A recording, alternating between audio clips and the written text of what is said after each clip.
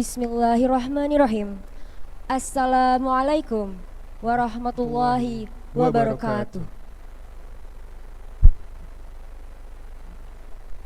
Greetings everyone, good morning, afternoon or evening, wherever you may be. We cordially welcome you to the second International Conference on Health Science held by the Faculty of Health Science, SYARIF HIDAYATULLAH, Jakarta, 24th until 25th August 2022. My name is Dinda Febriana. And my name is Irzan Salampesi. We are the students of Faculty of Health Sciences, SYARIF HIDAYATULLAH, Jakarta, who will be your Master of Ceremony for the next 2 days. First and foremost, let us give our praise to Allah Subhanahu wa Ta'ala for His blessings, and because of Him who has given us guidance, health, and mercy to be able to attend this special event. Let's not forget to pray our blessings or salawat to Prophet Muhammad sallallahu alaihi wasallam, who has brought us out from the darkness into the light.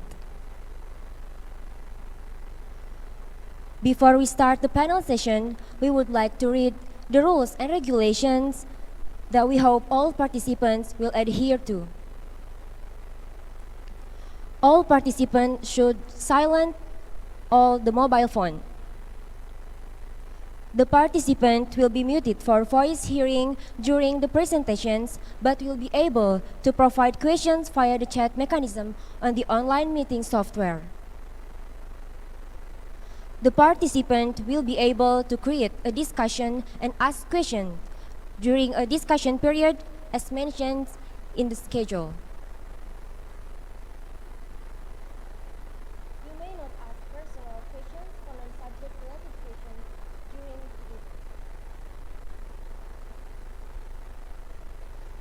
Please show up on time. You may not disrupt the presentation by logging late, but you may miss important information. Make sure your video background is proper without any distractions. Ask questions consciously. Webinars are focused, so be sure your questions are too. Avoid wasting time in lengthy introduction and don't self-promote or spend a lot of time sharing your opinion before asking a question.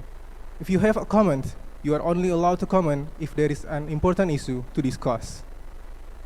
And last, please refrain from making conversation in the chat boxes that are not pertaining to the discussion of the topic.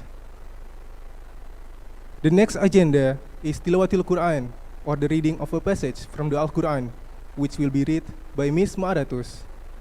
To the Honorable Miss Ma'aratus, the time is yours.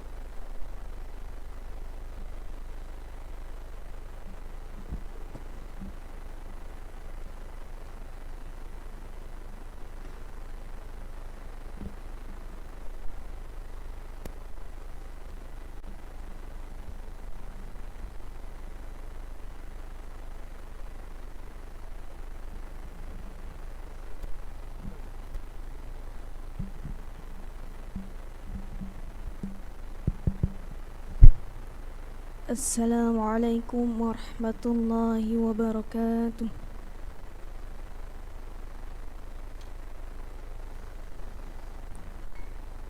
أعوذ بالله من الشيطان الرجيم.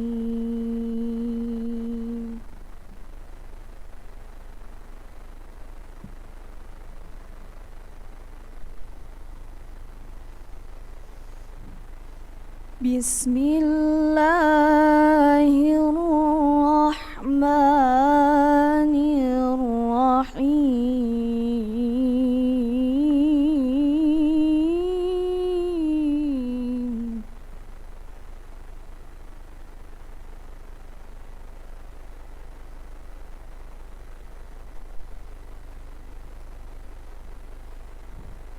ولتكن منكم أمة يدعون إلى الخير ويأمرون بالمعروف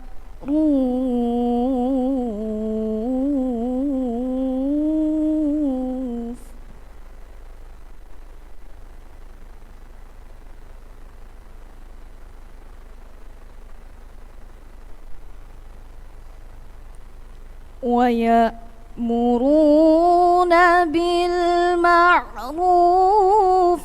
وينهون عن المنكر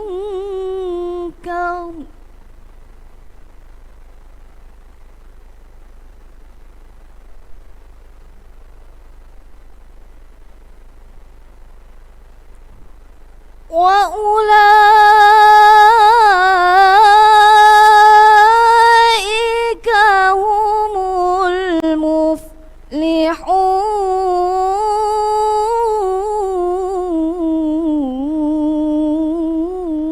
المفلحون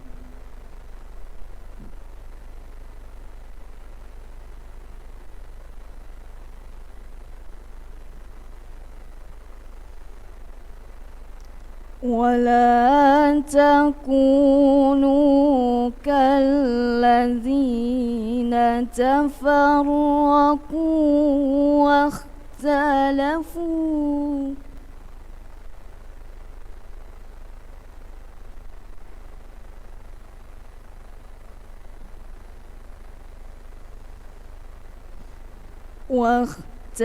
واختلفوا من بعد ما جاءهم البينات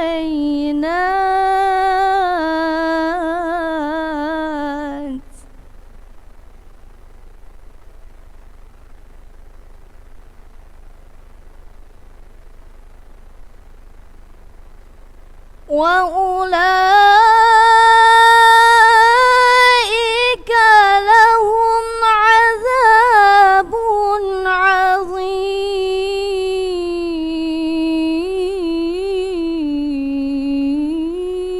عظيم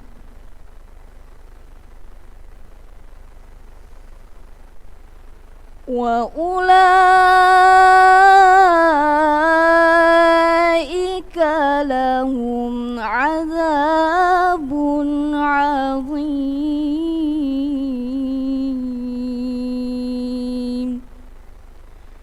صدق الله العظيم ثم السلام عليكم ورحمة الله وبركاته. Now is the singing of Indonesia National Anthem, Indonesia Raya.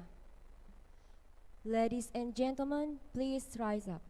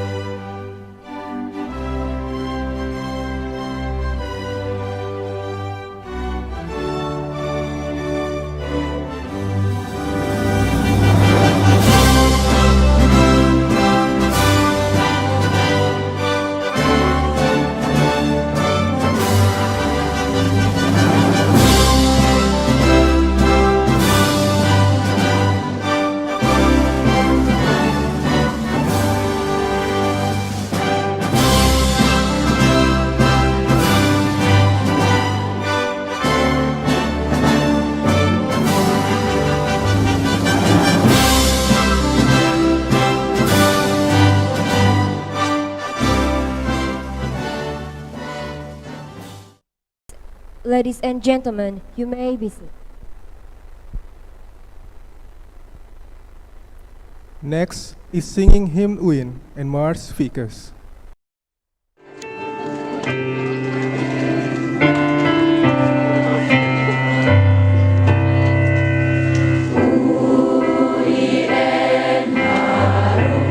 Namamu di sana.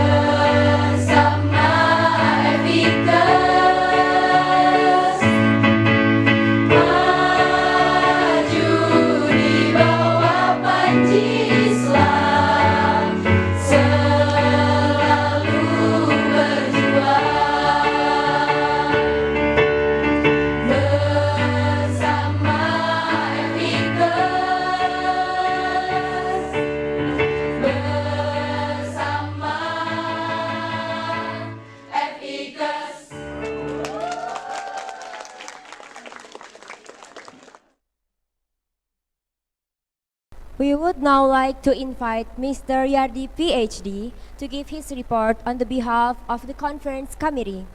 To the Honorable Mr. Yardi, PhD. Bismillahirrahmanirrahim. Assalamualaikum warahmatullahi wabarakatuh. Alhamdulillahi rabbil alamin wa bihi nasta'inu ala umuri dunya waddin. Wassalatu wassalamu ala asrafil anbiya'i wal mursalin wa ala alihi wa sahbihi rasulillah. The Honorable Director of UIN SYARIF HIDAYATULLAH Jakarta, Professor Dr. Hajah Amani Lubis, Master of Art, the Dean of the Faculty of Health Sciences, Dr. Pharmacist Zilhadia, Master of Science, our keynote speaker from National Research and Innovation Agency, Professor Dr. Veterinarian Niluh Putu Indi Darmayanti, Master of Science, our invited speakers from overseas, Professor Dr. Hitoshi Oshitani, Assistant Professor Dr. Ponce Julamet Aren, Professor Dr. Aisyah Adam, Associate Professor Dr. Nardek Dorasi, Professor Dr. Omar Hassan Kosali, The Honorable, our invited speaker from UIN SYARIF HIDAYATULLAH Jakarta, Dr. Minsar Nawati, Master of Health, Ani Nuraini Agustin, PhD, Putri Amelia, PhD, all Vice Dean, all Head of Study Program and Secretary, Head of Administration of Faculty of Health Science, lecturers, researchers, and presenters, all conference participants. First, let's ask thanks a lot to Allah subhanahu wa ta'ala for His blessing that we can gather here in this good session. Let's also praise and send greeting to our illuminated great Prophet Muhammad sallallahu alaihi wasallam. Dear honorable speakers and distinguished participants, ladies and gentlemen, on behalf of organizing committee, it's a pleasure to welcome all of you to two-day hybrid conference, the second international conference on health science 2022. The main theme in this second conference is Global Health Partnership on Addressing Socio-Religious Determinants for Sustainable and Equitable Health Development. It describes how important the partnership among us to develop the better health for the community, for now and for the future. Ladies and gentlemen, this conference will provide an opportunity for multidisciplinary participants, academics, researchers, and students in the field of pharmacy, nursing, public health, and other related health sciences to share their knowledge, experience, and achievements of the latest research. As many as 80 research topics will be present in these 2 days in the form of oral as well as poster presentations. This topic comes from pharmacy, public health, and nursing.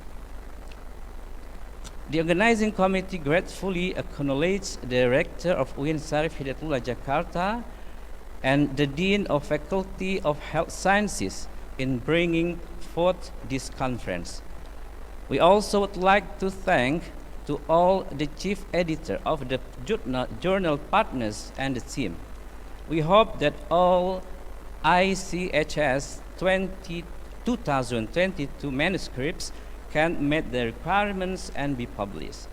Furthermore, I would like to express my deep appreciation to all members of the organizing committee for the good teamwork and great effort in making the conference successful. To all of you, thank you for being here. Welcome and enjoy the conference. Assalamualaikum warahmatullahi wabarakatuh.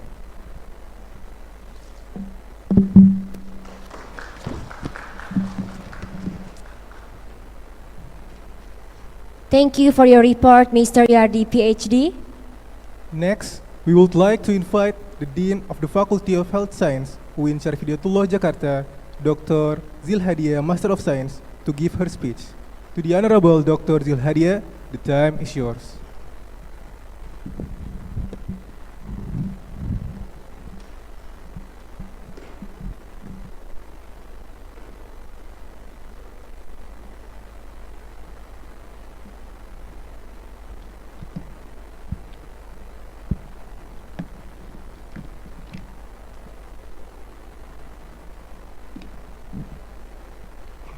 Bismillahirrahmanirrahim.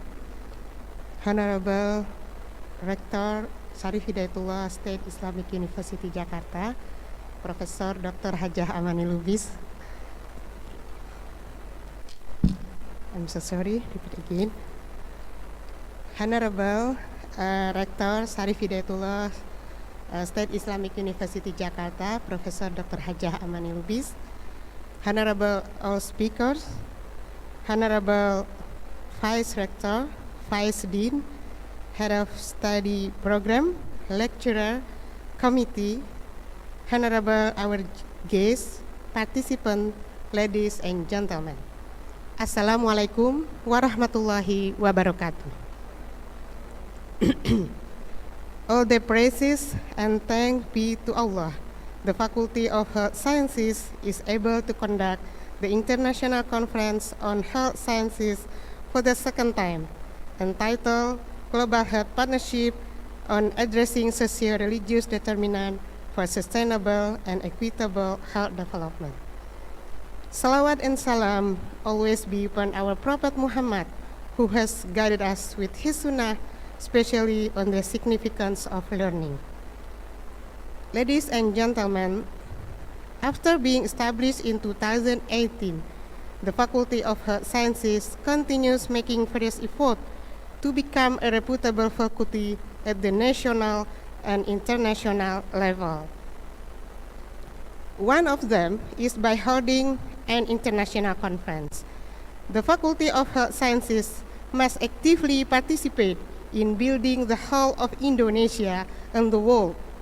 Cooperation with many parties is essential to build post-pandemic health. To build global health requires collaboration with various elements of the nation, such as government and non-government organizations, companies, universities, communities, and etc. Therefore, the selected issue is global health partnership in addressing socio-religious determinants for sustainable and equitable health development. Ladies and gentlemen, this international conference is intended to increase the number of international publications among the academicians, to share ideas about health topics, and to explore collaboration opportunities. Hopefully, the speakers, participants, other audience will enjoy the conference and benefit from it. On behalf of the Faculty of Health Sciences, I would like to show our gratitude to all speakers, namely Professor Dr. Niluh Putu Indi Darmayanti from BRIN Indonesia, Professor Dr. Hitoshi Oshitani from Tohoku University, Japan, Professor Dr. Ponchai Julimate from Burapa University, Thailand, Professor Dr. Aisyah Adam from University Technology Mara, Malaysia, Professor Dr. Nurdeng Duraisah from University Islam Sultan Syarif Ali, Brunei Darussalam, Professor Dr. Omar Hassan Kosali, Secretary General of International Institute of Islamic Thought, Dr. Minsarnawati, Ibu Eni Nuraini PhD, dan Ibu Putri Amelia PhD from State Islamic University, Jakarta. In particular, I would like to send my deepest thanks to the keynote speaker, the reviewers, the event chairman, the event committees, the head of department of the Faculty of Health Sciences, participants, audiences, and all parties that I cannot mention for the extended support on this conference. Thank you very much for your kind attention. Assalamualaikum warahmatullahi wabarakatuh.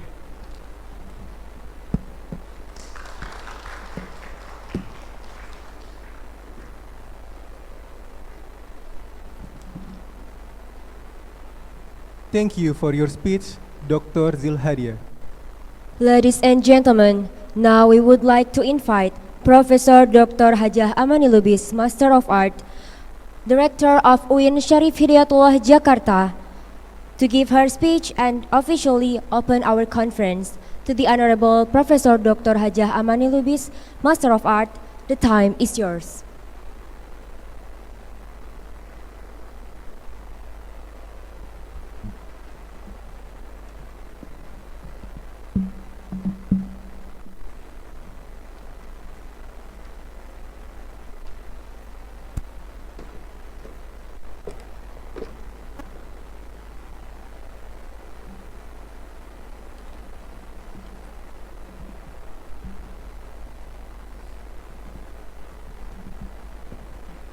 Assalamualaikum warahmatullahi wabarakatuh.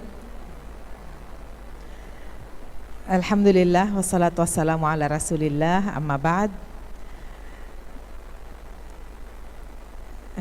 Honorable Dean of Faculty of Health Sciences, Dr. Zilhadia, and all of the Vice Deans, heads of study program, and all of the academic staff in the Faculty of Health Sciences. I would like to greet also the keynote speaker of this conference from the National Research and Innovation Agency of Indonesia, Professor Dr. Niluh Putu Indi Darmayanti, and also invited speakers from Japan, Thailand, Malaysia, Brunei Darussalam, and also from Triple IT, all of the distinguished speakers and also researchers of the conference. First of all, I would like to welcome you in this very precious event, the second international conference on on health sciences. It's not written here.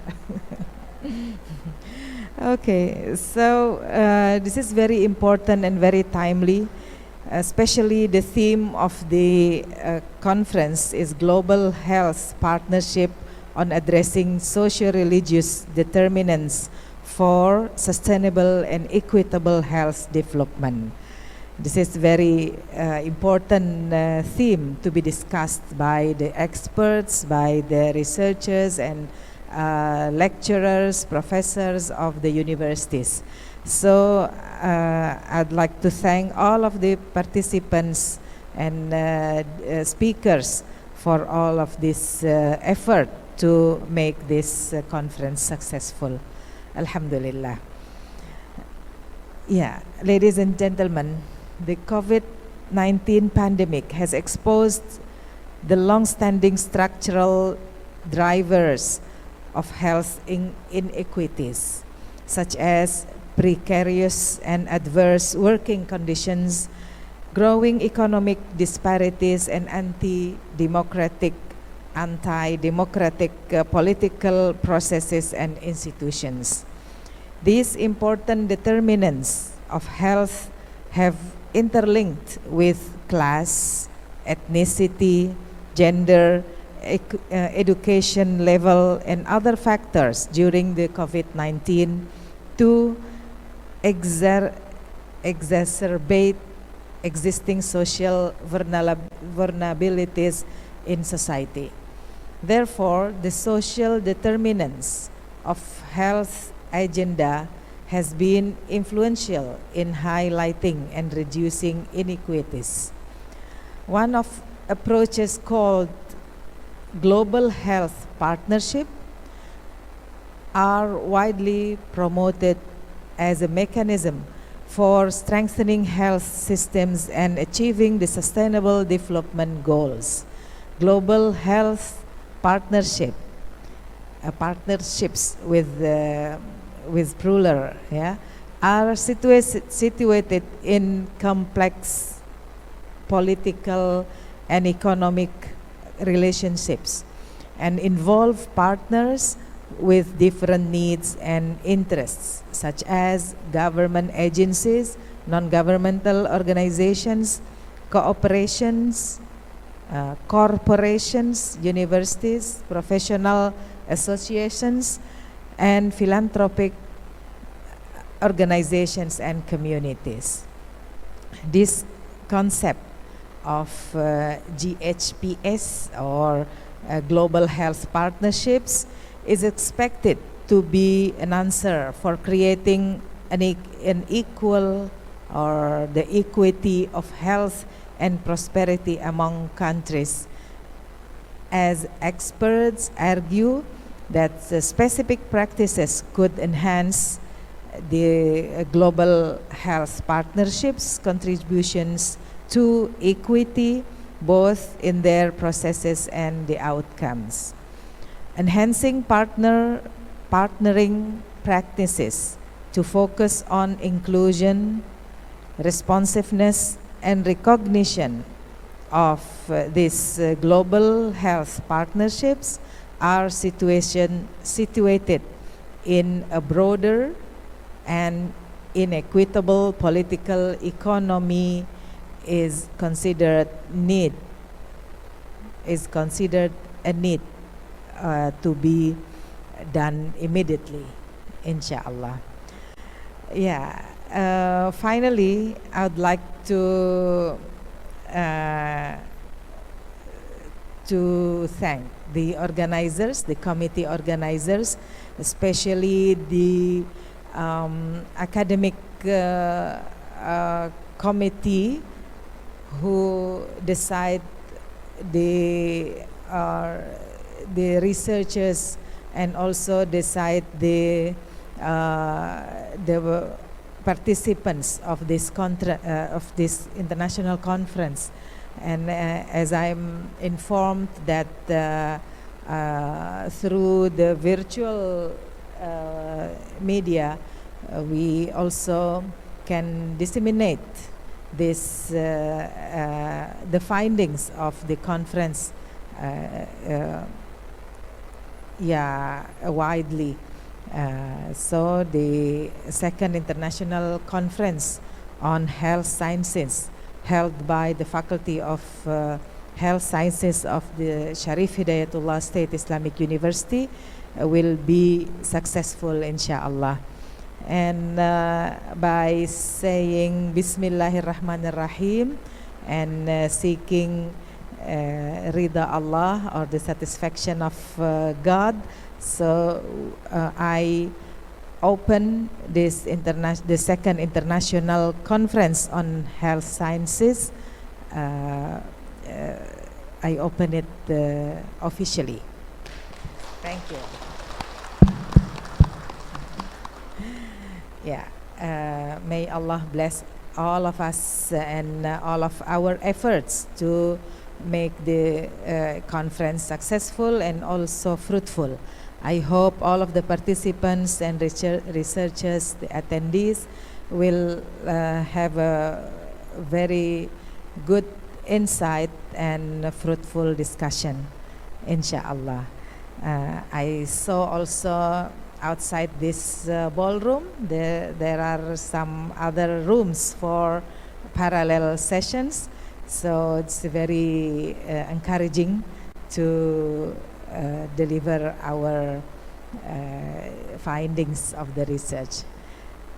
Thank you very much, and I expect all of the findings will be disseminated in journals, academic journals, scientific journals, so that will give the researchers, the lecturers, opportunities to be developed in their academic career and also works.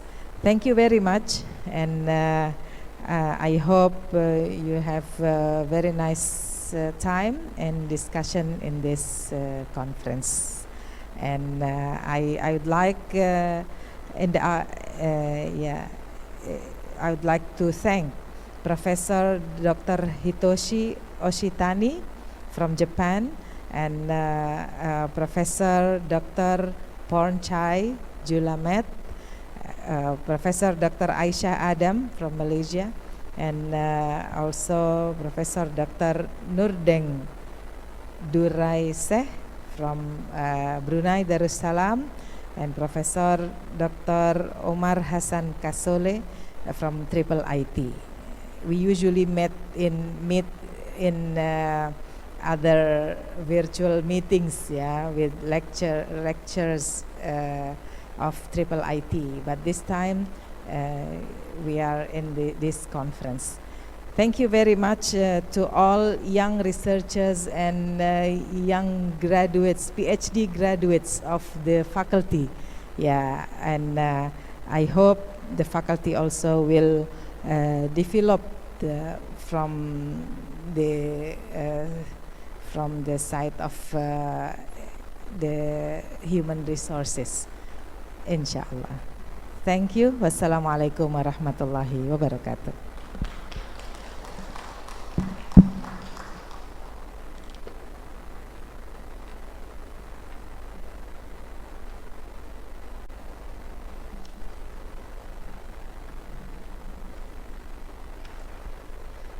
Thank you very much for your speech, Professor Dr. Hajah Amani Lubis, Master of Art.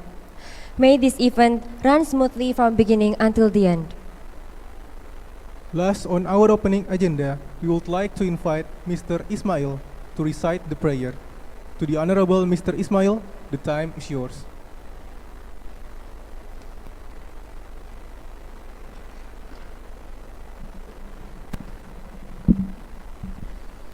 Assalamualaikum warahmatullahi wabarakatuh. Astaghfirullahaladzim, astaghfirullahaladzim, astaghfirullahaladzim.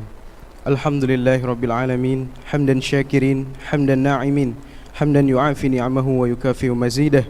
Ya Rabbana lakal hamdu kama yanbaghi li jalali wajhikal karim wa azimi sultanik. Allahumma salli ala sayyidina Muhammad wa ala ali sayyidina Muhammad.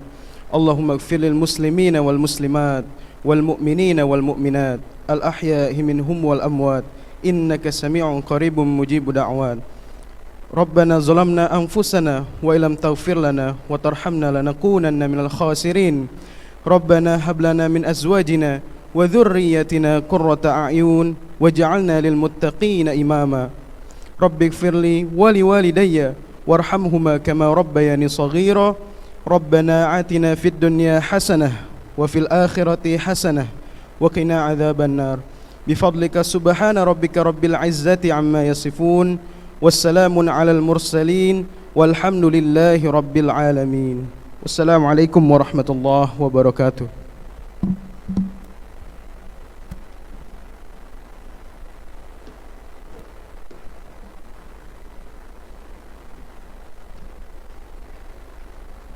Thank you, Mr. Ismail. Ladies and gentlemen, now we would like to invite Professor Dr. Veterinarian Niluh Putu Indi Darmayanti, Master of Science.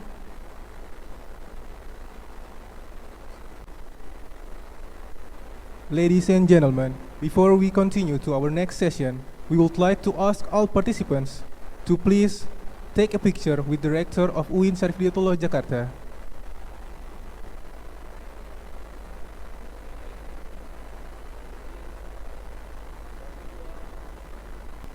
Ladies and gentlemen, now we would like to invite Professor Dr. Veterinarian Niluh Putu Indi Darmayanti, Master of Science from the National Research and Innovation Agency, as the keynote speaker in this international conference. To the Honorable Professor Dr. Veterinarian Niluh Putu Indi Darmayanti, Master of Science, the time is yours.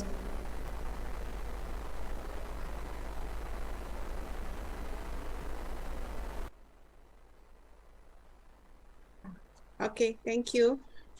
The Honorable Rector UIN SYARIF Hidayatullah Jakarta, Professor Dr. Hajah Amani Lubis, the Honorable Dean of the Faculty of Health Sciences, Dr. APT Jilhadia MSc, and all the participants on this conference. Assalamualaikum warahmatullahi wabarakatuh.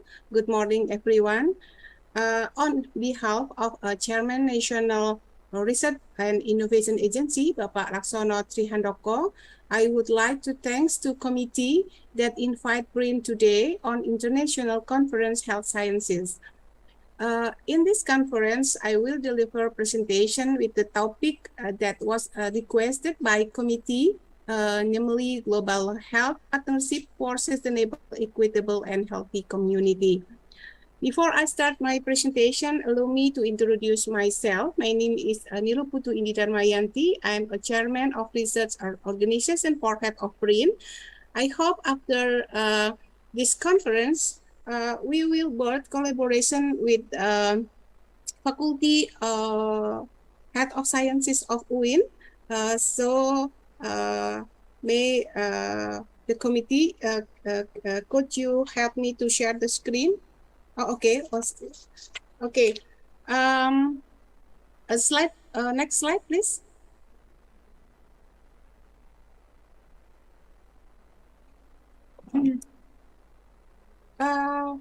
Committee, can I share for myself because the screen in my computer is very little, so I cannot read the presentation. It's okay for you? Yes, Mrs. Can I share for myself? Yes, Mrs. Yes, Prof. Thank you.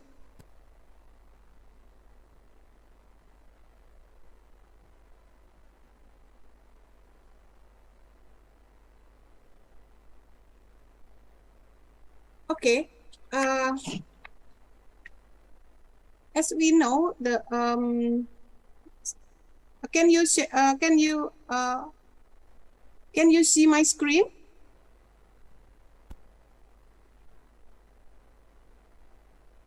Can you see my screen?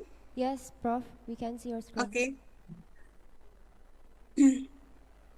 Okay, let's start. So, as we know, WHO engages with the both global health partnership through engaging in their governance structures and providing leadership on technical and health system approaches.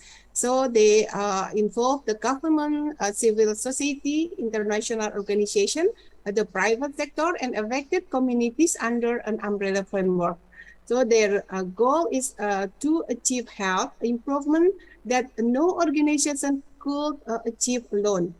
WHO, for example, global WHO collaborate with the EU and its institution to protect and promote people's health around the world. The partnership have grown significantly in recent years in recognition of the importance of health, global health, and the need to prepare for and respond to the rapid changes taking place throughout the world that are presenting new and formidable challenges to health system.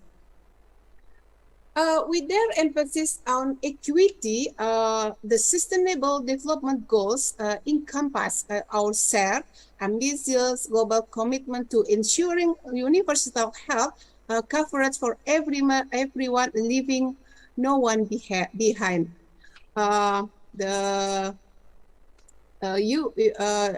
EU recognized WHO's central role as a leading and a coordinating authority in addressing global health challenges. The EU has also committed to taking a proactive, coordinating, and leading role in the inclusive process to reinforce global health security and to strengthen WHO, in particular, its preparedness and response capacities in health emergencies. The important and multifaceted partnership covers political and strategic initiative and their implementation at the global, regional, sub-regional, and national levels. It is framed through a memorandum of understanding and a regular high-level strategic dialogues that lead to alignment and synergies in key areas of global public health, as well as a shared commitment to achieve a result. The partnership brings the transformation at the country level, assisting national authorities to strengthen their health system, achieve universal health coverage, and improve capacities to prepare for, prevent, and respond to health emergencies. It also enables countries to better apply to One Health approach to global challenges, address to health impact to climate change, make their environment healthier, and help their population improve sexual and reproductive health, and keep communicable and non-communicable disease at bay. Global health partnership have the potential to make a significant contribution to addressing equity issues. They could and should focus on first one, for the diseases with the greatest impact on the poor and the marginalized, and countries with the greatest social economic need. addressing the need of the poor people and women within individual countries. So most global health partnership claim to be pro-poor, and overall they do target diseases affecting the poor disproportionately. So, for example, for analysis, suggests that only the whole GHP allocation by disease, for example, pro-poor as for allocation, perhaps more pro-poor for the malaria, slightly less so for the HIV/AIDS.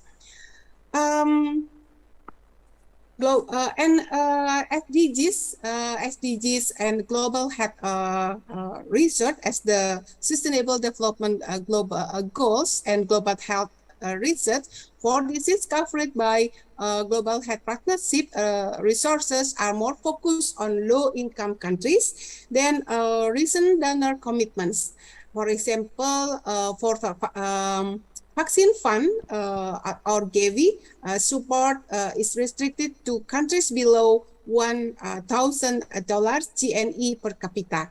However, individual global health partnership tend mostly to lack specific indicators or measures for equity aims. At country level, they cannot show that the very poorest people are benefiting and most lack specific objective to work with country partners for delivering such impact. The majority of the global health partnership can provide evidence of increased coverage attributable to their work, and this sometimes taken as a proxy indicator. For examples, recording in progress. Vaccine Fund can adopt a strategy of increasing immunization coverage given research finding, and that the differential in access between the rich and the poor tends to decrease the increasing average immunization coverage.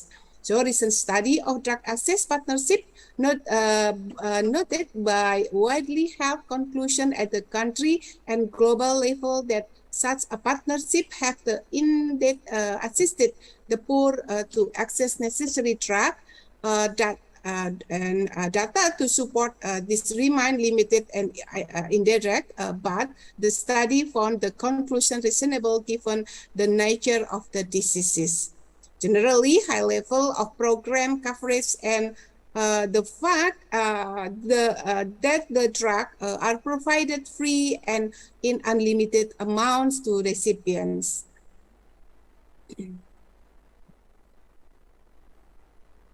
So, how the global health research partnership? Since COVID-19 transcends a national border, global partnership and collaboration are needed towards the development and assessment of technologies, including vaccine and therapeutics, required to contain this and other health threats in order to benefit global health and the economy. The importance of the such partnership is this area is globalization has been reinforced by 17 Sustainable Development Goals, which provide the framework for promoting sustainable and equitable development, including global health research, for example, for the next 15 years. This is to ensure the such a global health research partnership are meaningful and mutually beneficial by addressing local health concern and promoting a long-term value for the communities involved. On the slide, you can see the Sustainable Development Goals, SDGs, the transforming our world in 2030 agenda for sustainable development was adopted by head of the state and government at the Special Summit of the United Nations on September 25 to complete the global development agenda begun by the predecessor by Millennium Development Goals. So the global the core global health focus area to be addressed, and you can see on the table 1, the agenda of the Sustainable Development Goals. There were 17. For example, SDG 1 for no poverty for the goal description, and SDG 2 for zero hunger for the goal description, and SDG 3 for goal good health and well-being. So in SDG 3, the focus area to be addressed to 4 focus, namely the global epidemic of the HIV/AIDS, tuberculosis, malaria, and other communicable diseases. Reduced by 1/3 premature mortality by non-communicable diseases. Reduce infant and under 5 mortality ratio and maternal mortality ratios. And the 4th is the promote universal access to safe, effective, quality, and affordable essential medicines and vaccine for all. So SDGs and global health research is important of the SDGs in the context of global health research. Is the SDGs 3 may provide a reference point from which research partners can start their discussion to identify and reach consensus regarding the priorities. The goal calls for improving access to technology and knowledge to facilitate and sharing of ideas and innovation. Global Health Research Partnership hence falls under this purview. If you can see on the slide, SDG 17 target area for focus already identified, namely finance, technology, capacity building, trade, and the systemic issues. So how the power differences at the play when researchers from the high income are seeking research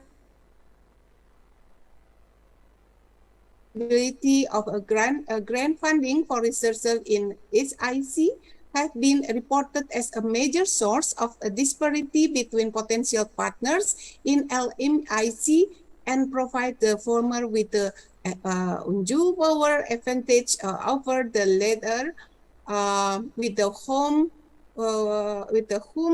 they seek to collaborate. These disparities working in the favor of the researchers from the high-income countries may make it easier for them to dictate the term of the partnership or collaboration with those in low-middle income countries, including the research agenda settings, priorities, and authorship. In context with the social determinant of health and disease burden in low-middle income countries, serving at the location for the global health research, such as the SDGs, provide a framework by which countries around the globe can be objectively evaluated with respect to their prevailing social determinants of health. And then combination of low research funds, relatively poorer social determinants of the health, and higher burden of diseases of the global health importance increases the vulnerability of exploitation. There is a need to highlight the nature of the global health research partnership and collaboration between high-income countries and low-middle-income countries in the context of the SDGs. How we can create the global health research partnership? The need for the global research partnership to be developed, taking full recognize of the differences in the social determinants of health of the partners, including the social, cultural, and political contextual improvement of the research location. So this consideration should ideally exist in prioritization research focus areas to meet the specific needs and aspiration LNEIC communities, increase research relevance, and optimize the long-term impact of finding. So a global health research partnership must be evolving, and partnership are key component of both framework. Have a partnership as contextually relevant peer-to-peer collaboration with our platform for sharing knowledge and growing expertise globally, working towards common goals across disciplines and perspectives. Making a case community-based participatory research, CBPR, a viable option for the global health research partnership. So the CPBR approach are particularly suited for the global research, global health research. In the second one, for the take into account the prevailing social determinant of health, which have been identified frequently as the root causes of the global health disparities. And the second one, in line in the vision of the WHO for the global health partnership. And the third one is the CBBR recognize the individuals are embedded with the social, political, and economic system that shape behaviors and access to resources necessary to maintain health.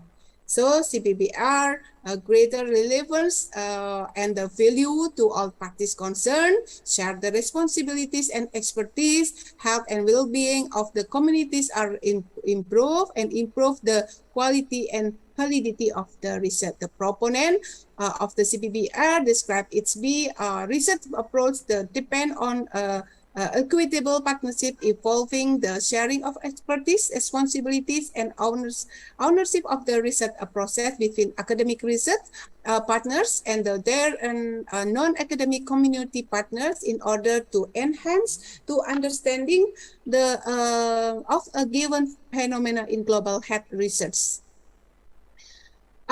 There were three of the different CBBR, depend on model approaches available. So the second one is single theme model collaboration between a university-based center and a community or organization. And at the second one, the CBBR model is described as the targeted area-based collaboration between academic researchers and a small group of community organizations. And the third one, the CBBR model, described the consist broad-based coalition of two or more academic institutions with multiple stakeholder organizations in a given geographical area working on a long-term basis. So we propose how we can implement the global health research partnership in national level, such as Indonesia.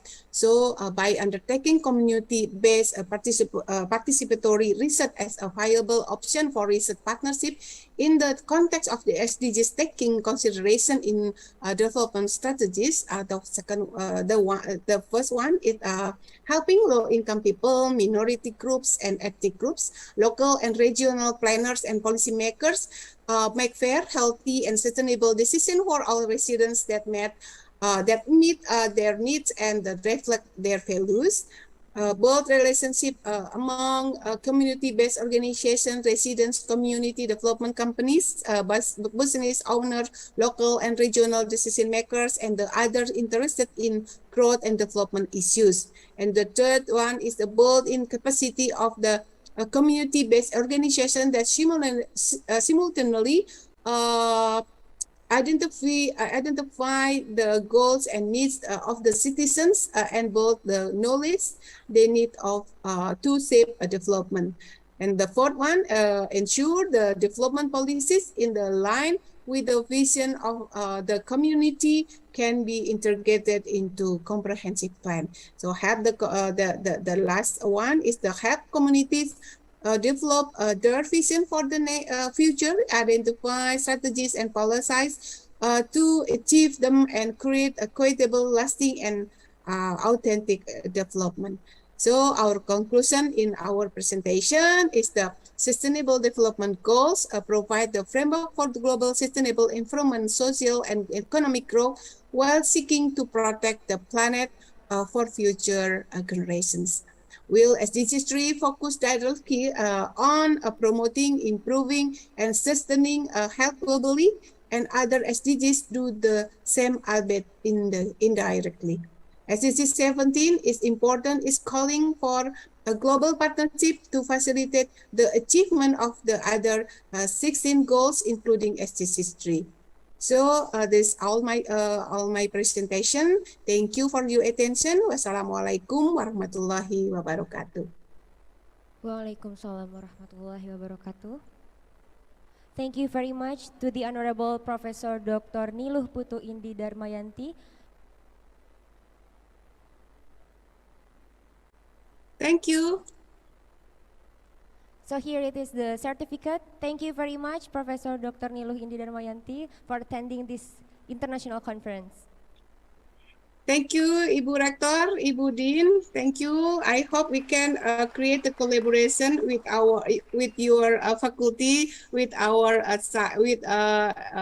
the research organization for health of brain. Thank you. Good morning, everyone. Assalamualaikum warahmatullahi wabarakatuh. Waalaikumsalam warahmatullahi wabarakatuh.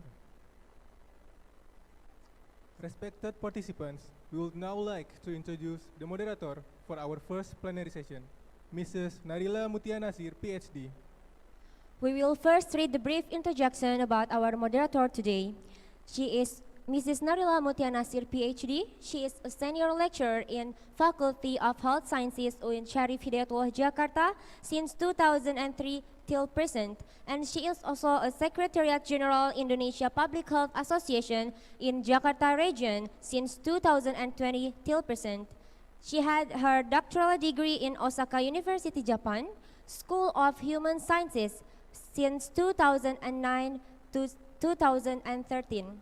And she has published 25 publications, including journal articles, books related to maternal and child health, reproductive health, health promotion, and COVID-19. And she is also active in community service as a speaker and an educator of health on reproductive health issue and health behavior.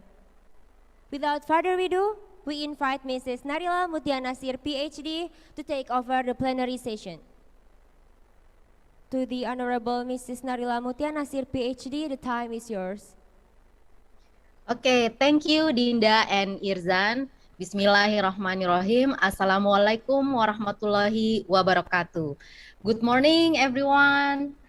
First, I want to say my greetings to Honorable Professor Dr. Hajah Amani Lubis, Master of Art, Rector UIN SYARIF Hidayatullah Jakarta, the Honorable Dr. Zilhadia, Master of Science Pharmacist, Dean of Faculty of Health Sciences, UIN SYARIF Hidayatullah Jakarta, the Honorable Professor Dr. Veterinarian Niluh Putu Indi Darmayanti, Master of Science from National Research and Innovation Agency, all speakers and participants.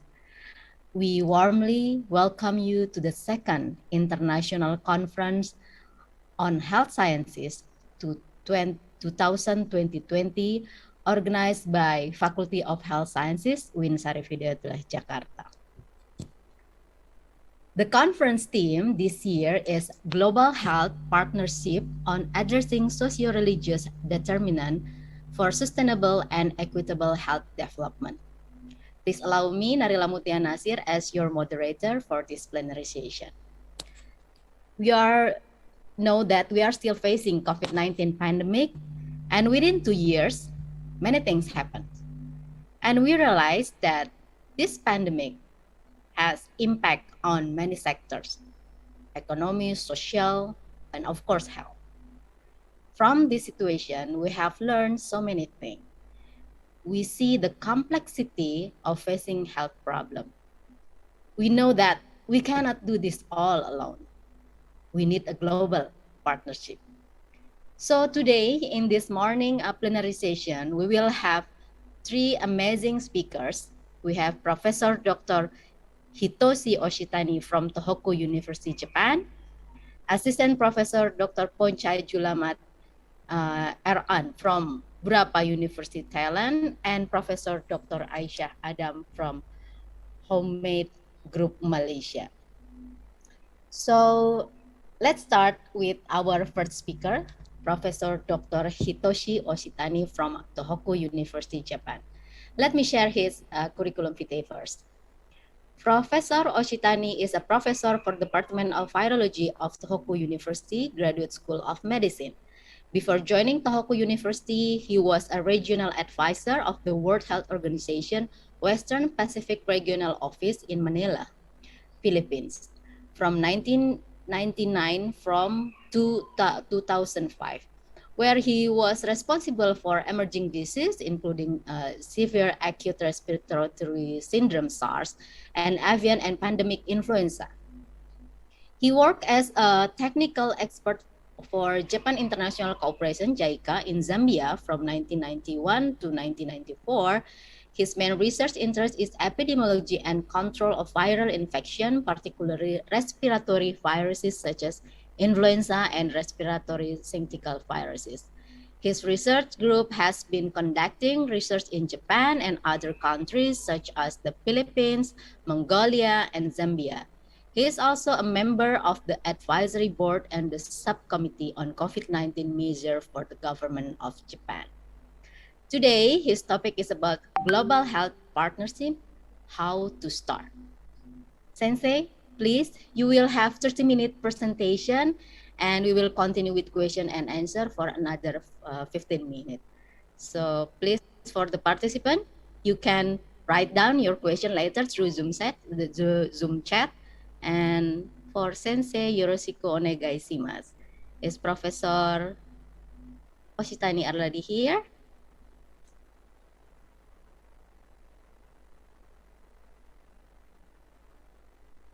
You would like to present by yourself, Professor?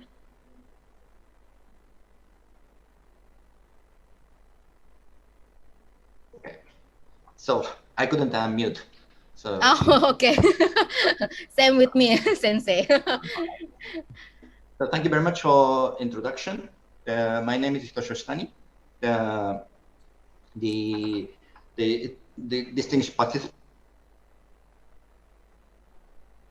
and the pleasure to be at this international conference on health sciences. And today the role is to introduce the concept of the global health. So I'm also deeply involved in the COVID-19 response in Japan and other countries.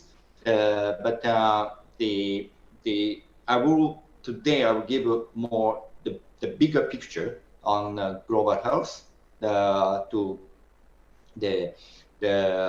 introduce the concept of the global health. And we've been doing the research in the Philippines, Indonesia, and some other countries, particularly on the pediatric pneumonia. So I will briefly explain what we have been doing in terms of pediatric pneumonia research. And I don't think I have enough time to explain all aspects of global health, including the global health security for COVID-19 and the other pandemic threat. So as I mentioned, I will just give the brief overview of global health from the historical perspective, and then I will explain what we've been done in terms of the pediatric pneumonia research in different countries. So the next slide, please. As you probably know, before the end of World War II, many countries were under the colony of different countries, particularly under the European countries. And so this slide shows the countries and the different nations in 1945. As you can see, the main countries were under the colonies of the different countries. And the next slide, please. the chairperson introduced, I was in Zambia for about 3 years in the early 90s.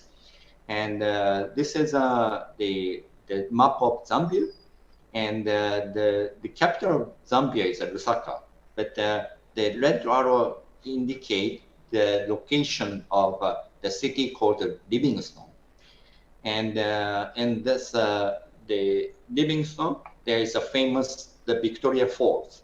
It's the very famous the tourist the attraction in Africa.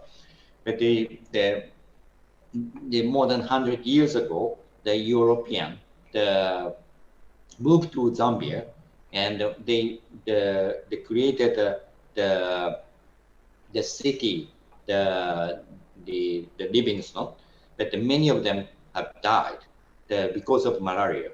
The Livingstone is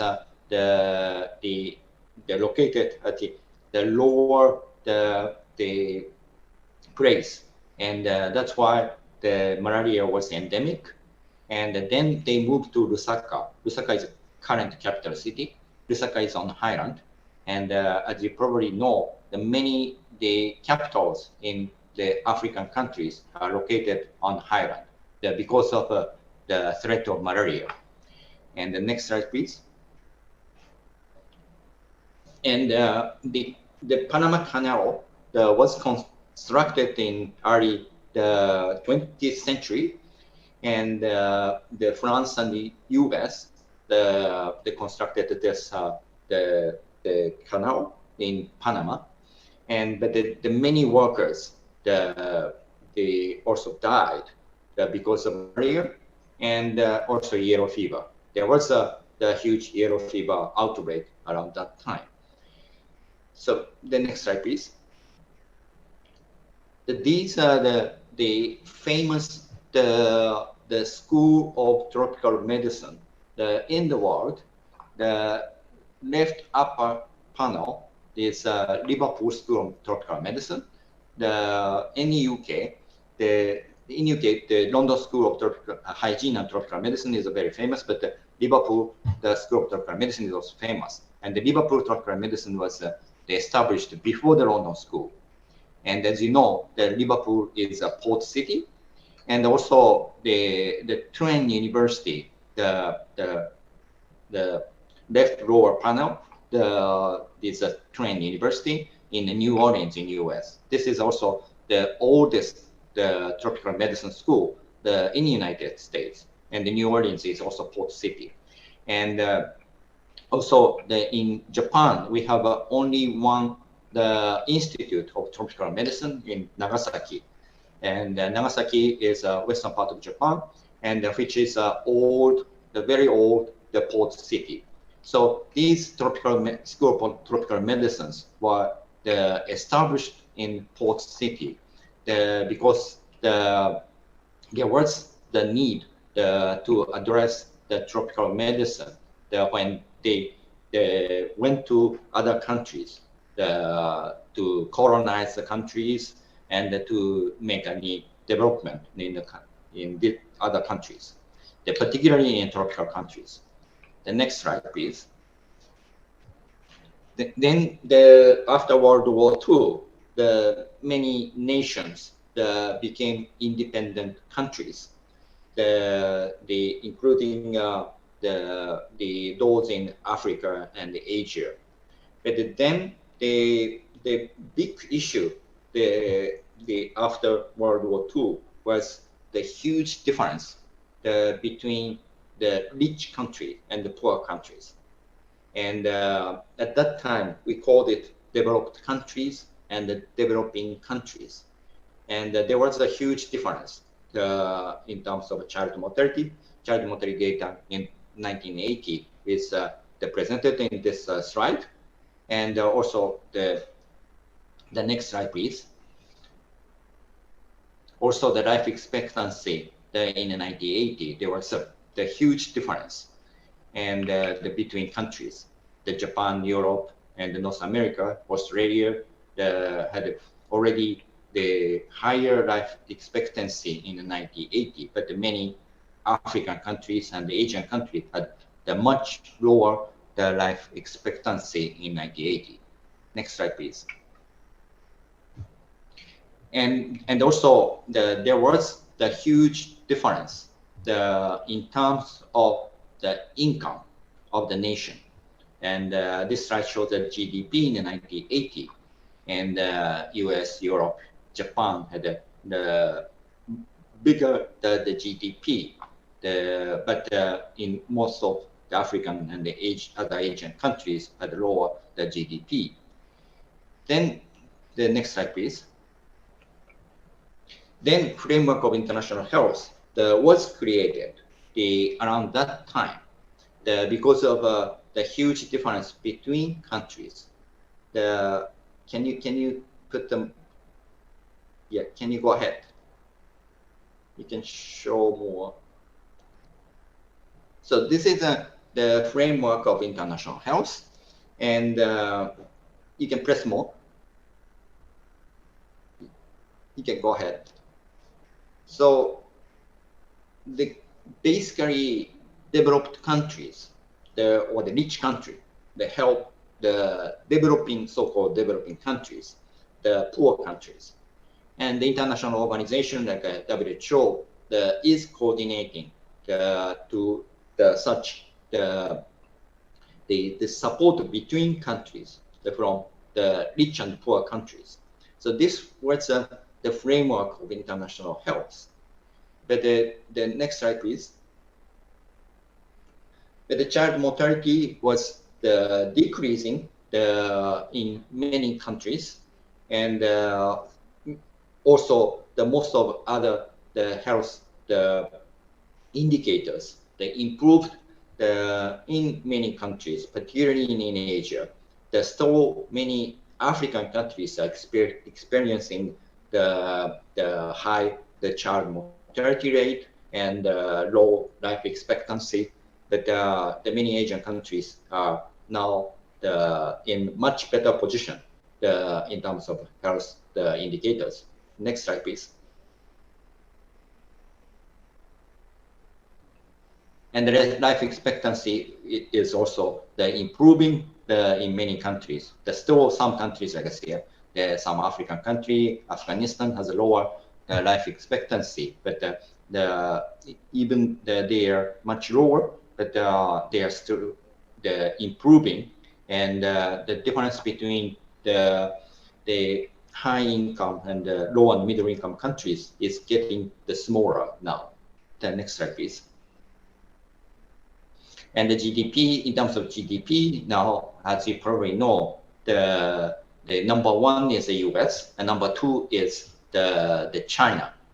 And so the boundary between the developed, so-called developed and the developing country is getting unclear. Some countries like India, Indonesia, Brazil are also more development in the past the decades. And next slide, please. And the rich country is not that rich anymore. And the Japan and the Europe, US, they had provided the huge amount of official development aid to other countries. But this slide shows the Japan's ODA budget, the trend of Japan ODA budget. As you can see, our ODA budget in Japan is decreasing significantly. It was peaked around late 90s. And you probably know JICA, Japan International Cooperation Agency, and the JICA has been providing a lot of the technical and financial support to the low and middle income countries. But the ODA budget is shrinking in many countries, including Japan. The next slide, please. And also the issue related to global health is the more complicated, and due to the globalization and emerging infectious disease such as COVID-19 and the pandemic influenza, these are not the issue in single country. And also now there is the big difference the within country. So for example, there is the huge difference between poor and rich in almost all countries, including Japan, Indonesia, and some other countries. So the global health issue is much more challenging and complicated, and we have a climate change and other things. And the next slide, please. And also at the same time, we have the increasing needs, different needs in global health. We have the still existing problem, such as poverty in Africa and some other countries. And we still have the infectious disease like TB, the HIV/AIDS, malaria, and the pediatric pneumonia, and so on. But in addition, we have the new problem in almost all countries. Many countries are experiencing the increasing trend of non-communicable disease, including in Indonesia. And we have now emerging disease such as Ebola, the COVID-19, and the pandemic influenza. So we are now having new problems. And at the same time, we still have the existing problem. So the low and middle income countries are having the so-called double burden of the disease. You still have the infectious disease problem in many low and middle income countries, but at the same time, you have the emerging issue of non-communicable disease like diabetes, hypertension, and so on. And so there are increasing needs in the global health. Next slide, please. So, and the impact of current global health issue is on all countries, including low-income countries, middle-income countries, high-income countries. The COVID-19 had the probably more impact in the high-income countries. Right now, we are having the outbreak of COVID-19 in Japan, and many people, particularly the elderly people, are dying every day. Yesterday, we had over 300 deaths reported due to COVID-19. So it's the COVID-19 has impacted all countries, virtually all countries in the world. So the global health issue is more complicated. And next slide, please. So we need the more coordinated approach, not like the so-called international health, just the rich countries is helping poor countries, but we need the more coordinated approach for global health issues. Next slide, please. So this is the comparison between international and the global health. And international health was dealing with the issue mainly in the low and middle income countries, and the global health is dealing with a global issue. And the multi-country approach is necessary for global health. But for international health, it was the relationship between the two countries, the rich and poor countries. And we need the interdisciplinary collaboration for the global health. The next slide, please. And the WHO has been playing an important role in international health, but in global health era, the role of WHO is questionable. And next slide, please. This is the WHO headquarters in Geneva. I used to work in the WHO, the Western Pacific Regional Office in Manila, Philippines, and I often visited the WHO headquarters. And the next slide, please. And Dr. Tedros is the current Director General of WHO. And next slide, please. And the WHO budget is not that big.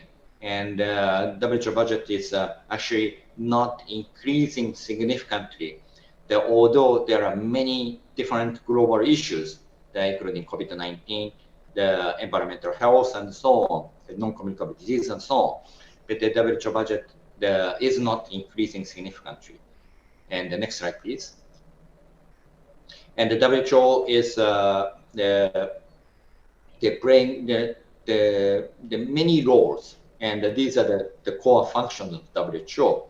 And so setting the research agenda, setting the norm and the standards, like the water quality standard and so on. That is also the important WHO role. And also providing the leadership and technical support. Technical support is mainly provided to low and middle income countries, particularly in the African countries. Next slide, please. So this is the previous framework.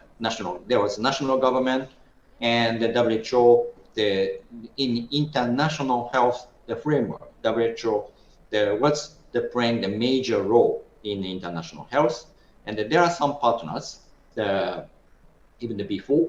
And the next slide, please. So this is the example of the historical partnership between WHO and the non-governmental organization. Rotary International, as you probably know, has been providing the huge financial support to WHO for polio eradication program. And unfortunately, polio has not been eradicated yet, but the Rotary International provided a lot of the financial support to WHO. And the next slide, please. So this is a historical example, but the new issue is more complicated. The HIV/AIDS is also complicated issue, and there are many the different aspects of the HIV/AIDS. And next slide, please. That's why the UNAIDS was created in 1994. In addition to WHO, UNAIDS is under UN, the United Nations, and so it's independent from the WHO, because the HIV/AIDS has a many multidimensional aspect. So that's why the many UN organizations like UNICEF, UNDP, and so on, they were involved in the creation of UNAIDS. And next slide, please. And the Global Fund was created in 2002, and this is a financing mechanism for 3 infectious diseases: HIV/AIDS, TB, and malaria. And they are providing huge grant to the low and middle income countries for these 3 diseases. Next slide, please. And there are the many non-governmental organizations, and role of these non-governmental organizations is increasing. Save the Children, the Doctors Without Borders, the PATH, and so on. And the next slide, please. Particularly the Bill and Melinda Gates Foundation, they have the huge budget. Actually, their budget is much bigger than WHO budget, and they have the more influence on global health, including the WHO activities. And then next slide, please. And also the public-private partnership is an important component. As you probably know, the Gavi is the public-private partnership. The pharmaceutical companies, the vaccine, the producing companies are providing the funds, and the WHO and the technical agency are also involved in the Gavi. The next slide, please.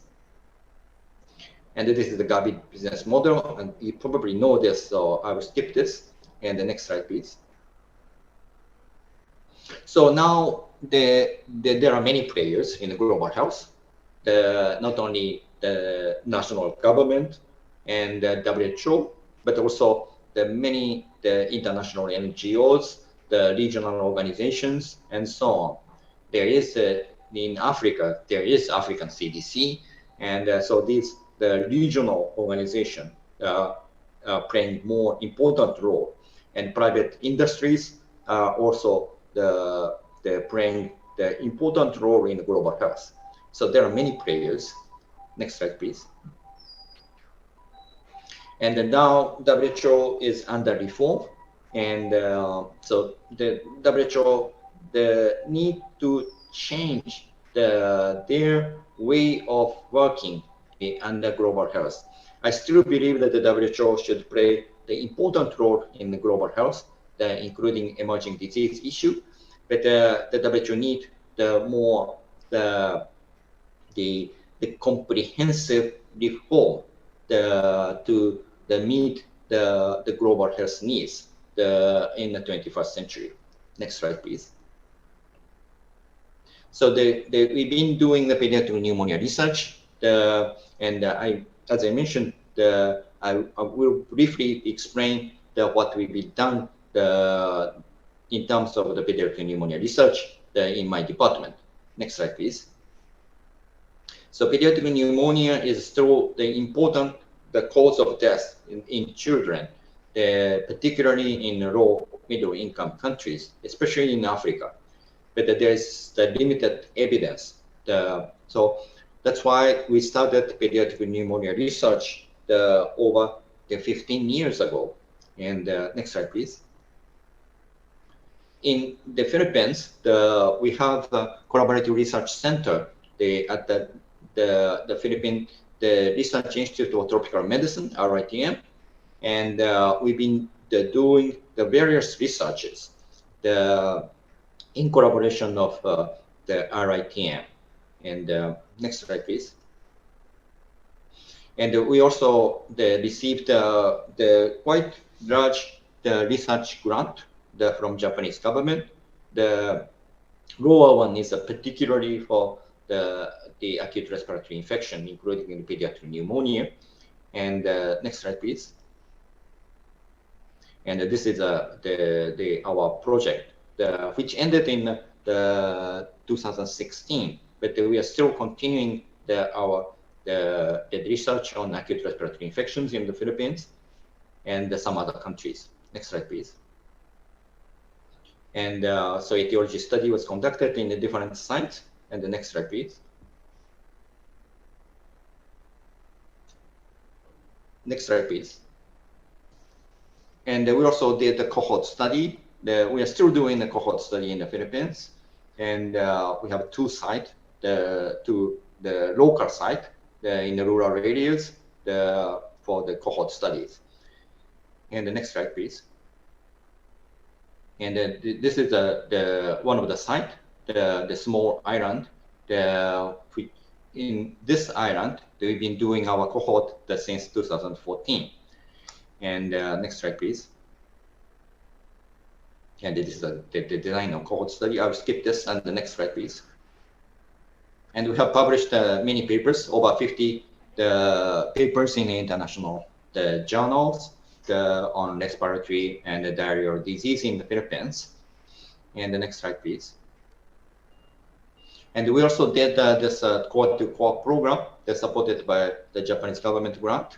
And the State Islamic University of Jakarta was also partner for this the project.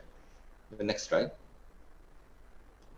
And we did the pilot project in Cambodia, Indonesia, Zambia, but unfortunately, due to COVID-19, we could not continue some of the research activity. We also obtained some other research grant, but it's quite difficult to visit these countries right now. And the next slide, please.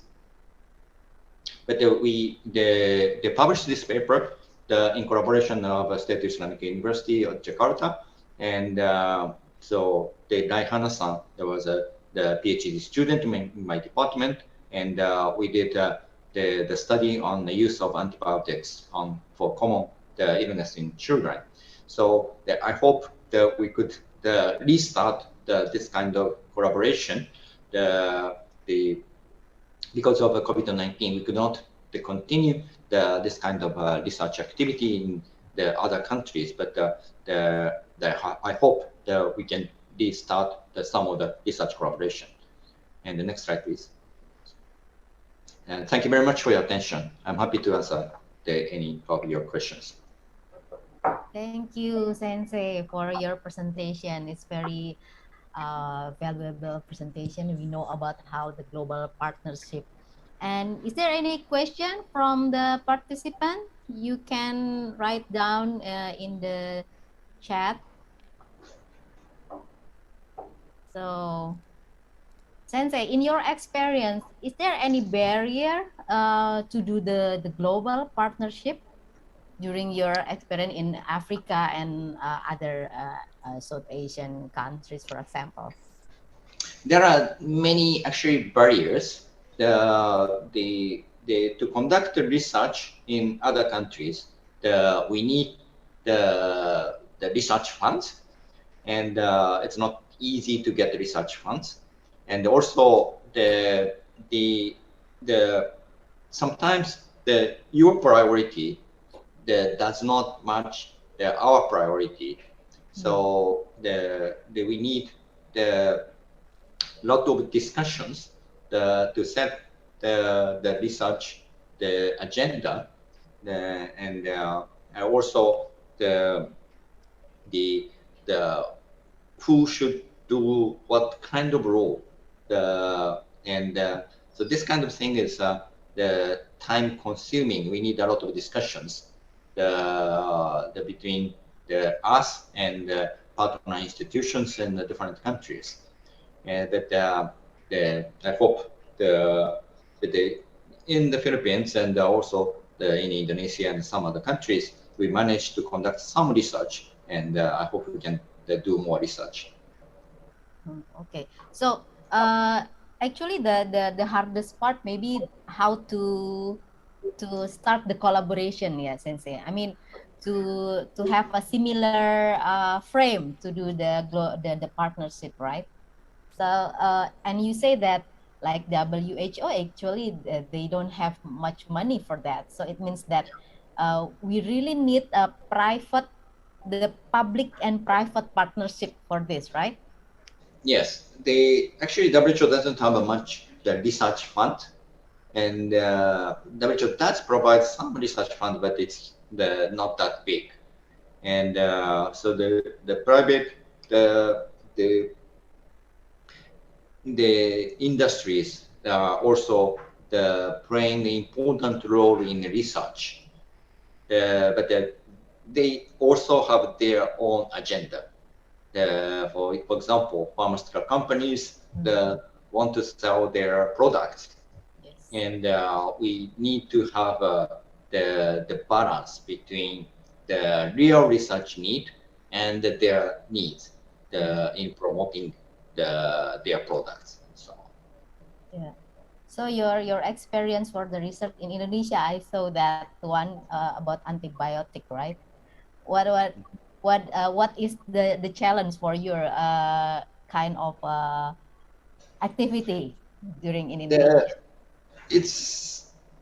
It took so much time to design the study, and the sense that we do not know the local system in Indonesia, and so we have to visit the local site many times, and then we also have to get approval from ethics committee, IRB, and so on, and so it usually taking a lot of time, and it's not that easy, but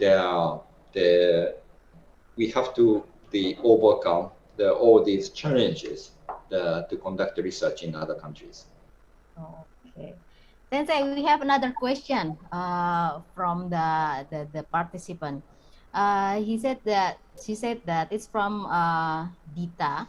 She said that I have one question. What is the most important component for global partnership? The most important, Sensei. Probably the most important part of global health is the setting the goal for the global health. So the SDGs, as the previous speaker mentioned, the Sustainable Development Goals, the important direction, providing the important direction for us, and so we should have a common goal. for global partnership. And otherwise, if we are just interested in publishing the paper, then the partnership doesn't work. So we need to understand your needs, and that we have to share the common goal to conduct research. That's so common goal. So was there another question? Was there any difficulties because of differences in national or local regulation or social value in doing global cooperation research? I mean, you have experience in Africa, in Zambia, in Indonesia, in the Philippines. So how you manage such kind of different? It must be different, right? So how you manage the national, local, or social value?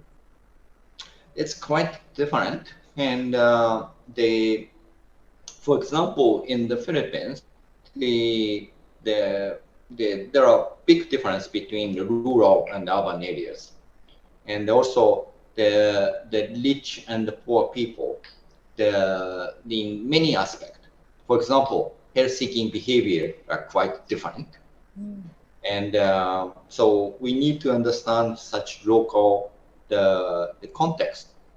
We conduct our research on the influenza disease burden in the Philippines, but in the rural, it's not that rural, but it was not in Manila, and it was conducted in the city called Baguio, in the northern part of the Philippines, and actually the many elderly people do not come to the healthcare facilities, even if they are very sick, and many of them actually die at home.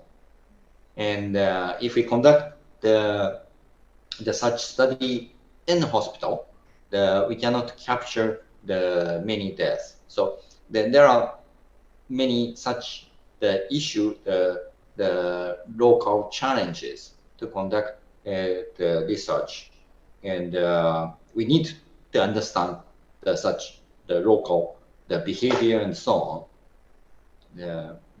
It is not easy, but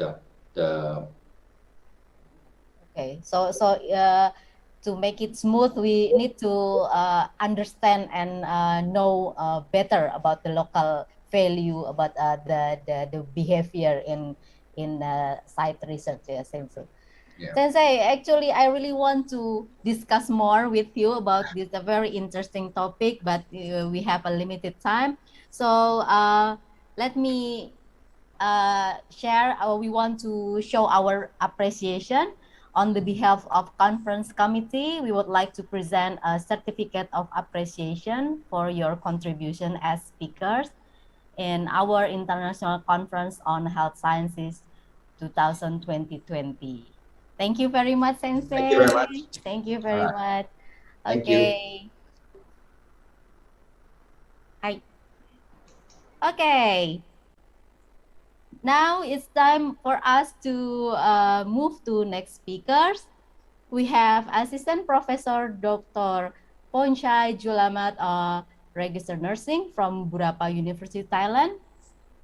He was born in Bangkok, June 4. Oh my God. He has the same birthday with me, right? But he was born in 1971, but for me, you don't have to know, right? So he got a Bachelor of Science in Nursing at Songkla Nursing College, Songkla, Thailand. He got Master of Science, Master of Science in Medical Surgical Nursing from Chiang Mai University, and also from European Master in Gerontology from Vrije University Amsterdam, Netherlands, and got PhD in Nursing from University of Porto, Portugal. From 2003 to present, he has a position as Assistant Professor at Gerontological Nursing Department, Faculty of Nursing, Burapa University, Chonburi, Thailand. He also has a 24 international publication. And today, Professor Julamat will present about building partnership for healthy community in nursing. Professor Zulamet, you will have 30-minute presentation, and also we will continue with 15-minute question and answer. I think Professor Zulamet already here, right?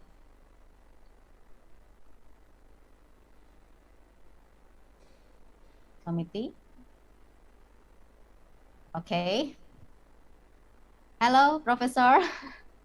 Nice to meet you. Is already okay for speaking? Oh, please, committee. Okay, Okay. thank you very much. So Okay. thank you for the introduction of my background, and also thank you for the invitation. Okay. So I would like Professor. to show my slide. Wait a minute, please. Okay.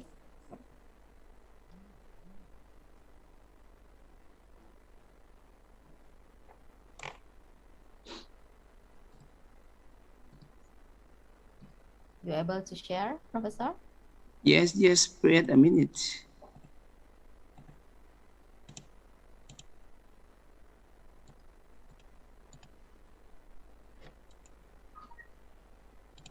Okay, if before we talk with Professor Ositani about global partnership, but now we will focus on nursing, building a partnership for health community in nursing. So we can enjoy the presentation from Professor Julana. Okay, please, Professor, time is yours for 30 minutes.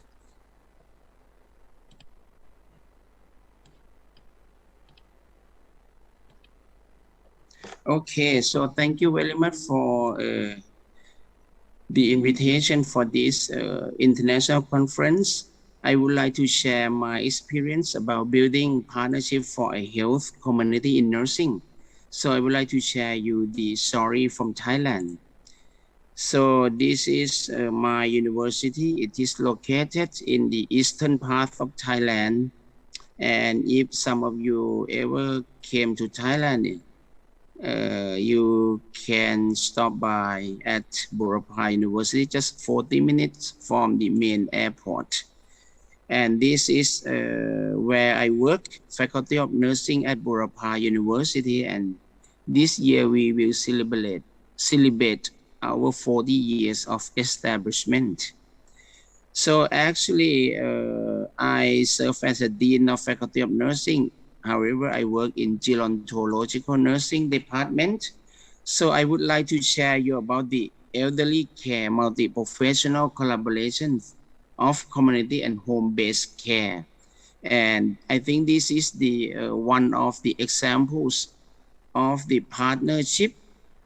I can say international partnership because this project collaborate with Saku University in Japan, Saku municipality, and also we are from Burapha University, and we collaborate with our municipality where the university is located.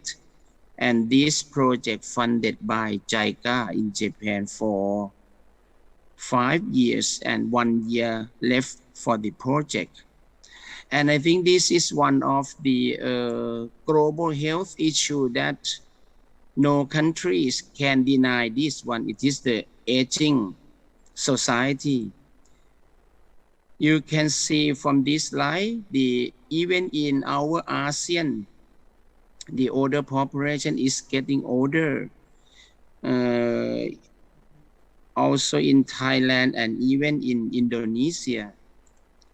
And you can see how about the aging and age society in our countries. I mean, even in Thailand and Indonesia now, in Thailand we have already almost 20% of the elderly people aged 60 years or over, while the Indonesian is about 10%. And moreover, in ASEAN country, older persons spend up at 10 years with impairment. You can see from this slide, Thailand and Indonesia as well. That's why we think about this, and we start the project 3 years ago on community-based comprehensive elderly care project in our area.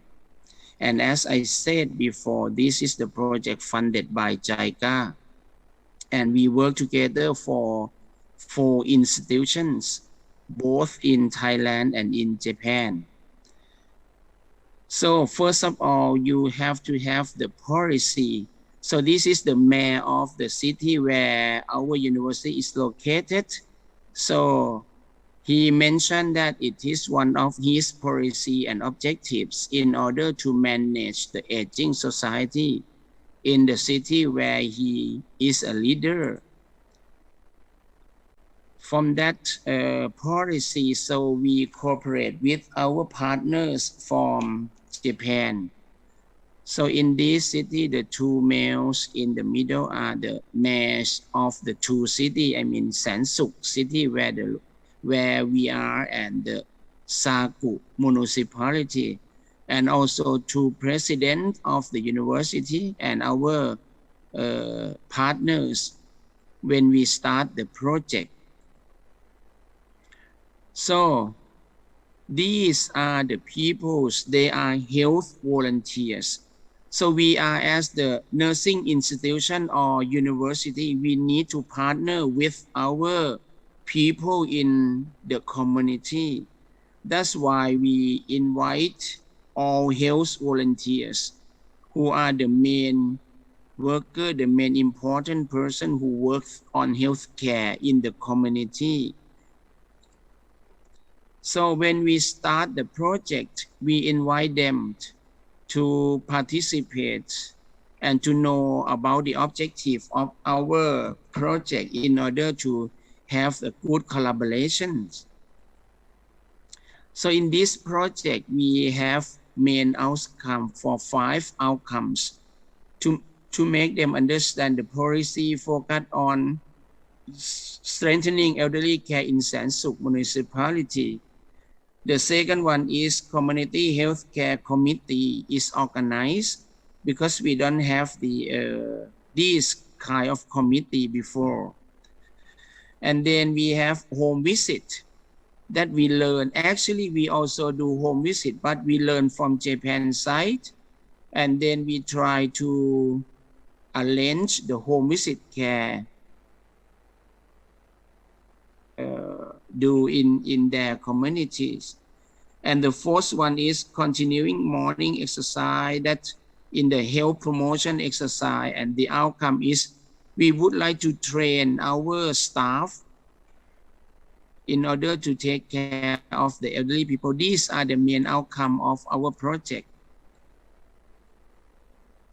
So this is the location that where we implement our project in our city. So this is a little bit out of date, but some years ago, these are the numbers of population aging in our city. You can see that it is increasing from 12.5% in 2014, and in 2016 during our project, it is about 14% of the elderly people. And we can see about male and females in every age of elderly people. So when we start the project, we ask them to be trained with the local and international staff in order to make them understand the activities and the meeting of the project. And also we health professionals to be trained in Japan for 2 weeks. And then the health volunteer also goes to Japan in order to learn how the Japanese take care of the elderly in the community. So the first group of health volunteer went to Japan during this day in Nagano. And then when they go there, they were interviewed by the news reporter in Japan. And I just want to share you some I don't, this is Japanese, it forget it. So the mayor welcomed them, and also so they were trained in Saku University. This is the simulation how to be the older people and how to do rehabilitation and exercise in Japan. So this is the bathtub that in Japan it is very traditional and very common for the elderly who will be taken care by the health volunteer. And this is one way of teaching health education to their people.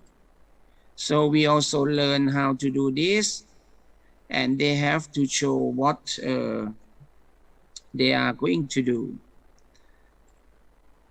So this is the way of they exercise the elderly mouth before eating meals. So there are 10 steps in order to exercise the mouth of the elderly. And you can imagine these are the instruments that they use to take care of the oral health of the elderly in Japan. You can see they are very fluent. And this is the way that they take care of the elderly in order to have meal. So this male, he has dementia, so we need to take care of them. And they learn how to transfer the patients, the elderly, from the home to the institution. And we also observe the elderly care in the nursing home in Japan, in many activities and in many institutions. So when they come back to Thailand, we would like them to bring their experiences to implement in the community in Thailand. So when these health volunteer came back to Thailand, we start our work as the Japanese do.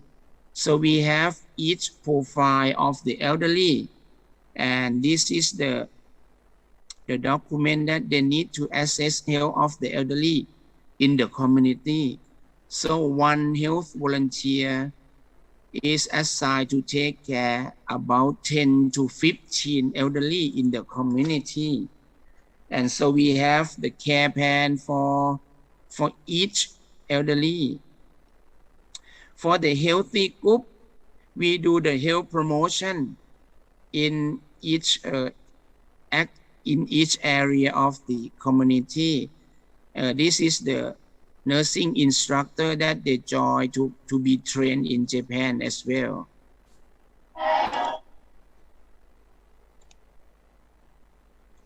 So the health promotion activity by nurses also implemented in the community. So this is the square steps that it is very famous also in Japan and also in Thailand. So our nursing staff also go to the community to take care of the elderly according to their experience from Japan. And during our project, we have also some Japanese experts visit to our community in order to take care the people and also to train our health volunteer and health professionals.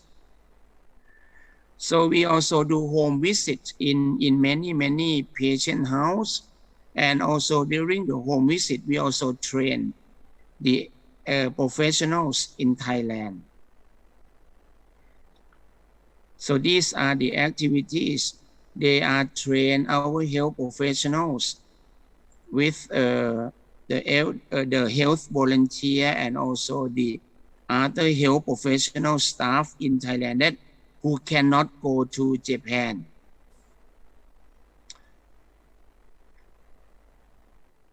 And then the trainee are going to the community to provide a service to the professionals as well. And when we go to do home visit, we have medical doctors, we have nurses, and also we have physical therapists, including the health volunteer, to do home visit as multidisciplinary team. And you can see this is the way that we take care of the oral health. If you remember the picture that I showed before, the mouth exercise. So the health volunteer also do mouth exercise with the stroke patient. And surprisingly, after 3 months, this man can swallow his food by himself. So we promote this, the mouth exercise with the elderly also. And also we have multi-professionals and to do post-conference of home visit of each patient. So it is including medical doctors, nurses, health volunteer, and the health professionals in order to discuss and to do the conference after the home visit. So we also continue doing home visit with the multi-professionals. So every elderly have to be taken care by the physical therapists and the volunteers together in order to help them.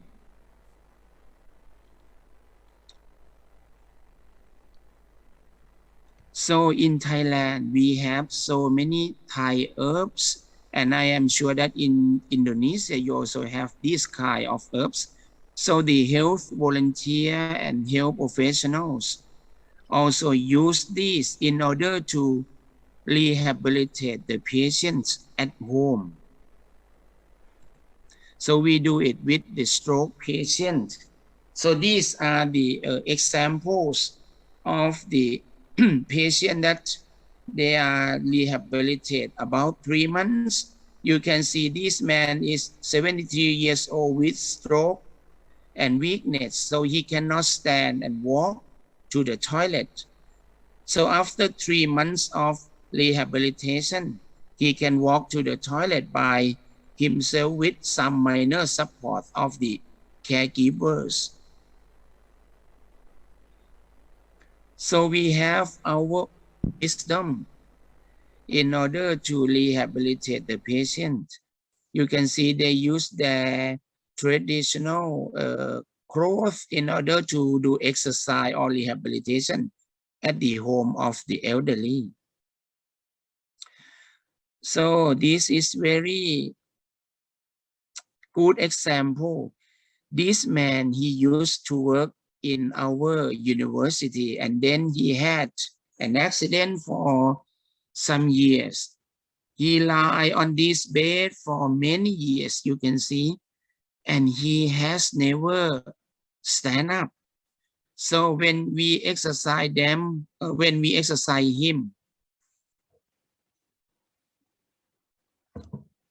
and we try to encourage him, you can see his face. He does not want to sit on the floor because he has never get up on the bed. So when we encourage him to stand up, he also look at the ceiling because he fear of falling. But finally he can stand up. So we do with many elderly in our community. As Professor from Japan said before, the elderly is one of the issue of the global health, and especially when the elderly in the middle income country or poor country, they need home care because they cannot access to the health services. So after the first year, we have been followed up by the JICA and SACU team in order to evaluate the outcome of our project. And you can see. So we also learned from Japan that we would like to have the health festival that The Japanese used to encourage their people in order to take care of themselves. So we learn from Japan and then we do it in our city as well, the Bangsan Health Festival. And from this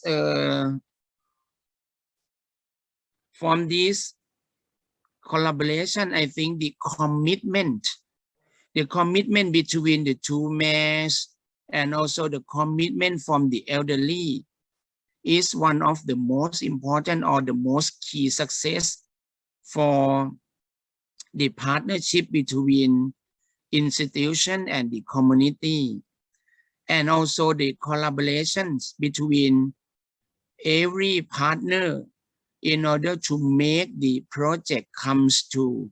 So the collaboration between the city, the collaboration between the people in the community, the collaboration between the institution, nursing institution of both Thailand and Japan. And I think these are the message that I would like to share with you in this period. And also during the COVID-19, so we also do, this is the other message that I would like to share you in few minutes, that during the COVID-19, the collaboration or the partnership between university and community, that we do platform in order to take care of the people who get COVID-19 in our area, in our community. Finally, we win the technological and digital innovation of the year. So we win this year in Japan. So we save at home by BUU. This platform organized by nursing faculty with the partnership of the other faculty, for example, the faculty of engineering, faculty of medicine, and faculty of health science. And also we collaborate with our community in order to take care of our people. So finally, we received this award, 2022, the Time Higher Education Award in Asia in Technological and Digital Innovation of the Year. So thank you very much for giving me a chance to share our work, and I am really welcome for all of your questions and comments. Thank you very much. Thank you, Professor Julamat, for your presentation. It's very nice to know the situation in Thailand and the pilot project about this. And we have a question. It's a very interesting to know what you did in community for elderly. The question is there any involvements of the university student in that program? So you said that the partnership is between the city and also the university. So how about the student in your university? Were they involved in the program also? Yes. So we include our nursing student, medical student, and from faculty of allied health science to join together in this project. So they come together like a IPE, International Professional Education, interprofessional education. So they go together in one house, and then they assess the situation of the elderly, and they perform their background. Nursing student perform nurse care, physiotherapy student, they perform their, and medical student also. So we include our student as well. Oh, it is the part of your curriculum in your university, or is just part of like internship? Yes, it is because we use the IPE, International Professional Education. So we talk together with the 3 faculties, and we arrange the schedule together. So it is one part of our curriculum. Oh, okay. So it's already part of your curriculum. So it's very easy to involve the student from medical and also nursing or public health in one place. Yeah. So Yes. how about the sustainability of the program, Professor? I mean, because you start 3 years ago, and then you know that it's like the challenge for us if we have a pilot project or program is how to maintain the sustainability. So how did you do that related to that issue? You mean IPE or the No, JICA project? the JICA project. I mean, the Okay. community based for elderly. So you have Okay. such kind of the project, how to maintain the sustainability. Yeah, so this is the second phase. I mean, we funded by JICA 3 years ago, and then they evaluate our outcome, and they announced that our project is one of 25 projects around the world that JICA funded and has a very good outcome. So they also provide us 3 more year financial support. But unfortunately, last 2 years we cannot do it because of the COVID-19. It just start this September. We will send our health volunteer to do training again. Anyway, during COVID-19, we also do online training. So we keep going on this. So it means that our project is sustainable.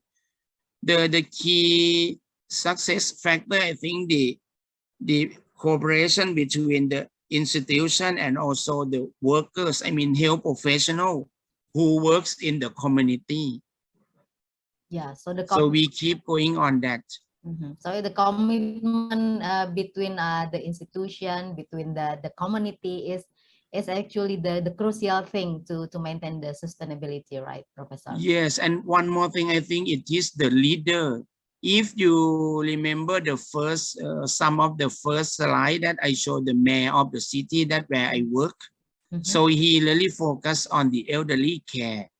And also as I as the dean of the faculty, and we also talk with the dean of medical school and allied health science. So we keep an eye on this and we encourage our staff to work together.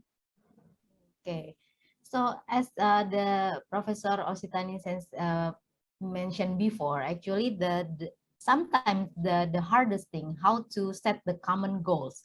In your case, when you set up such kind of project,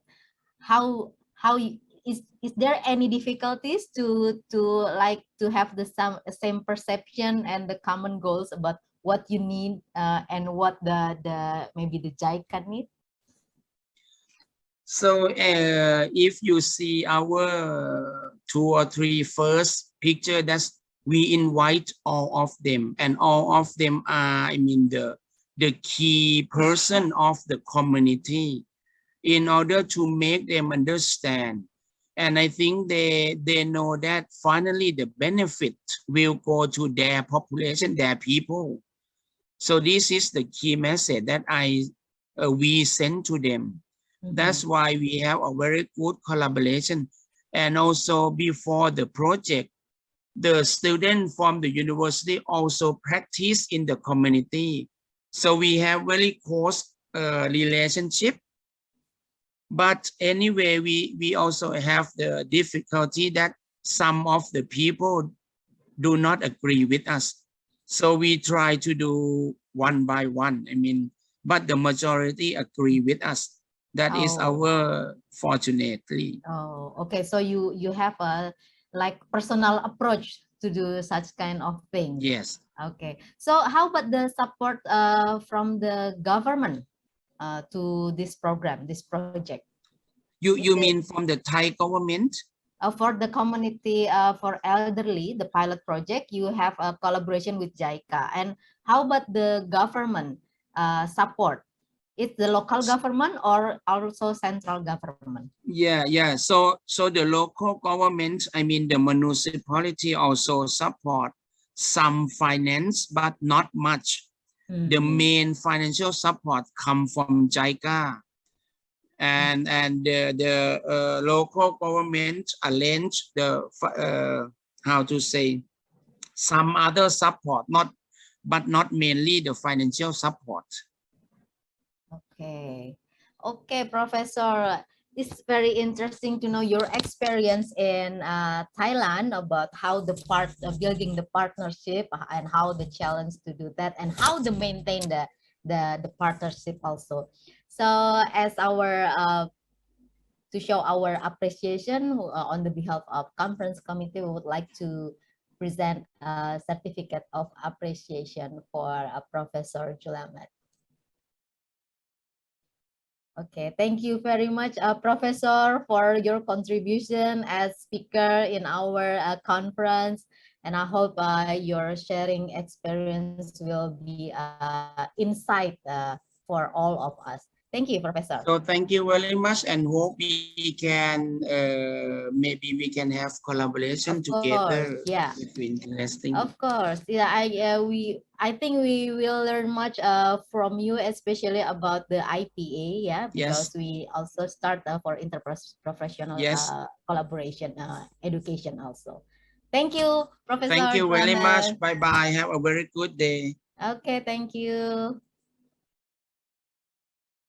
Okay, we already have two speakers and with a very interesting topic with or I think we have many new knowledge about this, how to build a global partnership and how to do that, what is the challenge. And now we want to move to the third speaker. We have another special speaker, Professor Dr.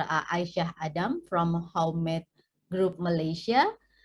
Professor, let me introduce her first. Professor Aisyah obtained her PhD in biochemical toxicology from School of Pharmacy, London University, Bachelor of Pharmacy from Pharmacy Faculty, and from Zagazig University, Egypt, and she was also Dean of Faculty of Pharmacy, University Technology, Mara from 2009 until now, and then founding head for University Pharmacy, Bachelor of Pharmacy, University Kebangsaan Malaysia, and then she also interest in fasting cancer, the research about fasting in cancer, functional foods, the phytochemicals in herbs, and microbiota that support longevity and health, those that have antioxidant effect to ameliorate oxidative stress and non-communicable disease in which oxidative stress is implicated. Today, Professor Aisyah will present about therapeutic fasting for metabolic disease. Professor Aisyah, are you here already? Yes, I'm here. Okay. Assalamualaikum warahmatullahi wabarakatuh. Very good morning. Unfortunately, I'm having a little bit of trouble. I had the video started and it just became, I cannot start the video. It causes okay, right. Is that okay now? Yeah, okay. Okay. Again, Assalamualaikum warahmatullahi wabarakatuh.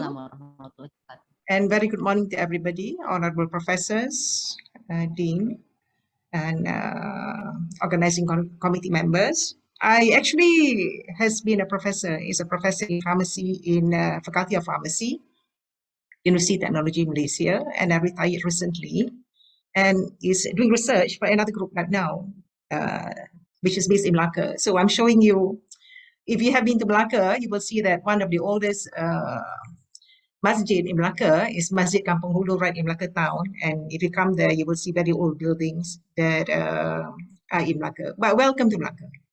Anyway. So again, thank you to organizing committee for giving me the opportunity to speak at this conference.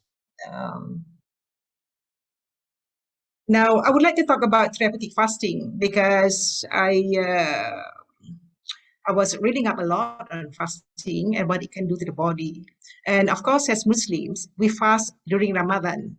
So actually, in science, our fasting in Ramadan is given the term time restricted fasting or feeding, because we fast for about 12 hours from Fajar till sunset. So in the scientific literature, when you talk about fasting, you're talking about complete deprivation of food except for water, otherwise known as water-only fasting. This we can classify into intermittent, which we can do alternate day, or we can do 2 days of water fasting per week. And as Muslims, we know this as Puasa Nabi Daud. Or we can do periodic fasting, which is minimum of 3 days of water fasting every minimum of 2 weeks or more weeks. Or we can fast for a certain number of hours per day. In Islam, we fast for 12 hours per day, about 12 hours. And then, because many of the researchers found that the people who asked to do water fasting find it very difficult to water fast. So the researchers, especially Professor Longo's group in Southern California, prepared this diet, which is, he called it the fasting mimicking diet, because the calorie in this diet is very little, less than 50%, about 3.75 kilocalories of digestible energy. There is low levels of protein and sugars and high fat in this fasting mimicking diet. So the fasting mimicking diet actually produces similar effects to water-only fasting. And of course, there is another term, which is starvation.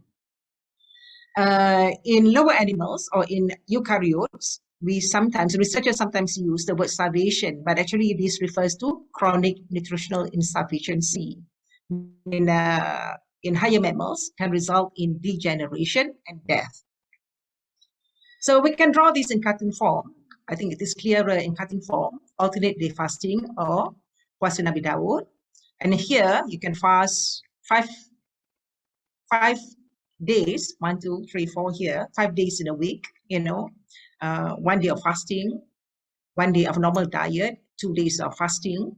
Or you can have modified fasting, whereby 1 day you take a normal meal, the next day you have very little calories, then you continue with a normal meal. And then you have time restricted fasting like us. We eat only before dawn and after sunset. Or you can have prolonged fasting. Prolonged fasting can be many days of water-only fasting, not taking any nutrients, and then you can break the fast. And then, because people find it so difficult to do the water-only fasting, the fasting mimicking diet was prepared, and of course it's trademarked because it is a business, right? And this supposedly produces similar effects to water-only fasting. We know that fasting will result in ketogenesis, i.e. production of ketones, and will promote potent changes in metabolic pathways and cellular processes such as stress resistance, lipolysis, and autophagy. And there are medical applications for fasting. And when I talk about fasting here, I'm talking about mostly water-only fasting. It was found that the water-only fasting has drugs that are used to reduce seizures and seizure-associated brain damage, and also in reduction of rheumatoid arthritis. In animals, again, the same model that I showed you before. This is because, mostly they do intermittent fasting because animals are small in weight. So you have to give them time to recover their normal weight. Now, of course, when we fast, we know that glucose levels reduce, therefore insulin reduce, and glucagon, the other hormone that regulates blood glucose levels, will increase. And there is increase.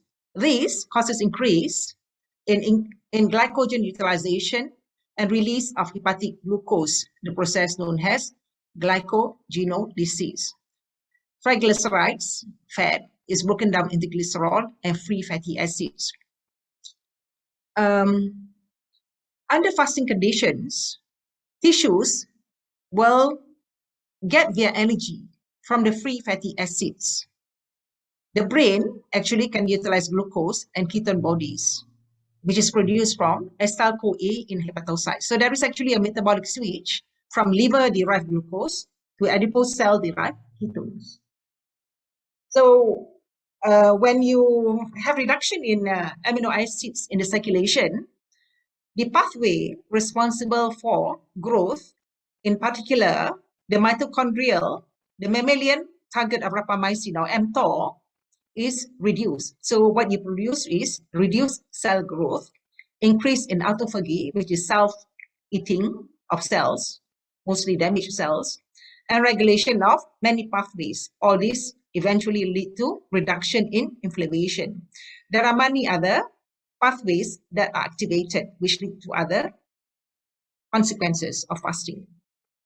So how long do you think we can do water-only fasting? At one time, I thought that we can only fast, water fast, i.e. don't take any nutrient at all. We only drink water every day for 7 days only. I thought, oh, after 7 days, you'll definitely die.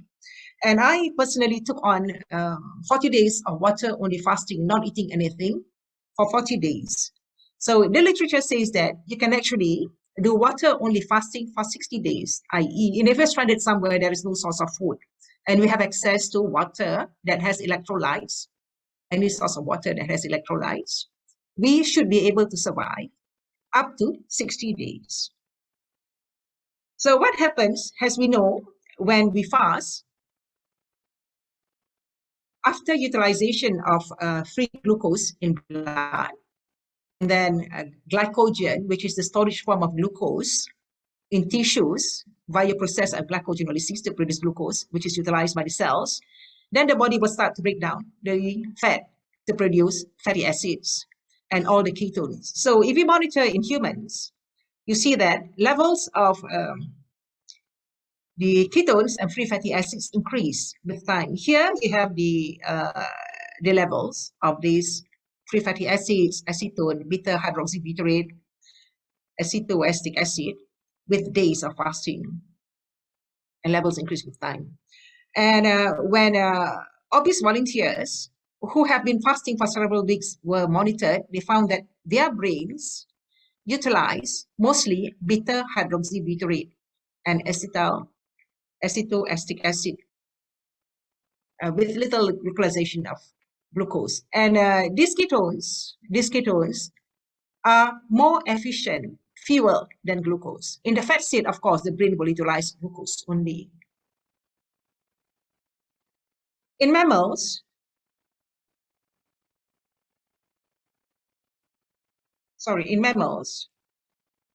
the effects of fasting has been measured.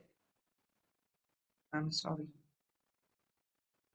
we know that in the GIT, definitely with little energy being taken in, the energy uptake will be also reduced. Inflammation here in this area is reduced, and there is decreased cell proliferation.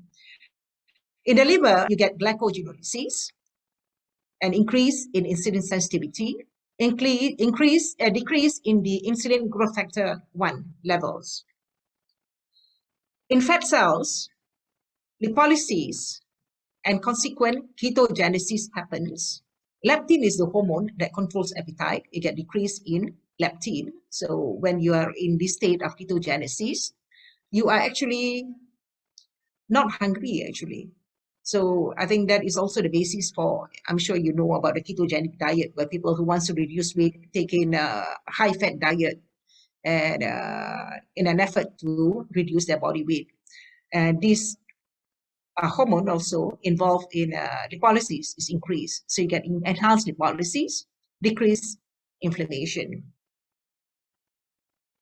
In the muscle, there is increase in insulin sensitivity, there is enhanced anabolism, enhanced stress resistance, and you feel cold during the fasting period. So the body temperature is reduced. And in the heart, the parasympathetic tone is increased, the resting heart rate is reduced, somewhat increase in heart rate variability, blood pressure is reduced, and there is also increase in stress resistance. In the brain, there is enhanced network plasticity, increase in neurotrophic factors, neurogenesis. There is mitochondrial biogenesis, i.e. the brain sends signals to the body to produce more mitochondria, decrease in oxidative stress, and decrease in inflammation.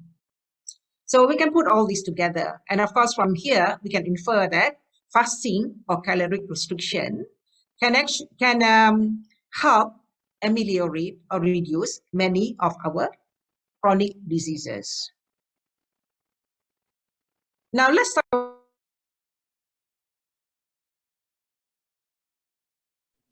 Professor, your voice. Yeah. Okay. Is it okay now? Okay. Okay. Fasting has been shown to be. I'm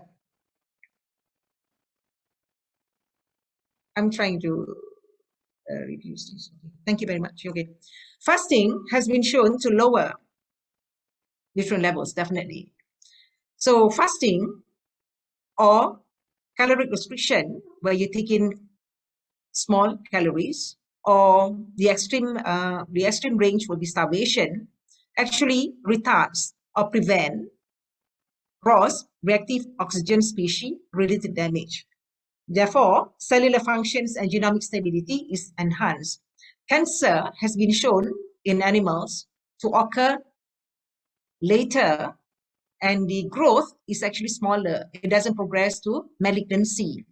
And lifespan and health span in animal models are increased.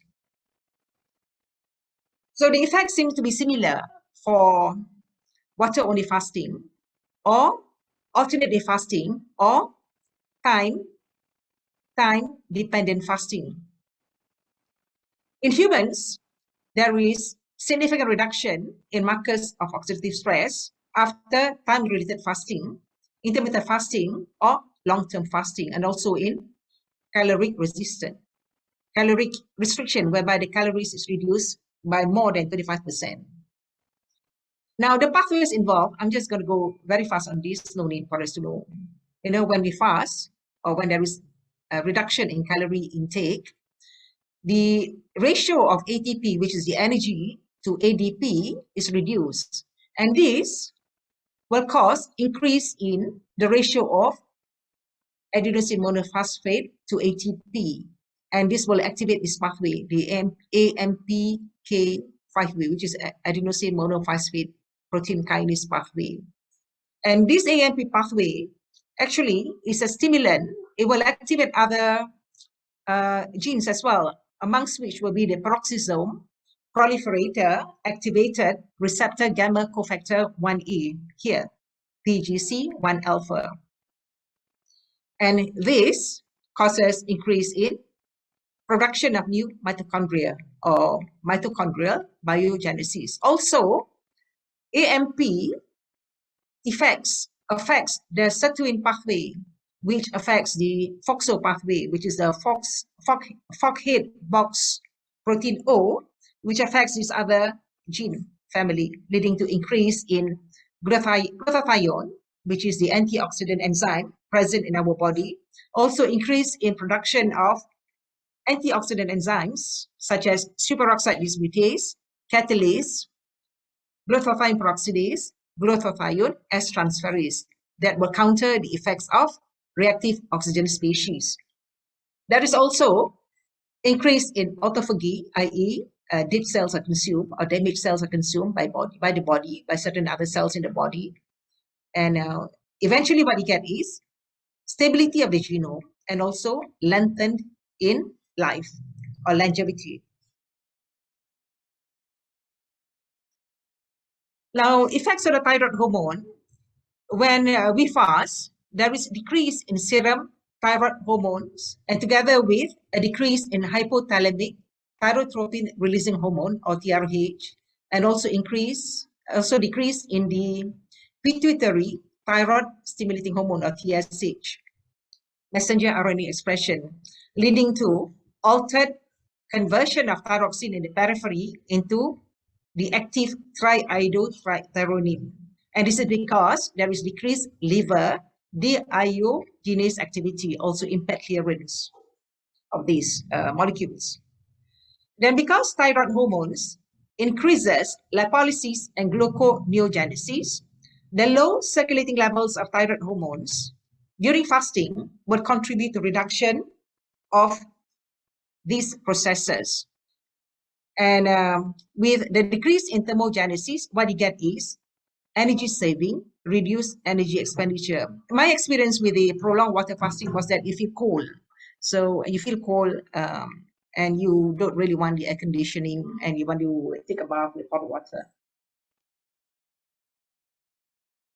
Effects on leptin, as we said, leptin is a hormone produced mainly by adipocytes.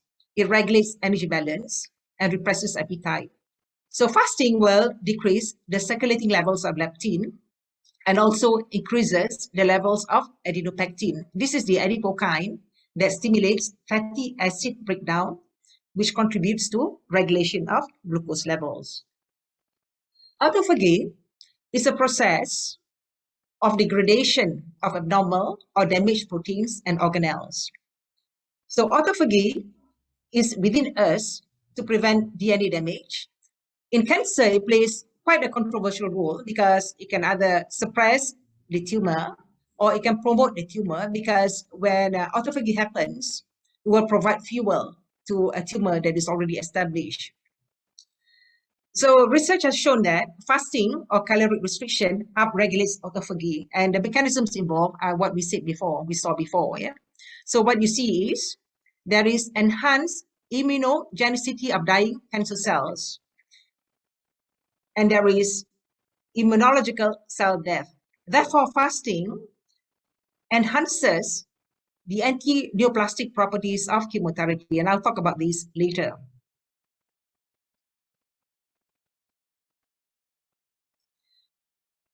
The fasting or starvation-induced autophagy also increase presentation of cytosolic epitopes and enhance immunization against tumor antigens. Therefore, there is increase in sensitivity towards chemotherapy, i.e. chemosensitization.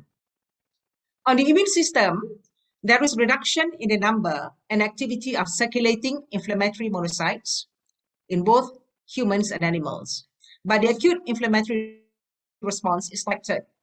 In animals, cycles of fasting lessened chemotherapy-caused immunosuppression.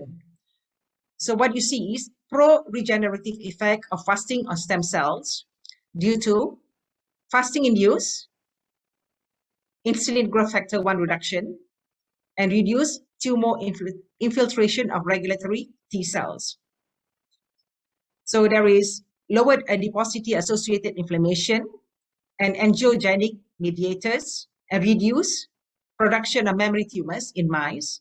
In humans, 30 days of dawn to sunset, time-restricted fasting, which is our Ramadan fasting, resulted in anti-inflammatory serum proteome in healthy human subjects, therefore optimizing the immune function. Lifespan and health span in mouse models is extended, and risk factors for cancer and other age-related pathologies in humans are decreased. If you look at cancer, the expression of many pro-inflammatory cytokines and mediators is increased. This leads to augmented tumor cell proliferation, higher malignancy rate, increased occurrence of metastasis. Generally, the prognosis is poor. Normal cells respond to fasting and they decrease in nutrients by down-regulating proto-oncogene pathways to enter a stress-resistant mode. This protects them from different cancer therapies. But in contrast, cancer cells which have oncogene mutations and activation of these pathways causes them to not be affected by the anti-growth signal produced by fasting. So if you look at the effects of fasting on the longevity of these different models, here is the percent survival, hours of fasting for bacteria, and bacteria is given the medium, and also another group was given the nutrient-free chloride. We see that the one that is not given nutrient has enhanced survival or increased longevity. In yeast, given either the medium or water only, also shows the same effect. In worms, given either the medium or no food, shows similar increase in longevity, and also in mice.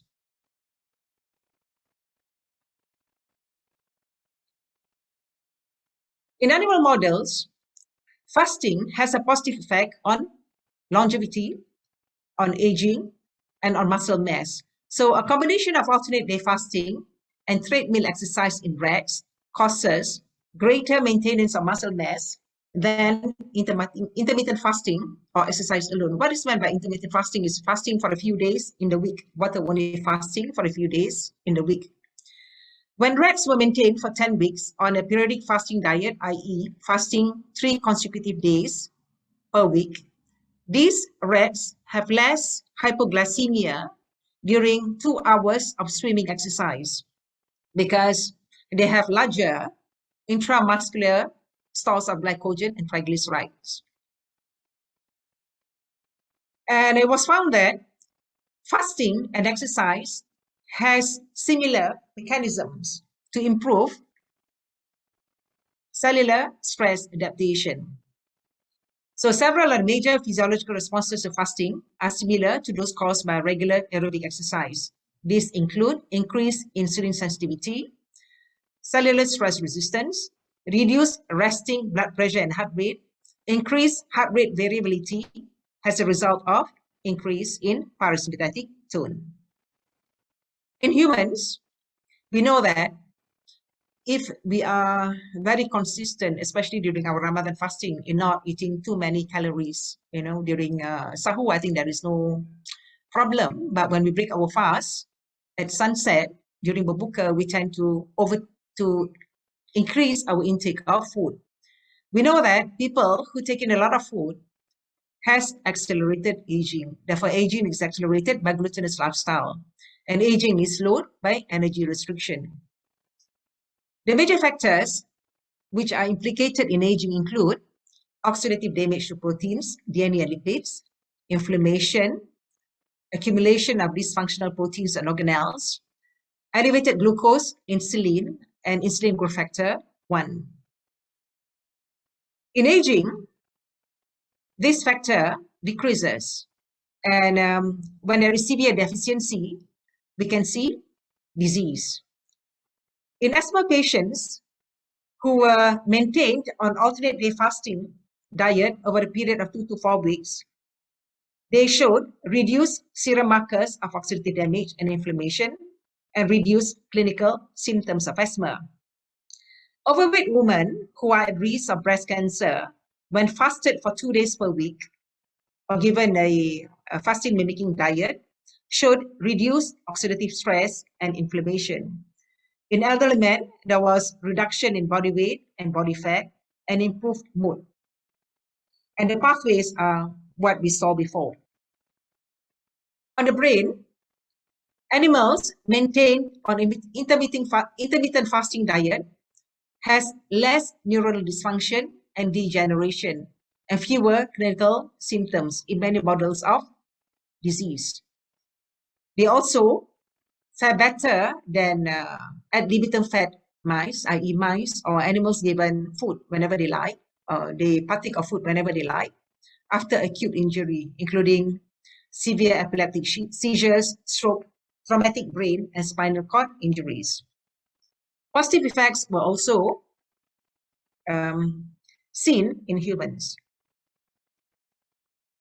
After 3 to 4 months of caloric restriction, there is improved cognitive function in overweight women and in elderly subjects, while subjects or people with mild cognitive impairment who were maintained for 1 month on a low glycemic diet showed improved delayed visual memory, and the cerebrospinal fluid biomarkers for alpha beta metabolism, which is involved in what we call Alzheimer's disease, and brain bioenergetics were also reduced.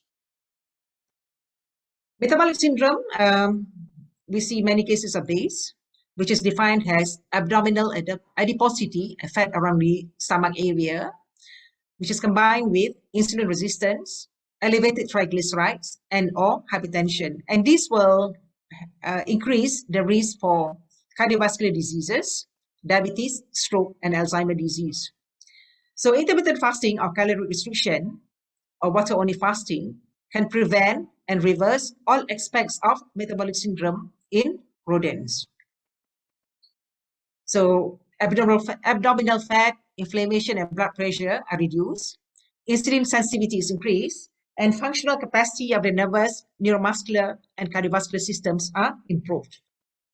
In humans, periodic fasting can reverse many features of the metabolic syndrome. Insulin sensitivity is increased, there is lipolysis, and reduction in blood pressure.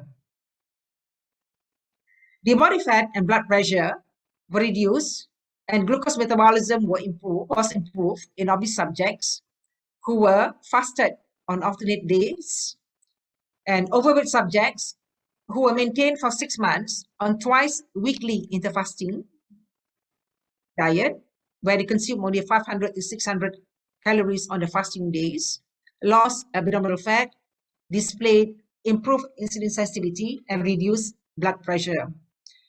During Ramadan, the study participants with metabolic syndrome should decrease daily energy intake, definitely, decrease plasma glucose levels, and increase insulin sensitivity.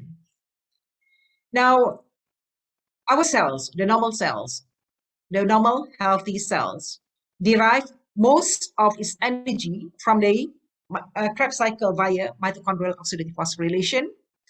Here you can see about 30 or 32 moles of energy, ATP, per glucose is produced by the Krebs cycle, via oxidative phosphorylation in the Krebs cycle, and via glycolysis, only 2 moles of ATP. This is in normal cells. In cancer cells, here, you see that the Warburg effect come into play. Warburg effect is defined as reprogrammed metabolism in cancer cells, where there is increase in glucose uptake.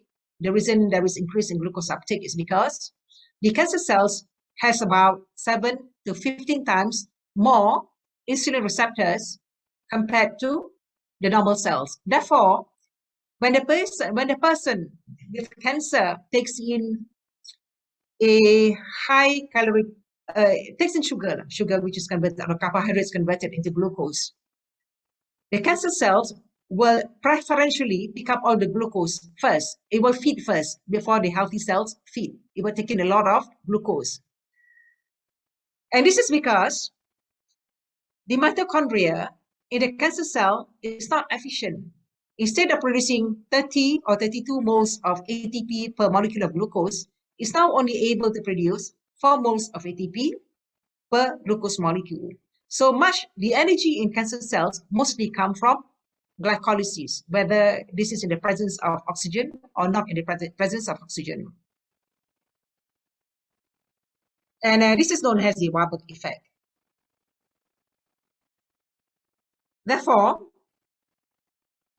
it is postulated that glycolysis, which is the main source of energy production in cancer cells, can be a potential target to increase effectiveness of cancer therapy. Now, if you look at the signaling pathways, normal cells in mice fasted for 2 days or water-only fasting for 5 days in humans showed increase in insulin growth factor binding protein 1 by about 5 to 10 folds, decrease in insulin growth factor 1 by about 50 folds, and decrease in glucose intake by about 30%. All this has effects on the genes, the oncogenes responsible for growth. So what you see is all these genes responsible for cancer growth, the oncogenes, is suppressed. So the cancer cells are protected, but their growth are not affected. Now, in human cells, the same thing happens, but the effect of glucose, of nutrient deprivation or the starvation causes activation of all these pathways. No, I got it wrong.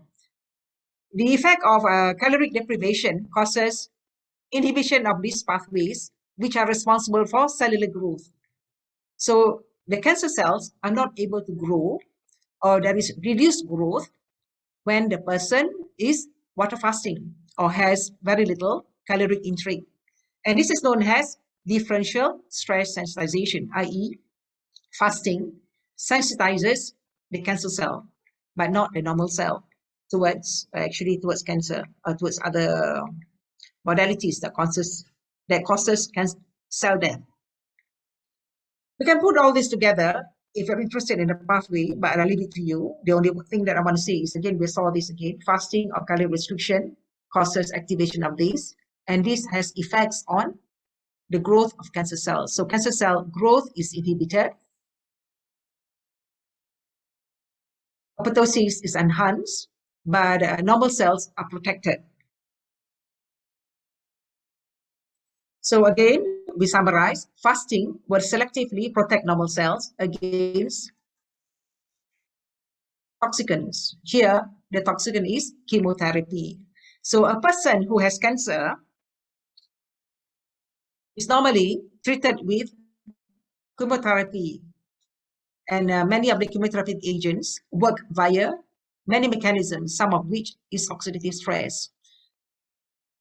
In a normal person, in a normal cell, chemotherapy causes many adverse side effects.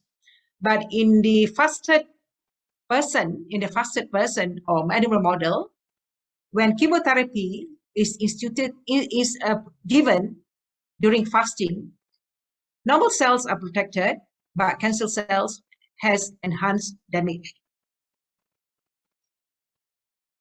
And this is known as differential stress resistance, i.e. combination of fasting and chemotherapy produces a synergistic effect on cancer cell death, one increasing resistance of normal cells. And we saw what DSS was before. Periodic fasting also causes major sensitization of various cancer cells to chemotherapy, since fasting fosters an extreme environment in combination with the stressful conditions caused by chemotherapy. And we know that cancer cells have many mutations, and many of these mutations are deleterious. Therefore, cancer cells are not very good at adapting to extreme environments. Therefore, in fasting models, when chemotherapy was given, there is increase in cancer-free survival compared to chemotherapy alone or fasting alone, which usually does not cause any cancer-free survival. So many labs have now shown that combination of fasting cycles with chemotherapy is effective, and this effect is consistent at enhancing chemotherapeutic index, and it has high translation potential.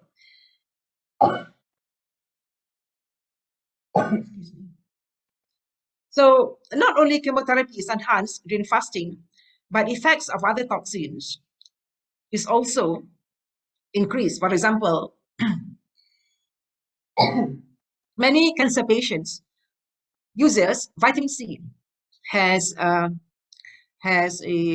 complementary therapy. High doses of vitamin C has complementary therapy.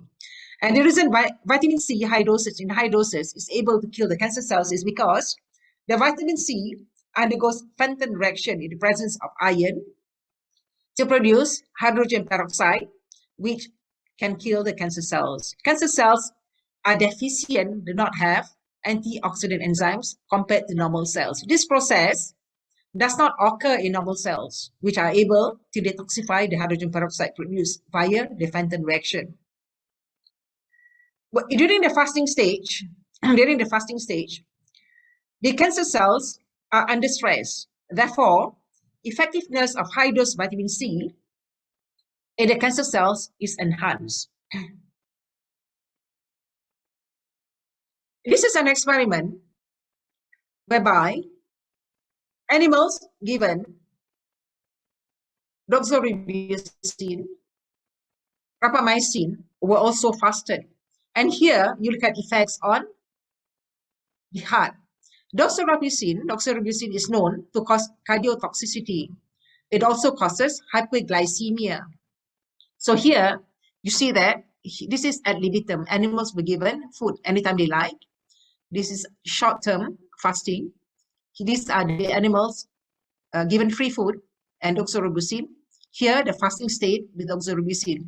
You see that the increase in diastolic volume that is seen with doxorubicin is reversed in the fasted state. So similarly with the systolic volume and also the with this parameter here, and the histology is here. Yeah. So if you look at the percent survival, animals given doxorubicin only,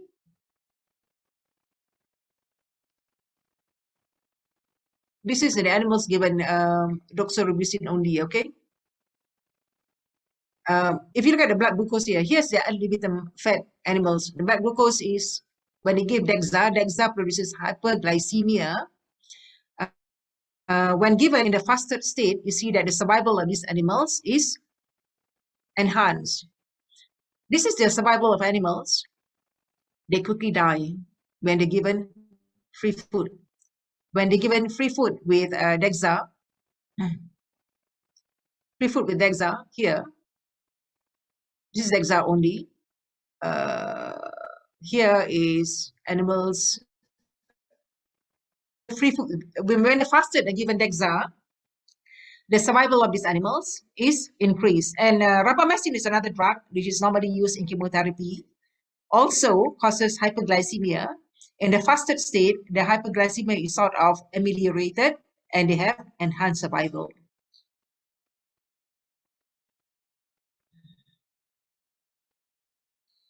So cycles of fasting or the fasting mimicking diet enhance efficacy of standard therapies in different types of cancer, including the breast cancer, while there is protection of normal cells from the chemotherapy induced toxicities.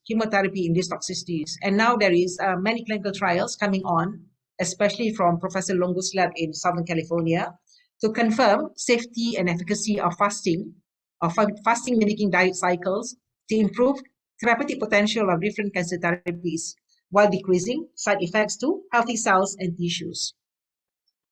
Now, people with cancer, once the cancer is not detectable via PET-CT scan, they will still be monitored by the oncologist. Why? Because chances of recurrence is high due to presence of what is known as the cancer stem cells. The cancer stem cells are slow cycling cancer cells. These are characterized by low levels of intracellular reactive oxygen species. So these contribute to self-renewal potential and resistance to chemotherapy or radiotherapy-induced damage to DNA or other macromolecules. They can arise and survive under conditions of hypoxia due to these genes here, yeah? Due to upregulation of hypoxia-inducible factor HIF1 and upregulation of glucose transporters and glycolysis enzymes such as hexokinase. Thus, the cancer stem cells have metabolic plasticity, thus are able to survive in unfavorable tumor microenvironment. So they are very difficult to kill, and that is the reason why cancer can recur. And I heard that after the recent doses of vaccines, increase in cancer recurrence is very high. But again, this is anecdotal, nothing documented.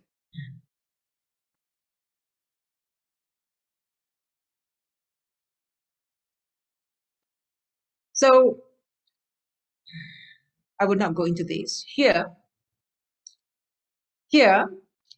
is the Kaplan-Meier curve of people with triple with advanced triple negative breast cancer, the most difficult and the most aggressive of the breast cancers, who were treated with first-line platinum-based doublet therapy. A group of the people were maintained on low-calorie diet of less than 100 milligram per deciliter, and here given high normal diet. So you see that the glucose levels were much higher. Here's the number of patients. The survival is higher in people in the patients who given the low-calorie diet compared to the people who were given normal diet. And if you look at here, with time, the number at risk of people given a low-calorie diet is reduced to 1 only. Here, many of them have passed away. And you can look at the multivariate, the hazard ratio here.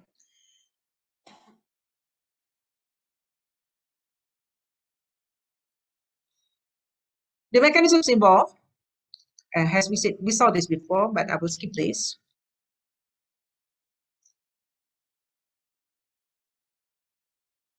Long-term hyperglycemia is reduced by fasting or usage of fasting mimicking diet cycles. Again, you see progression of free survival in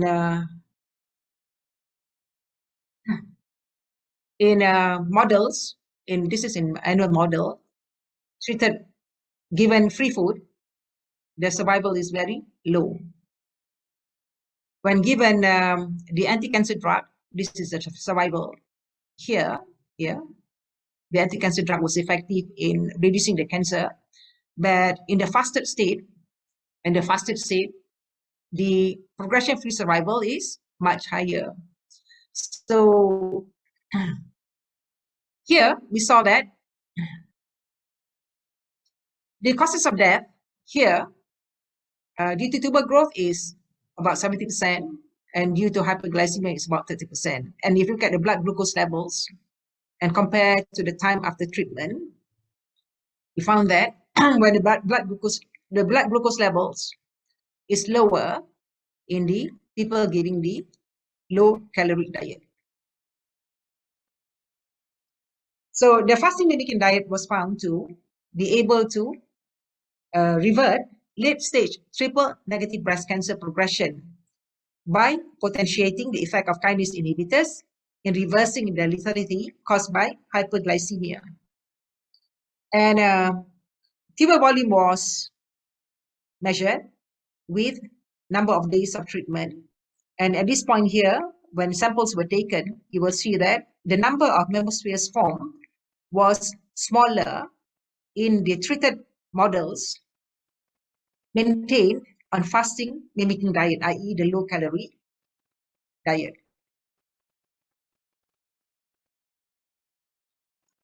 And we can draw this in cartoon form to show the effects of what happens in normal cells versus in cancer cells. So cancer cells on the standard diet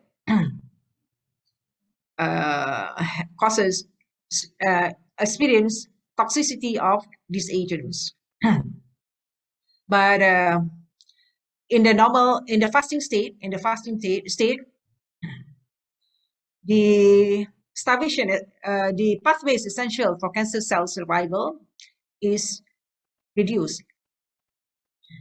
So there is reduced number and stimulus of cancer cells. Thus, fasting mimicking diet reverts late-stage triple negative breast cancer progression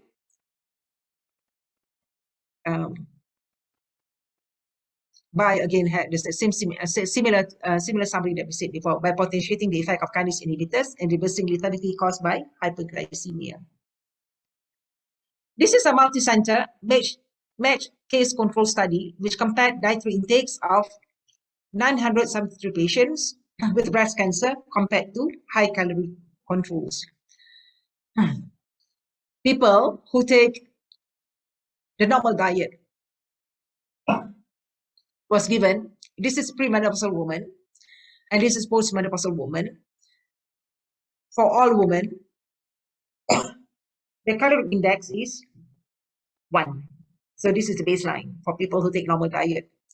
When calorie intake is reduced to below 20%, you see that there is affection overall in all women, in premenopausal women, in postmenopausal women.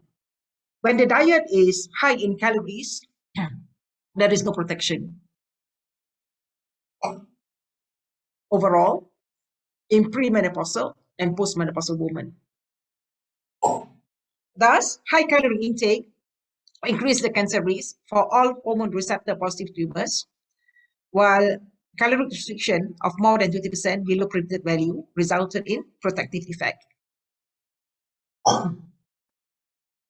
There are reports coming in that says that when a patient with cancer undergoes chemotherapy and who are also fasting before the chemotherapy, during the chemotherapy, and after the chemotherapy, they experience less side effects compared to the non-fasted patients.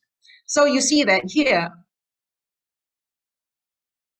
these are the different side effects. Fatigue is reduced. Black is people who take normal food. This is fasted state. Fatigue is reduced. Weakness is reduced. Hair loss, alopecia, is not affected. Headache is not affected. Nausea, vomiting is somewhat reduced. Vomiting is actually reduced. Diarrhea, the other factors are not also reduced actually. So many of the papers says that people who are fasted while undergoing chemotherapy has less side effects compared to the chemotherapeutic drugs compared to the people who eat normal diet. But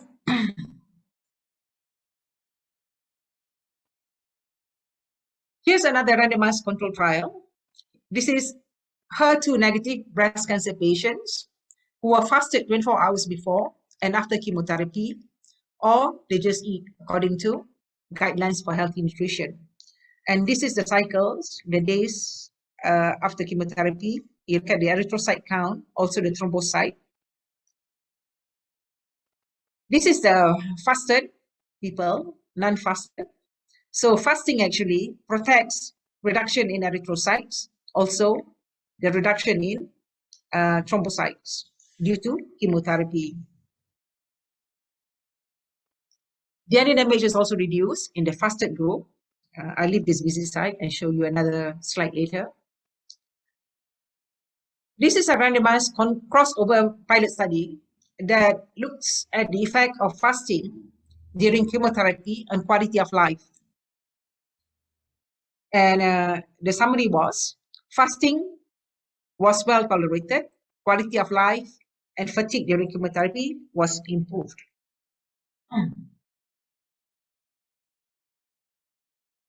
And here, another trial looks at the effects of pre-chemotherapy fasting, consuming calories of less than 200 kilocalories for 24, 48, 72 hours in cancer patients given platinum-based combination chemotherapy without radiation. Serum levels of IGF, insulin growth factor binding protein 1, insulin and glucose did not change after 2 cycles. The fasting during chemotherapy was found to be safe and feasible. Toxicity was mild, limited mostly to fatigue, headache, dizziness. DNA damage is reduced. The method to measure DNA damage was common assay. This is fasting for 24 hours, 48 hours, and 72 hours. And this is the baseline. So we see that DNA damage is reduced. The parameters measured in people who were fasted.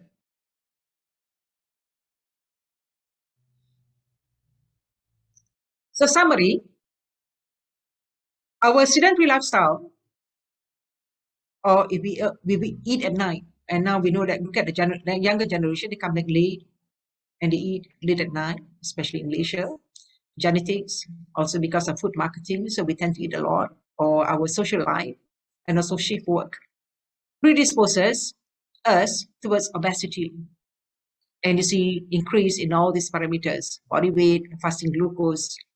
There is increased fat accumulation, insulin resistance, increase in cholesterol, triglyceride levels, increase in blood pressure. The cardiac health is not so good. Aging biomarkers are also increased. While fasting or calorie restriction will reverse all these parameters.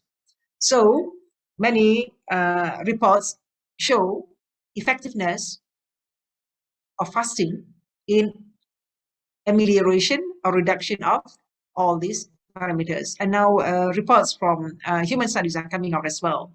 That 40-day fasting, 40 days of water-only fasting is able to reduce many of these. Of course, definitely your visceral fat will go down. Visceral fat will go down, body weight will go down. This will definitely go down, and this will be enhanced. Insulin resistance will go down, so the cells are more sensitive towards insulin now. This gets normalized. This gets normalized. This is better, and this gets reduced, i.e. there is improvement in aging and longevity, increase in longevity. During cancer, if you have cancer, fasting before, during, and after chemotherapy actually enhances the work of the chemotherapeutic agents, but also protects normal cells against the adverse effects of chemotherapy. And that is very promising for cancer patients. I thank you for your attention. Thank you for your attention. Thank you, Professor Aisha, for your presentation. And now we move to the question and answer session. There are two questions for you, Professor Aisha. First is, it is interesting to know that many benefits from fasting from the health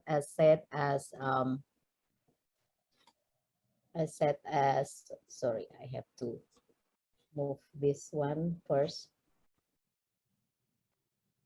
As Rasulullah said, and I think it's something happened with my computer. Is there any finding about the negative effect from fasting so far, Professor? So we already have the benefit, but is there any negative effect for that? When we talk about Ramadan fasting, there is no negative effects. Actually, it has beneficial effects, provided we do not overeat during our breaking of the fast. And I know that in our Malay culture here, because it is a special month, so when you break fast, you normally break at masjid or surau, and there is always a feast. Even at home, we always have a feast. Yes. So we tend to overeat. But if you restrict the amount of food you take, or you take a reasonable amount of foods during during sahur and also at breakfast, you get many other beneficial effects of fasting. But to get the best effects, and from the reading and my own experience, I recommend water-only fasting. Water-only fasting. And I said before, I did water-only fasting for 40 days. And the maximum number of days tolerated by humans that has documented is about 60 days. The negative effects will be if you take it too far. If you do water-only fasting, i.e. you don't eat anything maybe for 70 days or maybe 90 days, definitely, you will now go into starvation. But if you were to undertake prolonged fasting like that, during the fasting, you'll be okay. But when you break the fast, many imbalances can happen. So the breaking of the fast is very important. So what is recommended is, and I take a lot of green juice. When you break the fast, for every 5 days of water-only fasting, you break the fast with green juice. You cannot immediately makan nasi. Take a heavy meal, cannot. That will kill you. So you have to ease yourself into the fasting, into the normal mode. Okay. Thank you for your answer, Professor. And the other question is, Professor from Yustiani, Professor Aisha, how long do the intermittent fasting health benefits last in our body? Should we perform it regularly outside the Ramadan fasting, as in Monday, Tuesday, or Daud fasting? Which one? Nabi Daud fasting is very effective. Also, Monday, Thursday fasting has proposed by Rasulullah Sallallahu Alaihi Wasallam. Or if you want to do water fasting, maybe you do 5 days per month. 5 days per month. And I guarantee you, for people who are overweight, who has high visceral fat, that will really reduce it. You will have a flat stomach and you will look younger, much younger. Plus, if you have any chronic diseases, that will totally be reduced. Okay. Okay, so it's the best one, right? The best one is what has been proposed by Rasulullah Sallallahu Alaihi Wasallam. But the best one is the Sunnah from our Nabi Sallallahu Alaihi Wasallam. Okay, it's very interesting one. Actually, I think we presentation reveal that how much the benefit how benefit the fasting for our body. Yeah, it's not only for the quality of life but also related to the disease, right? Related to this fasting. So how about the if we are like a diabetes, so what is your recommendation for related to this fasting behavior?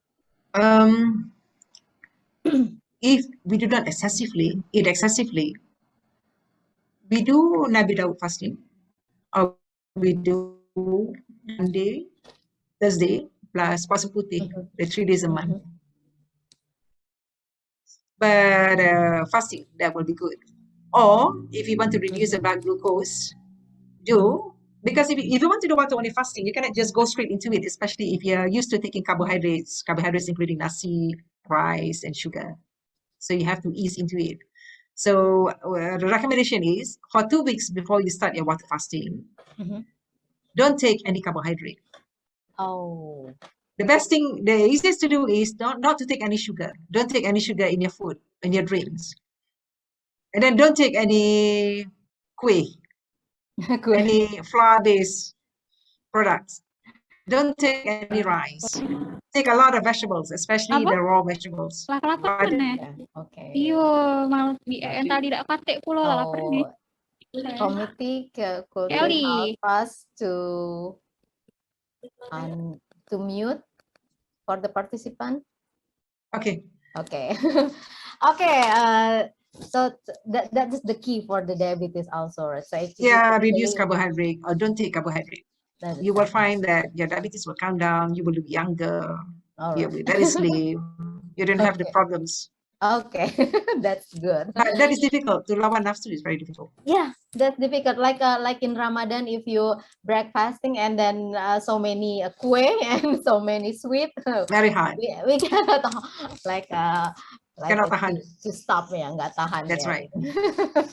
Okay, Professor Aisyah, it's a very nice presentation, and of course it closely related to our religious practice, yeah, related to fasting. Thank you.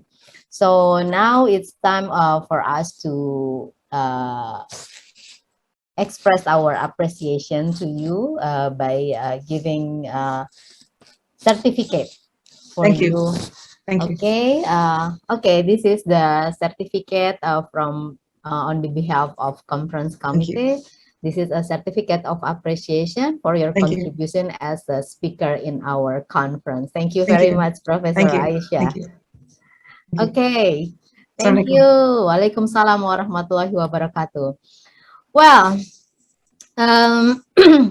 of course, it's the three speakers already delivered the presentation with a very nice and very knowledge. Yeah, it's broaden our knowledge about this issue.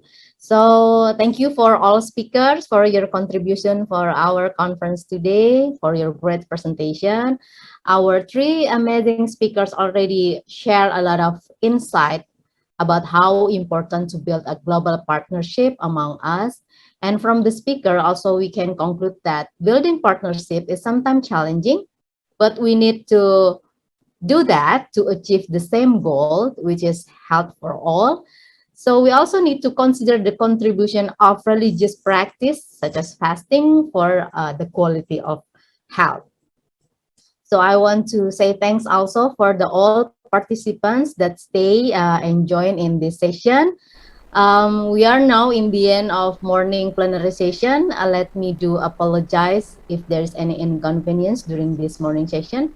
And please allow me to close the session. And for participants, don't forget to join again after the break for the afternoon plenary session. See you again after the break. Please enjoy.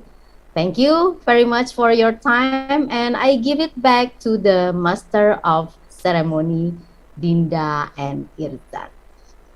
Okay, thank you very much to Mrs. Narila Mutia Nasir, PhD, for leading the plenary session with 3 amazing speakers. And now we would like to give a certificate for Mrs. Narila Mutia Nasir, PhD, as a moderator for today. Thank Here is the you. certificate. Thank you very much, Mrs. Narila Mutia Nasir, Thank for being you. a very amazing and great moderator for this plenary session. Thank you. See you. We also would like to thank all speakers and participants for your attention and participation in these first plenary sessions. We hope the knowledge shared and the discussion held will give benefit to all of us in developing the field of health in the future. We will have a break time, but before that, I would like to remind all the participants to fill in the attendance sheet that was shared in the Zoom chat box, and we will still continue our plenary session after the break, so please don't forget to join again. We expect all participants to be in the main room by 1 p.m. as the moderator will begin punctually. Until then, we will have a break for about 1 hour. Please use this time to refresh your mind so that by 1 p.m. you will be in your prime condition. Have a nice break.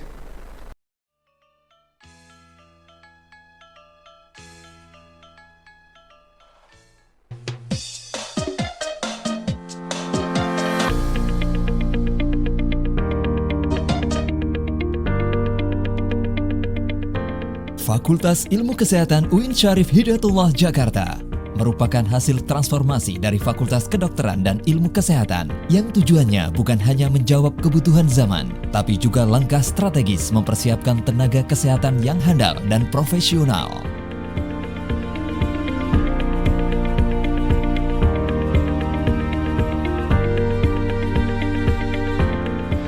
Fakultas Ilmu Kesehatan resmi berdiri setelah terbitnya Peraturan Menteri Agama RI Nomor 1 Tahun 2018 tanggal 15 Januari 2018 tentang perubahan statuta UIN Syarif Hidayatullah Jakarta dan diimplementasikan oleh Rektor melalui SK Nomor 141A Tahun 2018. Fakultas Ilmu Kesehatan UIN Syarif Hidayatullah Jakarta mempunyai keunggulan dalam mengintegrasikan ilmu kesehatan dan keislaman. Progresivitas tersebut tidak terlepas dari kemajuan teknologi yang secara alami merubah cara pandang dan pola hidup di masyarakat. Oleh karena itu, hadirnya FIKES UIN Jakarta diharapkan dapat memperkuat pembangunan kesehatan yang berwawasan keislaman. Fakultas Ilmu Kesehatan UIN Syarif Hidayatullah Jakarta memiliki 5 program studi, 3 program studi tingkat sarjana, dan 2 program studi profesi. Kelima program studi tersebut sudah diakreditasi oleh LAMPTKes sehingga membuat Fakultas Ilmu Kesehatan UIN Syarif Hidayatullah Jakarta sejajar dengan universitas besar lainnya di Indonesia. 5 program studi di Fakultas Ilmu Kesehatan UIN Syarif Hidayatullah Jakarta adalah Program Studi Farmasi. Program studi farmasi mengaplikasikan nilai-nilai keislaman dalam pengembangan ilmu kefarmasian dalam rangka membuat dan menghasilkan produk kefarmasian yang bermanfaat untuk masyarakat dengan memperhatikan status kehalalan dan ketoyiban. Peluang karir lulusan prodi farmasi antara lain tenaga ahli farmasi di rumah sakit, lembaga pemerintah, industri obat, kosmetik, alat kesehatan, apotek, wira swasta, distribusi obat, peneliti, tenaga pendidik atau dosen, dan tenaga ahli kehalalan obat. Program studi kesehatan masyarakat. Program studi kesehatan masyarakat mengkombinasikan dan mengedepankan nilai-nilai keislaman dan kesehatan yang ada dan berkembang di masyarakat. Lulusan Prodi Kesehatan Masyarakat yang berintegritas dapat berkarir di pemerintah, perusahaan, rumah sakit, tenaga pendidik, klinik, dan tenaga kesehatan lainnya. Program studi keperawatan dan program studi profesi nurse. Sebagai salah satu program studi dengan akreditasi A, program studi keperawatan dan profesi nurse menyelenggarakan pendidikan yang terintegrasi antara nilai-nilai keislaman dan keperawatan sehingga menghasilkan lulusan yang kompetitif, berkualitas, dan religius. Lulusan program studi keperawatan dan profesi nurse berpeluang besar untuk menjadi nursing trainer, perawat profesional, peneliti, dosen, dan entrepreneur di bidang keperawatan dan kesehatan. Program studi profesi apoteker. Program studi profesi apoteker menghasilkan lulusan unggul yang dapat mengaplikasikan nilai keislaman dalam ilmu kefarmasian dan kemasyarakatan secara komprehensif sebagai ciri khas dari program profesi apoteker UIN SYARIF Hidayatullah Jakarta. Fakultas Ilmu Kesehatan UIN SYARIF Hidayatullah Jakarta memiliki tenaga pengajar yang secara akademik sangat berpengalaman dan memenuhi kualifikasi di bidangnya. Mayoritas tenaga pengajar sudah menyelesaikan program doktor yang merupakan lulusan universitas terbaik di tanah air dan lulusan universitas luar negeri dengan berbagai spesifikasi ilmu kesehatan yang dibutuhkan. Tenaga pengajar Fakultas Ilmu Kesehatan UIN SYARIF Hidayatullah Jakarta juga aktif menulis dan menghasilkan karya ilmiah yang mayoritas sudah terindeks pada jurnal bereputasi internasional. Fakultas Ilmu Kesehatan UIN SYARIF Hidayatullah Jakarta berkontribusi aktif pada beragam program atau kegiatan sosial dan pengabdian masyarakat untuk mengimplementasikan value yang terpatri dalam Tridharma perguruan tinggi. Di era pandemi COVID-19, peran Fakultas Ilmu Kesehatan semakin nyata. Beberapa contoh adalah program dosen dan mahasiswa untuk menjadi relawan pencegahan dan penanganan COVID-19, membuat hand sanitizer untuk seluruh sivitas akademik UIN SYARIF Hidayatullah Jakarta dan masyarakat sekitar, membantu korban bencana alam, donor darah, penanggulangan stunting, terlibat aktif pada program gerakan masyarakat hidup sehat di 5 provinsi di Indonesia. Sistem pendidikan yang berkualitas dan terintegrasi berdampak positif kepada capaian prestasi yang didapat oleh sivitas akademik Fakultas Ilmu Kesehatan UIN SYARIF Hidayatullah Jakarta di tingkat lokal, nasional, maupun internasional. Dalam rangka meningkatkan mutu program pendidikan dan pelatihan, Fakultas Ilmu Kesehatan UIN SYARIF Hidayatullah Jakarta telah banyak menjalin kerjasama dengan rumah sakit, perusahaan farmasi, Dinas Kesehatan di berbagai daerah, Kementerian Kesehatan,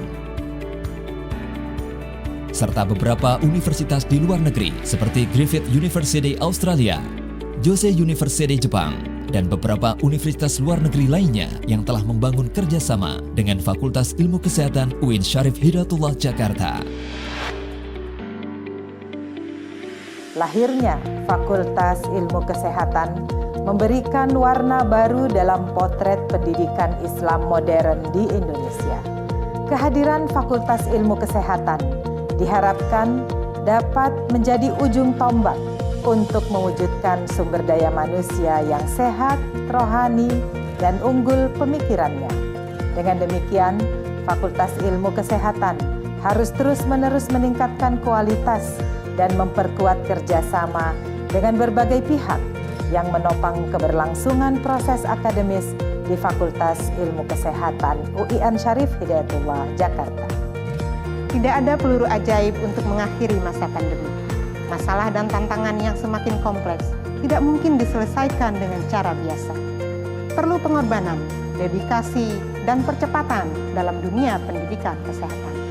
Fakultas Ilmu Kesehatan UIN SYARIF Hidayatullah Jakarta terus menguatkan perannya bersama dengan pemerintah dan seluruh elemen bangsa untuk mewujudkan dan membangun Indonesia sehat di masa depan. Peningkatan mutu pendidikan terus dilakukan demi tercapainya kompetensi lulusan yang sesuai dengan tuntutan zaman. Dengan prediksi bahwa Indonesia akan mengalami masa bonus demografi ke depan, Fakultas Ilmu Kesehatan akan terus melahirkan apoteker muslim, perawat muslim, dan sarjana kesehatan masyarakat muslim dengan kompetensi sesuai tuntutan global. Bagi saya, Fakultas Ilmu Kesehatan UIN Syarif Hidayatullah Jakarta adalah bentuk pendidikan transformatif, integratif, dan inovatif yang dapat menunjang pengembangan aspek kognitif, afektif, dan psikomotorik mahasiswa, baik di bidang akademis maupun non-akademis. Saya bangga dan bersyukur telah diberikan kesempatan mengenyam pendidikan di Fakultas Ilmu Kesehatan UIN Syarif Hidayatullah Jakarta. Sebab banyak hal yang saya dapatkan, selain dibentuk dan dididik untuk menjadi praktisi kesehatan yang caring dan profesional dengan mengintegrasikan nilai keislaman sebagai dasar dan pedoman dalam mengimplementasikan ilmu kesehatan di dunia luar. Saat ini, saya sebagai mahasiswa S3 di Departemen Diagnostic Radiology and Nuclear Medicine, Gunma University, Japan. Alhamdulillah wa syukurillah, banyak sekali ilmu dasar kefarmasian yang saya peroleh berkat bimbingan para dosen di Fakultas Ilmu Kesehatan UIN Syarif Hidayatullah, Jakarta. Selain itu, dukungan serta doa yang diberikan kepada saya memotivasi saya untuk terus mengembangkan keilmuan, terutama radiofarmasi, agar dapat berkontribusi dalam bidang pendidikan dan penelitian. Fakultas Ilmu Kesehatan UIN Syarif Hidayatullah Jakarta sebagai penyelenggara dan pelaksana pendidikan bermutu dalam mentransfer ilmu-ilmu kesehatan yang dilandasi nilai-nilai Islam sebagai karakteristik pendidikan Islam terpadu untuk mencetak tenaga dan ahli kesehatan yang mampu untuk terus berinovasi sehingga dapat menjadi pendongkrak kemajuan bangsa dan negara.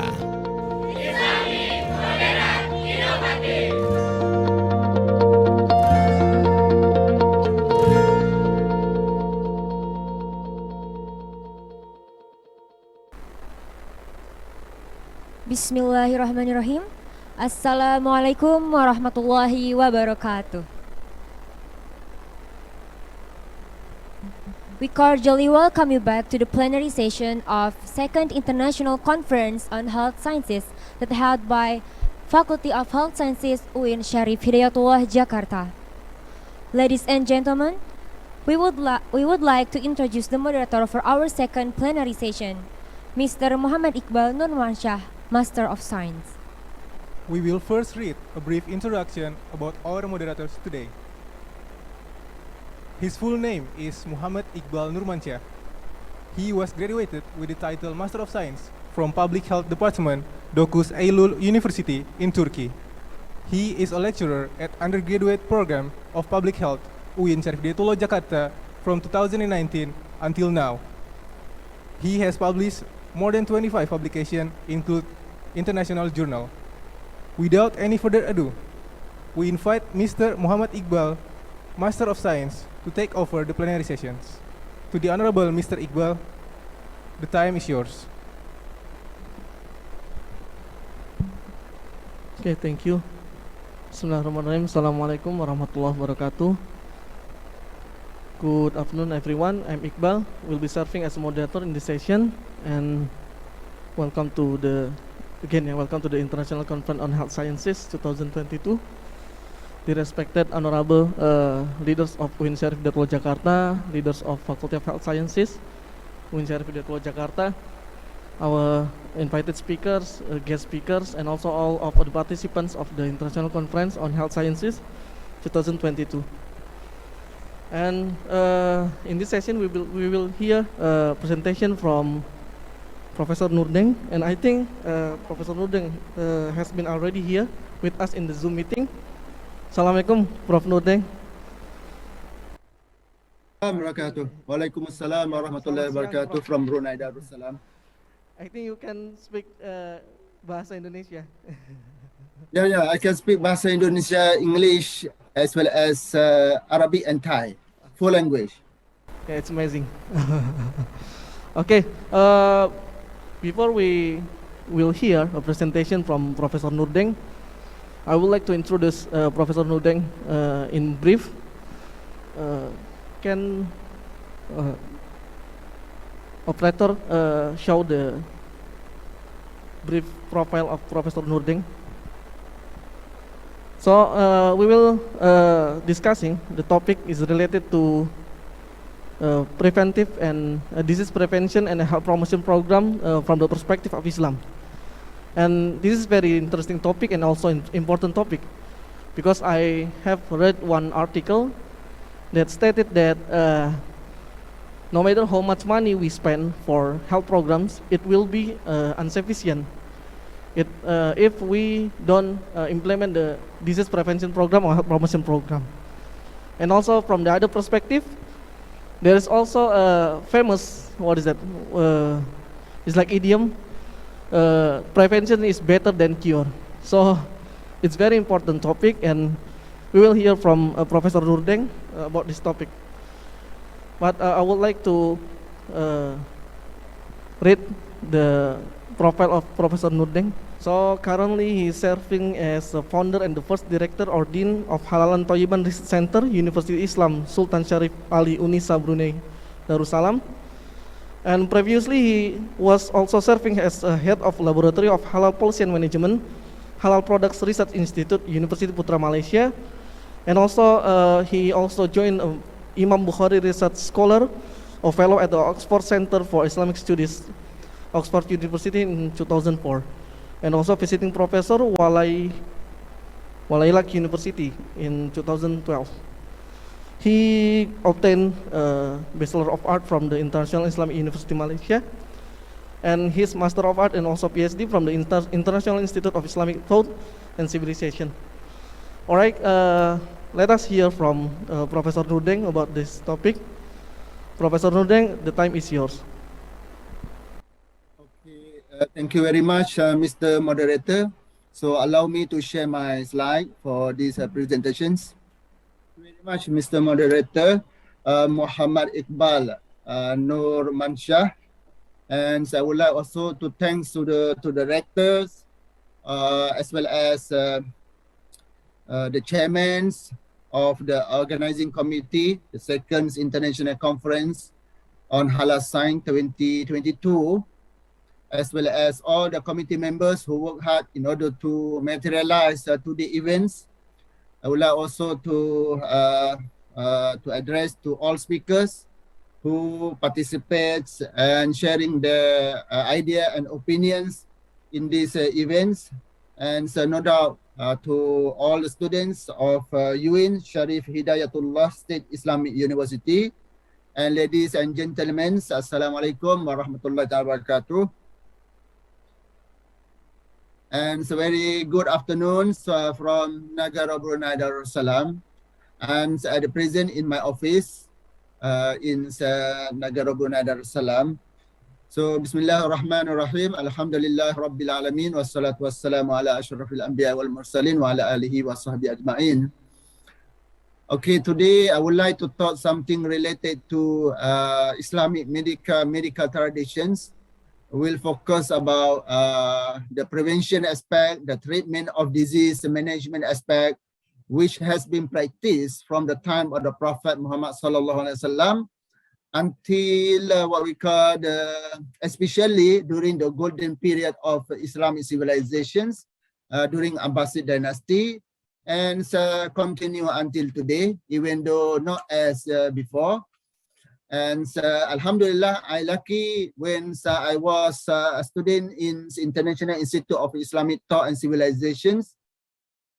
I come across with the Islamic medicines through Professor Dr. Sami Khala Hamarneh, as well as others, who is the only great scholars of Islamic medical history, philosophy, and as well as the ethics.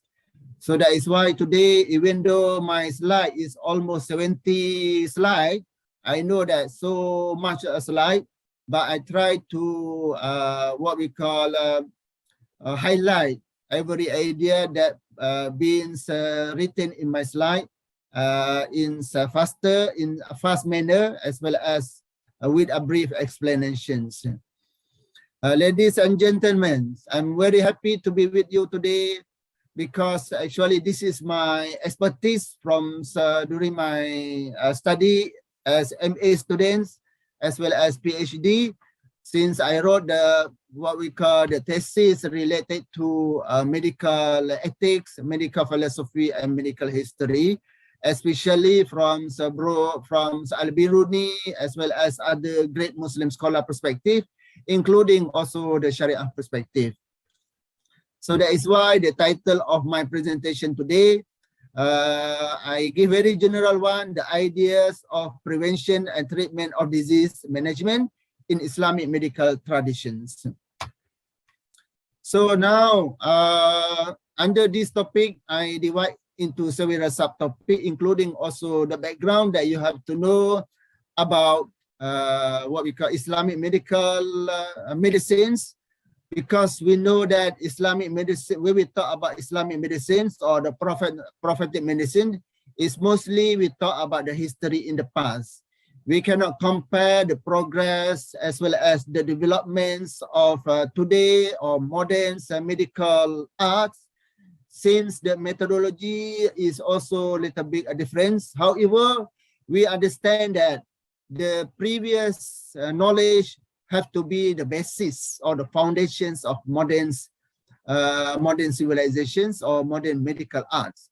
That is why I'm very happy with what has been said by what we call the by Wellcome Institute of the History of Medicine in London, saying that the medicine today is a result of yesterday research. Right? Today research will produce tomorrow medicines.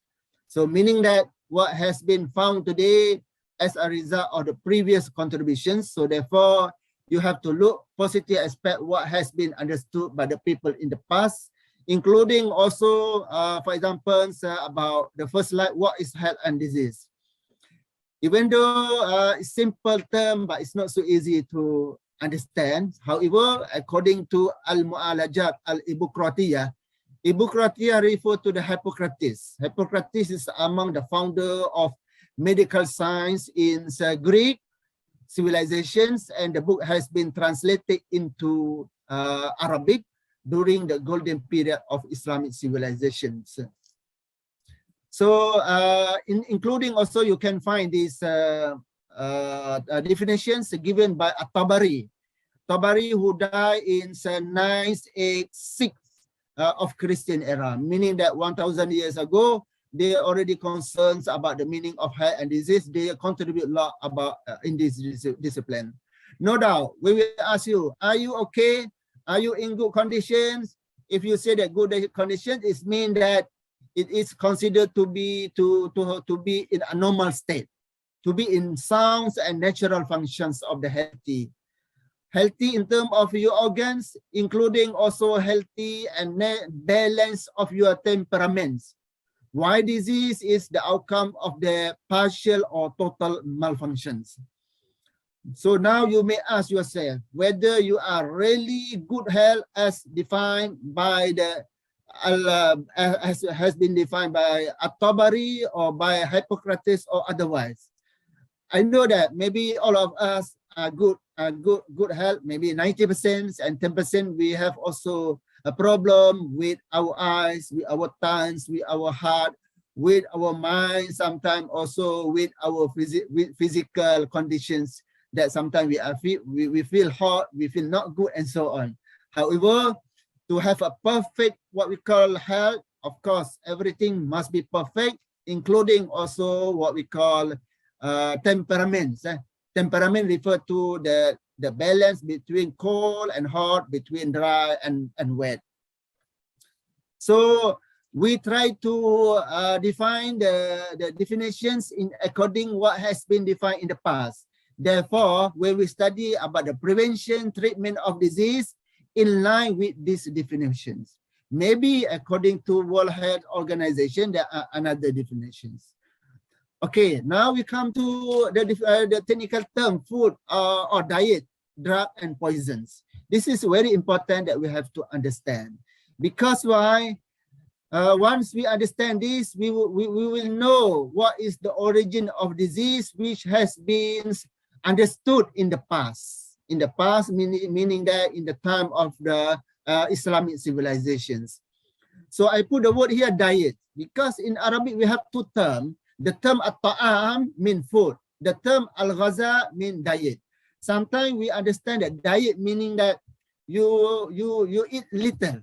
But actually the meaning diet here refer to the term al-ghaza means adapt to adapt to the power and functions of the body, digested and assimilated to replace what energy has been lost. Thus, diet first affect body, meaning that if you consume the food, let me say that the rice, nasi kato, or what we call nasi ayam and nasi biryani and so on, if, for example, 90% of that food has been digested completely, has been used, and in order to replace what has been lost, so meaning that that part of your food can be considered as the diet or what we call al-ghaza.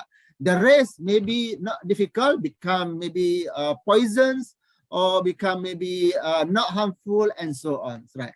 So in this case, when the prophet or the traditions or what we call the words which has been written by the scholars in the past mention the word diet or mention the word al-ghaza in Arabic, it means in this manner. When we come to the drug, fall between the diet and poisons, right?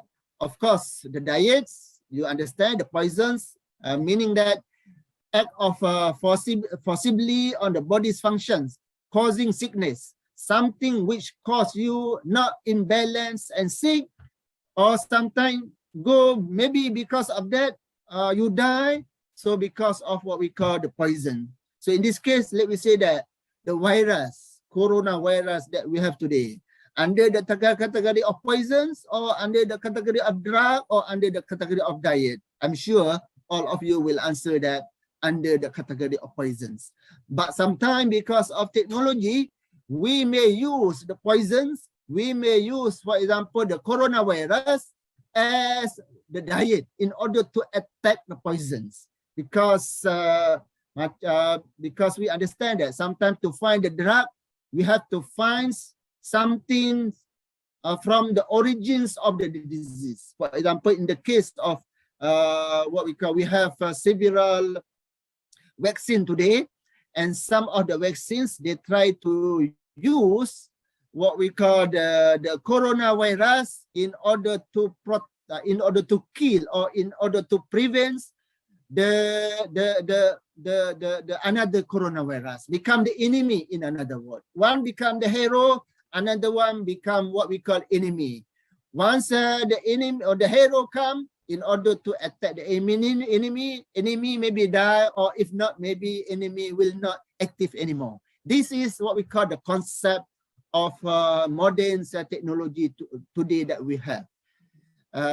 Okay, now the word atib, or what we call the word medicine, also very interesting when we look what has been defined by Ar-Razi, Abu Bakar Muhammad Ibn Zakaria Ar-Razi, who wrote several books, including also Al-Hawi fi Atib. He considered medicine as the art concerned with the preservation of healthy body, the prevention of disease, and the restorations of the sick back to the health. So we have to keep in our mind that as far as Islamic medical traditions or practice is concerned, we are concerned about prevention and preservations, and of course, the restorations of the treatment of the disease. But today, when we talk about medicines, we look to the grand hospital, by which become the center of the treatment, and less contribute to the center of the prevention or preservation. This is maybe a different concept. Therefore, nowadays, sometimes we are proud with the big hospital, with the thousands of beds, and actually meaning that we have a lot of disease, or in another word, our money spent for the treatment of the disease rather than for the preservations and for the preventions. But in Islamic medical traditions, if we go to almost every what we call literatures, medical literatures, which has been written in the past, they are very concerned about the preventions, as highlighted by the moderator at the very beginning. This is in lines with the different definitions of medicines. You will see the word medicines from the word tibbu. Sometimes with tibbu, we say that tabib means medical doctor, but sometimes we call it as the physicians. Which one is the most correct one? This is also one of the questions. However, in the past, we call what we call tabib as the physicians rather than as a medical doctor. Why? Because physicians come from the word physics, come from the word tabi'at. So physics means something that you know physically or related to the natural science. So no doubt what we call ilmu perubatan or medical science is part of the natural science also. Therefore, they sometimes called as a physician, refer to physics, which the word physics also has the origins from the Latins, which related also to the natural science. Okay, the origin of disease. This is very interesting. If you ask the medical doctor today, with due respect, and respect to all medical doctors, even though we have a different in terms of what we call understanding, but actually, if we try to understand in a comprehensive manner, there is no difference. In fact, there is no difference. You will find, for example, the hadith of the Prophet Muhammad SAW, which mention about the disease, which mention about the healing. They are contradict between one to another. However, if we understand and interpret the hadith, we will see that one statement, one hadith complement between one to another or support between one to another, rather than to say contradict in terms of the opinion or idea or in terms of the concept. Right. So I know that when we go to the medical hospital, when you say that you are sick, they will say that, oh, because of because of virus, because of bacteria, and because of something that can be what we call seen in the laboratory. However, when we look to the tradition of the Prophet, right, this is not my saying, my traditions. I just refer to what has been said by the Prophet. The stomach is the house of the disease. Right. The stomach is, well, of course, that means the perut, right? The perut. Why the stomach is the storehouse of the disease? What do you mean that the stomach here refer to the stomach physically, but actually refer to the food here? Because the stomach is the place where the foods for the first period will stay there for at least maybe 5 hours before digest and process to another part of our body.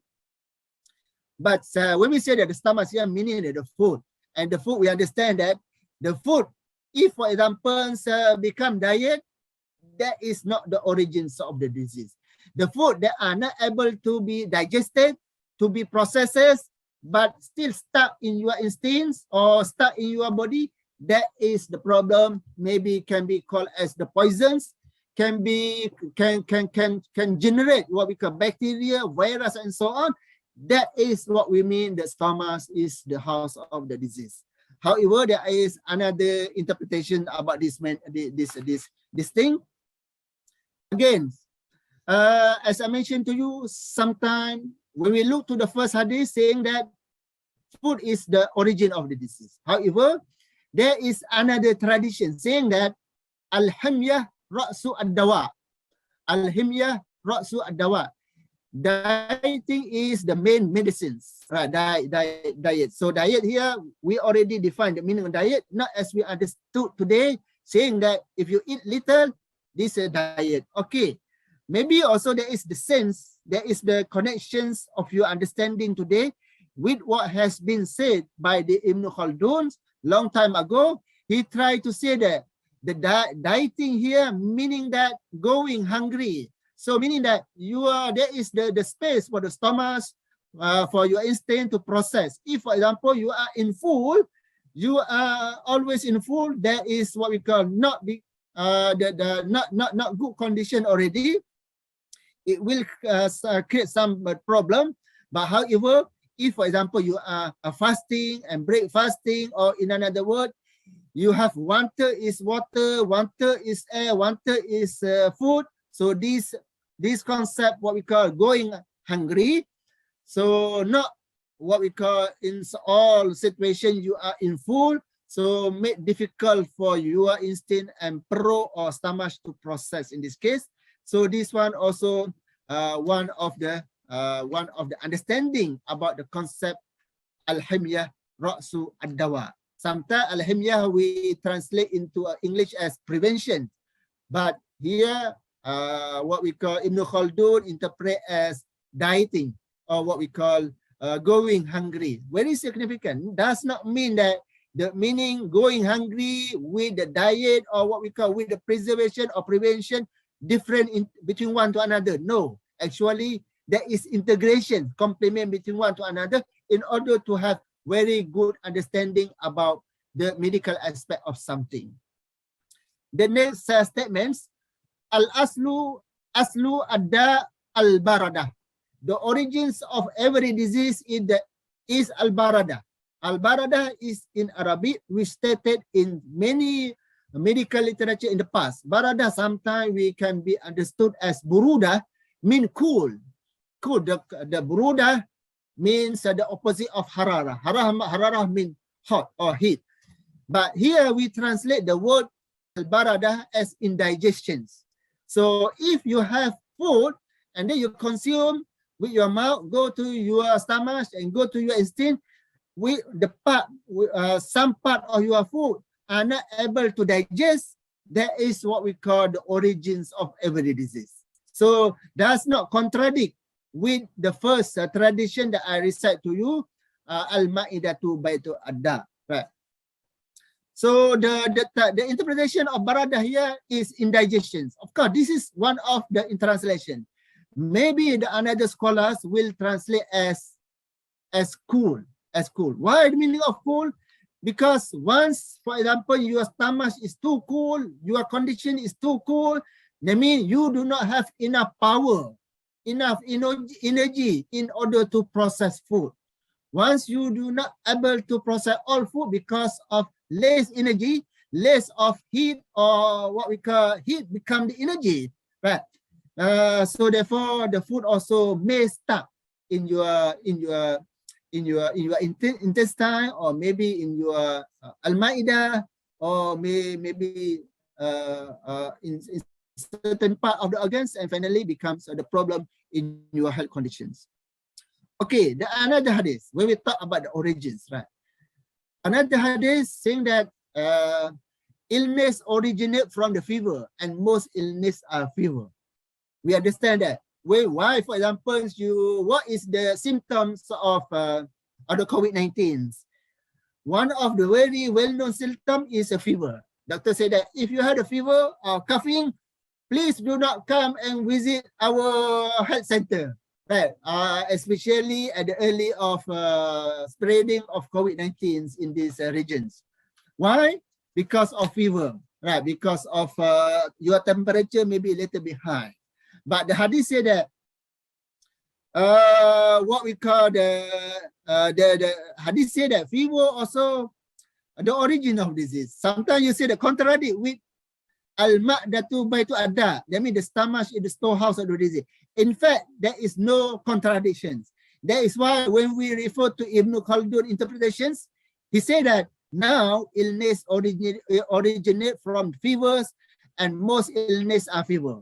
We found that every disease that we have, even for example, you have, for example, COVID-19, or maybe H1N1, or maybe coughing, there is something related to the fever. Therefore, the doctor sometimes will give to you what we call antibiotic, and at the same time also will give to you the what we call apa, ubat yang kata untuk demam tu, right? So because every fever, but the reasons why fever is become the what we call the reasons behind the disease, that and harmony with the hadith that I mentioned before. They say that the natural heat, when you are fever, the natural heat is too weak to complete the process of boiling in each of those stages, meaning that are not able to process the food properly. So meaning that again related to the origin of disease as because of food and so on. So therefore the nourishment does is not fully assimilated. So this is in regard to the origins of the disease. Okay, I try to move the next slide, but okay. Now we come to the prophetic medicines, right? We know that the prophet's life is very simple. There is no hospital as we had before. Because why? Maybe according to what we call the report saying that when the Persian's government sends a medical doctor to the Medina in order to treat the companions, and finally less of the companions come and visit the medical doctor at that time, and then so the physician complained to the Prophet, and the Prophet said that my ummah is what we call 1/3 of my ummah or my companions consume only 1/3 of food, 1/3 of water, and 1/3 of air, something like that. And finally, there is in good conditions. No need to less of them have what we call difficulties in terms of treatment. There is no chemical use during that time that we have today. There is no car that we have today. Smoke, carbon here and there, and poison here and there. Because so not such thing happened during that time. So therefore, what we call the people are mostly what we call in healthy and safety. However, when we have to refer to medical tradition, no doubt we have to understand at the very beginning, the hadith that related to medicine just merely collection here and there. In the time of Khulafa al-Rashidin, also the same thing. And so at the time of Umayyah, Khalid Umar ibn Khattab, Ibn Abdul Aziz, also just ordered to collect hadith seriously. And then some of the companions and then some of the Muslim scholars also tried to collect as well as to classify the hadith in according to the subject matter, including also subject that related to the medicines. So we have several Muslim scholars who collect the hadith and then classify according to the subject matter, including also subject that related to medicine. For example, Imam Bukhari, who died in 870 Masihi. So as I mentioned by the moderator that I was appointed as Imam Bukhari scholar in the Oxford Center for Islamic Studies in 2004. Therefore, during that time, I studied the book of medicines of Imam Bukhari. And then Alhamdulillah, I published that. So I found that in Sahih Bukhari, the book of medicines, what we call, we have 58 chapters with 104 traditions that related to medical arts. So when I look to this hadith, I also try to arrange. I found that 3 aspects has been discussed, has been mentioned: treatment of disease and prevention and preservation. Right. So that is why today I'm going to talk what we call aspect of prevention, aspect of healings or treatments, as well as maybe the theories or the finding which has been found by the Muslim scholars during the golden period of Islamic civilizations. This is to say the importance of the medicine of the Prophet. We found that Khatib Shalabi, right, also very well-known Muslim scholars from Turkey, who tried to list down the book that related to the prophetic medicines, and found several scholars, including also Sayuti, including also Abu Nuaim, including also Al-Isfahani, and so on. But some of their books are available, some of their books already lost, not available in the library. And Manfred Ullmann, for example, this is one of the very Orientalist scholars, also very concerned about Islamic and prophetic medicine. I'm sure if you Google Manfred Ullmann, you will find his book related to this art. And then, according to him, even though he's the Western scholars or what we call Orientalists, he lists down in his bio-bibliography several authors that interest and wrote about the medical medicine of the Prophet. And no doubt, finally, at the final stage of medical or the medicines, which has been contributed by Ibn al-Qayyim. Ibn al-Qayyim with the title Tibbu an-Nabawi. Tibbu an-Nabawi of Ibn al-Qayyim still very significant because not just only to because you see the date the Ibn al-Qayyim who died in 13550. That means around 750 years after the death of the Prophet, something like that. So mean the collection of hadith already settled, the interpretation of the hadith is also very settled, but Ibn al-Qayyim add one more in order to integrate with Greco-Islamic medical theories, with the Greek civilization, in another word. Since Ibn al-Qayyim is a religious scholar, not just to expert in what we call the At-Tibbu an-Nabawi, he also expert in what we call Sufi, philosophy, as well as al-Quran, al-Hadith. That's why he wrote the book with the title Zadu al-Ma'an, I think with 7 volumes, very big. What is the importance of Ibn al-Qayyim? He tried to what we call interpret Islamic medicines with the integrations of Greek intellectual culture. Right? Of course, this is very beginning, and the Greek civilization or Greek medical literature will be elaborated more and more scientifically during what we call Umayyad period as well as during Abbasid period, by which we are going to see later. And after Ibn al-Qayyim also contributed by As-Sayuti in his At-Tibbu an-Nabawi also. As-Sayuti died in 1505 after Ibn al-Qayyim. He also influenced by Ibn al-Qayyim method of understanding At-Tibbu an-Nabawi, because we have to understand that At-Tibbu an-Nabawi, even though there is a simple advice or simple treatment and prevention and so on, but we have, do you think that it is as scientific as today?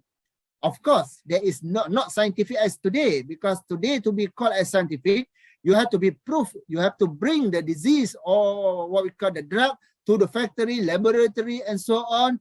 However, during that time, we will say that it is a scientific because the treatment is was based on the origin of the disease, and the disease can be cured. So more than enough to be called as scientific, not just what we say that ilmu hitam, ilmu black knowledge, or what we call without using the rational explanation about that.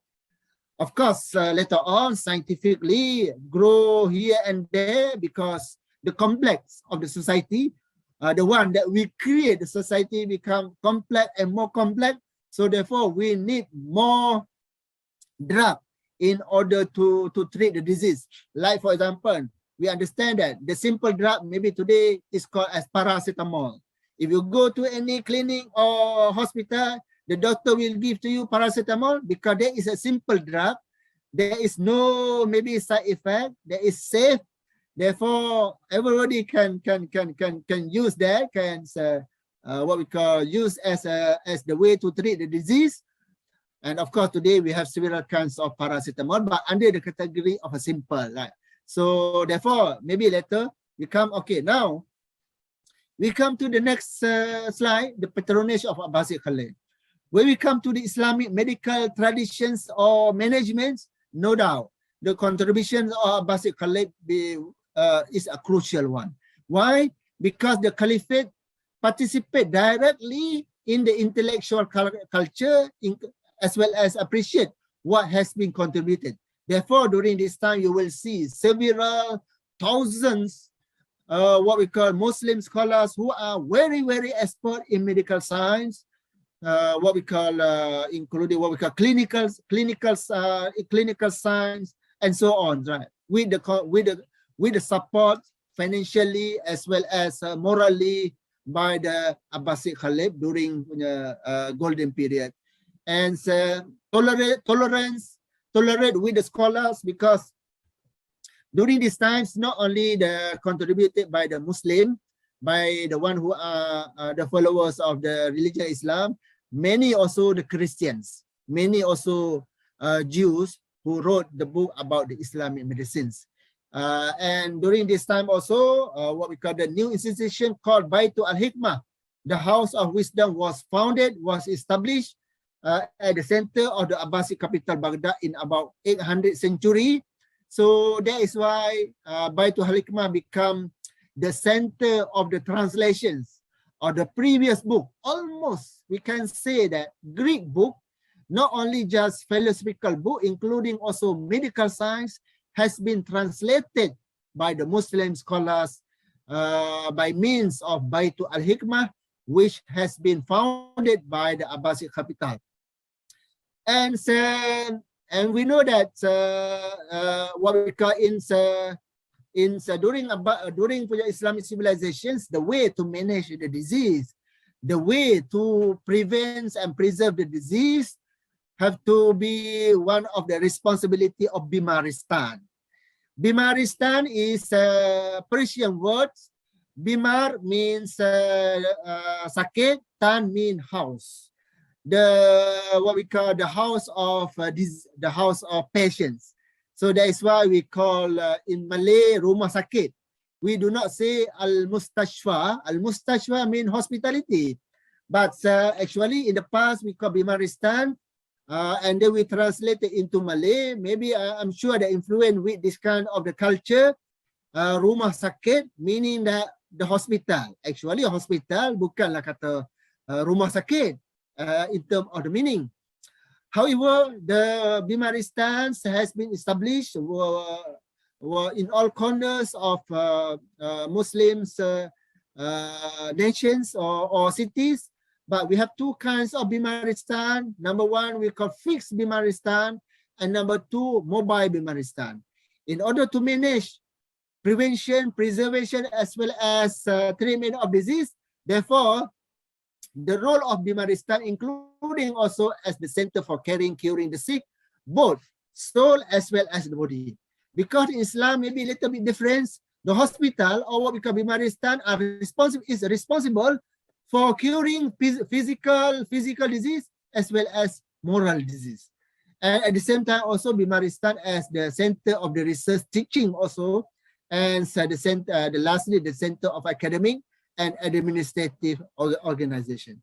Yes, we understand that some university, including also, I'm sure, fakultas, Fakultas Ilmu Kesehatan UIN Syarif Hidayatullah Jakarta, sure, dia establish its own hospital, and the hospital become maybe teaching hospital, research hospital, you know, at the same time also to be the center for the treatment of the disease and good service to the community in Indonesia as well as to worldwide.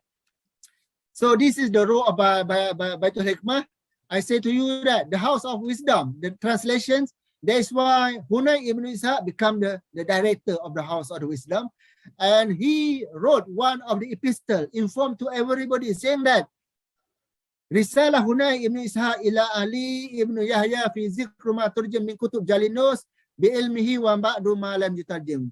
That means that I just informed, list down to you what are among the book which has been translated by him of the book of Jalinus. Jalinus means Galens. Galen is the last Greek prominent scholars in medical science, but all this book has been translated almost, as well as the book written by Hippocrates, written by Dioscorides, written also by as well as Galen commentaries. So meaning that we reach with the intellectual medical knowledge during Islamic civilization.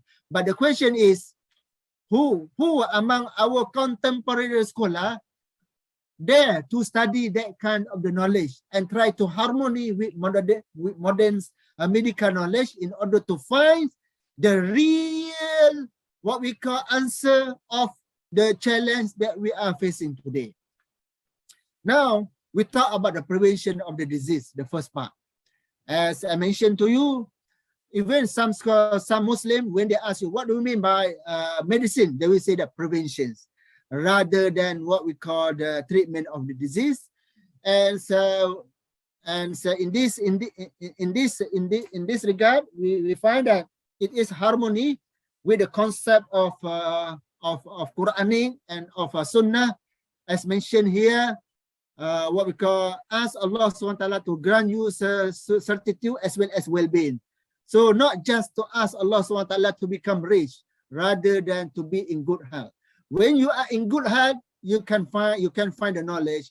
You can also what we call find everything, including also your partner and so on. But if you are not in good health, you will be nothing. In another word, that is why the Prophet repeatedly advised you to ask not only for others as well as for well-being. This another hadith saying that there are two gifts which has been given by God, and normally we were cheated, mean that we forget about the importance of that gift. The first one is health, and number two is leisure, free time. So try to think about that. I'm not going to explain in detail about these kinds of the concept related to the preventions, because I have so many slides to go through. Now, Al-Haris Ibn Qaldah. Haris Ibn Qaldah is the only well-known medical doctor during the time of the Prophet. He said that prevention is the essence of medicines. That is why I mentioned to you, the essence of medicine is the what we call prevention, not the treatment, in another word. That is the Islamic point of view, right? Of course, does not mean that Islam do not give special consideration to the treatment of disease and so on. But if, for example, all of us or majority of us are unhealthy, I think so many problems can be solved. No need to have what we call COVID-19. No need to have H1N1. No need to have this disease, HIV, AIDS, and so on. And today maybe penyakit yang muncul disebabkan what we call the monkey and so on, right? And that is why the statement saying that dirham wiqayah khairun min kintaru al-ilaj, the guardian, the protecting, the preserving personal well-being was considered better than medical treatment. Even though you, for example, spend, the government spends what we call kintaru al-ilaj, buying what we call the very high technology in order to laser, or maybe we say that X-ray equipment in order to know what we call to treat the disease. Yes, spend a lot of the money because we have the problem about the disease. We do not care what we call really about the prevention. Therefore, we spend a lot of money. Even though you spend a lot of money and less what we call budget for the prevention must be better than others. So this is okay. In order to have a preservation of health in Islamic medical tradition, this is what we call the 7 principles. Sometimes we call the what we call Sita or Sabah, something like that. Principle, this one, if we follow one by one this concept, for example, refine hygienic regulations and balance in all part of our body, of our thinking, moderate is the best, is maybe one of the way to prevent from any kind of the disease. Regulate the balance and moderate in habit of eating. So we have to create our habit of the eating, not too much, not too little, and moderate. And of course, if you have our lifestyle in terms of the eating in lines with the concept of 7 principles for the preservation of health, I'm sure that this is the idea. Rejection of excess in every circumstances and conditions, right? So no need, for example, if the food in your body excess, so not good, we try to avoid from that. If, for example, unfortunately, already excess in our body, we have to find the means how to burn it. Of course, by means of riyada, by means of exercise. And number 4, living in healthy surrounds with the environment and so on, right? Maybe with the natural, with the tree, with fresh air and so on. So this is the thing. Avoiding of any excess before such bad habit become uncontrollable. And number 6, continuance of realizing the true harmony. And number 7, acquisitions of reticence, meaning that try to find out the very quiet, harmony, and tranquility conditions. For example, if you stay in the city, of course, sometimes not good because crowded with the people, with so many harmful things, like we say the carbon of cars. So therefore, sometimes we have to find a place which make you what we call peace, quality, tranquility. Maybe you have to go somewhere else and so on. All right, and then the next ones, according to Islamic traditions, when we say that food is the origin of disease, but this is the idea of Ikhwan as-Safa. Ikhwan as-Safa is one group of the Sufis, which has been what we call established in long time ago, because Sufi sometimes Sufi try to treat the disease also not similar as we treat the disease today. Like for example, we found that the founder of India, right? We say that the founder of India, he's because he become the leader, and then finally he tried to avoid the treatment of disease by using some drug rather than using the natural items. So because he also concerns about the spiritual aspect or moral as well as the heart aspect of the body. So in this case, Ikhwan as-Safa, when they look to the food, they say the food not only affect to physical aspect, to its physical, as well as to the moral, to the ethics of human being, as well as to the character of human being. So be careful about what has been consumed, in another word. So therefore, Ibn Khaldun in this case, among the heroes who is not the medical doctor, but in his Muqaddimah, he tried to explain rationally, and then he found, based on his maybe quantitative research or qualitative research maybe, he said that people whose food are simple have less ailment than those that eat in greater quantities. In another word, if your food is more complicated, so maybe, no doubt, we have to prepare the center of the treatment in this case.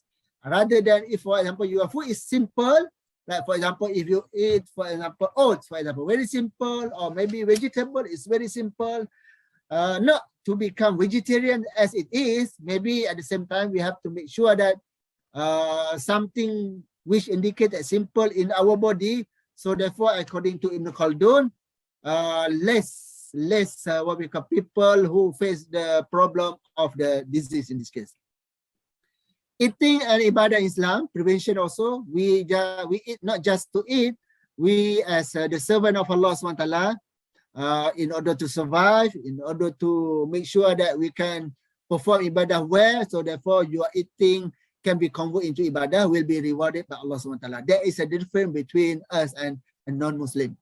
Stop eating while there is a little appetite. This is the practice or tradition or lifestyle in the past. So if you must eat more, be sure that only 1/3 of your stomach is filled with the food, 1/3 is left for the water, and the remaining of for the air. So in our body, we have three elements. However, in Greek civilization, they understood that four elements instead of 3. But according to the hadith, water, and then food, water, and then air. The Greeks say that no, we have also fire in our body, right? Maybe the heat, right? But Ibn al-Qayyim, because he is a traditionalist scholar, he tried to respond to the Greek, not 4 rather than 3. Right? But however, if you want to say 4 or 3, sometimes maybe also not too different, right? Not too different, but based on your interpretation only. Avoid prohibited food. This is also the way for the prevention and preservation. And also prohibited foods are allowed to be consumed when pressed by necessity. This is in Islamic way. In the case of darura, we have to consume even though prohibited items to make sure that we can maintain and survive better and better. And honey and milk as healthful drinks. No doubt, I'm sure everybody know about the honey, about the asal, mentions in the Holy Quran as well as in the Hadith.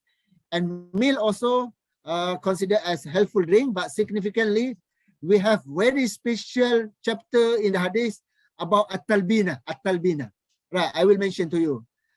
Before that, cleanliness, no doubt. Therefore, in the Sahih Bukhari as well as in others, they are very concerned about cleanliness. When we talk about cleanliness, that is about the wudu, about al-ghuslu, the book of bathing, the book of haidu, the book of Tayammum, or all these things related to cleanliness, we indicate that we have to keep it clean. Even, for example, today, one of the recommended by the COVID-19 scholar, they say that if we keep clean as much as possible, maybe the spreading of the coronavirus will be less compared if we ignore about the importance of cleanliness. So meaning that this concept has been practiced before. However, sometimes our lifestyle may be complicated, sometimes to practice here and there also very difficult, because sometimes we do not see whether we are clean or not because of virus, because of that we cannot see physically, right? Okay, siwak, I think it's a prevention measure for the teeth, right? I hope you understand, you know about siwak, even though very simple. Laulam asyukka ala ummati la amartuhum bi as-siwak. But when we find about the contents of a siwak, we found that many things can kill what we call the virus, right? Meaning that the item that we use for a siwak are able to kill the bacteria and so on, right? Because the siwak carry something which able to kill that kinds of the bacteria. That is why the importance of siwak is clear, right? So this is less cost. So you want to practice, even today we may practice, right? No doubt. And then there is the opinion of the Ibn Al-Qayyim in regard to siwak, and just go according to him, for example, to refresh your mouth also, strengthens the gum, stop flames, make the signs clear, prevents cavities, make the stomach healthy, purify the voice, and so on. Sometimes when we say that, how to prove that? By siwak, to make the signs clear and clearer. Because, of course, sometimes our eyes, I just experience by myself.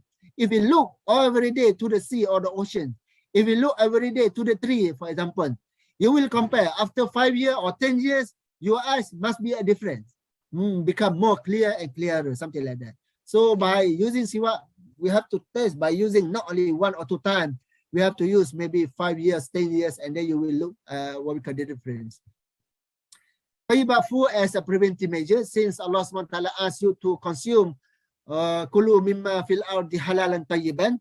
I'm sure the halal tayyiban, if you become your lifestyle, try to avoid the prohibited item which mentioned clearly in Quran, for example, al-maitah and its derivative, as well as waddamu, the blood, and the flesh of the swine, as well as what we call slaughtering without mentioning the name of God, or in another word, does not slaughter according to the Sharia. This is 4 items that we have to avoid.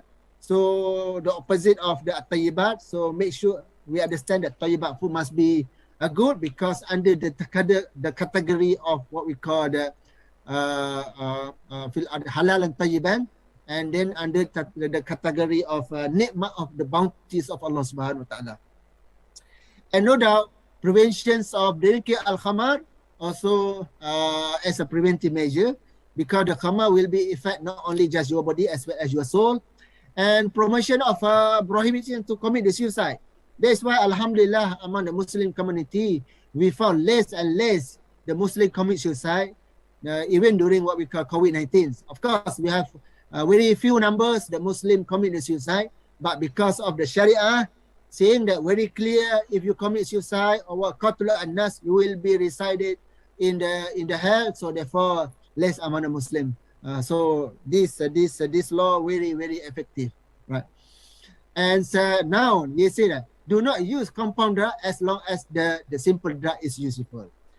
So of course, maybe I'm sure there are medical doctors here, they know about the simple drug. Maybe among this simple drug, I'm sure paracetamol under simple drug, and maybe the drug which is based on the diet or based on food, based on natural sources, will be regarded as a simple. If you can use that kind of the item as the drug, which under the category of simple, and so no need to use the simple the compound drug, which is chemical and complicated one, unless that is necessary.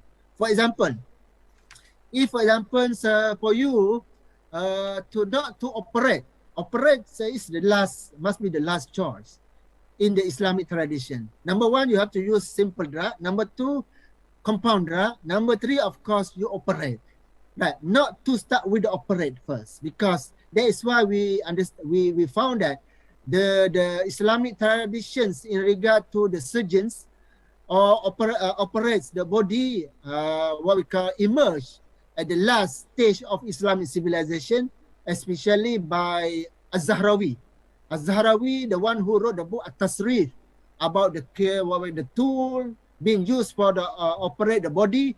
But that one also emerged at the last, because during the first two stage of Islamic civilization, seemed that no need to use that kinds of the method for the treatments, right? So because their life also very simple, but today our life is more complicated. That is why sometimes the doctor keep to use what we call the operate, especially for the delivery, right? As the first choice, right? Okay, the khitan, circumcisions, I study about this, right? Especially among the male, and Alhamdulillah, most of the Muslim, what we call perform this, and we have to understand that we perform this, we follow the tradition of Nabi Ibrahim, the first prophet who performed al-khitan, right? And then after that, we perform until today. Of course, no doubt, we found that even non-Muslim also, some of them try to follow this kind of practice, because prevention's better than cure. So maybe, and of course, maybe there is another reason behind. There is also another reason behind the importance or the wisdom of khitan. But I'm sure that is in line to what we call what has been practiced before, because in the time of the Prophet as well as before, saying that this is considered as fitrah. Fitrah meaning that the thing that we do in according to our nature. They already define like that. Prevention from contagious disease, maybe chronic disease and so on.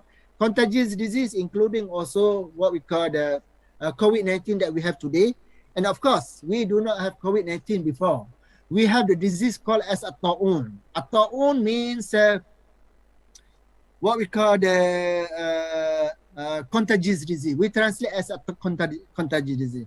Even in the time of Sayyidina Umar al-Khattab, there was the companions called Abu Ubaidah, the one who died because of ta'un, because he was sent to go to the Syria, Syria today.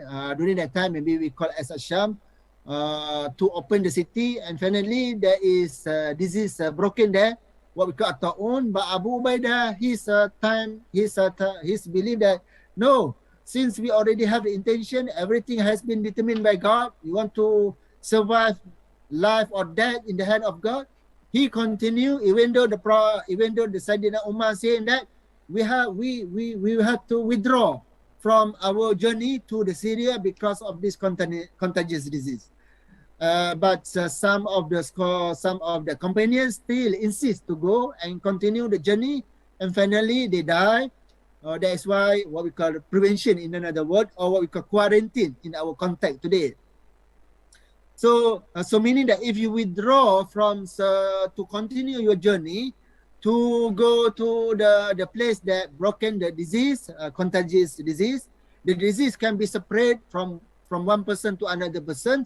Like for example COVID-19 today, and in the past maybe what we call the hadis tentang yang berkaitan dengan smallpox, and as well as what we call the another disease, the disease of lion. Maybe we can say after this, but the idea of prevention this kind of disease has been through very clearly and been elaborated by the Muslim scholars. I just to be considered as a preventive measure. This is al-juzam, right? Because why? Precautions against al-juzam. Juzam is one of the disease known as leprosy today, and in the hadith that mentioned in Bukhari very clear, saying that leprosy or al-juzam in Arabic medical literature, the disease is known as the lion disease. Why the lion disease? Because the face of the patients like as the lions. And the disease has its extremes, but we still do not find any single hadith giving a clear method of treatment of the leprosy during that time. but the disease has been emerged. However, in simple, these strong commands or advices an effective method of prevention, the spreading of the leprosy from the one to another. It was believed that because why the Prophet said that you have to avoid from leprosy or al-juzam as you escape from the lion. That is why this disease was known as the lion disease. So of course, today, if we look to the lions, if we go to the forest and find a lion, we have to escape or maybe avoid from lion as fast as possible. As for example, in the past, they say in the hadith, you have to avoid this as you avoid from the lion. So meaning that we cannot approach and they come close with the patients of this disease, right? This is leprosy. And another one that is about azuba or the fly. The Prophet also mentioned, and today scientifically they already study about what we call the fly. But the tradition say that if a fly fall into the vessel of any one of you, let him dip the whole of it into the vessel and then throw it away. For on one of its wing there is a disease, and on the another is the healing. That is why we say that antibody, the concept of antibody, that is why no doubt, I'm sure the vaccine that we have today, and no doubt maybe the drug, if we believe that in the future there is the medicines for the COVID-19 in the future, maybe you can use this kind of the concept, meaning that one of the object or one of the things, let me say that coronavirus, maybe at the same time there is also the healing part of the coronavirus, meaning that maybe, for example, in terms of fly, according to hadith, one's wings carry the disease, another wing carry what we call the healing or what we call antibody. So in this case, in order to be neutral in your food, in your whistle, in your drinks, you have to dip it. So that concept maybe can apply to propose or to generate or to innovate what we call the vaccine, meaning that you use its own what we call essence. You use its own what we call things or what we call virus in order to protect another virus emerge, or maybe if you are strong enough, you can kill that kind of virus. This is the concept. And of course, I'm not the one who produced the drug. I'm not the factory like Pfizer, like company and so on. But we need also research and regarding about this. This is very simple, what we call concept, but we have to think about that. But maybe the China, maybe they use the virus which already died, for example. But some of the vaccine or the drug maybe use the coronavirus which still alive. So this is maybe two opinion how to do that with the technology. I hope that the scientists as well as medical doctor are able to do that, right? And the most important part also in the Islamic tradition consider. Sorry? My apologies, I interrupt Sorry? you. I have been noticed by the committee that the presentation time is remaining 10 minutes. Thank you. How many minutes more? 5 minutes. 5 minutes? Okay. Yeah. So no doubt, give me 10 minutes. Sorry, give me 10 minutes. Prevention of mara al-qalbu, the disease of the heart. This is the most important one in Islamic traditions, right? Because when we say the heart here, not the physical heart, the heart something else related to psyche or what we call related to moral, ethic, and so on. So because accordingly, if your heart is in good conditions, your physical also in good condition. Okay, now we come to the third part, which is the last one, healing or treatment of disease, right? Maybe I just to follow what has been said in the hadith first. There is the chapter called healing in three parts, right? Chapter say that Ashifa ala salasa, there is three, the healing must be based on three things. And no doubt, when we say the hadith say that what has been there is no disease except Allah subhanahu wa ta'ala will create what we call the cure. The problem, how to find the cure, there is another problem. But when we come to the tradition, say that healing is in three things. So very simple one, this is in hadith. Number one is healing is in three things, a cup of honey, you use honey. Number two, cupping, and number three is branding with the fire. 3 only. However, I forbid my followers to use branding, branding with the fire or cauterization.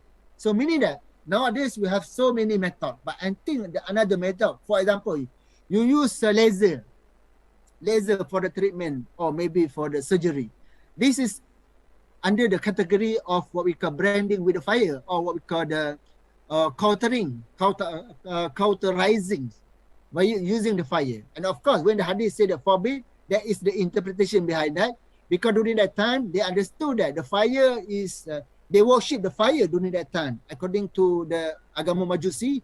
But during that time, the people understood that fire can cure the disease rather than God. Therefore, the Prophet say this kind of manner. Actually, if for example you say that ashifa minallah, and then you use the fire as the main laser or maybe X-ray, there is no problem in line with this hadith.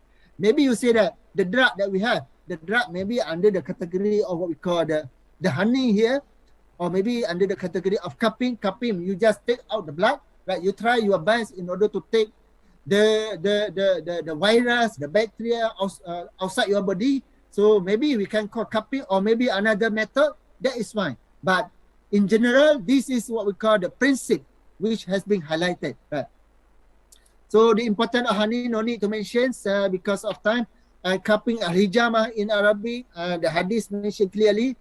And al-kayu, branding with the fire, cauterizations. So very, very important now, because everything sometimes the treatment using the fire, even for example your drug, there is the temperature of the drug, maybe what we call the compound drug in terms of the heat also maybe higher than that. So this is also the concept of cauterization, or what we call branding with the fire, using the fire in the treatment, because we know that the temperature of the drug and so on, that is the medical benefit of habatus sauda, which black seed popular use during the time of the Prophet as well as others. But sometimes we are not able to answer why the Prophet said that there is healing in black seed for all disease except that. So we say that, can we use, for example, black seed for the COVID-19? That is the question. That one I'm not able to answer now. But this is maybe one of the, I don't know how to interpret that, but no doubt there is no harmful to take what we call the black seed, even for the COVID-19 patient and so on, even for others. Talbina here, talbina, something related to what we call the meal. We say that treatments, but say that talbina using to treat, we specifically for the treatment against the sorrow.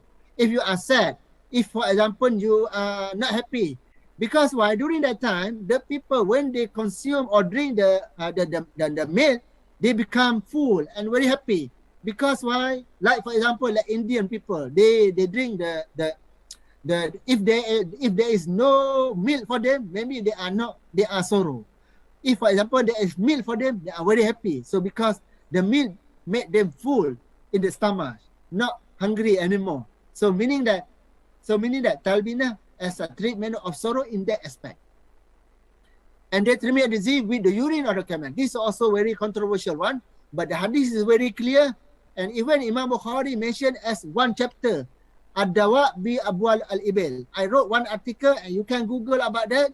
However, the hadith clearly mentioned there is a benefit behind what we call drinking, so what we call the urine or the camel, but not for all, for a particular person who are suitable to use that. However, there is another controversial and another interpretations as far as this hadith is concerned. I'm not able to change the text of hadith. Just to say here, there is the practice in the time of the Prophet. Maybe that time suitable, but maybe our time is not suitable to use this kind of the thing. Therefore, in India, you see, during COVID-19, they try to drink the urine of the cow, something like that. This is their belief, right? Ruqya, no doubt, incantation today. Now we have very complicated society. So because of this belief and so on, no doubt, the prayer, mu'awizah, zikr must be as important means. Right? Okay, now we come to the theories. Give me 5 minutes about this, because this is also very important, because highlight to you about the theories and finding. from the prominent figures in medical hype, starting with Abu Yusuf Al-Kindi. You see, fi ma'rifatu quwwa al-adwiyah al-murakkabah, the knowledge of the density and quality of the compound drug. You want to, the theory saying that if you had the drug, they try to find what we call the density and the quality of the drug, of the compound drug, whether the heat higher or low. So, and then if you found that you have a problem with the temperature and so on, maybe you have to use the proper drug, but this theory has been established by the Al-Kindi long time ago with the title of the book, The Knowledge of Density and the Quality of the Compound Drug. At the same time also, he wrote the book, Fi Al-Hilah Li Dafu Al-Hazan, the way how to relieve suffering and sorrow. Very scientific one, so simple one, in order to avoid from the sorrow and suffering. He advised us not to come close with something that you are not able to get. That one. So this is Al-Masail fi At-Tib. That means the 100 questions in regarding about the medicine, he tried to answer clearly based on his understanding of Hippocrates' idea, Dioscorides' idea, and Galen's idea. So this is by Hunayn ibn Ishaq. Known with the books, what we call the Al-Masail fi At-Tib, the question that related to the medicines. So this is a little bit. So now we come to Abu Hanifa Ad-Dinawari. Ad-Dinawari, among the very few Muslim scholars who try to understand An-Nabat, and using An-Nabat as what we call the drug, and finally treatment of the disease, scientifically of course, and he lists down one by one as a dictionary, and then the patient, physician or medical doctor can benefit from this book in order to treat the disease. And according to him, he classified the plant also in very good manner. For example, plants which may be used for food as a diet. Secondly, the wine plants, and thirdly, plant with nutritive fruit and so on. So this is Ar-Ruhawi, Medical Ethic, Kitab Adab al-Tabib. I the one who translate this book into Malay, but the first 3 chapters already published. The rest are not yet published. I hope what we call UN also interest to publish my translations of Adab al-Tabib. He wrote long time ago, but for me it's very comprehensive in order to understand the medical ethic. When we say the medical ethic, not just to talk about the manner here and there, but also to talk about something which is very complicated, related to prevention, related to treatment of disease, related to preservation of health, under the umbrella of medical ethic. So this is the only book which is very interesting one. So I know this because I translate together with my colleague, my former staff from Indonesia. And then the book by Ibn Al-Qurra, of course, the classification of knowledge. They try to put what we call medicines under natural science, or maybe under what we call religious knowledge and so on. So therefore, and then in this, he also, in this book also, he's able to find out the medicine in regard to the therapy of something, especially smallpox and measles, which are considered as among the very dangerous disease during that time. But maybe not today. Today we still have what we call the disease related to joint or gout. Maybe they have the treatment during that time, but today we have another method of the treatments. But for me personally, because I was attacked more than twice, what we call by gout, and finally I managed to do that, not by using any drug, but using my own practice and treatment based on the natural practice. Right, this is my experience. And then Abu Hassan Ahmad At-Tabari with the book Al-Bukhratiyah, as I mentioned to you before. So therefore here he also tried to give the definition, because we have to understand, when we study about medical art, we have to remember about Al-Bukhratiyah, Hippocrates. Hippocrates among the founder of medical science. Before that, we have Asclepius. That is why we use the logo of WHO with the stick, tungkat, tungkat, that one tungkat ataupun stick of the Asclepius actually, macam dalam bentuk ular, dalam logo WHO. And then we have Abu Al-Masihi Al-Jurjani, Fi Al-Mi'ah Fi At-Tib, also the same thing. We many finding here, I'm not able to and no doubt, when we talk about Islamic medicine, we come with theory and their finding from Ibn Sina. That's why Ibn Sina known as chief master with the book that he wrote about Al-Qanun fi at-Taib, Qanun of medicine, to the extent that he tried to give the law of the medicine. Not so easy. Not so easy, because normally we know just in the level of theory or opinion or observation. But in this case, Al-Qanun already, he put the title Al-Qanun must have special significance. He used also Al-Adwiyah Al-Qalbiyah. Al-Adwiyah mean drug, something like that. And then Al-Manazil, this is the book related to the optics by Ibn Al-Haytham, which is very significant. I'm sure that the optician that we have today must be indebted to this kind of the finding. Otherwise, we are not able to produce the glass that we have today and the color that we see today, elaborate in very beautiful manner. In this case, the optic which has been contributed by Ibn Al-Haytham, who died in 1039, must be very, very interesting finding in regarding about this. Of course, today we develop the theory of optic according to our time, right?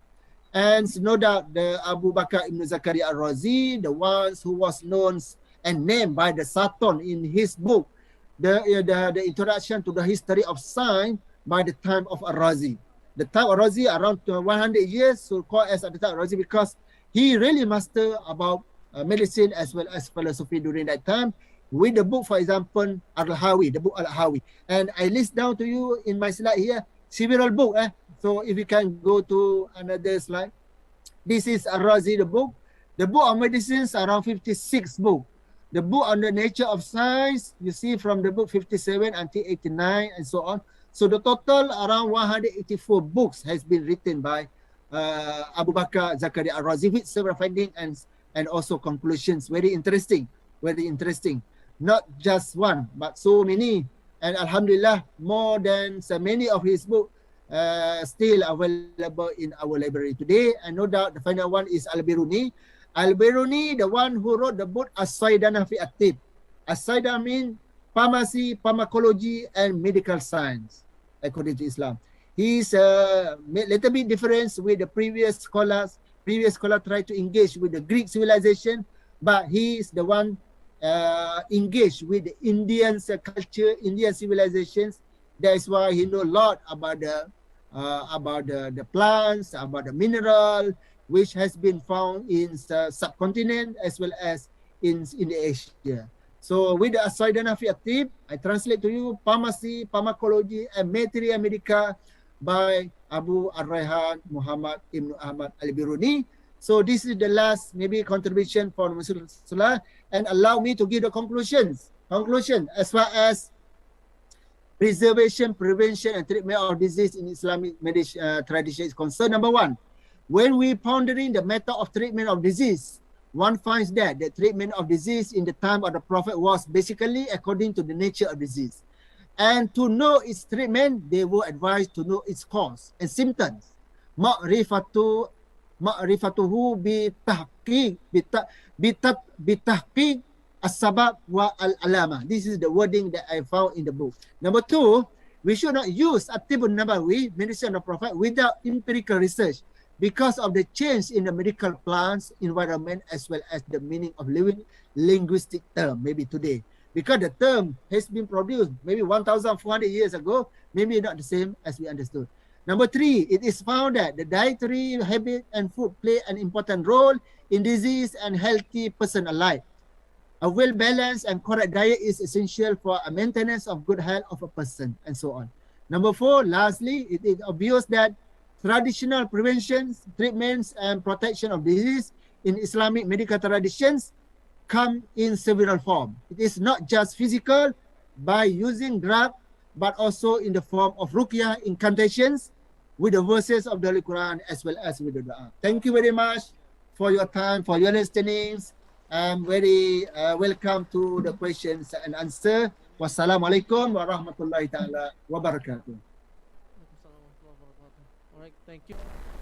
Some people think that the Tib Nabawi only works for the prevention only and not for the curing the disease. And what do you think about that statement? and also how the practice of Tib Nabawi in the Brunei Darussalam. Okay, thank you very much.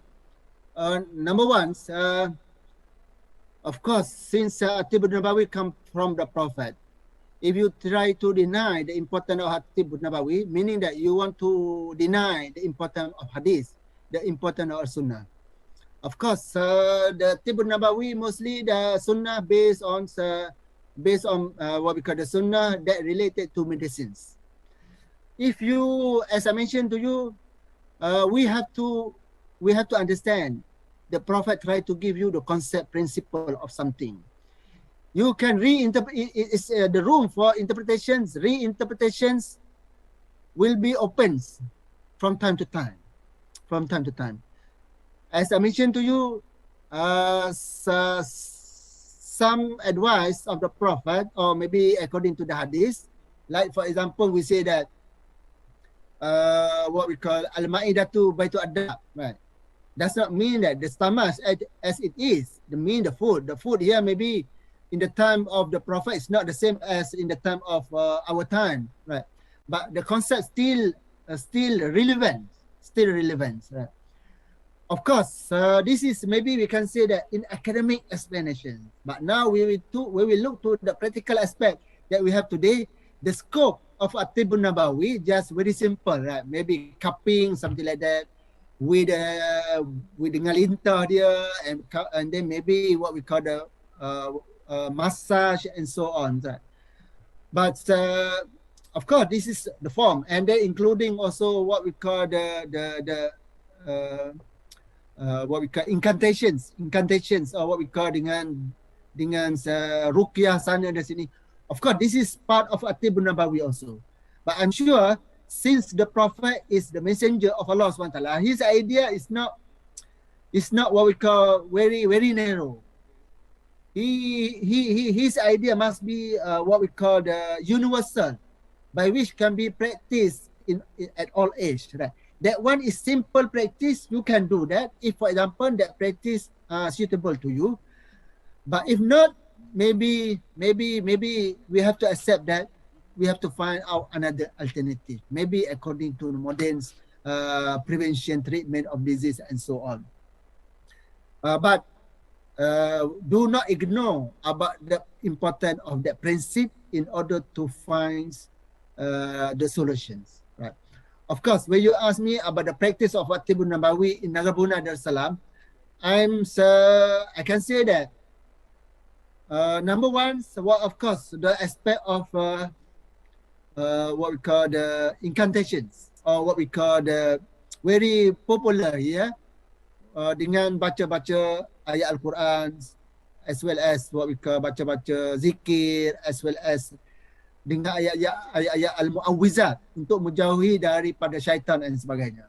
This is very common and practice. The same time also cupping, ada lah center of cupping in Brunei Darussalam here and there. But when we come to the concept of the cauterization, tak ada yang tu. Right? Tak ada yang tu. Cauterization meaning that guna fire. Tapi kalau traditional way, macam kita kata dulu dilahirkan, apabila bersalin kita guna batu panas untuk keringkan darah, itu dalam bentuk cauterization juga. Yang tu dah kurang dah, sebab modern medicines widely spread in all corner of Negara Brunei Darussalam, and then they found that this practice is more relevant to them, even though it become more complicated, and therefore because of that, so many patients in the hospital. Okay, very short answer to you. Right, thank you for the answer, Professor Nudeng. And I think the time is already up, and unfortunately we have to end this session.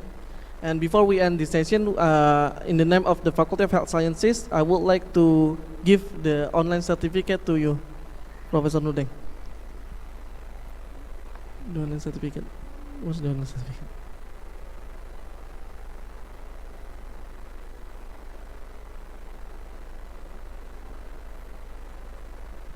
Yeah. Here's the online certificate to you, Professor Nudeng. Again, Thank you for your great presentation, comprehensive presentation, complete you very presentation much. from you. And hopefully we will meet again in the next conference or next meeting with you. And I think it's the end of the session of this plenary session today, and we will move to the next session. Is the oral presentation session. And thank you for all. It's over to you, moderator. Thank you. Assalamualaikum warahmatullahi wabarakatuh.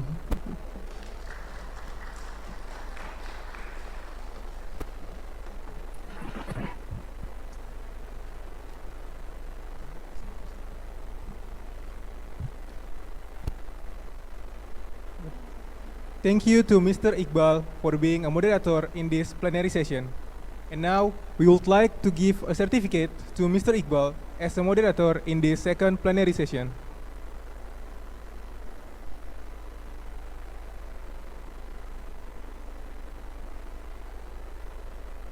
Here it is, the certificate to Mr. Iqbal. Please accept it, sir, for being the moderator for this session. We would like once again to thank all the speakers, moderators, and participants for your attention and for participating in today's plenary session. We hope all the knowledge and discussion will be useful in the fields of health. Ladies and gentlemen, we would like to inform you that the next session will be the concurrent session that will be divided into 3 rooms, focusing on public health, pharmacy, and nursing. For the offline participants, please come to room 1 for pharmacy, room 2 for public health, and room 3 for nursing. And for the online participant, please click on the links for each room in the chat boxes. And please remember that we still have another session for tomorrow. Before we go, we would like to apologize for the inconvenience, especially for the extended time. And please remember that we still have another session for tomorrow. Thank you for today. Please enjoy the session and see you tomorrow. Wassalamualaikum warahmatullahi wabarakatuh. I am Dinda Fabriana. And I am Irzan Salampesi. We are more than happy to meet you again in this international conference on health sciences. We hope everyone enjoyed the concurrent session yesterday. We would like to once again thank all the speakers, moderators, and participants. Today, we will start our agenda with another plenary session that will be moderated by Mrs. Dewi Utami Iriani, PhD. We will first read a brief introduction about our moderator today. Her full name is Dewi Utami Iriani. She was graduated from Program Doctoral, Department of Epidemiology and Environmental Health, Jutendo University in Japan. She is a member team of Interprofessional Education, Faculty of Health Science, UIN Jakarta from 2020 until present. She is a member of Public Health Alumni Association from 2019 until present. She has published 12 publications, and she is also active in community service as an educator. Without further ado, we invite Mrs. Dewi Utami Iriani, PhD, to take over the plenary sessions. The time is yours.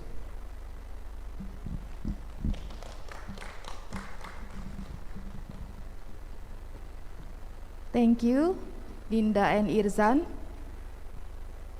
Bismillahirrahmanirrahim. Assalamualaikum warahmatullahi wabarakatuh. Respectable Professor Dr.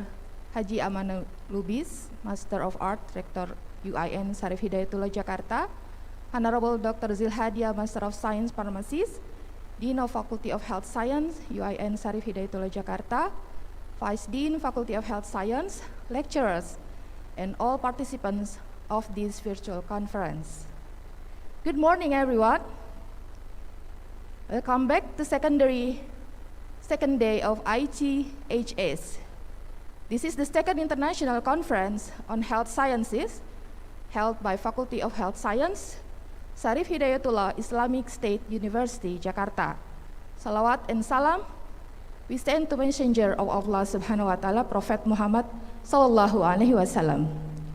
My name is Dewi Utami Iriani, and I'm very pleased to have you here and welcome of you to this conference I'm going to be a moderator in this plenary session. We have amazing for invited speaker. Allow me to welcome the invited speakers.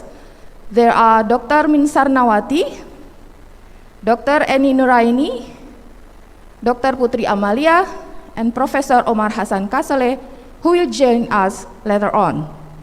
First, I would like to greet Dr. Min Sarnawati. Hello, Dr. Min Sarnawati. Are you with us? Hello. Okay. Hello. Good. And then Dr. Eni Nuraini, are you with us also? Yes. Good morning. Assalamualaikum warahmatullahi wabarakatuh. Good morning. Waalaikumsalam warahmatullahi wabarakatuh. And last, Dr. Putri Amelia. Hello. Assalamualaikum, Dr. Putri. Waalaikumsalam warahmatullahi wabarakatuh. Good morning, everyone. Good morning. Thank you for already been here. Okay, we will hear our invited speaker till the next 2 hours. And you, all the speakers, will talk around 30 minutes. And after 3 speakers have presented their presentation, we will have discussion for about 20 minutes. And for your information, there has been about 50 participants in Zoom room, and also in offline, about 20 participants. They are researchers and also students.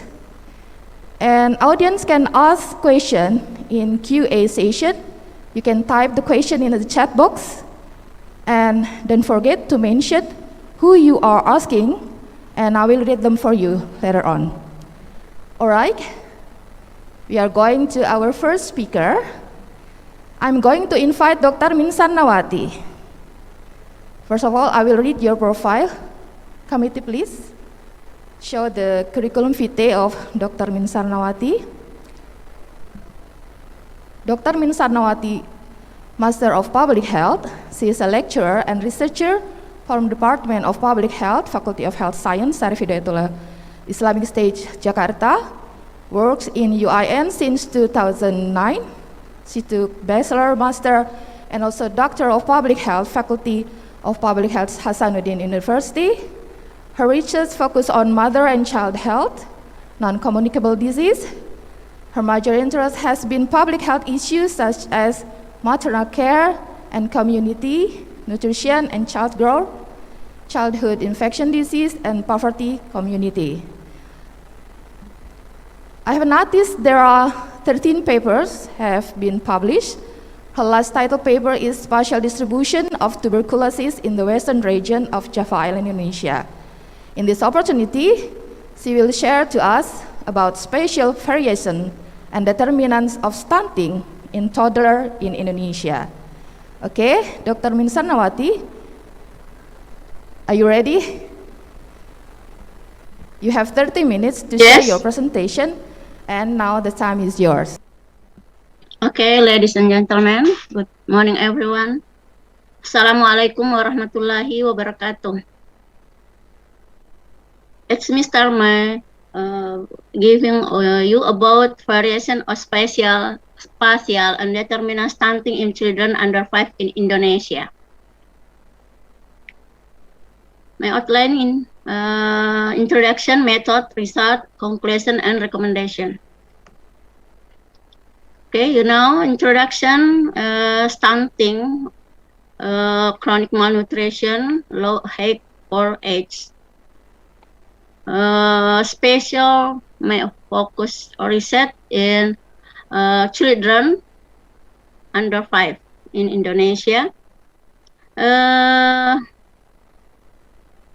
Different types of undernutrition for stunting, low height for age.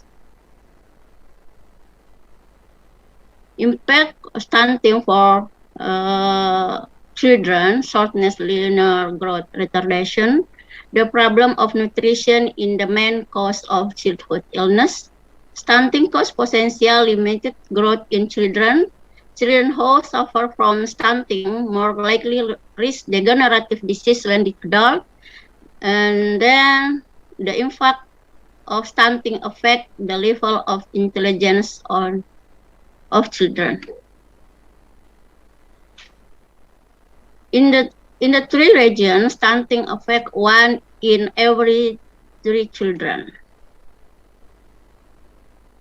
Global, 21.9%, and region Asia and Africa. Asia, 55%, and Africa, 39%. In 2018, more than half of all stunting children under 5 live in Asia, and more than 1/3 live in Asia.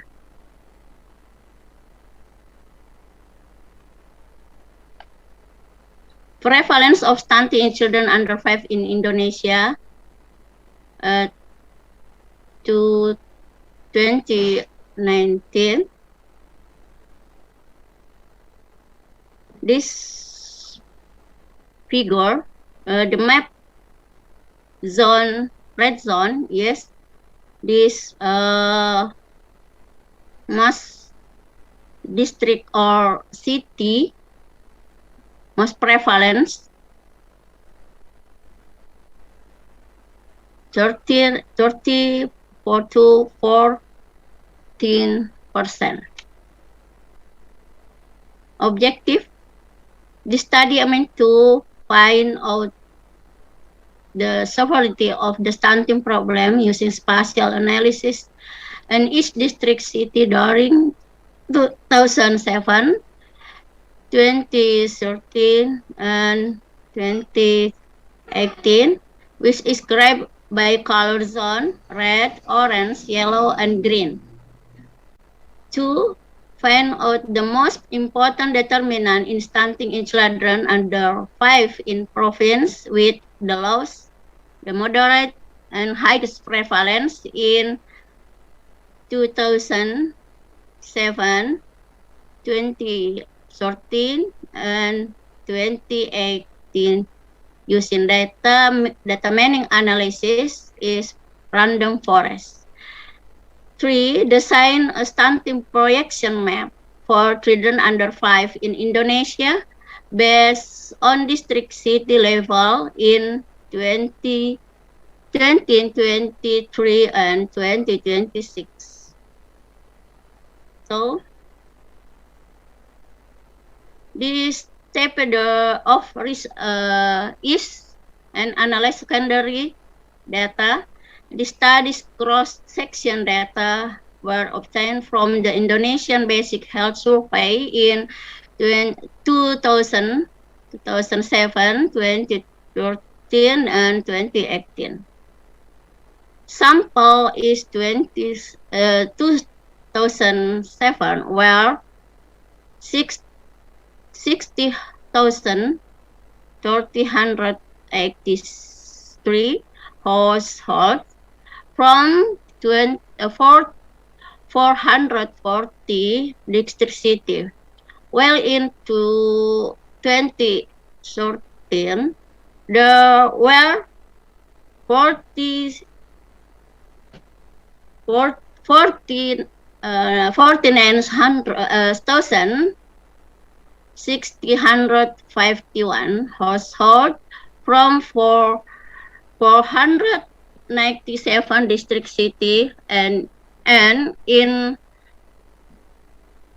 2018 were 44,095 horses from 518 district cities. The dependent variable in stunting in children under 5 years old is 154,420 examples. Data analysis uses spatial analysis and data mining analysis is random forest. Statistic application RCGIS and RStudio. Turning off attention now to my result. 1. Distribution of severity of the stunting problem in children under 5 in Indonesia based on district city area data. Map of distribution and degree stunting problem in children under 5 in Indonesia 2007 by district or city. Let's show in this figure. Most district and city they are very high level, is 52%. Next, to 2013, map a distribution degree stunting problem in children under 5 in Indonesia to 2013 by district city. Very high level turn discrete for 44%. And then distribution of severity of stunting problem in children under 5 in Indonesia 2018 by district or city. Very high level is red zone. Discrete 21%.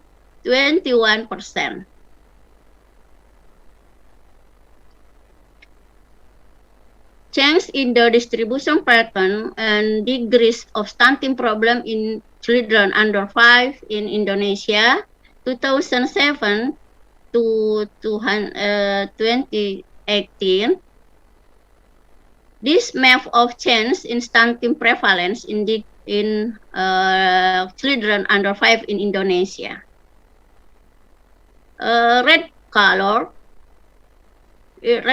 is increased 30 level. 30 level from yellow, from red to yellow, and white decrease 1 level.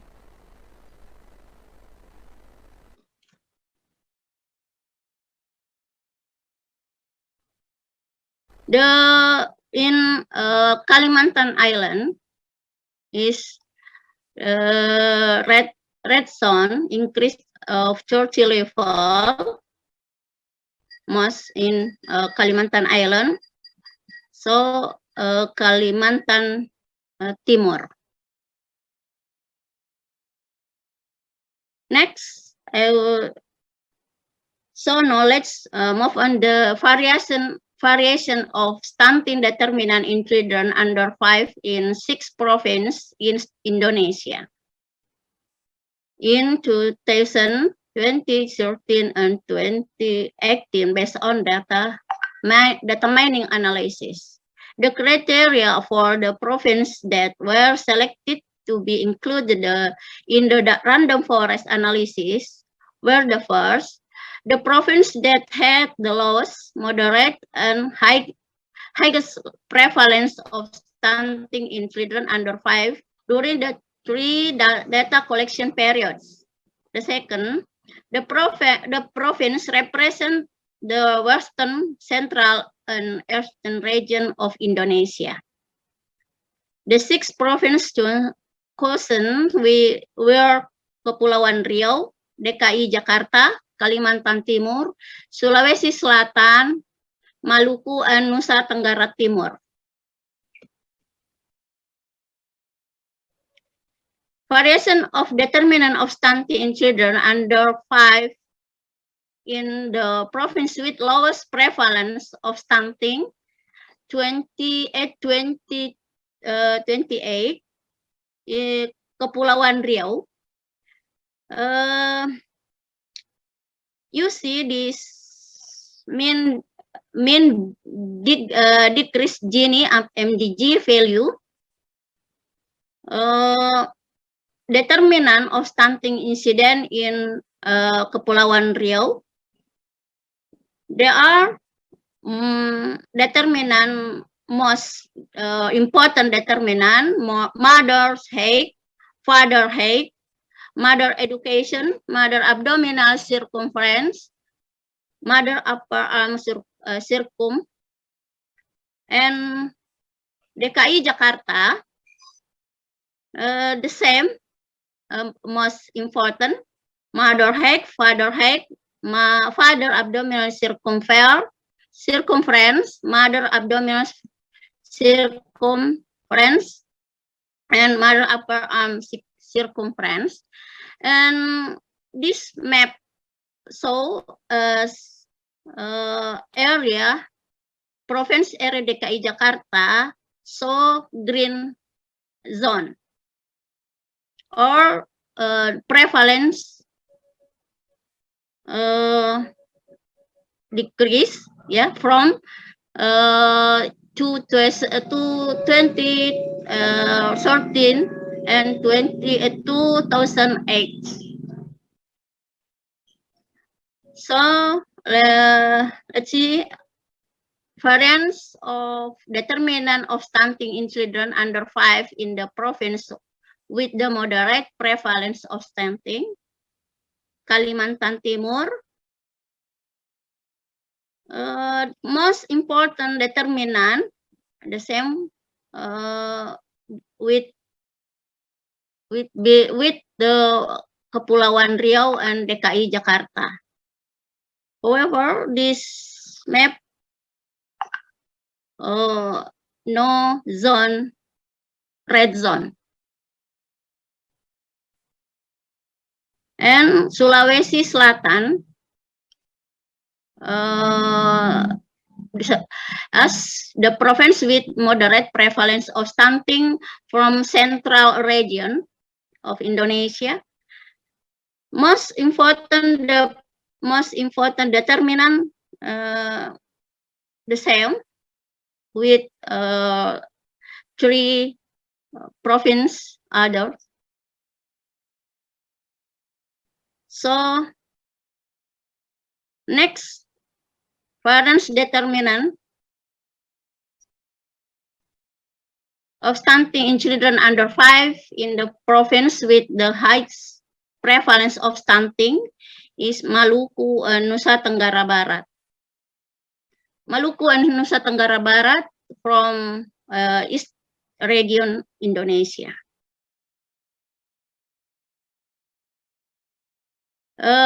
Difference, most important determinant from Western and Central region. This travel time to the facility. So the next, Nusa Tenggara Timur. The figure, the map, this most area district from Nusa Tenggara Timur province is red zone. By the way, the most important determinant, the same determinant with Kepulauan Riau, DKI Jakarta, and Kalimantan Timur, Sulawesi Selatan. Next, I will show as my projection map of distribution and degrees of stunting problem in Indonesia in 2023 and 2026. The map is figure so that from spatial analysis, most district city in Indonesia have stunting prevalence rate in children under 5, which tend to be in the yellow to green zone. Only a small part of the area is included in the red zone, namely on the Sumatra Island, only 12 of the total 254 district or city, or 7.7%.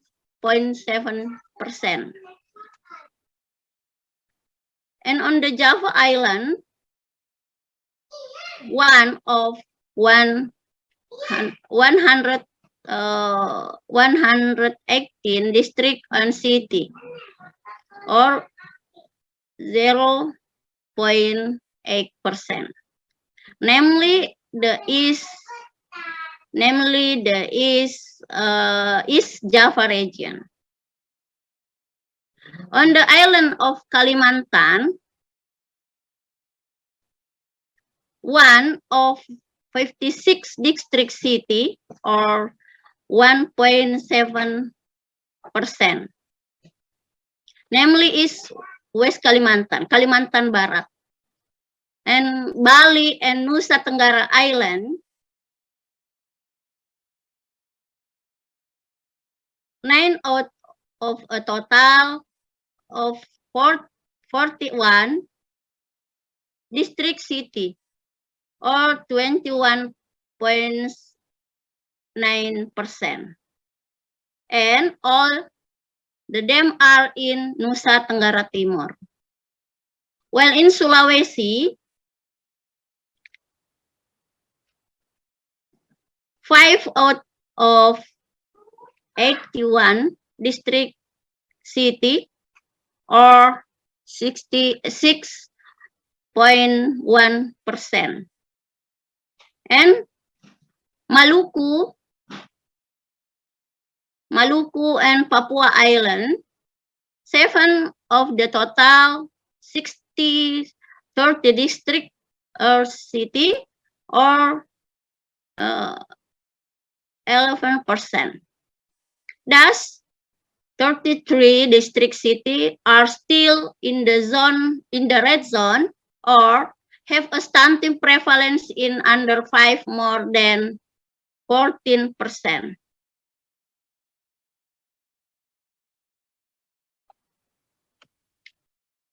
Next, projection map or the distribution and degree of stunting problem in Indonesia for 2026. The projection map of stunting prevalence among children under 5 in Indonesia in 2026, which is shown in figure, so that the WHO the target 20%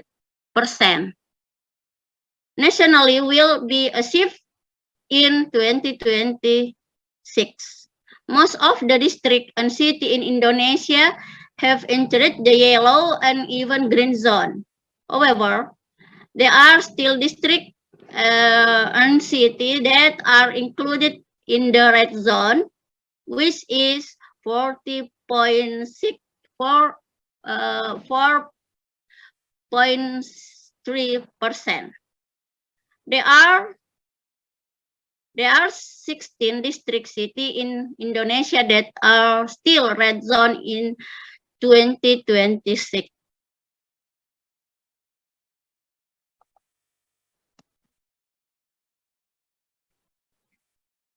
In conclusion, let me sum up the main point, starting with 27 to 28. There are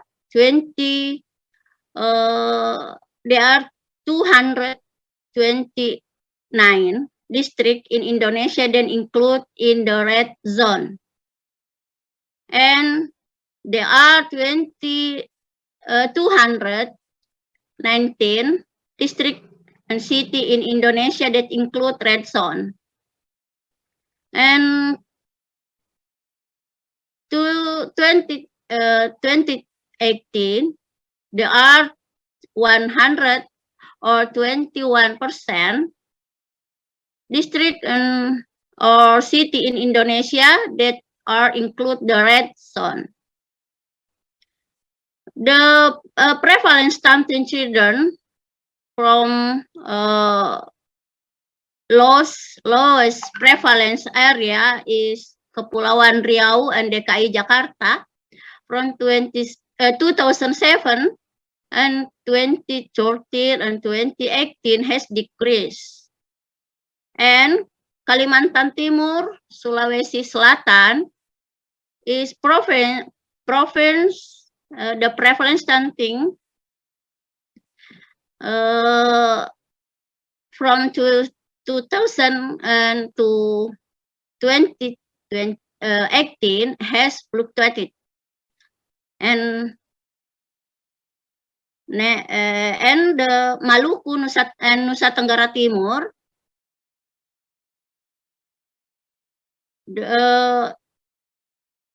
has decreased too. However, the stunting prevalence rate still the highest compared on other provinces in Indonesia.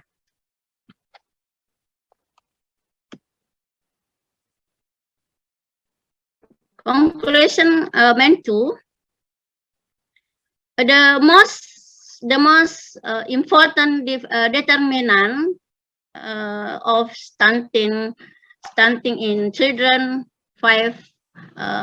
under 5 in Indonesia, representative from Western region, Central region, and Eastern region, and lowest prevalence, moderate, and highest prevalence. Six provinces have determinant is same. Mother height, father height, mother education, mother abdominal circumference, and mother upper arm circumference.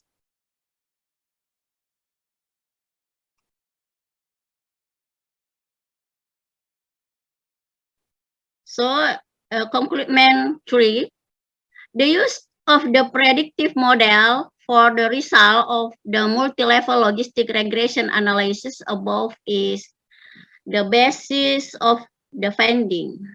The prevalence of stunting in children under 5 in Indonesia in 2023 is 23.53%.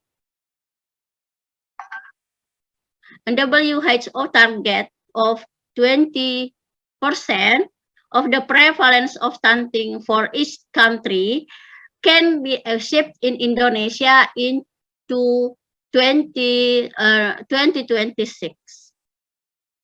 The projected map of stunting in children under 5 in Indonesia in 2023 and 2026 show that the stunting red zone still exists in the territory of Indonesia in 2023.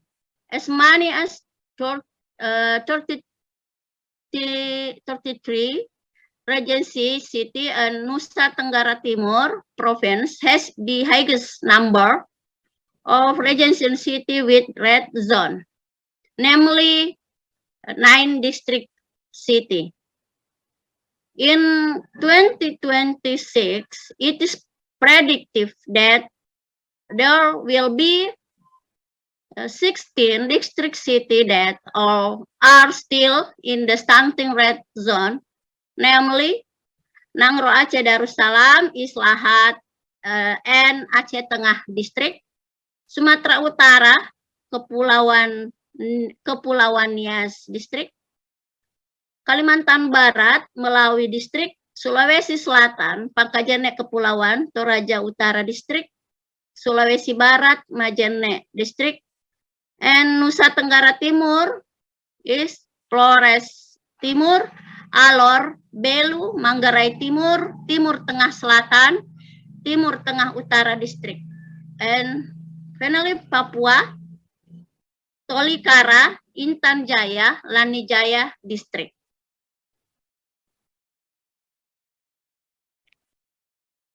So in recommendation, let me sum up the main recommendation. The appropriate intervention are needed according to the determinant of stunting in children under 5, especially in districts that are still included in the red zone, so that areas that are predicted to experience red zone in 2023 know that occur. One, priority of nutrition and health intervention in the preconception stage in couples who have short stature. Improvement of children's nutritional status require multi-factor interventions such as improving child nutrition and personal hygiene as the child's age increases. Reduction poverty and ensuring household food security, especially in areas where the percent of the poor is higher. Increase health effort from government program in areas that have a low public health development index score.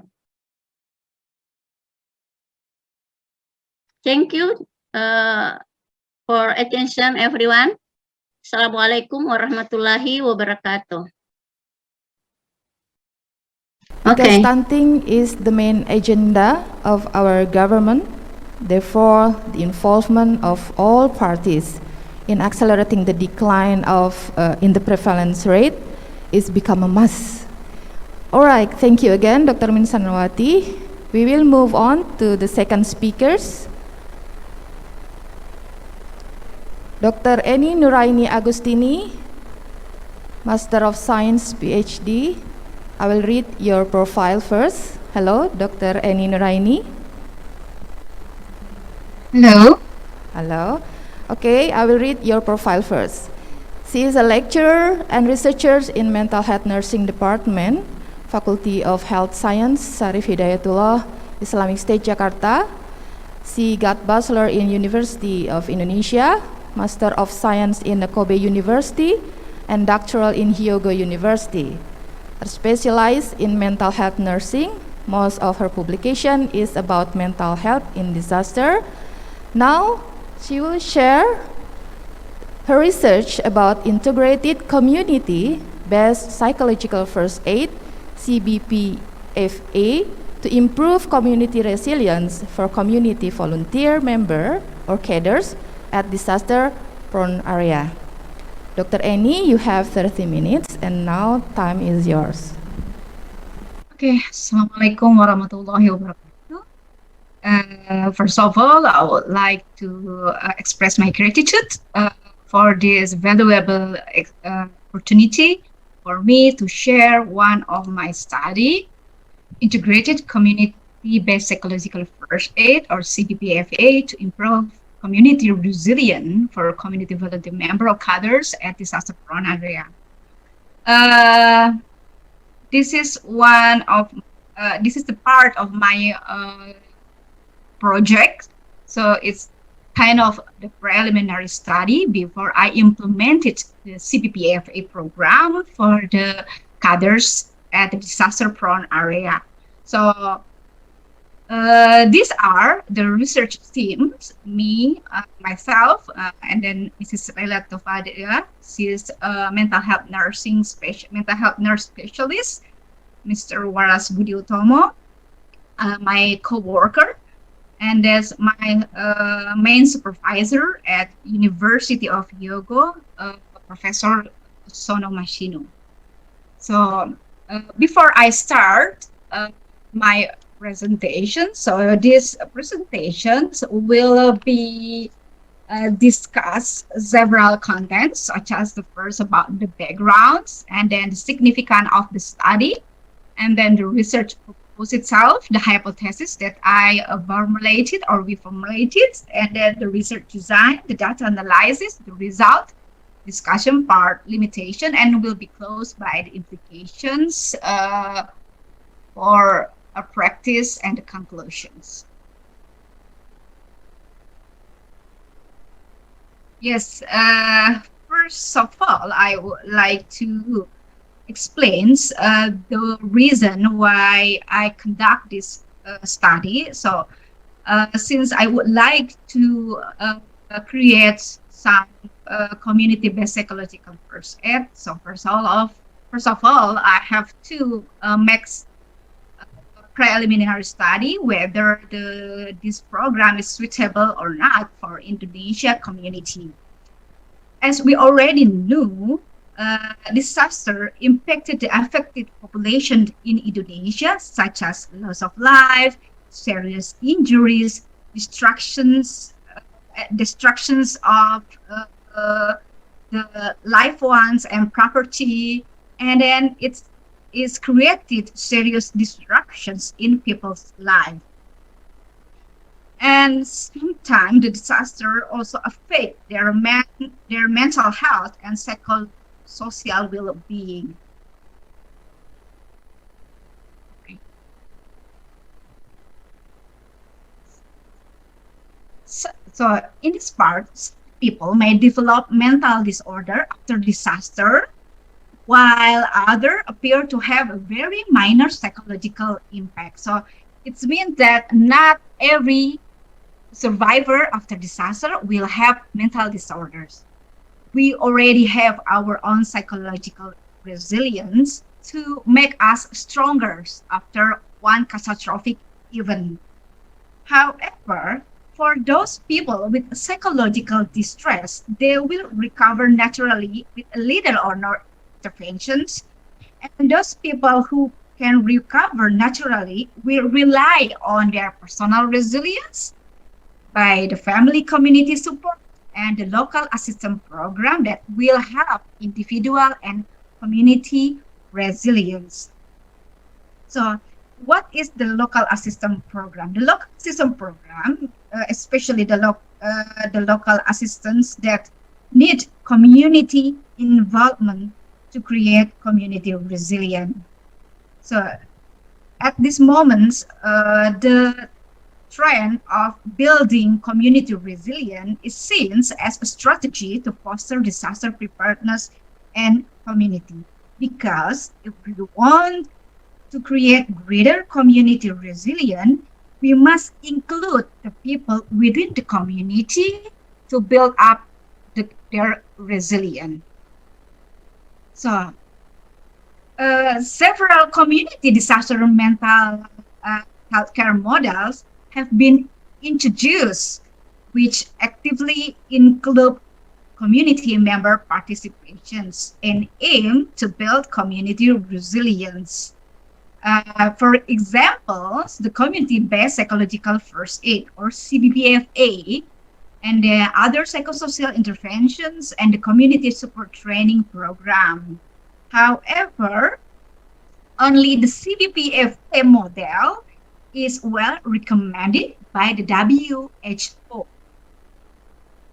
As we already knew that Indonesia is a disaster-prone country,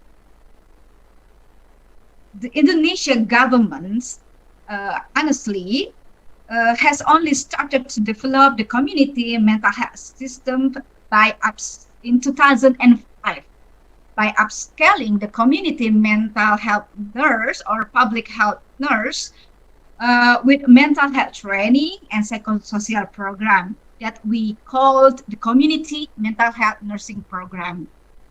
These programs was developed in Aceh only, and also later on spread into other provinces such as Jakarta and then Jakarta.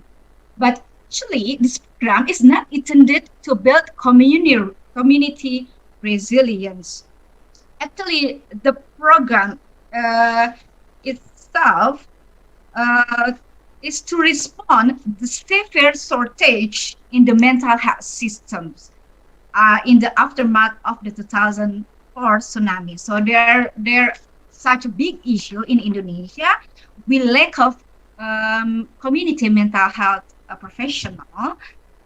And then at that time, until now, we still develop the community mental health nursing program, but it was not intended as the disaster preparedness. Until later on, we realized that Indonesia is required to have the strong disaster preparedness. One of the disaster preparedness is by upscaling the public health nurse and involvement of the community members into prepare the disaster.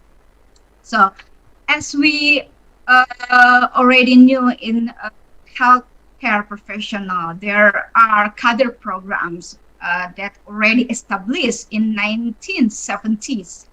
So this cadre program is part of community involvement. So it had a better to involve the cadres in our disaster mental health preparedness instead of rely on the public health nurse or the public health professionals itself. Based on those considerations, so I want to propose the significance of the study. The first reason of why this study is so important, because basically the CBPFA, it will be suitable for the community base due to the characteristics of this program. This program should incorporating effective local traditions and value. And we knew that Indonesia has a strong tradition value in their daily life. And then what is the strong traditional values in their daily life? That is the religious value. And then the number two, the need to develop a community-based disaster mental health is getting stronger at this moment.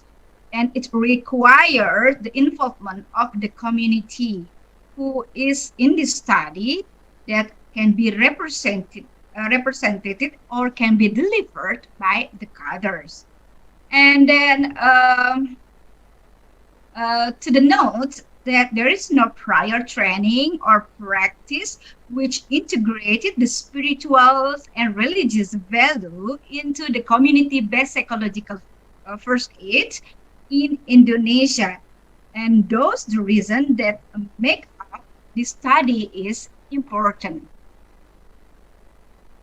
So the research purpose, so I developed the research purpose. The first is to develop integrated CBPFA. I call the name is integrated CBPFA since I integrated the religious value into the CBPFA program for community members or cadres that improve the community resilience.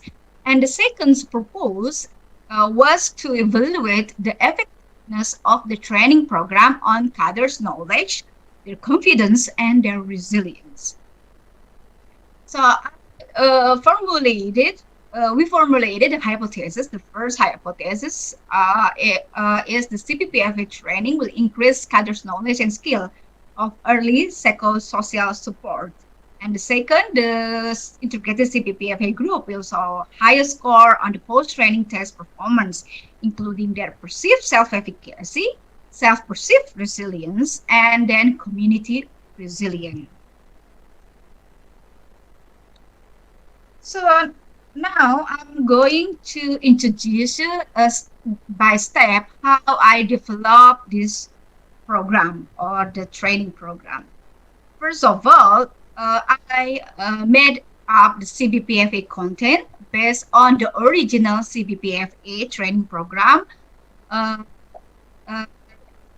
based on Jacobs and Mayer's CBPFA program that was developed in 2006.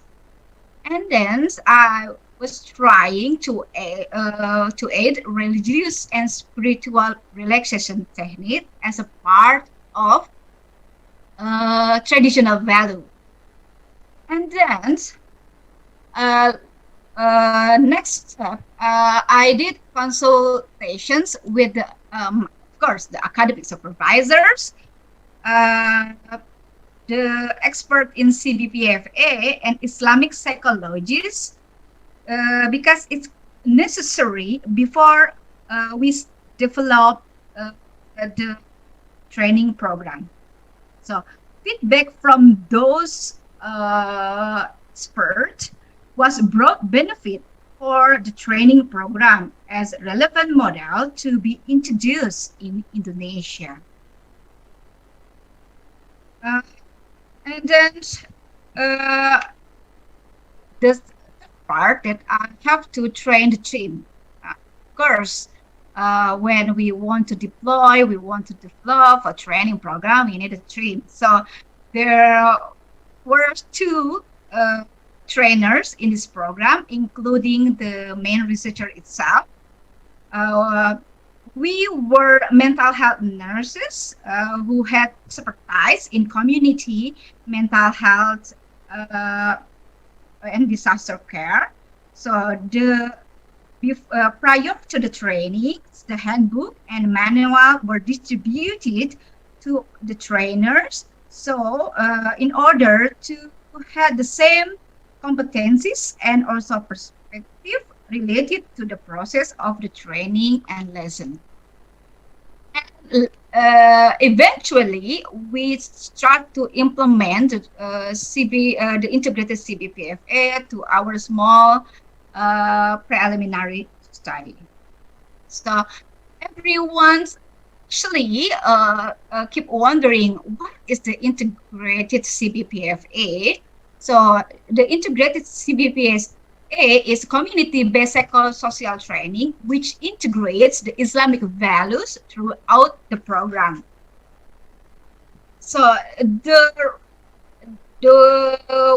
sentence or the topic that I put and highlight in red highlight is the modification ones. So originally, there are only 7 lessons in CBPFA by Jason. But then we added the religious relaxation techniques. And after we received some suggestion from the Islamic psychologists and then also the expert in CBPFA, it would be better if you want to integrate the Islamic value, it should be integrated in all the lessons or all the topics. For example, being a helper in Jason's and in Jacob's original versions, it's only talking about the importance of being a helper in general perspective. But in integrated CBPFA, we add being a helper in Islamic perspective. And so on, same as like traumatic stress, not only talking traumatic stress in general perspective, but also in Islamic perspective as well. So there are 8 lessons or 8 topics that we have to train to the cadres. So as I already told that in the previous slide, that I added the spiritual relaxation technique. Why do I put the spiritual relaxation technique? Because the original CBPFA by Jason doesn't teach the relaxations or some specific skill to overcome the anxiety or the distress that can be resulted from the daily stressor or disaster. So we thought that it's important to provide some specific skill to the cadres related to overcome the anxiety. So we start to aid the spiritual relaxation technique. This is the combinations of relaxation therapy and Islamic medication by incorporating remembrance of Allah. So we taught the others that they should deep breathings. We train them by put the deep breathing technique of inhale and exhale for 3 times. And the end of the exhales, we should whispering the God forgives us word in Islamic tenets such as astaghfirullah. So it's what's the simple one of relaxation technique that can be acquired by the general population. So this is the handbook that I already told about the integrated CBPFA that consists of 8 religious relaxation techniques. So since this is the preliminary study before we implement the real CBPFA training program, so the research method is of the quasi experiment research by pre and post test. So the pre-test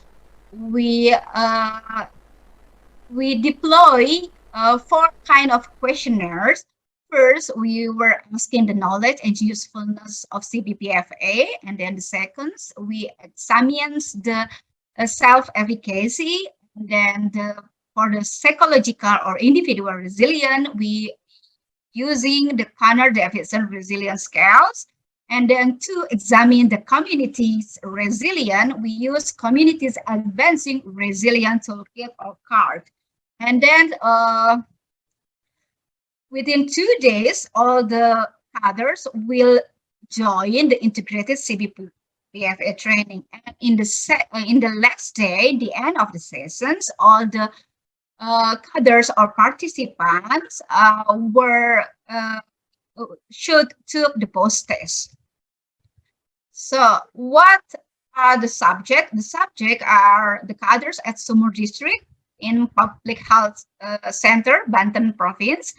We are using systematical random sampling with the inclusion criteria. So we had at least 2 years experience as cadre with range of age 25 up to 55 years old. And then the exclusion criteria that are the passive participant cadre, which it means that who not longer engage in cadre activity for more than 6 months. So in the end, we had a 54 participants, but unfortunately, 2 participants uncompleted training. So we only analyzed 52 participants in the end. So for some people maybe already know where the Sumur district, but let me introduce. This is Indonesia map, and this is the Pandeglang city. Why I choose Sumur district? Because it's in 2018. There was a tsunami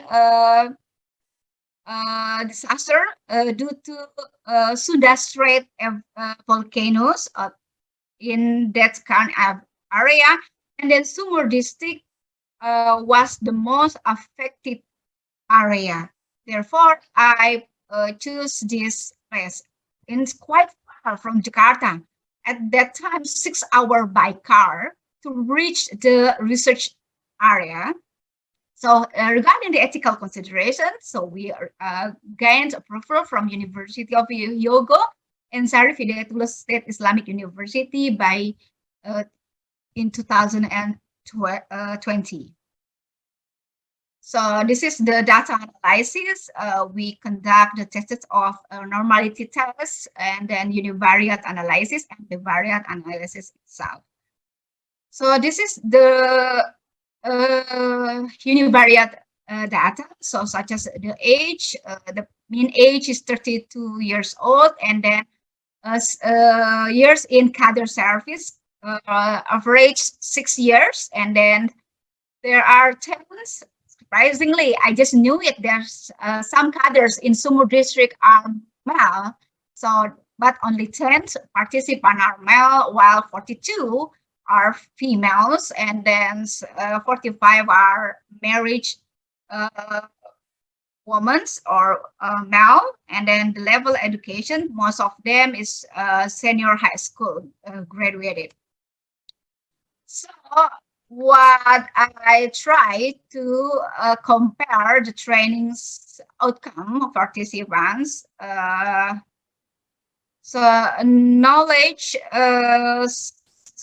the pre-training shows increased score after post-training, and then also the the psychological resilience itself, the self-efficacy, and then the community, the perceive of community resilience. So it means that the CBPFA training had increased the knowledge skill of early, and then the integrated CBPFA groups itself show higher score on the post-training test.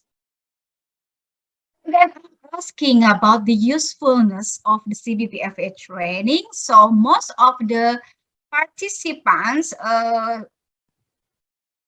express their strongly agree regarding this training program.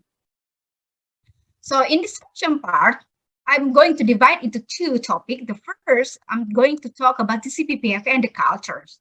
So actually, I just want to emphasize in this study that religion maybe is not merely a set of private belief, yes, in our mind, but religion can help us to shape the behavior of community on disaster strategy, such as religion teach us how to be patient during the hardship moments, and it has a strong benefit in time of disaster. And then especially for the integrated CBPFA training that offer the psychoeducation in the Islamic perspective, show that the efficacy of CBPFA in the study is partly attributed to the strong commitment to the religions of other.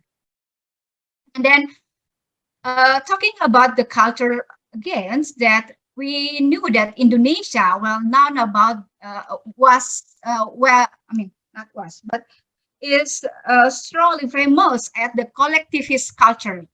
What is collectivist culture? Is people view themselves as part of community and show a strong preference for adhering to group to which they belong.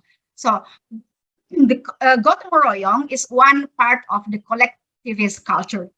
So by the benefit of gotong royong, it's emphasized that there is a positive nation of mutual family and community support, especially in time of disaster.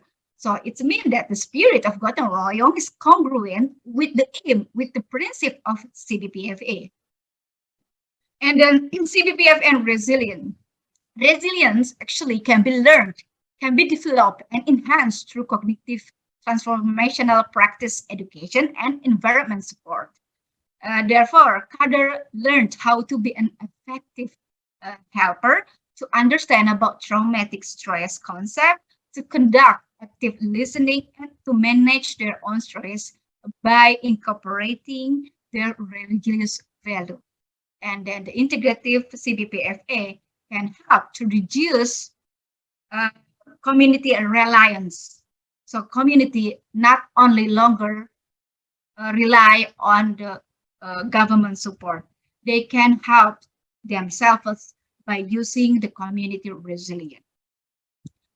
However, I put some limitation this study since this study is a preliminary study, so the current study was limited to the general symbol ethnicity and religions.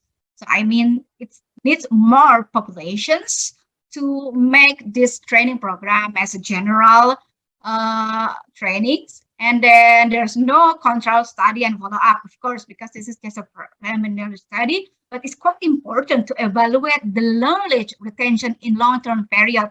I mean, testing pre and post-test, of course, there's some increase point. However, if we want to look up the retentions of the knowledge, it's important to conduct follow-up study.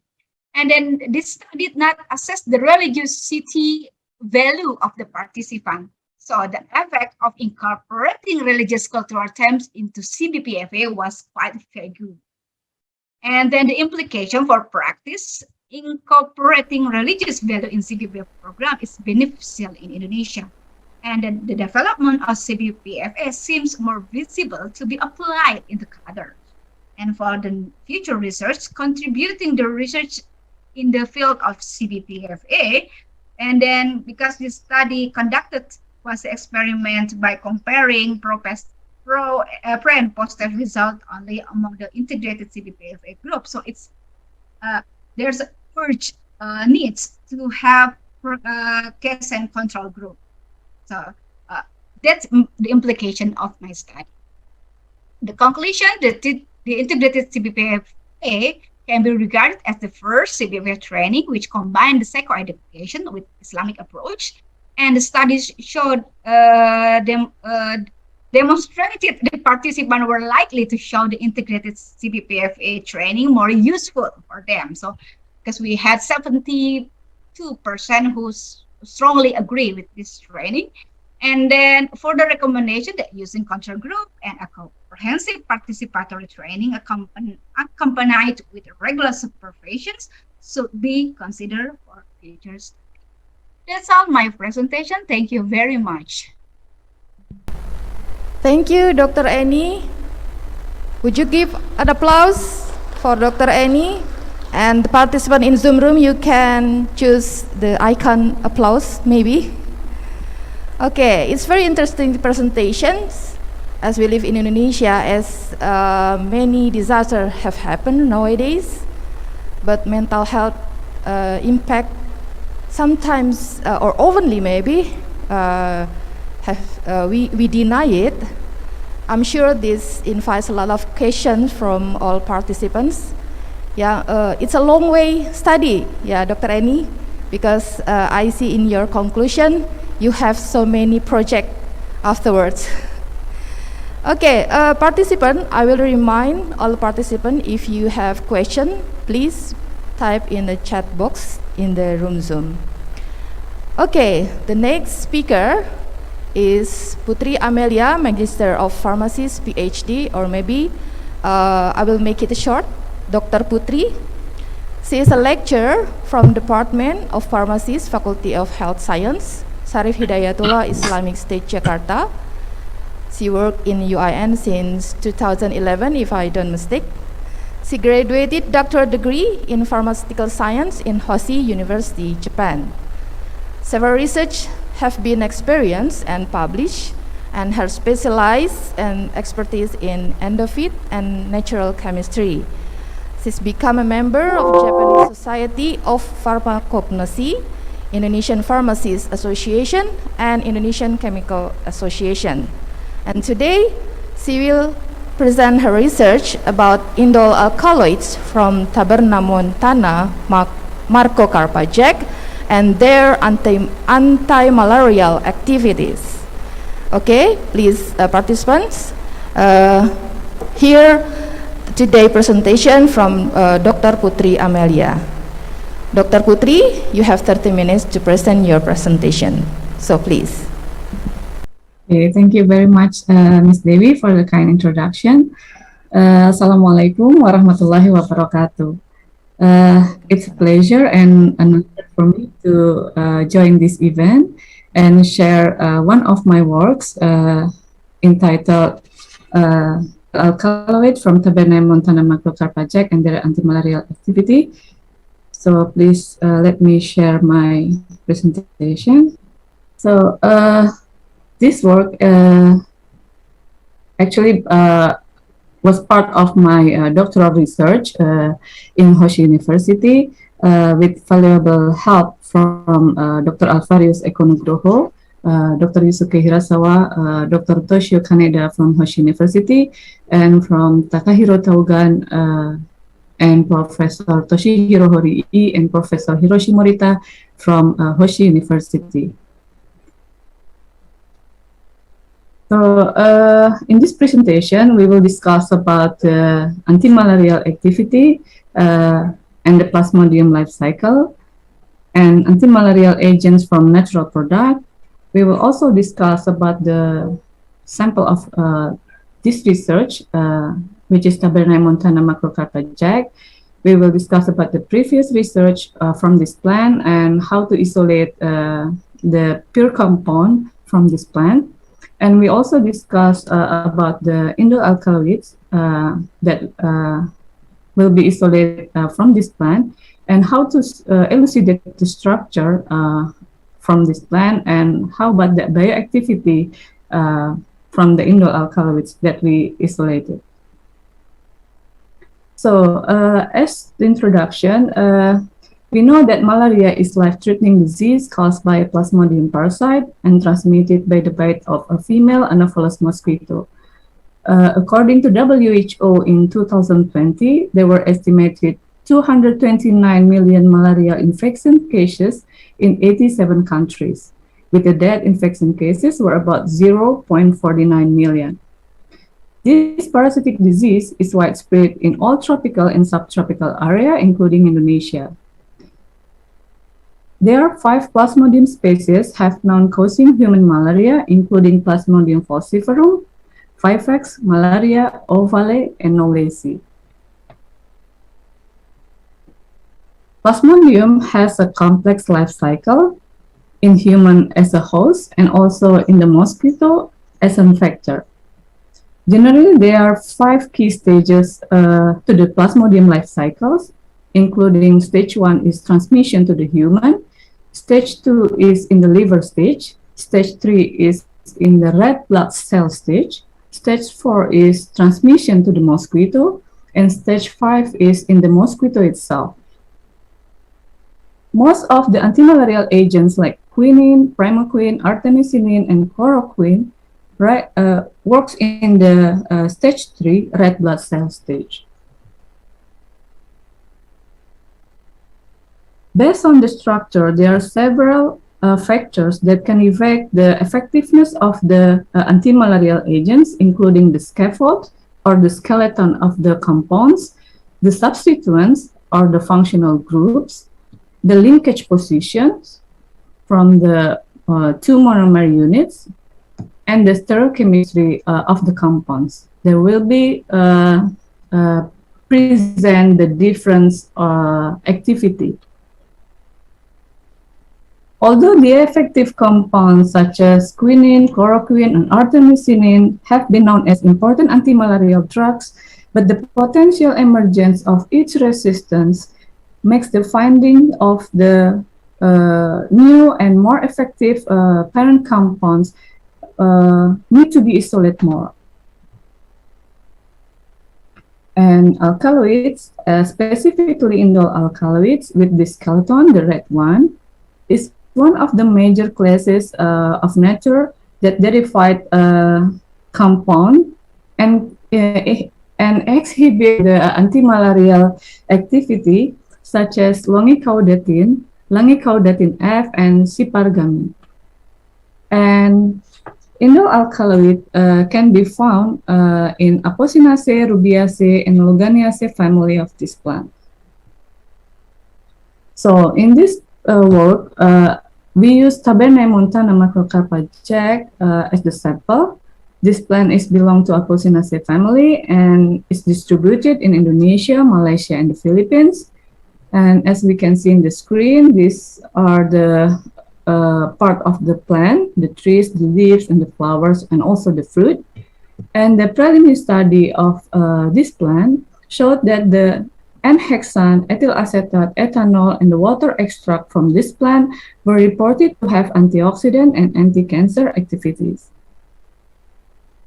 Some non-alkaloids have been isolated from this plant, including coronaridin as anti-cancer, fuacangin anti-oncocercal, and heneanin anti-tumor, and fuacangin hydroxyindolenin, and fuafilin. So the objective of this research is to isolate and elucidate or determine the structure of the bioactive indole alkaloid which have antimalarial activity from Tabernae montana macrocarpa Jack. And the method was conducted by the isolation and bioassay guided fractionation based on the antimalarial activity to have indole alkaloids and specifically the new dimeric indole alkaloids as a target. So this is the isolation scheme. The separation of this plant was done by the partition with acid-base extraction method, and it gave 3 fraction ethyl acetate, chloroform, and the butanol fraction. Each fraction then will check the antimalarial activity, and then chloroform and butanol fraction then which shows the good growth inhibition value were separated further with the column chromatography and HPLC, and it yields 4 new compound 1, compound 2, compound 9, and compound 10, together with 6 known compound.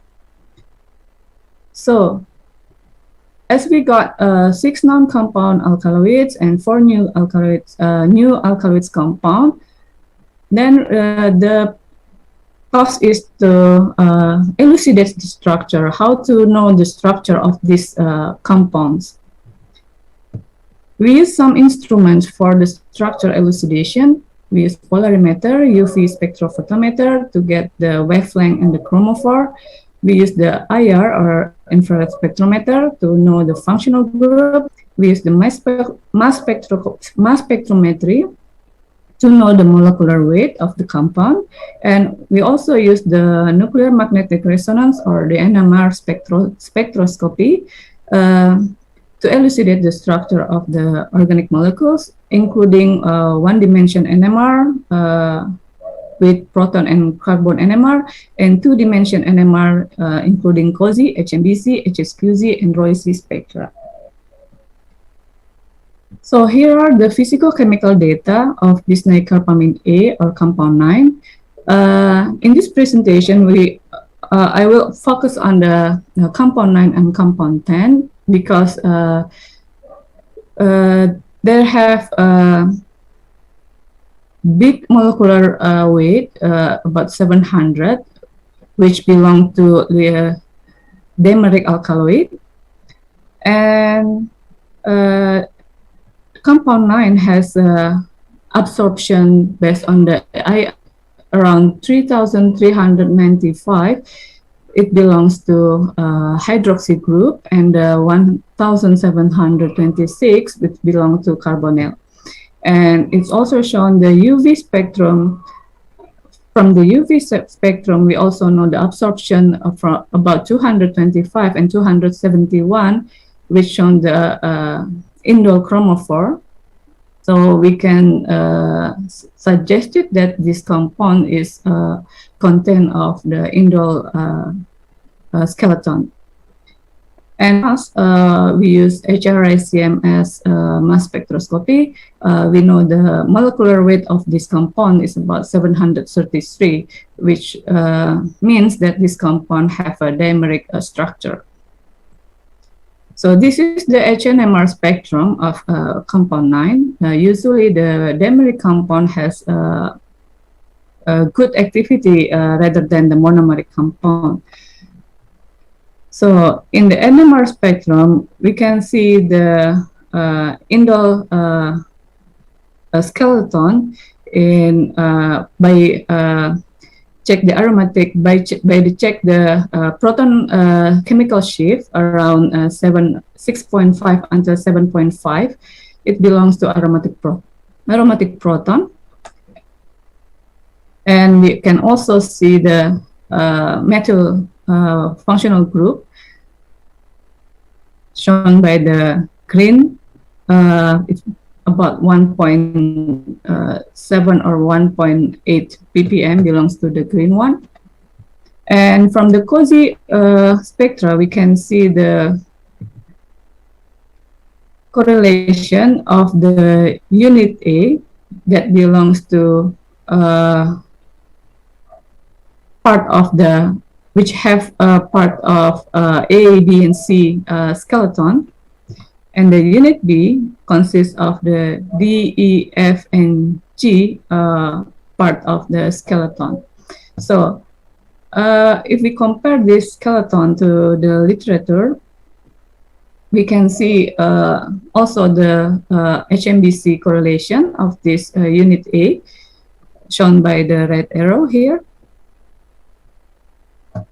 And from the HMBC of the unit A, we can know that this monomer unit in unit A has a phobosine skeleton. And in the unit B, the HMBC correlation was shown with the red arrow. And if we compare to the literature, we can see that the unit B has a sarpagin skeleton. And then to know the stereochemistry, we also check the Roissy correlation for the unit A and the unit B. In the unit A, the Roissy correlation suggested that the unit A has the ethylidene side chains with E configuration, and this is the ethylidene side change in the unit A. And from the unit B, the Roissy correlation shown by the red arrow also suggested that the proton 6' A was have alpha oriented, and it was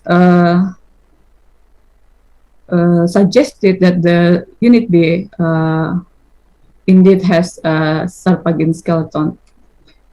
Now we have to make sure the connection of the unit A and the unit B by check the stereochemistry to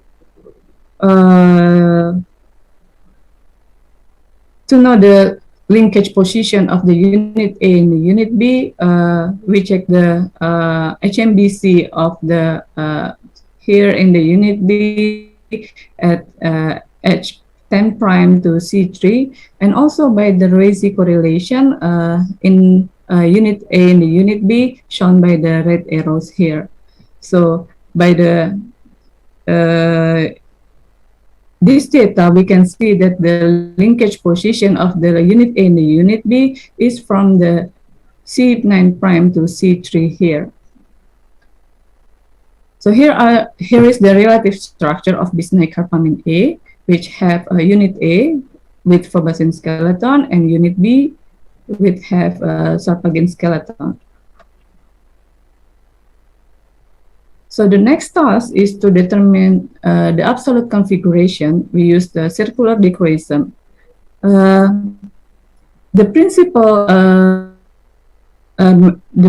method is basically to compare the calculated and the experimental CD spectra.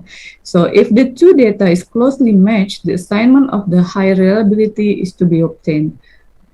So we need to compare the experimental data that we got from the bisneicarpamine A and B, or compound 9 and 10, and then compare it with the calculated CD spectra. So generally, there are 3 steps to check the CD calculation. First is to the conformational analysis by molecular mechanics and confirmed by NMR data. And the second step is to check the molecular orbital calculation. And the third step is the processing the calculated UV and the CD spectra result.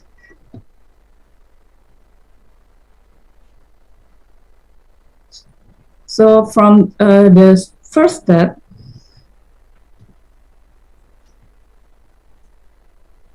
we use the relative structure that we got, and then we compare it with the molecular mechanic software, and then we confirm it the data by the NMR. And if the data was matched, then we can continue to the second step. In this case, we got the similar data from the NMR and also the molecular mechanic. So we can continue to the second step. The conformational analysis by molecular mechanic, or MMFF, was done by check the energy minimization from the H14, H3, H9 prime, and H10 prime, the linkage position of the two monomer units. And the results showed that the energy minimization was performed in this carbon 14, 3, 9 prime, and 10 prime is about 120 degree, and it consistent with the Roissy correlation data.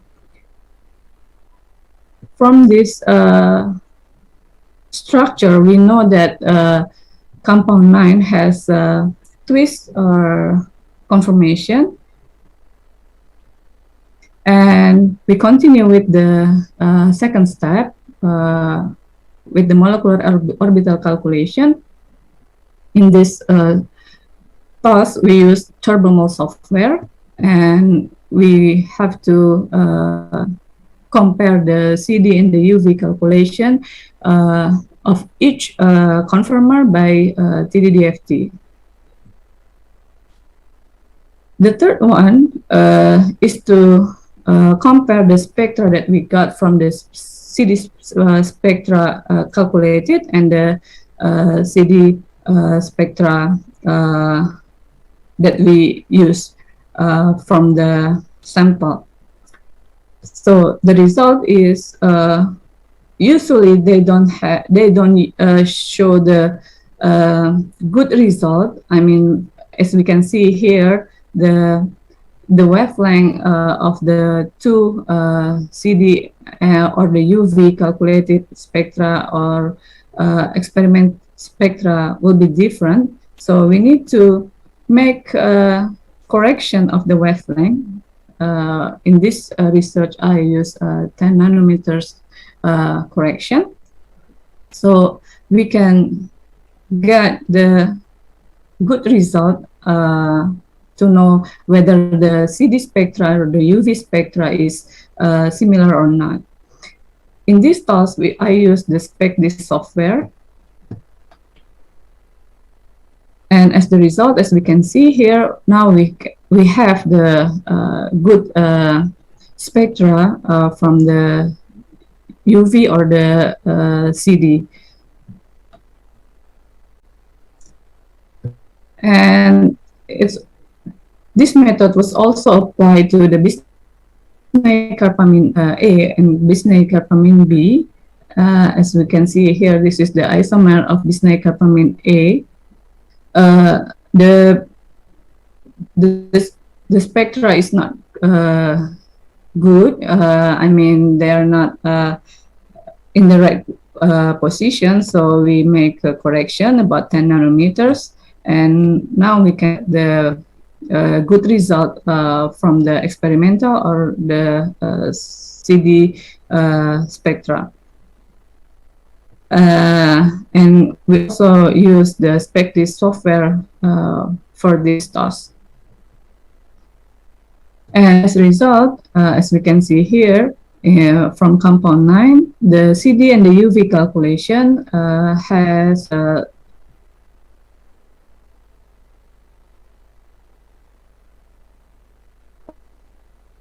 and get the conclusion from the compound 9. The conformation of bisneicarpamine A or compound 9 has twist conformation. As we know that, like I said in the previous slide, the conformation will affect the biological activity of the compound. So this is the absolute structure of bisneicarpamine A. And now we talk about the bisneicarpamine B. We also use the same instrument to elucidate or to get the structure. This is the new compound, bisneicarpamine A and bisneicarpamine B, new compound that never been published before in the journal. So from the IR spectrum, we got the absorption around 3,386 and 1,725. It's belong to hydroxy and carbonyl. Like we can see here in the structure, we got the hydroxy here and the carbonyl here. So From the UV spectra, we also got the absorption around 225 and 287, which shows that this compound has indole chromophore here. And the HRICMS also showed that this compound has a dimeric structure. As we can see, the molecular weight is about 790. From the HNMR spectra of compound 9, if we compare it to compound 10,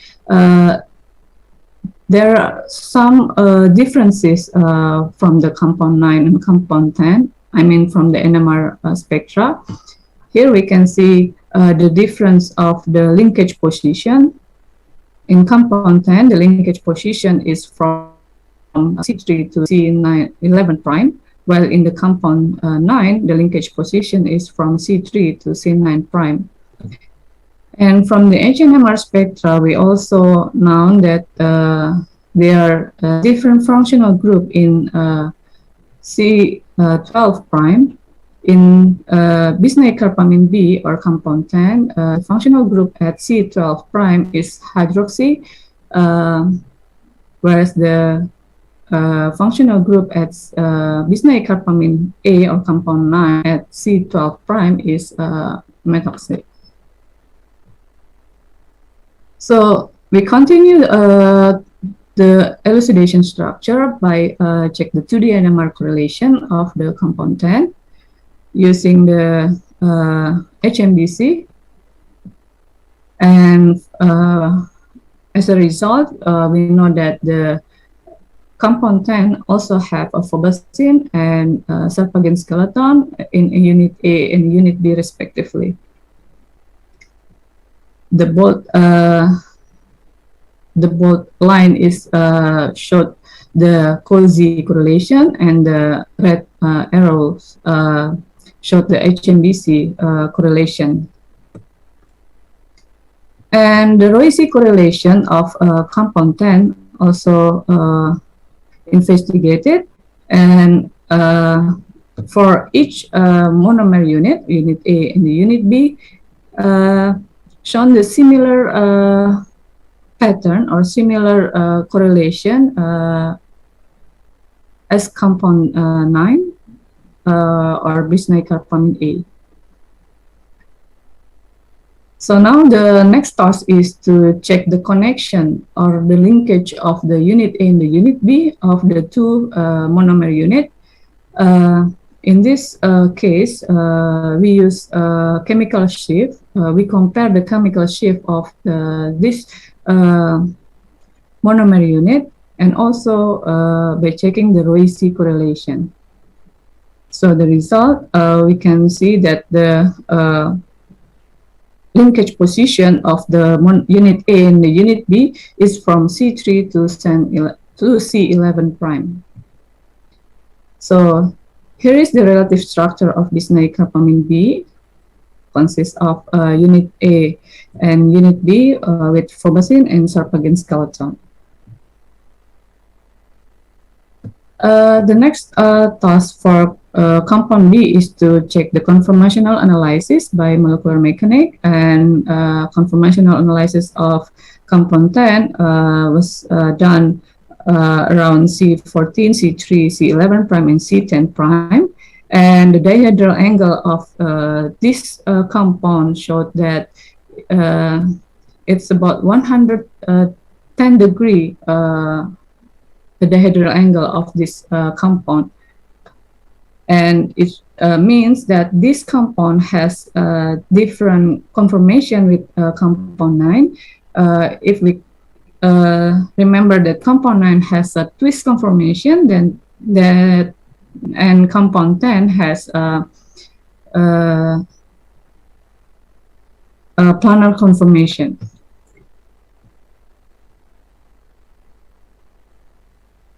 So this is the comparison of stable conformation by the MM or molecular mechanics of compound 10, and we compare it with the Roissy correlation of compound 10, and it's have a similar data or consistent result. So we also compared the CD and the UV calculation of compound 10 to know the stereochemistry of the compound 10. It's also performed by the turbomol and using SPECDIS as well as compound 9. And as a result, we got the absolute structure from the CD of the compound 9 and compound 10. This is the absolute structure of compound 9 or bisneicarpamine A, which has a twist conformation. And this is the absolute configuration of compound 10, which has an extended conformation. Then we also checked the antimalarial assay. The antimalarial assay was performed against Plasmodium falciparum strain 3D7 using the automatic hematology analyzer XN30, and we use chloroquine as a positive control. And as a result, among 10 compounds that we've been isolated, consists of 2 new monomer alkaloid, indole alkaloid, and 2 new dimeric indole alkaloid, compound 9 and compound 10, and together with 6 non-alkaloid. Only, as we can see in the table, only 60-dimetoxycarbonylfluorocarbamine and compound 9, bisneicarpamine A, which shows the good antimalarial activity with IC50 28.8 and 4.60 respectively. And as the conclusion, in this work, we isolated 2 monomeric compounds, indole alkaloid, compound 1 and compound 2, and 2 dimeric indole alkaloid, compound 9 and compound 10, or bisneicarpamine A and bisneicarpamine B, which consists of phobacin and zalpagin skeleton. And the antimalarial activity of this new compound, compound 1 has IC50 more than 50 micromolar, as well as compound 2, and bisneicarpamine A have IC50 4.60 micromolar, while bisneicarpamine B is IC50 more than 50 micromolar. As we can see here, even the compound 9 and compound 10 has similar structure, but they possess different activity. That's why it's very important to check the stereochemistry of the compound, so we can make sure the activity of the compounds itself.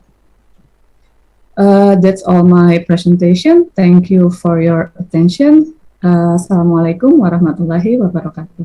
Waalaikumsalam warahmatullahi wabarakatuh.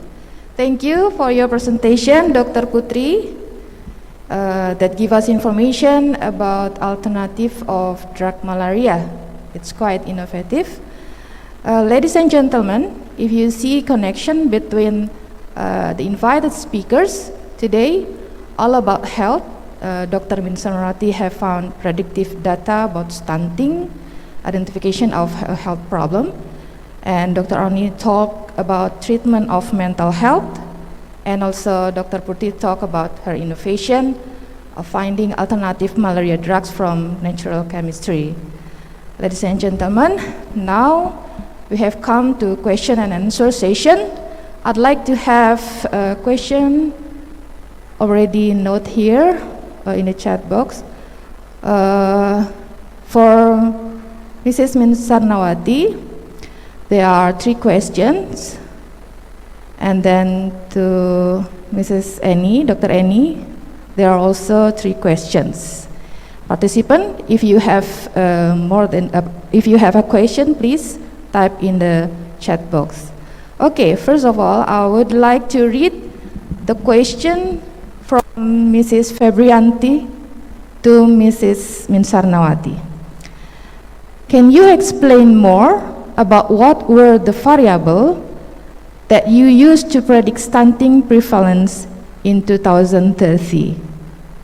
And based on your data analysis experience, How were the data quality from Riskesdas 2007, 2010, and 2018? Dr. Min Sarnawati, you can answer directly.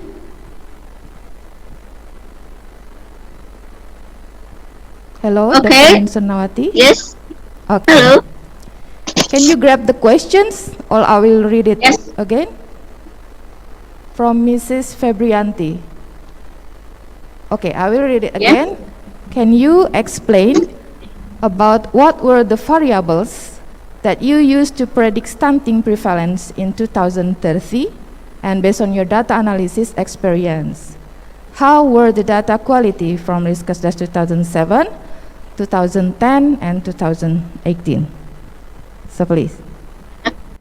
Okay, thank you for your question, Ibu Febri. There are variables, 21 variables is the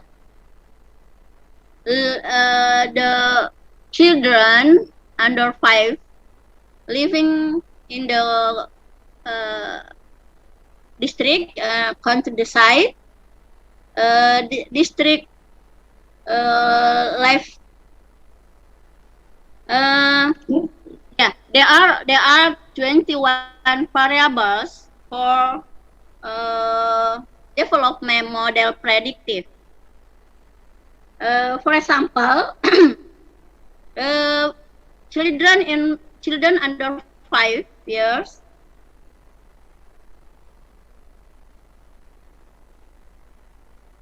living in the countryside, living in a district city with a low life extents, living in a short average life schooling,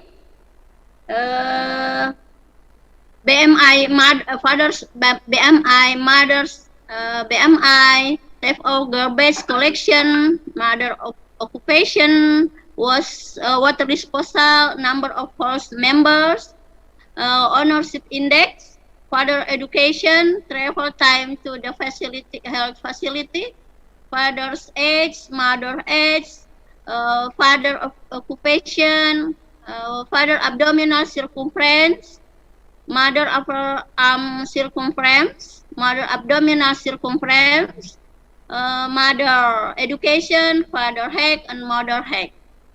Okay, I So, think quality data is good, yes. Before I use the predictive model, develop predictive model formula for project projection in 2023 and 2026, I first tested the accuracy of the predictive models and obtained a value 0.7771.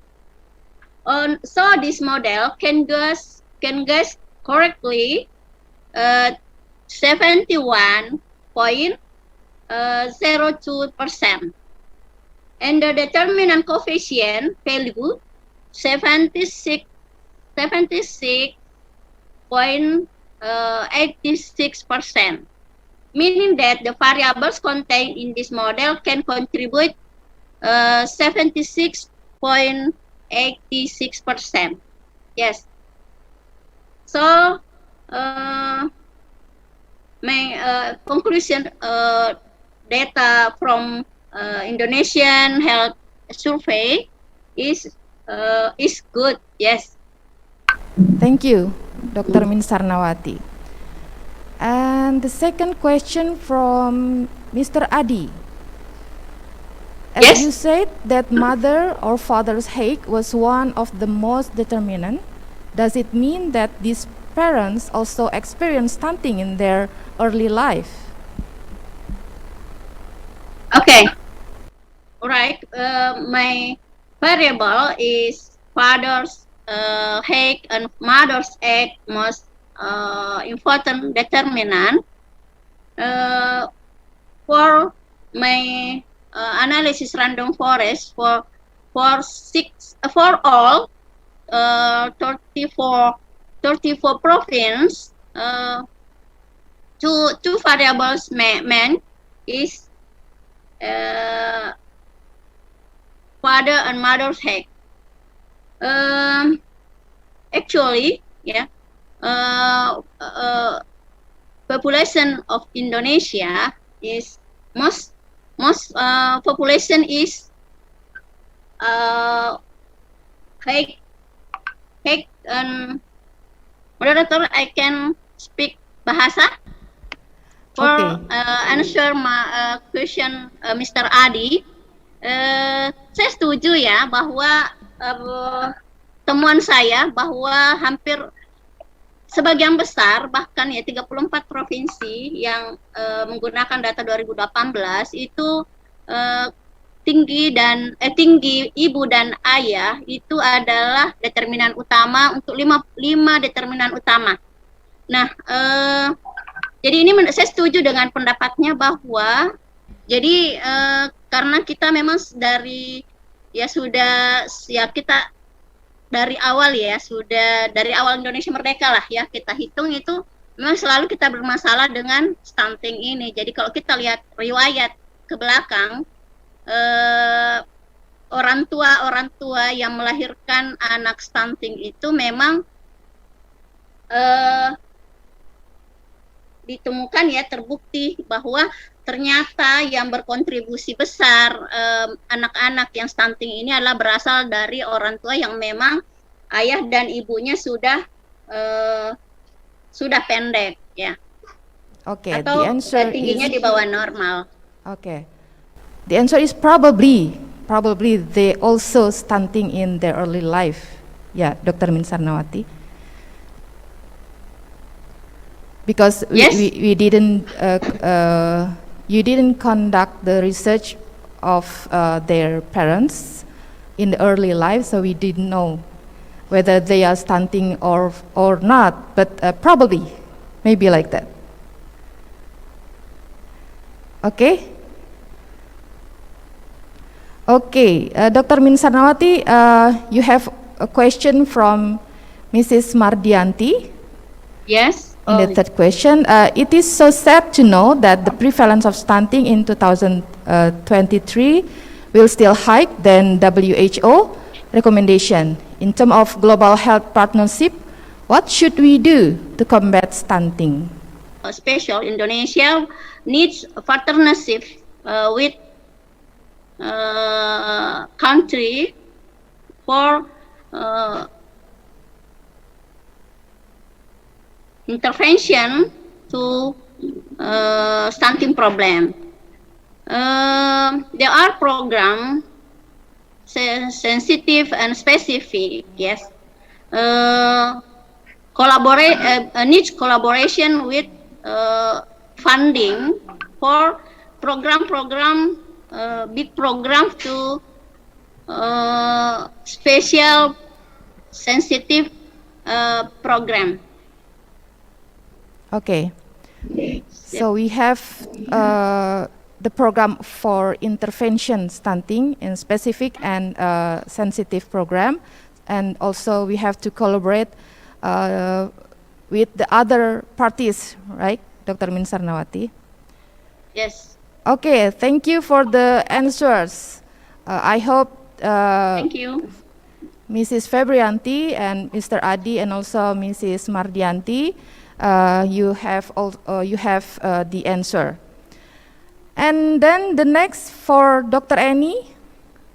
Hello, Dr. Annie. You have 3 questions. Yes, I'm here. Yes, thank you. Still here. You have 3 questions from Mrs. Febrianti, Mr. Adi, and also from Mrs. Mardianti.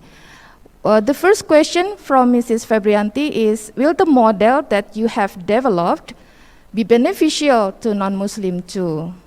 Thank you very much for good questions, Mrs. Febrianti. Yes, correct. That's why I revealed in my study that the studies cannot be drawn as a general population, since this is limited to the specific religions and ethics, but maybe for the next or for the future projects, it can be beneficial if we can accommodate not only Islamic religion but also others officially religion in Indonesia. But it's gonna take very long way, because when I was developing this training program, especially how to integrate Islamic value into the training program, it's quite difficult. It took around almost a year for me to to consult, to formulate what kind of Islamic value that can be suitable and appropriate in CBPFA trainings. I think that's all my answer. Thank you very much. I'm sorry I cannot give further promise that this program can be implemented in other religions. It's very sensitive issue. Maybe you have to collaborate with other with non-Muslims communities, because they have different approach. Religious, yes. Okay, the second question is from Mr. Adi. Thank you for your presentation. Can you explain in a brief about Islamic content that integrate in the program? And I think it's quite similar with Mrs. Mardianti questions, because Mrs. Mardianti asked about explain more about 8 integrated religious techniques and what the difficulties in conducting these techniques. So you can answer both of questions. Thank you. Yes, thank you very much for the great questions from the 2 participants. So let me share. I will show in very short how contents of my handbooks about the CBPFA training program that I distributed to the participants. So this is the books in Indonesian language first, and then when I developed this training program, I consulted with the Islamic psychologists as well as one of the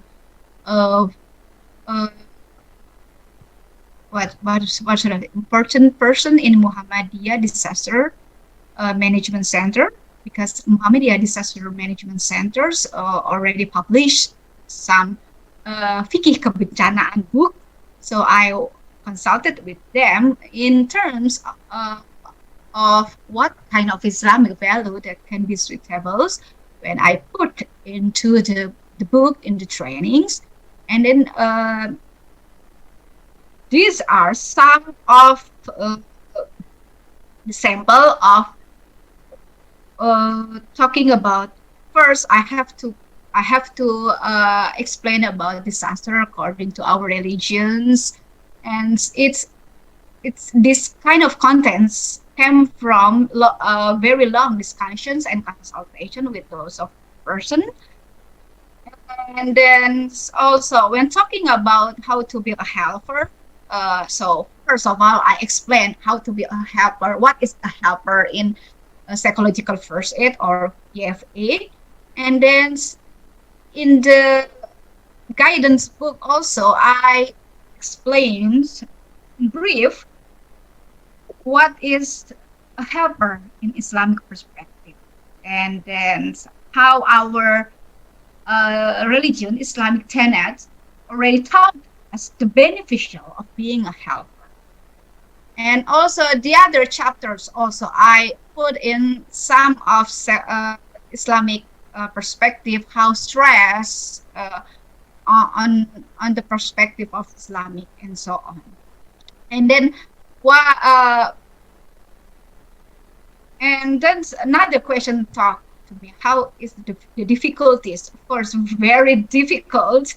And as I told you, this almost a year to develop the training program, because which one is suitable, who is the professor in Islamic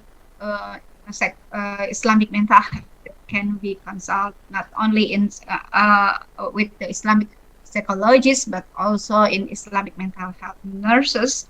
So it's quite of difficult, but once I try to implement in my preliminary study and also in my study, this training programs, quite relieved. The result is significant correlations, and there's a significant improvement among the cadres. And then, as I already told you, that the quasi-experiment pre-post test with control group also already conducted in my study. But this one that I presented today, that's small part of my study about the implementations of CPPFA for the cadres in disaster prone area. I think that's all my answer. Okay, thank you, Dr. Annie. It's very interesting. Maybe the next step you will get a hockey for this method because you added the religious activities in these tools. I hope, inshallah. Thank you. Inshallah. Okay, thank you, Dr. Thank you very much for the moderator for having me. Thank you. And the next is for Dr. Putri. We have 3 questions also here from Mr. Adi. He asked about the compound that you found has been, it is been tested in the animal or human? Okay, thank you for the question, Mr. Adi. Since I got a very limited amount of the compounds, I mean the isolate compounds, so we just check the antimalarial activity to investigate it more. I mean to the animals or to the humans, so we need to check the cytotoxic activity first and then other activities. So if we want to continue, maybe we need to get the more isolate from this compound. So from now, we just check the antimalarial activity. Okay, maybe it is for the next step. Yeah, Dr. Putri. Okay, there is a question also from Mrs. Yuni. Nice presentation and difficult research. How to interpret the antimalarial IC50 value and what is the next plan of this research? Thank you. Thank you, Ms. Yuni. For the antimalarial assay, we use hematology analyzer, XN30, and we also use the software to calculate the data based on the growth inhibition. We use PET Prism software. And for the next step, maybe since it's not easy to use the instrument like I got in the my doctoral research, so maybe we can start with the docking task to modify the structure, and also we can modify the activity based on the modified the structure. We can also get the different activity, and we can check the other activity from this plan. Okay. Dr. Putri, before the next question, I will ask, is it, the plantation, is it in Indonesia, or because with the Latin names, we don't know the names, yeah? Sorry, I forgot to put the Indonesian name of this plant. So the synonym of this plant in Indonesia, actually we got some difference in different area. This plant also known as lelutung tokak in some area, and lelutung tokak, and also cembirit. And actually we can eat the fruit, but the fruit is maybe I'm not quite sure. Maybe it's not annual or biennial plant, so it's not easy to get the fruit. But from the another researcher, I got the information that this plant, the fruit of this plant is edible. Okay. Yeah, it's very interesting. Now it's the question is from Dr. Eka. Thank you very much for the very interesting presentations of new antimalarial indole alkaloids in this study. Nice to know. Maybe how is the ability of this compound compared to existing antimalarial drugs compounds such as chloroquinone derivatives like hydroquinone? Okay, thank you, Ms. Eka, for the questions. Actually, in this experiment, I use chloroquine as a positive control. So if we compare the result from the isolates compound, specifically bisnecapamine A and B, which have a dimer structure,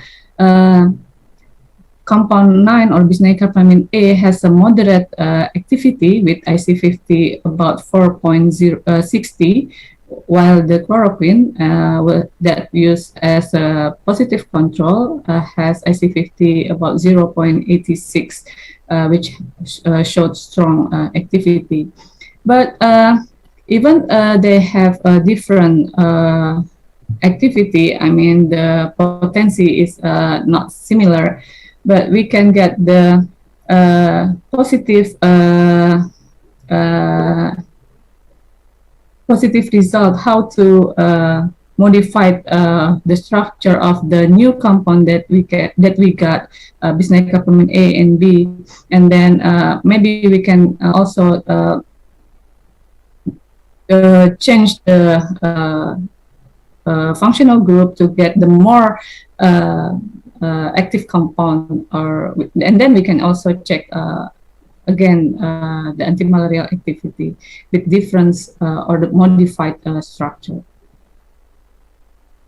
Okay, I think it's very interesting, and I pray for you. You get hockey also, because this is very innovative. Inshallah. Thank you, so Dr. Putri. Okay. Excuse me. Yes. I have one question. Okay. Dr. Putri. Yes. You explained that in your study, in vitro study, you use 3D7 strain. 3D7 strain. That we know that strain is sensitive to chloroquine.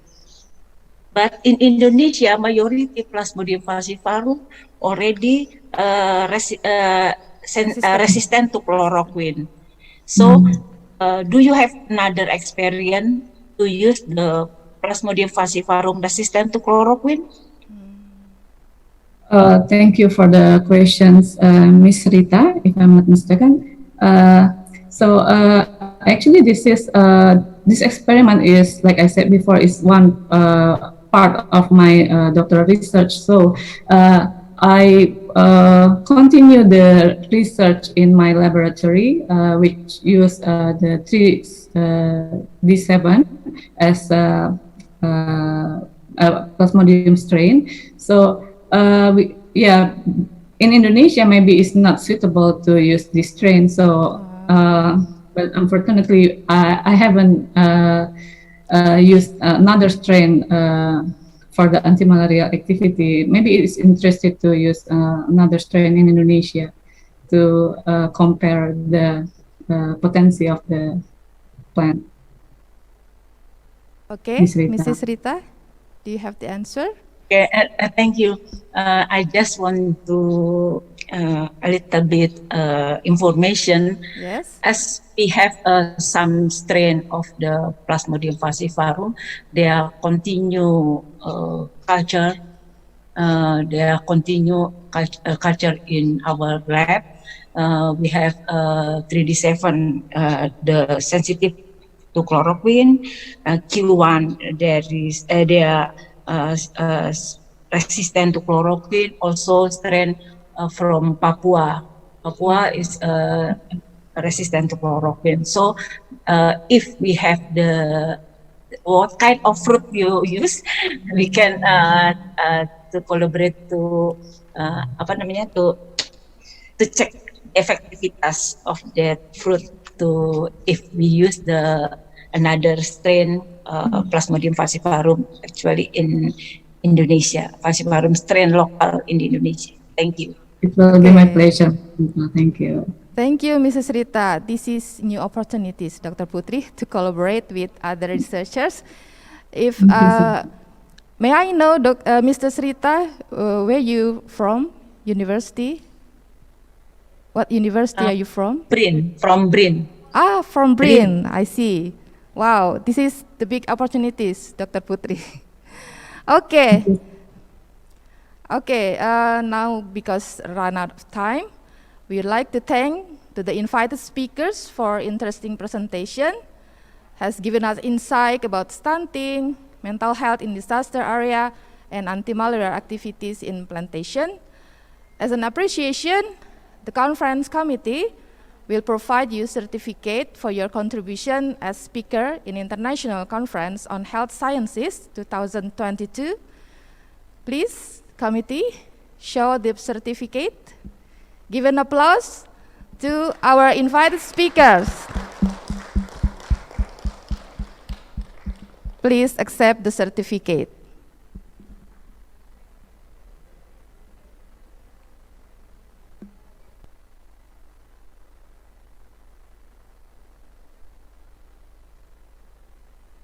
Thank you very much for the certificate. Thank you so much. Thank you. Thank you, everyone. Okay, for all participants, please remain in the Zoom room because we have another speaker still in the plenary session. We have Professor Dr. Omar Hassan Kasole.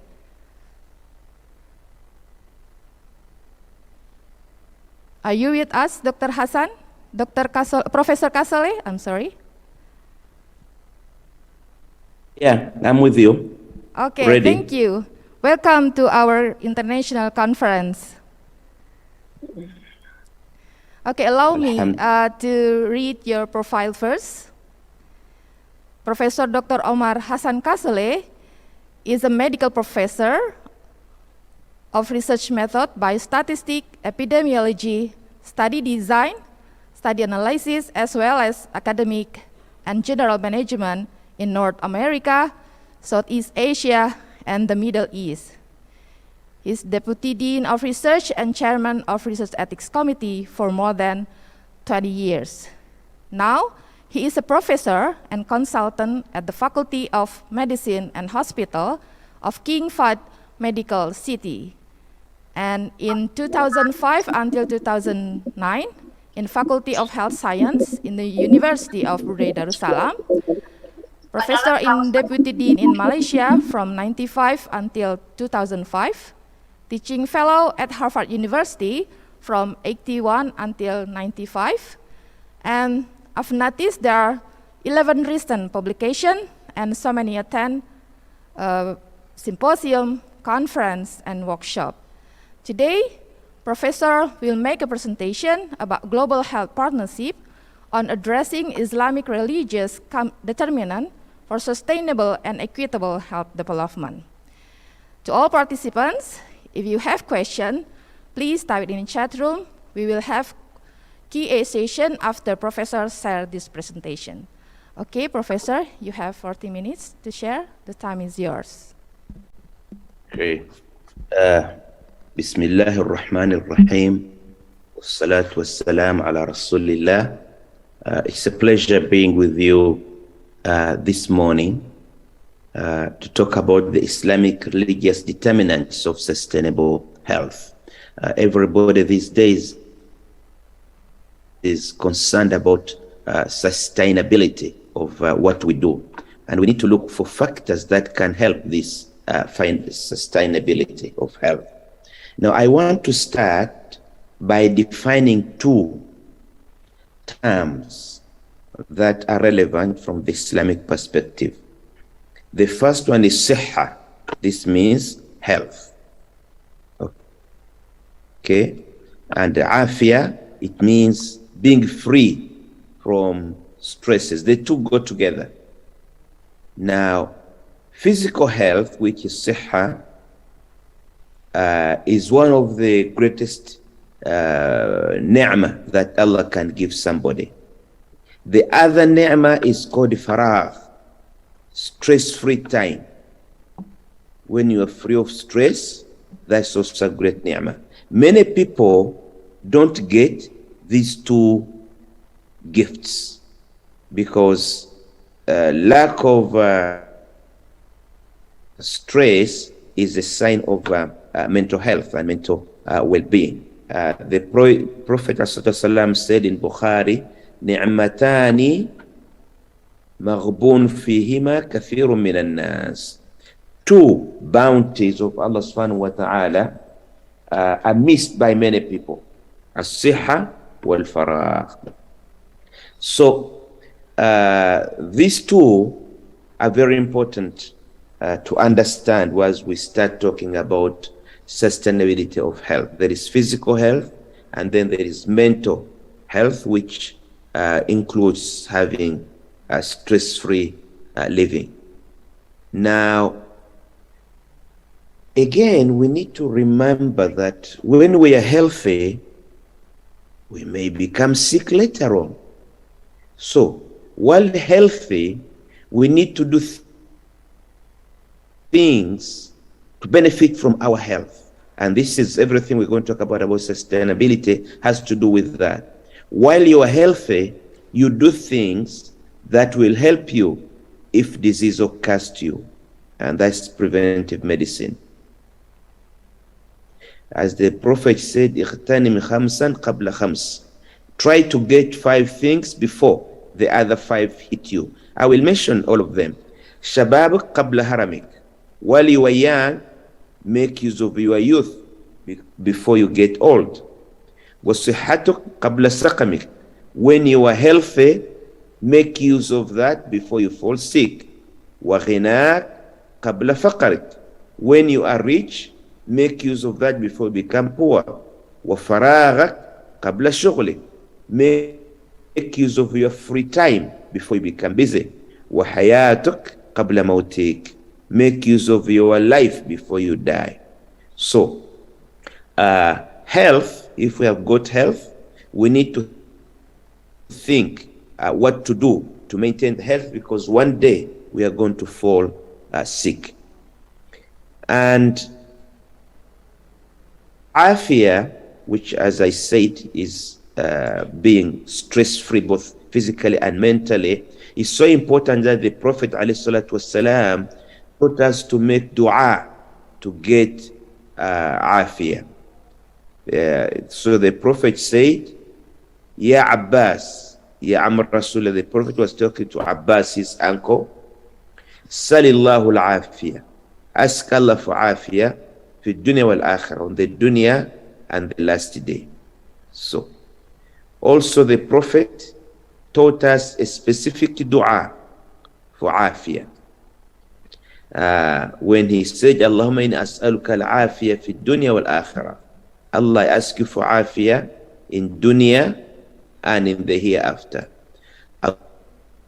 Allahumma inni as'aluka al-afwa wal-afiyah. Again, he asked for afiyah fi dini wa dunyaya, in my religion and my earthly life, wa ahli, my family, wa mali, and my wealth. Allahumma istur awrati. You know, the dua continues. So what we learn from this is that afiyah, living a stress-free life, is so important that we have to ask dua to Allah subhanahu wa ta'ala to get this. Another dua reported by Abu Dawood from the Prophet, "Allahumma inni as'aluka al-afwa wal-afiyah wal-mu'afati ad-da'ima fi ad-din wa ad-dunya wal-akhirah." It's another dua that we do. Now, I mentioned this dua to, as we talk about sustainability of our health, we need to remember that dua, prayer, is part of this. Because sometimes we are so busy talking about the programs that we forget that Allah's qadar intervenes. So when we ask Allah for help, inshallah, we can get the sustainability. So we should not forget dua and prayer. Now, again, as we talk about sustainability of health, we need to remember that disease can be disease of the heart and disease of the body. Now, there is no dichotomy between the two, because diseases of the heart become disease of the body. The heart can become sick. For example, when the heart is ungrateful, when the heart is cruel, when the heart is miserly. These diseases manifest as bodily diseases. Either the person with the heart disease becomes sick, becomes worried, they stop eating, they stop sleeping, and become physically sick, or they cause harm to others. Issues like violence is because of a heart disease in one person who causes violence to others. So the two are closely related. One leads to the other. And the Quran focused a lot on disease of the heart. It did also mention disease of the body, but it focused on the disease of the heart because heart disease leads to physical disease. Quran talks about the heart disease when it says, في قلوبهم مرض فزادهم الله مرضا ولهم عذاب أليم بما كانوا يكذبون.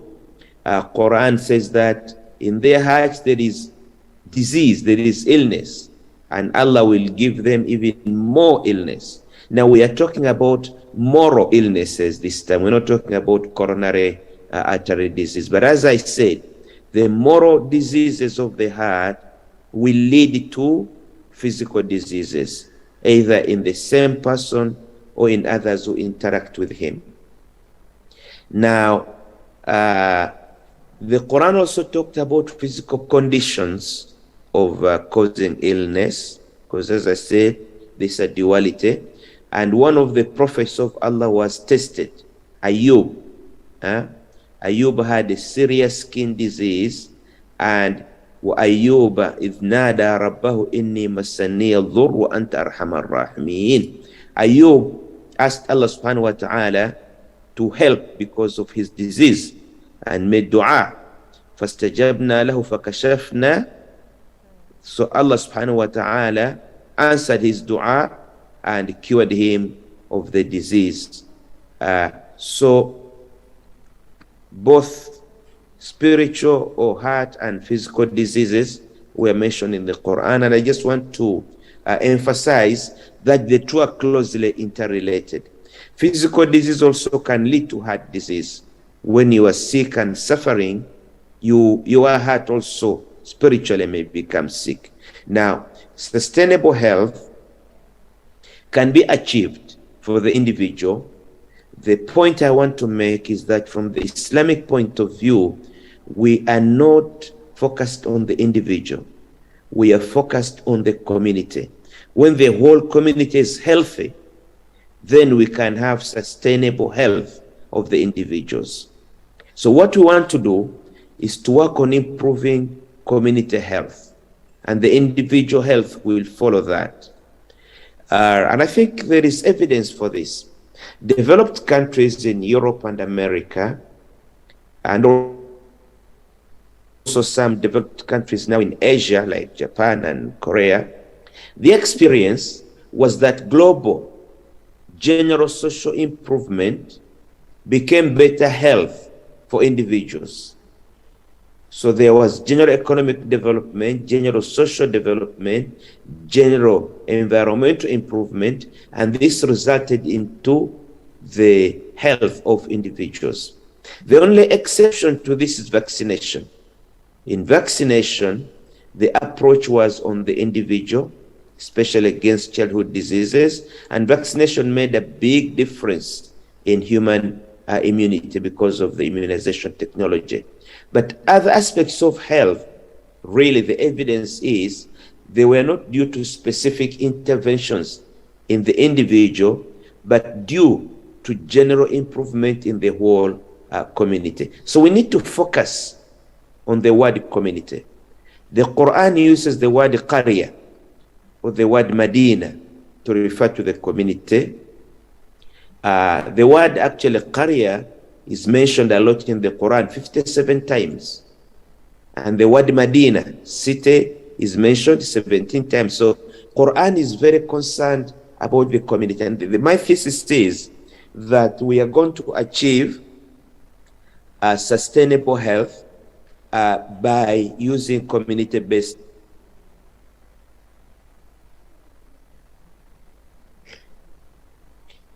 Now, communities can be good or can be bad.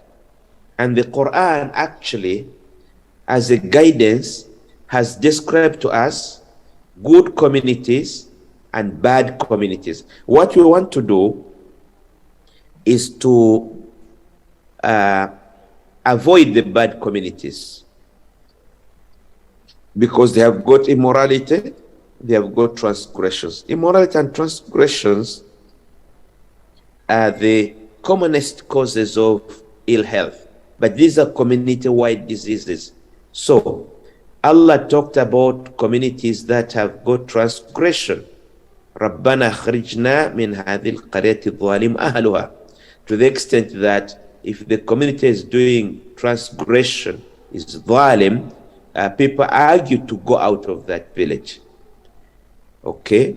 And he talked about a transgressing village in Surah Al-Hajj. وَكَيِّن مِّن قَرَةٍ أَمْلَيْتُ لَهَا وَهِيَ ظَالِمَةٌ. This is a transgression, dhulm. And also he talked about punishment from heaven for bad community. إِنَّا مُنزِلُونَ أَهْلِ هَذِهِ الْقَرْيَةَ الرِّجْزَ مِنَ السَّمَاءِ.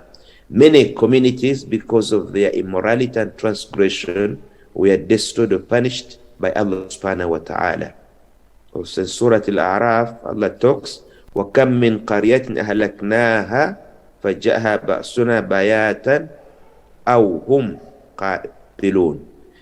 Talks about many communities that Allah subhanahu wa ta'ala destroyed because they were bad. So the point is, if a community is bad and evil, it has got immorality, transgression, there is no kindness, there is no mutual self-help, evils appear, and some of the evils appear as bad health. Now, in a community, there are some evil people. Not everybody is bad in the community. Some bad people are in the community. وَكَانَ فِي الْمَدِينَةِ تِسْعَةٌ رَهَةٌ يُفْسِدُونَ فِي الْأَرْضِ وَلَا يُصْلِحُونَ. Like this village mentioned in the Quran, there were 7 people, or 8, 10, 9 people who were evildoers. Now, we know the village of Sayyidina Lut. It was an evil village, and Allah subhanahu wa ta'ala saved Lut and his family from this village. وَلُوطًا آتَيْنَاهُ حُكْمًا وَعِلْمًا وَنَجَّيْنَاهُ مِنَ الْقَرْيَةِ الَّتِي كَانَتْ تَعْمَلُ الْخَبَائِثَ إِنَّهُمْ كَانُوا قَوْمَ سَوْءٍ فَاسِقِينَ. Allah saved his prophet Lut from this evil village. And many of these villages have got powerful, corrupt people. And these people deny the messages that are sent to them. Now, I have taken 2 slides to mention Quranic verses about evil or bad communities. Because my thesis is, if you want to sustain health in that is good, that is wholesome, that is equitable, we need to do it at the community level. Now, bad villages denied the messengers. وَضْرِبْ لَهُمْ مَثَلًا أَصْحَابُ الْقَرَةِ إِذْ جَاءَهَا الْمُرْسَلُونَ إِذَا أَرْسَلْنَا إِلَيْهِمُ اثْنَيْنِ فَكَذَّبُوهُمَا فَعَزَّزْنَا بِثَالِثٍ فَقَالُوا إِنَّا إِلَيْكُمْ مُرْسَلُونَ. In Surah Yasin, Allah talks about bad villages refusing messages of messengers. And this is happening today. This is not history. because today we have got Quranic guidance on how to live a correct life, but many do not want to listen. And already I talked about how Allah destroyed transgressing villages. In Surah Al-Kahf, Allah says, وَتِلْكَ الْقُرَى أَهْلَكْنَاهُمْ لَمَّا ظَلَمُوا وَجَعَلْنَا لِمَهَلِكِهِمْ مَوْعِدًا. Those villages were destroyed because of their transgression. Now, sexual immorality is a common cause of ill health, both physical and mental. And you know the story of Yusuf alayhi salatu wassalam. وقال النسوة في المدينة امرأة العزيز تراود فتاها عن نفسه فقد شغفها حب.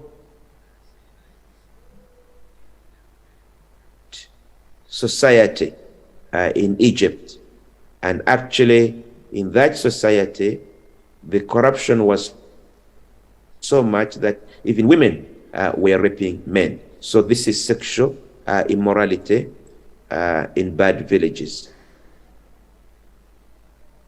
The Quran also talked about good communities. Good communities. Good communities can have sustained health because of peace and tranquility. Actually, when you listen to the news or when you read the statistics, you will see a lot of diseases spreading. You will see a lot of hunger and famine. Most of these things are because of lack of peace and lack of tranquility in the community. So the Quran talked about safe and calm villages. وَضَرَبَ اللَّهُ مَثَلًا قَرْيَةٍ كَانَتْ آمِنَ مُطْمَئِنَّةً. Security and calmness. Allah talked about villages that have plenty to eat, because nutrition is very important for good health. وَإِذْ قُلْنَا ادْخُلُوا هَذِهِ الْقَرْيَةَ فَكُلُوا مِنْ حَيْثُ شِئْتُمْ رَغَدًا. Allah talks about a village or community that had plenty of food and plenty to eat. Again in Surah Al-A'raf, Allah says, وَإِذَا قِيلَ لَهُمُ اسْكُنُوا هَذِهِ الْقَرْيَةَ وَكُلُوا مِنْ حَيْثُ شِئْتُمْ. Stay in this village and eat all what you want. Security, physical security is necessary for sustainable health. And Quran talks about villages that had this security. So the point is, if we want to sustain whatever we are doing, we better make sure that we avoid bad and healthy communities and we develop good, healthy, peaceful, and calm communities. Now, what are the factors of sustainability from analyzing these Quranic guidelines? I think if we want to have sustained health, we need to have the niyyah, sincere niyyah, because actions depend on the niyyah. So our underlying intentions must be sincere, that really we want to have health, sustained health for everybody, and also equitable health. As the Prophet said, إِنَّمَا الْأَعْمَالُ بِالنِّيَّاتِ وَإِنَّمَا لِكُلِّ امْرِئٍ مَا نَوَى. In Bukhari and Muslim, every action depends on the intention. A lot of times at the level of governments and communities and organizations, the intention behind health programs may not be very sincere. And if it's not sincere, you not get good results out of it. The second factor to make sure that we get sustained health is to do what we can. We do the feasible. I'll be talking later about the frustration that we have promised people better health and we couldn't deliver, both at the international level from World Health Organization, from the United Nations, and also at the local level in our own countries. So part of sustaining health programs is to do what is feasible. We shouldn't try to bite more than we can chew. As Quran tells us, لا يكلف الله نفسا إلا وسعها. Allah does not ask you to do more than what we can do. So as we plan our programs, we need to plan them to be feasible, things that we can do within our resources, because it has to be sustained. And part of this sustenance is a very important hadith of the Prophet ﷺ, which is being consistent. When you do things that are within your ability to do, and I think I want to emphasize this, when you are in an Indonesian, you want to plan what you can do as an Indonesian. Don't start by hoping that somebody will come from outside and help you, because that has not worked in many countries. In the end, you have to do it yourself, but you do what you can within the resources available and be consistent. This is what the Prophet emphasized when he said, "Habbul amali ilallah adwamuhu wa in qal." The best work is what is consistent, even if small. Actions that can improve health can be small, simple interventions, but they will bring a good result if they are consistent, year in, year out. If we continue these actions for a long time, inshallah, they will bring a good result. I'll be showing you also some data about many slogans, many programs that have been announced at the international and local levels, but because they were not done consistently, we have not had good results. Another factor is, once you start doing something good to improve health, do not stop. This is the consistency. As the Prophet ﷺ, he said to Abdullah ibn Amr, "Ya Abdullah, la takun mithla fulan." Abdullah, don't be like so and so. Kana yaqumu al-layl fataraka qiyamu al-layl. He used to make qiyamu al-layl and then stop. So you notice, qiyamu al-layl is ibadah. Its effect is due to its sustainability. So you cannot start qiyamu al-layl 10 rak'ah this month, and then next month 1 rak'ah, and then the month after that nothing. It's better to have 2 rak'ah but continue for many years. That's sustainability, and don't stop. Once you start doing a good health intervention, don't stop, continue. You need to continue until the end, because actions are judged by their end. One of the problems that we have got at the international and local levels, also ministries of health, is that we start programs and then stop, and then start new programs and then stop. Lack of consistency. The Prophet ﷺ said, "Innamal a'malu binniyat," that innamal a'mal bil khawatim, that whatever we do is judged by the end. See, your work should continue until the end, because it's only when you go on until the end that we can get a good outcome. And again, when we are doing health programs, you do your part. Do what you, it may be very small. It may be just cleaning the street. It may be just improving the water supply in a simple way in the village. Do your part. Do your part. Others will do their part, because inshallah, Allah will bring the results later on. وَقُلِ اعْمَلُوا فَسَّرَ اللَّهُ عَمَلَكُمْ وَرَسُولُ الْمُؤْمِنُونَ. All you have to do is just do your part, and do not do anything to be seen, because Allah will see what you are doing and will reward it and will make it have a good outcome. Okay. Most important, if we want to have sustainability, we need to avoid slogans, to say things that we do not do. A lot of our health programs end up as talking only and no action. The Quran says, أَيُّهَا الَّذِينَ آمَنُوا لِمَا تَقُولُونَ مَا لَا تَفْعَلُونَ. O you believers, why do you say what you are not doing? This means we should say very little and do more. And when we speak, we should walk the talk. We should do actions that fit what we have said, because when we say what we do not do, Allah gets angry. Allah gets very angry when you say things that you do not do. Now, we have now covered various Quranic guidelines on how to sustain our actions so that they bring a good outcome. And these guidelines apply to health. They also apply to many other areas. Now, I just want to talk about problems with slogans.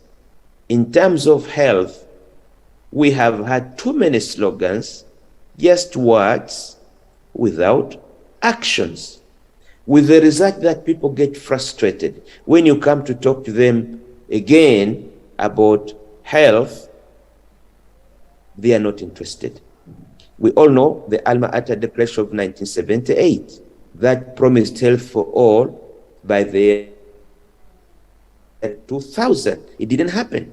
So health for all by the year 2000 wanted to make every individual having access to primary health care. It did not happen. So this is what causes frustration. We shouldn't say big words. We shouldn't talk about big programs. We should talk about what we can do. So where are we here? We have said, but we didn't do it. So there's public disappointment and disenchantment. And this actually may be one of the reasons that many health programs do not proceed to a good outcome, are not sustained. So as we talk about the sustenance and the UN development goals, we need to remember this. We need to walk the talk. We shouldn't talk more than we can do. But then whatever we do, we should be consistent. I'm giving you examples of themes of World Health Days since 1950. Know your health services. Health is wealth. Clean water. Destroy disease by destroying insects. Food for all. 10 years of health progress. Many of these. Malaria eradication. Accidents. Hunger. Smallpox. Health in the world of tomorrow. See, every year there is a theme that is declared. In the 1970s, early detection of cancer, diabetes, food, smallpox, immunization, many. So this is the problem. Really, we should not have too many slogans. 1980s also, we have a lot of these themes, a lot of these slogans. But the public, when they look, they see that it has not been fulfilled. So they get frustrated. And then they stop listening. They stop changing their behavior. And I say, we should go back to the Quranic guideline. If we want to sustain, we do what is feasible, what we can do. And then we do that little, but in a consistent way, and continue until the end. And that is sustainability. So actually the Quran defines sustainability in a very clear way, and the Prophet ﷺ defined it in a very clear way. We need to follow those few simple guidelines. Now this in the 2000s, again, more themes, more big words, but they do not happen. It's the whole problem. They do not happen. If we had fewer words and we actually did them, we'd do better. Now, I want now to come down to earth and talk about simple things that we can do to sustain health. Because sustained health requires behavior, but we need behavior that is sustained, behavior that people have all the time. Like, for example, to prevent infectious diseases, the Prophet taught us about covering vessels to prevent bacteria and insects from living in them. غَطُّ الْإِنَاءَ وَأَوْكُ السَّقَى. The Prophet told us to cover our vessels. The Prophet told us not to breathe into vessels, because when you breathe into vessels that have got your drinks or food, your oral bacteria may go there and grow. The Prophet taught us to wash hands before and after food. This in At-Tirmidhi. Barakatu ta'am al-wudu qablahu wal-wudu ba'dahu. In fact, the Prophet talked about wudu before eating and wudu after eating. So washing hands is a behavior, if sustained, is going to prevent a lot of infectious diseases. So we need to develop these sustainable behaviors that are simple and that we can do and that we can continue for a long time. This way we'll get a sustained health outcome. In terms of obesity, we need sustained behavior to prevent obesity. As you know, obesity and overweight are related to many diseases that are part of the metabolic syndrome. So the Prophet ﷺ taught us to decrease food intake when he said, "Ma mala'a adamiyyun wa a'sharra min batni bihasbi ibn Adam akalat ukulat yuqimna sulbahu فإن كان لا محالة فالثلث لطعامه والثلث لشرابه والثلث لنفسه." This is the hadith of the thirds. The Prophet says, don't fill your stomach. 1/3 is for food, 1/3 is for water, and 1/3 empty. In other words, we need to decrease intake of food to what is healthy. The problem today is that some communities don't have enough to eat, while others have too much to eat, and those with too much to eat develop diseases of malnutrition.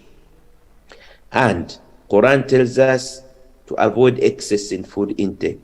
Ya bani Adam, khudhu zinatakum inda kulli masjidin wa kulu, eat, washrabu, and drink, wa la tusrifu, and do not take excesses. Inna Allah la yuhibbul musrifin. Allah doesn't want people who have excess. The point I'm trying to say is, if we are going to have sustained health, we need to have the simple behaviors, simple actions that are within our abilities, but these must be sustained. They must become a part of our life. They must be internalized. Now, treatment of disease. The Prophet said there is treatment for every disease. تدعوا عباد الله ما أنزل الله من داء إلا وقد أنزل له شفاء. The Prophet said that every disease has got a treatment, so search for the treatment. And Quran gives us hope, because Prophet Ayub had a very severe disease and Allah cured him. واذكر عبدنا أيوب إذ نادى ربه إني مسني الشيطان بنصب وعذاب اركض برجلك هذا مغتسل بارد وشراب. Ayub was advised by Allah to seek treatment, and he was able to get cured. So we need to cure diseases, starting with the simple diseases. When there is a disease, we treat it, and this must be consistent. That's how we get sustained health, because in the end, when we take the necessary action, Allah will give us cure. وَإِذَا مَرِضْتُ فَهُوَ يَشْفِينِي. Allah is the one who cures us when we become sick. Now we need to have sustained promotion of health. See, it's not enough to prevent disease, we need also to promote health. But again, they are simple activities that, if sustained, will result in a sustained outcome. Like Umar ibn al-Khattab said, we should teach our youth to be physically active. One of the problems of today is youth sit on television, on their telephones, on their iPads, and are not physically active. The Prophet told, Umar ibn al-Khattab said, "Allimu awladakum ar-rimaya was-sibah rukubul khayl."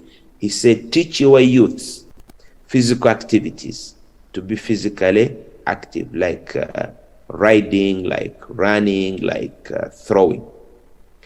The Prophet himself gave us an example of physical activity because he used to engage in foot racing. In fact, he used to compete with his wife Aisha. At the beginning, she used to beat him in running, but later on, he used to beat her in running. He used to run faster than her. So the Prophet himself was physically active. The Prophet used to climb mountains. Again, these are activities that can sustain health, but they must be sustained. This is the point. Now, so I just want to go back to the point that health can be sustained, but it must be sustained in the good village, al-Qarya al-Tayyiba. It must be activities at a community level that are sustained. Now, some of the things that we can do at the community level is to rebuild the extended family, because the extended family enables takaful, mutual self-help. And today, we are losing the extended family. People live in nuclear families, and when they get into problems, they have nobody to help them. We need to bring back the extended family system. We need to have economic justice to make sure that people have equitable benefit from the economic system. We need to have shura. At the community level, we need to consult, to discuss how to solve problems. We need to have a rule of law. We cannot have a Qarya Tayyiba when there is no rule of law. And I think we need to have self-government as much as possible. One of the problems that we are facing now is that the governments want to do everything. I think the people should do as much as possible for their own health. We should encourage them to have their health in their own hands. And government should play the role of guiding and supporting where they cannot. So we'll end here. I just want to summarize by saying that we can sustain health by following very clear guidelines from the Quran on how to work in a sustained way, and on how to work with the sincere intentions, on how to build a community, because it's a healthy community that can sustain health. It's not an individual's effort that is going to bring success. It's the whole community. Thank you very much. Wassalamu alaikum wa rahmatullahi wa barakatuh. Waalaikumsalam warahmatullahi wabarakatuh. Thank you, Professor Kasole, for your presentation about sustainable of health. Participant, do you have any question? Please raise your hands in the Zoom room. If you have any questions, please raise your hand in the Zoom room.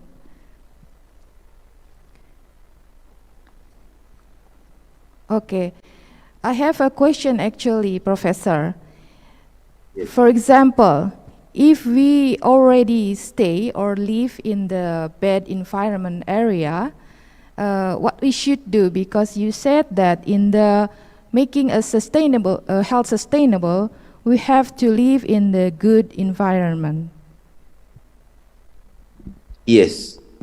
Okay. Bismillah ar-Rahman ar-Rahim.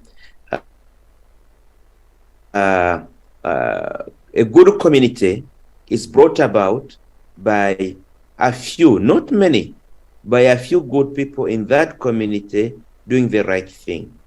So, if you are in a bad environment, take action to improve that environment. It can be as an individual, but better as a group. We need to identify what is wrong, diagnose it very well, and try to improve it, and try to convince everybody in the community to change to a better community. Because as long as the environment, social and physical environment is not good, we cannot have good health. So we need to take action. And I think everybody should have this idea in mind that our aim is to get Al-Qarya Tayyiba. We want to get the good village, Al-Qarya Tayyiba, that the Quran has mentioned. And both people and leaders should aim at this, getting a good community, inshallah. Okay, so we should start in individual or better in some group to make a change in the environment to get a better community, right, Professor? Yes. Okay. And we have guidelines, and I have given you enough guidelines from the Quran and Sunnah on how to work well in a sustained way and until we get the good outcome. It's important to emphasize walking the talk. Don't say what you cannot do. It means we need to think of simple, feasible, possible actions that can improve health, can sustain health, but do them in a consistent way. Not start and stop, not to start and stop. Okay, thank you, Professor Castle, for your answer. And you said that so many slogans from WHO or maybe from the countries, start from 50 until now, it's very change in every year. So the community get frustrated because it's always fail. Do you have better suggestion for that? So the community will not get frustrated with the slogan? Yes, I think we should stop the slogans. The assumption is that slogans will motivate people, but when they are not fulfilled, they become more demotivated. So I think we should stop too much sloganeering. We should say a few things and do them, so people actually see that we have got this program, we've continued for 5 years, for even 30 years, but that it has brought about a change. In this way, people will have confidence in health leaders. We should stop saying what we cannot achieve. We should only say what we can achieve and can sustain in order to get the confidence of the people.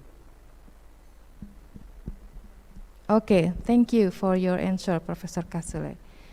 Okay, participant, do you have any question for Professor Omar Kasule? Yes, I have. Yes, please, with Mrs. Rita. Rita, okay, please. Yeah. Professor, in Indonesia, we have a lot of local culture. And the people, they think some of the traditional culture is related to the health. What do you think about this? Thank you. Yes, thank you very much. Many traditional cultures actually are good. And I think we need to discover which ones are good. And also we can do some research on some aspects to have data. And it doesn't mean that the solutions will always come from outside. There are already good things in our communities that we need to emphasize and we need to use. And I think many of them have been neglected. So yeah, I agree. We should look into our cultures for what can sustain health and then do it in a sustained way. Okay, Mrs. Rita, do you have the answer? Yeah, like in Papua, they have a lot of traditional culture when for the woman when they have a child, they have to traditional traditional activity Practices, yes. practices. Yes. And then sometimes they they they culture is merupakan hambatan gitu ya. Merupakan hambatan untuk program yang ada di kesehatan. Hindrance the program. Yes. Okay. I'm sorry, my English is very Okay. true. Yeah. So the Yeah, culture, true. yes. Yeah.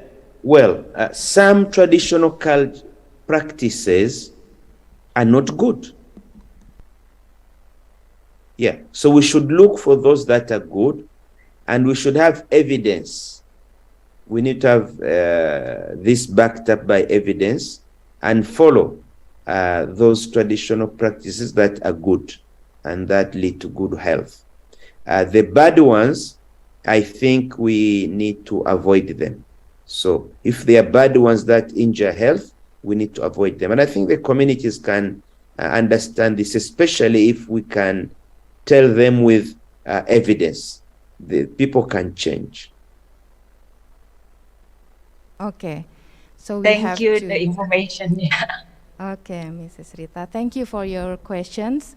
So we have to choose, we have to select which one is traditional practice is good, which one traditional practices is bad. Okay, everyone, is there any questions? Okay, if you don't have any questions, maybe I can sum up the presentation of Professor Kasule. I noticed that dua is part of building health sustainable. And then Professor also said that step by step to make health sustainable, start with sincere intention, do what you can, doing the right things, even if small, do not stop doing a good thing, and then continue until the end, and then do your part, the result, do not say what you do not do. So it's very good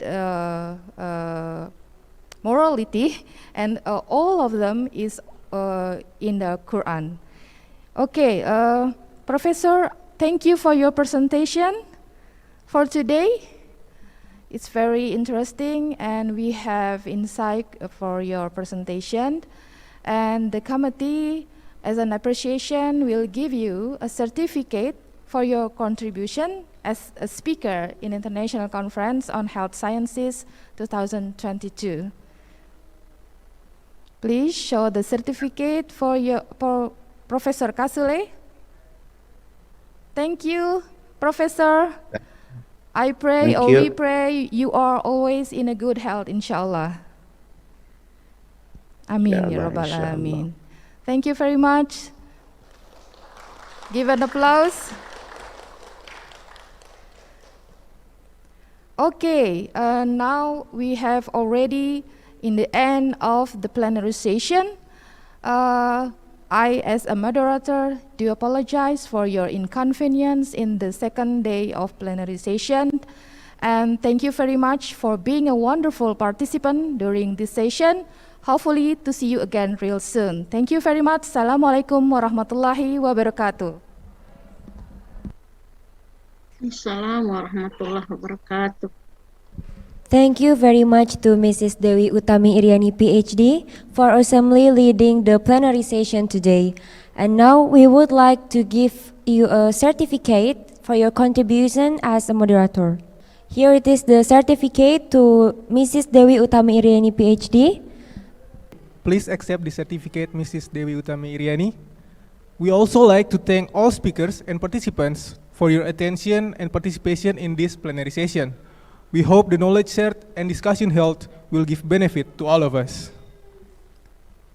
Ladies and gentlemen, we would like to remind you that our next session after the break will be the concurrent session that will be divided into 3 rooms, focusing on public health, nursing, and pharmacy.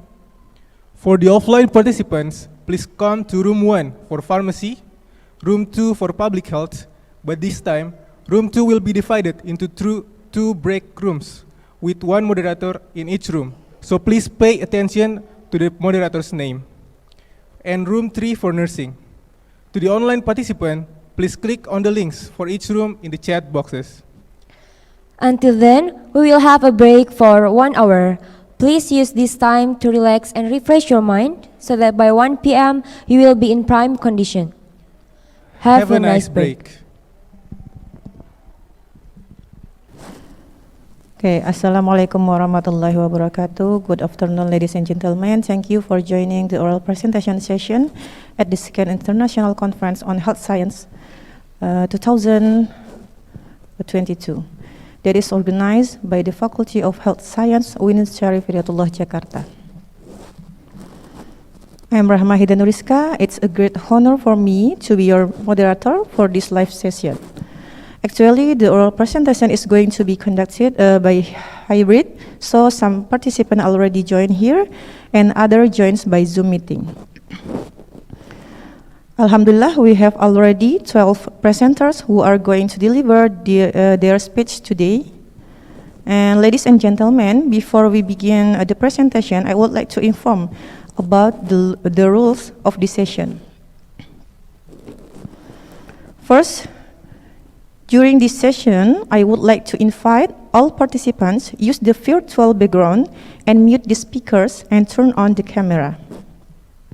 And the second, each presenter will have a total of 8 minutes to deliver their presentation.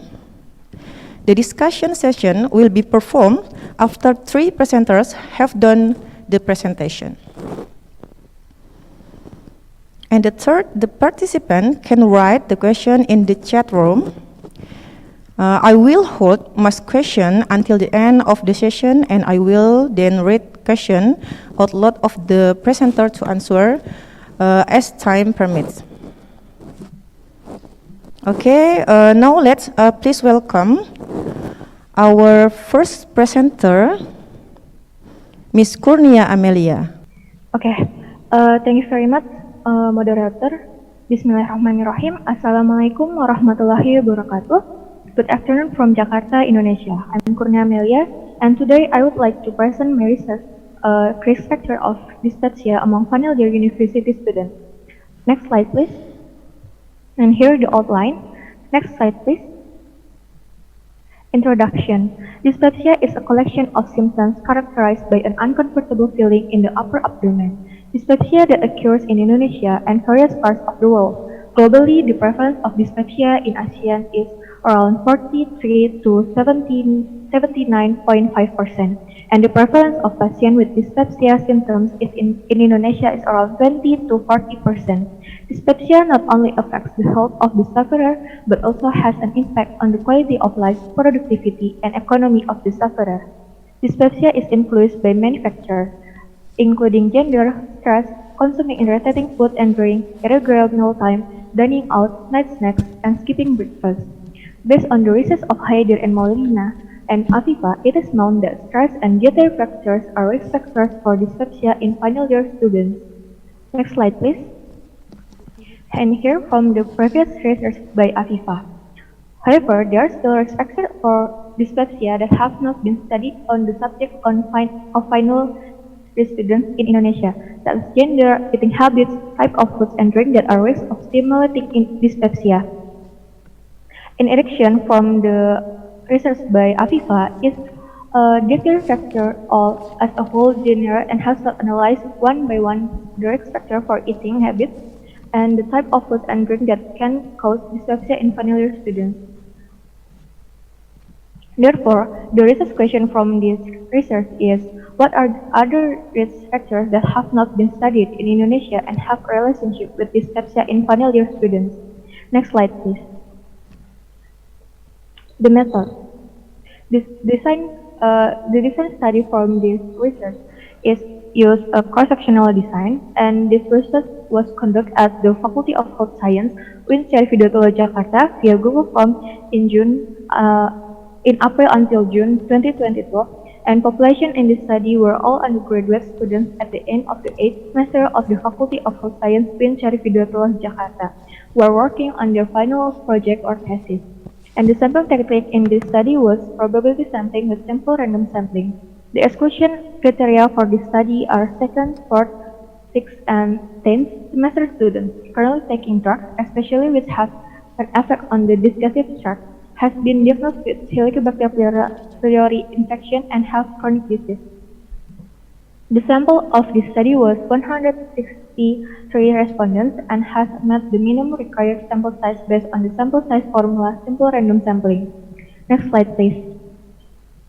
And here the analysis for this research, we use the univariate analysis and bivariate analysis to answer the aim purpose, and this is for the independent variable. Next slide, please. And here the results and discussion. From analysis, distribution of respondents who experienced dysphagia was 76 people. Next slide, please. And here from the bivariate analysis, the variable that have a significant relationship with dysphagia in final year students is spicy food, irregular meal time, and stress.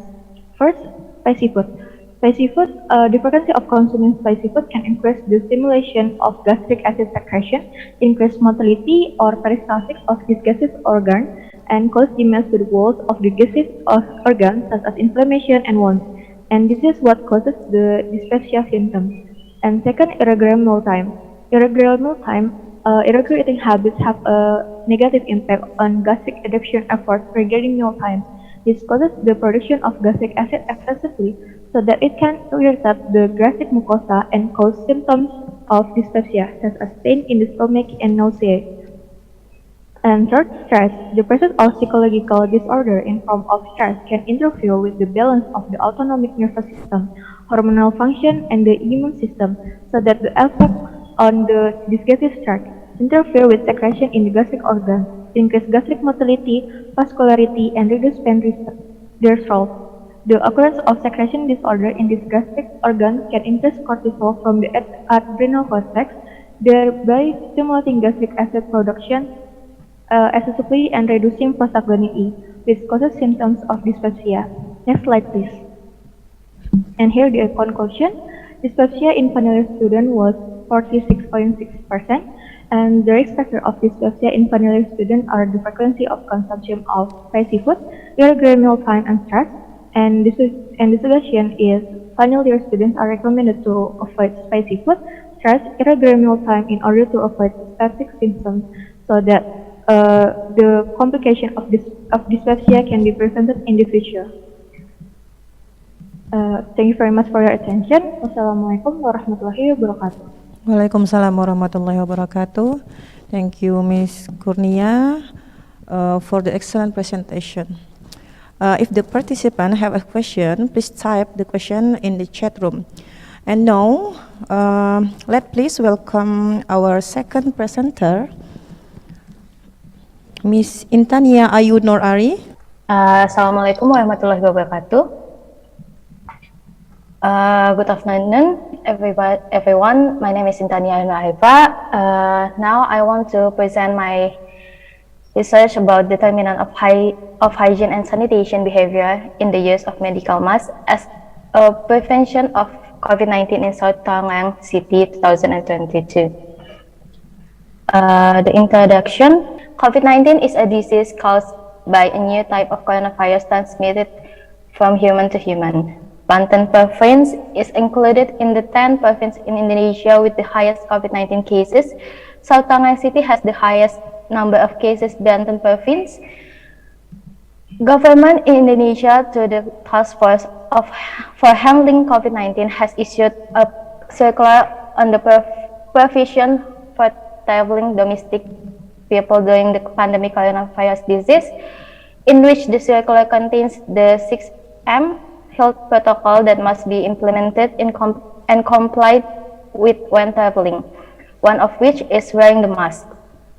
Wearing your own mask during the COVID-19 pandemic is very necessary to prevent the transmission of viruses that can be transmitted through droplets and enter the respiratory tract, such as nose and mouth. In South Tangerang City, community compliance in wearing masks was 93.62% on 17th to 23rd January 2022. In South Tangerang City itself, many people prefer to use medical masks over cloth masks.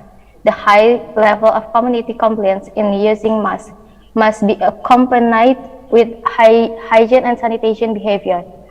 Based on the principle proposed by Lawrence Green in 1980, a person's health is influenced by two factors, which is behavioral and non-behavioral factors. Where behavioral factors are influenced by three factors, namely predisposing factors, enabling factors, and reinforcing factors.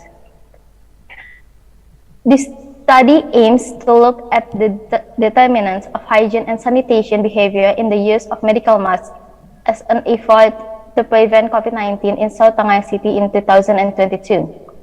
This research method uses a cross-sectional research designed by utilizing a quantitative analytical approach and is conducted in June to July 2022.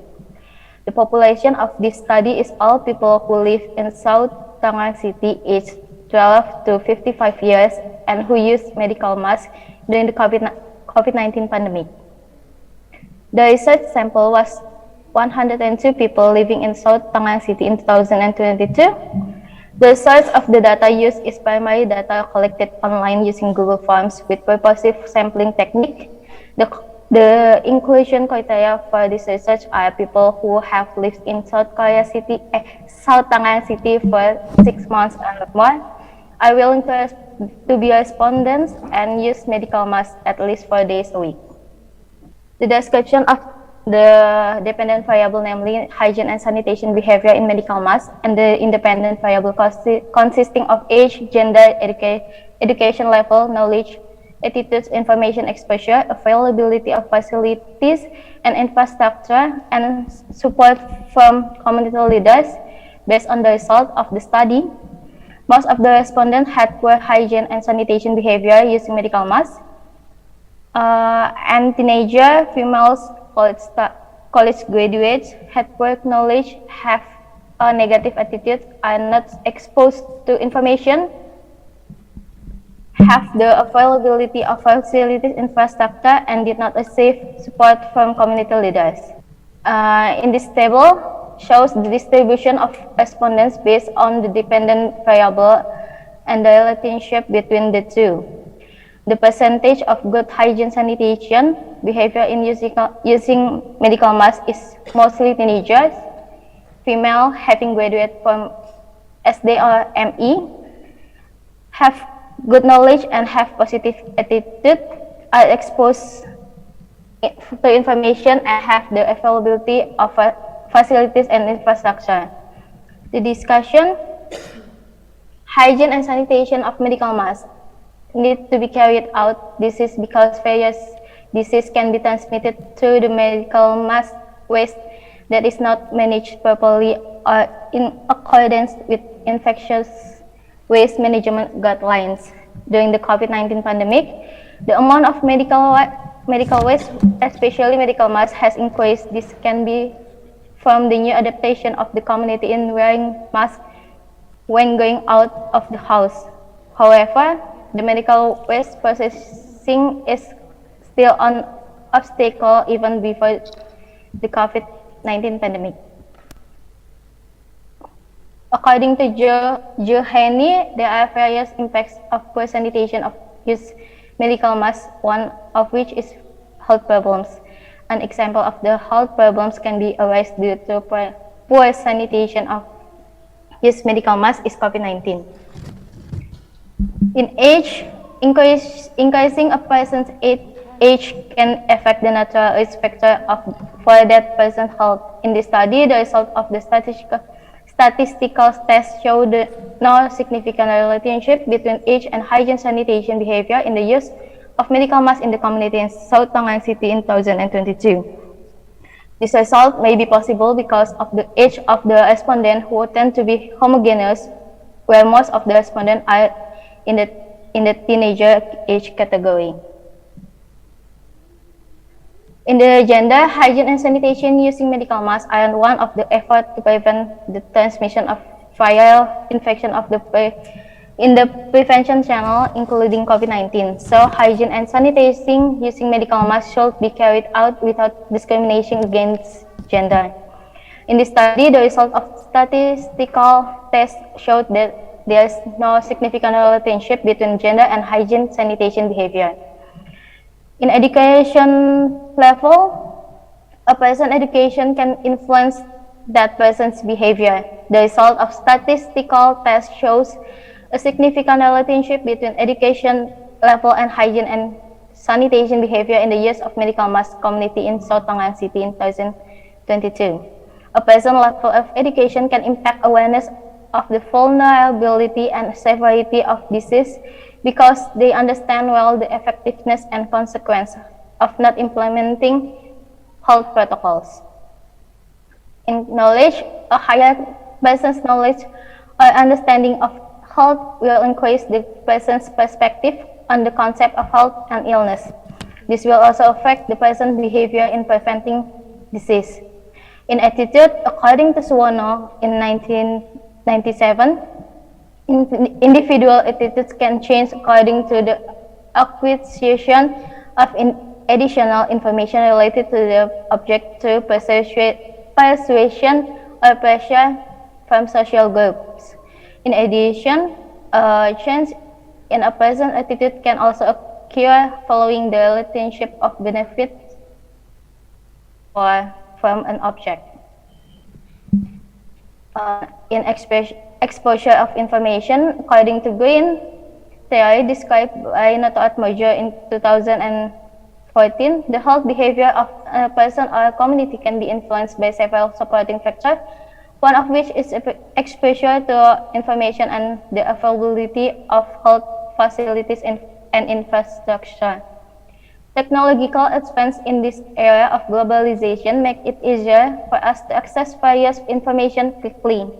The ease of accessing this information is also used in the health sector, especially in the health promotion to prevent COVID-19, one of which is related to hygiene and sanitation using medical masks. The availability of facilities and infrastructure can enable a person to prevent COVID-19. Statistical tests show a significant relationship between the availability of facilities and infrastructure with hygiene and sanitation behavior in the use of medical masks in community in South Tangerang City 2022. Community leaders are usually used as a role model for action, places to ask questions and seek advice on various matters or needs of community members. Generally, these community Intan, leaders. I'm sorry, Intan. Yes. You have 2 minutes again. Yeah. Okay. Community have the ability to influence others, play an essential role in the spread of innovation. The conclusion of this research is there is a relationship between the level of education, knowledge, information exposure, and the availability of facilities and infrastructure with the hygiene and sanitation behavior using medical masks.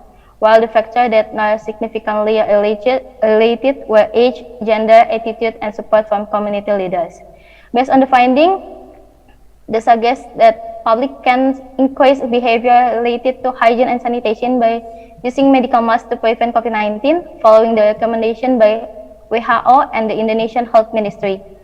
It is also hoped that the public can provide information as a form of support for people related to hygiene and sanitation using medical masks. Thank you. Thank you very much, Ms. Intania. Dear all, if the participants have a question, please type the question in a chat room. We will discuss after third presenters. Now, let's please welcome our third presenter, Eike Wela Bilbariah. Are you here, Eike? Yes, Bu. Okay, yes, the time is yours. The time is yours. Yeah, okay. Assalamualaikum warahmatullahi wabarakatuh. The Honorable, all the lecturers were present at the International Conference in Health Science Activist Ms. Rehana Nadra Alkaf SKM MMA PhD who has guided me in completing this scientific journal. Let me introduce myself. I'm Aika Wela Bilbaria from the 2018 Public Health Studies program. Will be present the result of my research description of behavior of giving basic immunization to under 5 children by KSWF in Paciran District, Lamongan Regency, East Java Province in 20 and 22. Firstly, my background in research is indicator of public health status, the mortality rate and under 5 children mortality rate in Indonesia 20 under 5 children mortality rate IDAI 20 and 14 effective effort to reduce the morbidity and mortality of PD3I is immunization. WHO 20 and 21 23 million children under the age of 1 year do not receive basic immunization in Indonesia, East Java, Lamongan Regency, Paciran District. Parents are the main pillars and responsibilities of children Duriatan Diafan or Duriatan Toyibatan. Previous research Rusia Harahap 20 and 20 religious leaders are one of the variables that are most related to maternal compliance in giving immunization. Nyai role model for female student and also the general public. The preliminary survey to February 20 and 22 of the 5 mothers who refused to provide basic immunization for under 5 children, 3 of them state that the refuse to provide basic immunization for under 5 children was due to a sense of ta'dim to the kiai or nyai. The behavior or mother of under 5 children giving or rejecting basic immunization for under 5 children, the religious figure factor. Next, aim of the study to describe the behavior of giving basic immunization to under 5 children by the wife of Kiai, religious leader in Paciran District, Lamongan Regency, East Java Province in 20 and 22. Methods 1. Research design qualitative with a phenomenological approach. Research time March until April 20 and 22. Research the house of the case wife in every Islamic boarding school in Paciran District. Method of collecting data. Selection of informant is done by means of snowball sampling. Methods 2. Research informant, main informant, 6 informant, K informant, 3 informant, sporting informant, 1 informant. Method of collecting data, collecting primary data from the result of the list of Islamic boarding school in the Paciran sub-district, conduct in-depth interview, analysis data, reading, reducing, coding, displaying, interpretation. Research informant, inclusion in criteria, a religious leader, case wife of the Islamic boarding school leader, a company K to lead Islamic boarding school in the Paciran area, domicile in Paciran district, giving under 5 children in 20 and 22, willing to be an informant. Exclusion criteria, the wife of a cleric who has children with contraindication to basic immunization for under 5 children. Data validation, research case wife and village midwife, Kiai head of Muslimat NU. Results 1. Overview of informant characteristic, description of the six informant characteristic of KIYs, main informant in Paciran District, Lamongan Regency, East Java, 20 and 22, and description of 3K informant characteristic of KIY in Paciran District, Lamongan Regency, East Java, 20 and 22. Description of behavior of giving basic immunization done by case wife. Case wife has a variety of behavior related to basic immunization for under 5 children. The case wife thinks immunization is allowed and does not have a problem with the religious immunization law. Case wife overview of the factor behind the behavior of giving basic immunization to under 5 children. Times 1 case wife think under 5 children are vulnerable to contracting the disease.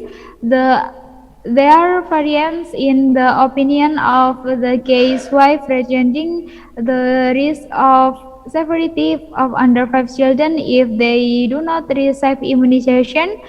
The wife of the case considers the benefit of doing or not immunizing related to the child immune system. 4. There is still a lack of socialization related to basic immunization for under 5 children. 5. The influence of external and internal factor encourages the case wife to take basic immunization for under 5 children. And 6. The case wife has a strong belief in designing of action related to basic immunization for under 5 children.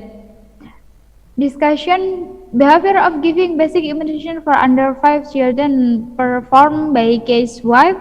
Research the behavior of the case wife is good, namely provide complete basic immunization for under 5 children. Poor behavior, namely providing basic immunization for under 5 children but not complete. The behavior of the case wife is not good, namely is the case wife refused to give basic immunization to under 5 children. Factor underlie the behavior of giving basic immunization for children under 5 children. Perceived susceptibility. Case wife thinks under 5 children are vulnerable to contracting the disease. Positive vulnerabilities. 5 informant. Negative vulnerability perception. 1 informant. Perceived severity. There are variants in the opinion of the case wife regarding the risk of severity of under 5 children if they do not receive immunization. Positive severity risk perception. 5 informant. Negative severity perception. 1 informant. Perceived benefit.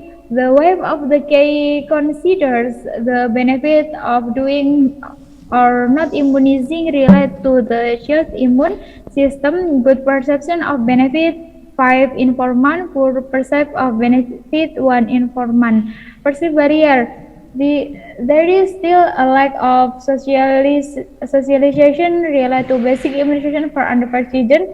Barriers do not interfere with activities of informant to continue to provide basic immunization to their children. Just to action, the influence of external of internal factor encourages the key wife to take basic immunization for under 5 Sorry, children. Eike, you have only 1 minute. Yes, thank you. Okay. Positive diverse factor. 5 informant. Negative diverse factor. 1 informant. Okay, conclusion. 1. The description of the behavior of giving basic immunization is now that the measure of case wife have giving basic immunization to under 5 children, but there are still case wife who refuse to give basic immunization to under 5 children. The wife of case who refuse to giving basic immunization to under 5 children is not due to religious factor, which I think that the vaccine law is haram, but some perception they are believe the wife of the case regarding the side effect of basic immunization for under 5 children. Recommendation: the Department of Health as a stockholder is expected to make policies for village midwife and care to carry out education related to basic immunization for under 5 children. The health office in Lamongan district is expected to make a policy the every Islamic boarding school and local health center health works can carry out education and training activities. Okay, thank you for your attention, and I return to the moderator. Thank you very much. Okay, thank you, Miss Eike. Now we will continue with discussing. There is any question for Miss Kurnia Amelia, Miss Intania Ayunor, and Eike Wela Bilbaria. In chat room we have two questions. I will read the question. Question 1 for Miss Aike. Based on your research, what is the most influential thing on the Kiai wife in terms of delaying immunization for their children? Okay, Aike, you can answer with Indonesian. Untuk faktor yang menghambat pemberian imunisasi dasar balita ini bukan karena faktor haram atau faktor agama seperti yang mungkin sebelumnya penelitian-penelitian yang telah ada gitu. Tetapi di sini saya menemukan hal-hal baru bahwa ternyata pemberian imunisasi, penolakan pemberian imunisasi ini bisa terjadi karena faktor kepercayaan orang tua yang mereka beranggapan bahwa ketika antibodi atau imun alamiah yang berada di dalam tubuh seorang anak ini tidak harus atau mereka beranggapan bahwa ketika antibodi alamiah yang sudah berada di dalam tubuh anak ini ketika diberikan imunisasi maka kita akan memberikan zat-zat kimia atau zat-zat yang akan merusak antibodi alamiah yang ada di dalam tubuh anak seperti itu, sehingga mereka beranggapan bahwa lebih baik untuk tidak diberikan imunisasi atau mereka lebih menolak untuk memberikan imunisasi seperti itu, Ibu. Okay, thank you. I want to give you one question. Yeah, why do you think there are still people afraid of the side effect of vaccination? You think the Kiai wife Sam about the afraid about the KIPI of vaccination?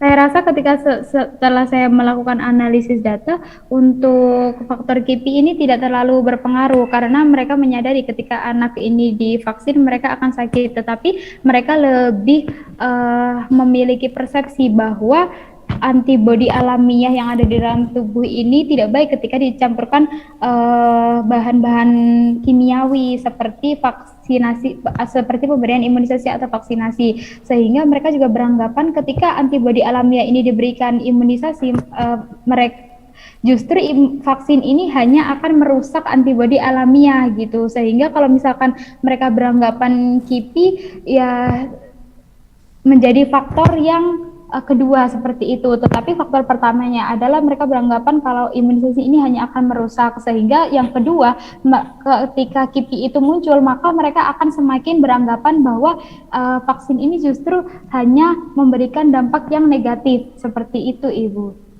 Okay, thank you for your answer, Aike. Okay, there is any question for Miss Intania and Miss Kurnia?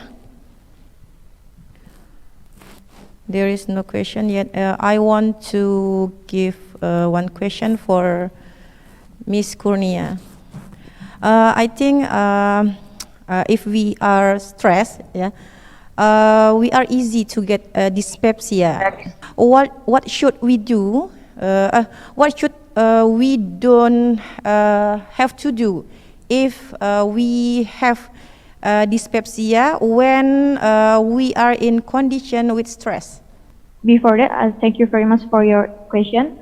I think for the final year students or maybe for the people who deal with the stress, it's really important to encourage to minimize stress or deal with the feelings of stress by always think positively, develop hobbies that are useful and in accordance with the interest.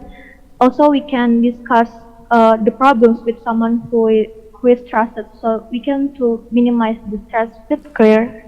Okay, yeah, thank you, Miss Kurnia, and for Miss Intania, I have one question too.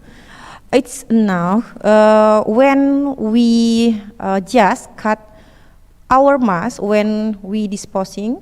Or is there another way to disposing our mask? Okay. Thank you for your question. Actually, in the WHO, can I in Indonesia Yeah, yes, little? yes, you can Yeah. speak in bahasa. Yeah. Oke, sebelumnya di dalam standar WHO itu sudah ada beberapa cara untuk membuang masker medis bekas pakai. Salah satunya yaitu dengan tadi menggunting masker medis. Selanjutnya juga bisa merendam dengan di dalam air, di dalam pemutih atau desinfeksi masker medis bekas pakai. Juga dengan memisahkan masker medis bekas pakai dengan limbah lainnya sebelum dibuang. Itu mencegah dalam penularan penyakit melalui masker medis. Okay, thank you, Miss Intania. I want to say thank you for our three presenters who had answered our question with excellent. Now, let's please we continue to our fourth presenter. Miss Khairunisa Ramadan, are you here, Miss Khairunisa? Yes, Buka, I'm here. Okay. Okay, Miss Khairunisa, the time is yours. Okay, thank you Bu Ika for the opportunity. Bismillahirrahmanirrahim. Assalamualaikum warahmatullahi wabarakatuh. I am Khairunisa Ramadhani from SYARIF Hidayatullah State Islamic University Jakarta. Today I will present the result research from me, Khairunisa Ramadhani, Ibu Narila Mutia Nasir, Ibu Fajar Arianti, Bapak Muhammad Iqbal Nurmansyah, and Bapak Baikuni about the relationship between COVID-19 vaccination service quality and patient satisfaction at Bojong Nangka Public Health Center, Tangerang District, Indonesia. This is the outline of this presentation. Introduction: COVID-19 cases are still found in Indonesia, and as of October 25, 2021, there have been 4 million confirmed cases of COVID-19. Various action has been taken to prevent the impact of the spread and death of COVID-19 from getting worse. One of the preventive actions taken by the government is the implementation of vaccination policy for the community. Since the beginning of the pandemic, WHO has encouraged many countries to develop COVID-19 vaccine. Success in the development, evaluation, and production of vaccine has led the government to consider vaccination to be one of the best solutions for pandemic. The COVID-19 mass vaccination program was launched in Indonesia on January 13, 2021, and throughout the world in early December 2020. The public health center is one of the healthcare facilities that gets involved into the COVID-19 vaccination program. As of March 31st, 2021, COVID-19 vaccination program coverage at the Bojong Nangka Public Health Center consists of 46.60% on the first dose, 52.53% on the second dose, and 11.63% on the booster dose. The result of previous studies found that there was a significant relationship between the COVID-19 vaccination service quality and patient satisfaction at the public health center. Based on the vaccination target that has not been yet reached by the public health center, a study that measures service quality needs to be held to increase patient satisfaction and help the public health center to achieve the vaccination target. This is the methodology of the study.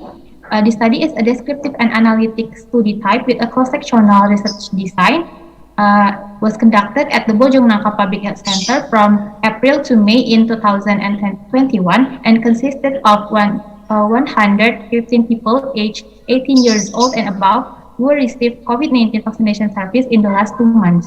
And the data were collected using a structured questionnaire and analyzed using a chi-square test. This is the result and discussion. On the first table, we can see that the respondents in this study were dominated by female respondents aged from 18 to 39 years old, having a senior high school and had a profession as a private employee. And the second table, we can see that the study were dominated by respondents who assess the good quality of the COVID-19 vaccination service.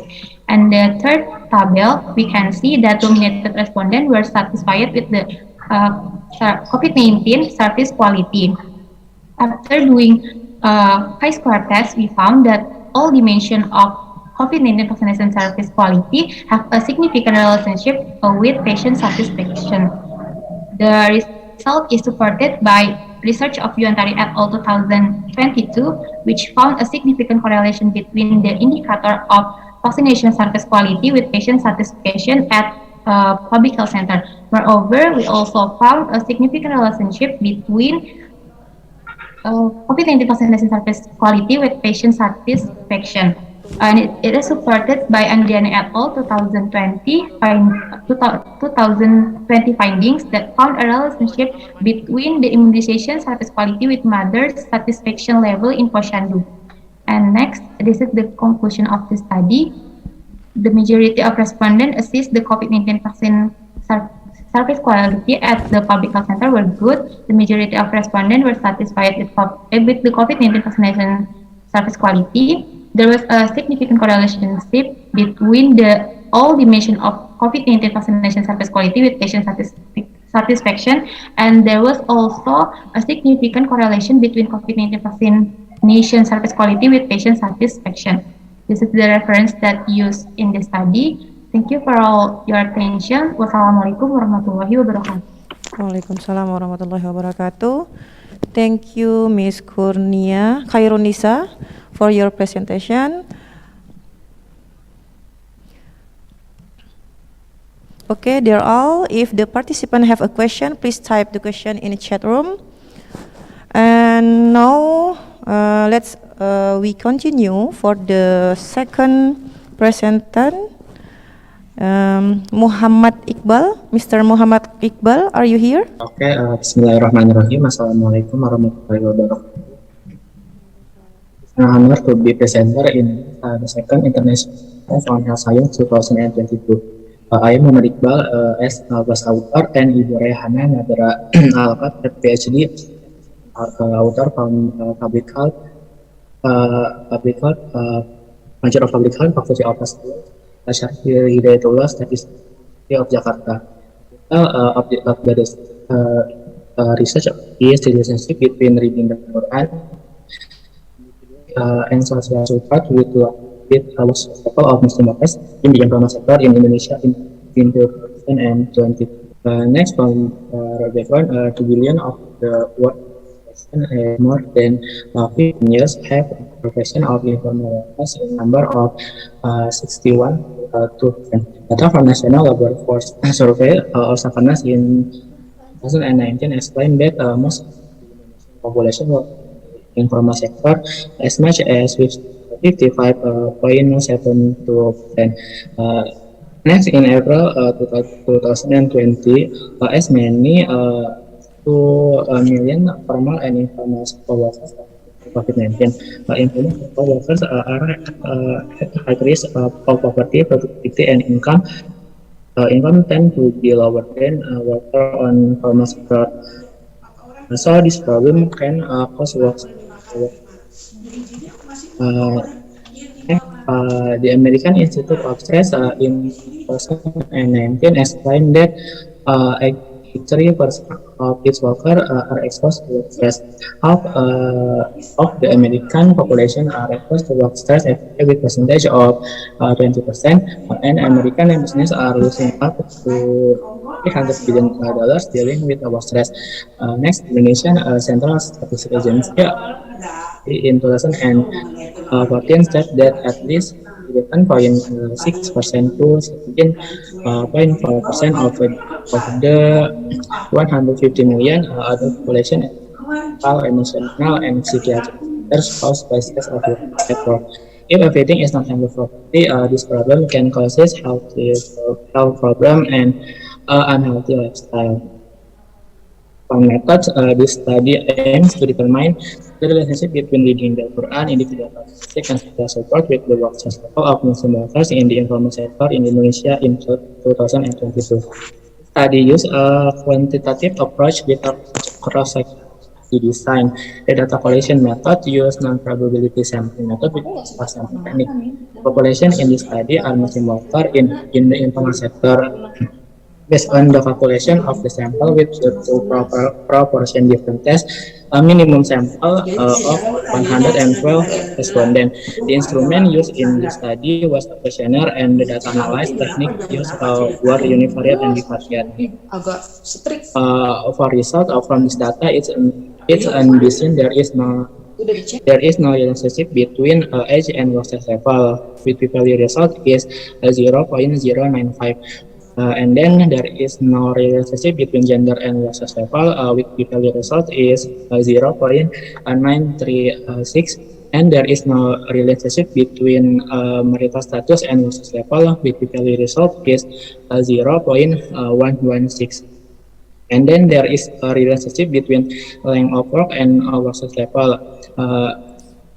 With p-value result is 0.010, and then there is no relationship between number of family and work success level. With p-value result is 0.122, and there is a relationship between reading Quran and work success level.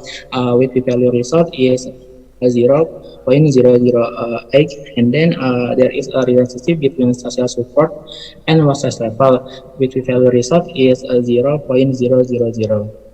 Next, for discussion, is a relationship between individualist characteristic and stress. First, age and stress.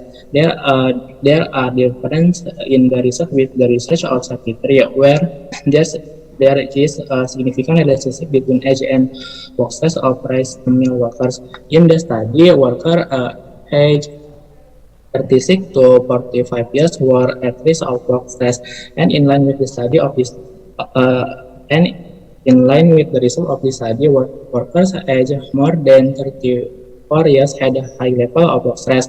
Although workers in general will have more job duties and responsibilities than younger workers. In addition, older workers are physically more vulnerable than younger workers. Next, gender and work stress. Similar to research by Lubis, there is no relationship between gender and work stress in human. In this study, work stress tends to be higher for female workers compared to male workers. In this case, women workers are considered to have a dual role in their lives, namely having role as workers as well as a housewife too. Next, marital status and stress. The result of this study are in line with research of Okari et al., which states that marital status of individual has the same risk of being exposed to work stress.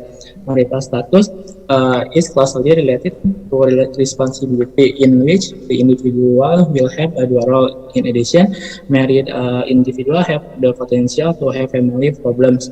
In other review, unmarried individuals also have disadvantage in the absence of encouragement that comes from a life partner. And then length of stress. The research showed that the level of stress in the moderate to severe category was dominated by workers with a working period of more than 5 years. This is line with other research at PT on Rebecca that workers with a tenure of more than 3 years will tend to have a high level of work stress compared to those tenure of more or less 3 years. According to Kapor et al., longer tenures will generally have more complex problem. A long working period will also cause burden for doing the same job for a long time. Especially in the informal sector, there is no job rotation and the work done is always the same, so it greatly contributes to work stress.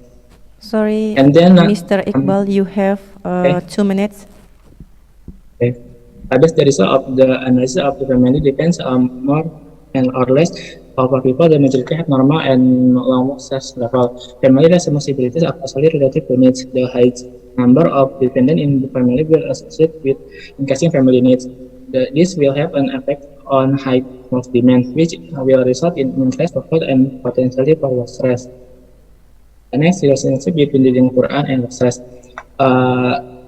In the Quran, embedded discussion and understanding related to culture of life. So the individual are always in a state of peace of mind, so that the Quran can position itself as a medium for relaxation. This relaxation concept is integrated with Quran Surat Ar-Ra'd ayat 28 rejecting the order of zikr can bring peace and happiness.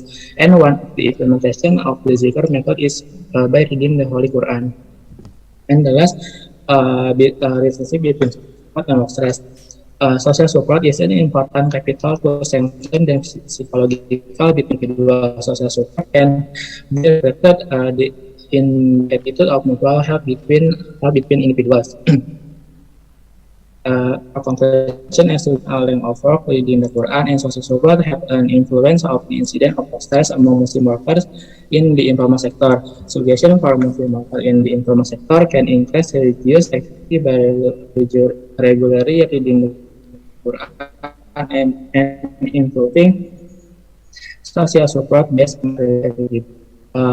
That's all my presentation, and thank you very much for your great attention. Wassalamualaikum warahmatullahi wabarakatuh. Waalaikumsalam warahmatullahi wabarakatuh. Thank you for Mr. Iqbal. Dear all, if the participant have a question, please type the question in chat room. Now we continue to the second presenter, Ms. Shafira Salsabila. Are you here? Yeah. Yes. Okay, the time is yours. Bismillahirrahmanirrahim. Assalamualaikum warahmatullahi wabarakatuh. Hello everyone, good afternoon. Thank you for the opportunity. Let me introduce myself. My name is Safira Sasabila Samara. I'm part of Public Health Student at FIKES UIN Syarif Hidayatullah Jakarta. Today I want to present my paper. The title is Factor Affecting Work Fatigue of Lectures at Faculty of Science UIN Syarif Hidayatullah Jakarta during COVID-19 pandemic. Me as first author and Mrs. Narila Mutia Nasser as second author. And the outline include introduction, methodology, result and discussion, and then conclusion. And the introduction is, fatigue is one of the problems that often observed in workers in the industrial sector. It doesn't mean that workers in the other sector do not have the possibility to experience fatigue. Lecturers have heavy responsibilities with complex work, thus it is important to observe fatigue in lecture. Factors that can affect work fatigue for lecture include lack of the rest time, poor sleep quality, and excessive workload. And the COVID-19 pandemic has brought changes to all aspects, one of which is changes in work activities. Educators, including lecturers, have new challenges in carrying out their duties and can cause fatigue. And then for the methodology, this research uses cross-sectional study design, and population in this study is our lecturers at the Faculty of Health Science, UIN Syarif Hidayatullah Jakarta. We selected 38 respondents using simple random sampling technique, and data were collected using questionnaires by online and offline during April until June 2022. And the result in this study in the table 1 show that out of 38 respondents, is 39.5% experienced work fatigue, which required corrective action. The average age of the respondent was 38.63 years, with more female. Most of the respondents have normal nutritional status and poor sleep quality. Most of respondents had work period at FIKES more than 5 years. More respondents do not have health problems, but most of the respondents have bad exercise habits. Most of the respondent personality types are extrovert, have an excessive workload, and have additional activities outside the institution. And then the table 2 show the result of the bivariate analysis. The result of the study showed that there was a relationship between sleep quality and work fatigue at the FIKES lecture at UIN Syarif Hidayatullah Jakarta. This is in line with research conducted on lecture of health science in West Java. Poor sleep quality affect a person's physical and also psychological condition, so that it can cause fatigue during activities. In a short period of time, the quality of sleep can affect the level of concentration. Meanwhile, in the long term, the quality of sleep can affect the body's resistance related to fatigue. Quality sleep will make a person more refreshed in the morning and can move well. Therefore, good sleep quality can reduce the risk of fatigue. The quality of sleep for lecturers who are mostly in the bed category may also have an impact on the COVID-19 pandemic. And abnormal working hours and inappropriate activities at work can usually affect the quality and quantity of sleep. And the result of this study also showed that there was a relationship between health condition and work fatigue at the FIKES lecture. This result is supported by other studies with similar results. Heart problems that are mostly experienced by FIKES lecture are low blood pressure, hypertension, and asthma. According to Sumakmur, work fatigue can be influenced by several health problems, namely heart disease, kidney disorder, asthma, low blood pressure, and hypertension. So this is a conclusion. 39.5% of respondents have levels of work fatigue that requires corrective action, and there was a relationship between sleep quality, health condition with work fatigue. Meanwhile, the other variables such as age, gender, nutritional status, working period, exercise habit, personality type, workload, and activities outside of work did not have a relationship with work fatigue. Therefore, it is recommended the lecture should maintain sleep quality and health condition to prevent the severe work fatigue. That's all my presentation. Thank you very much for attention. Wassalamualaikum warahmatullahi wabarakatuh. Waalaikumsalam warahmatullahi wabarakatuh. Now we continue to discussing about research in three presenter. In chat room, we have one question, two questions. The second one from Adinda Afia Naris. This question for Mr. Iqbal. The question is, I want to ask Mr. Iqbal, in your slide, it's written that the Quran is a medium of relaxation. Can you explain what it means? Mr. Iqbal, you can answer with bahasa. Thank you, Dinda, for your question.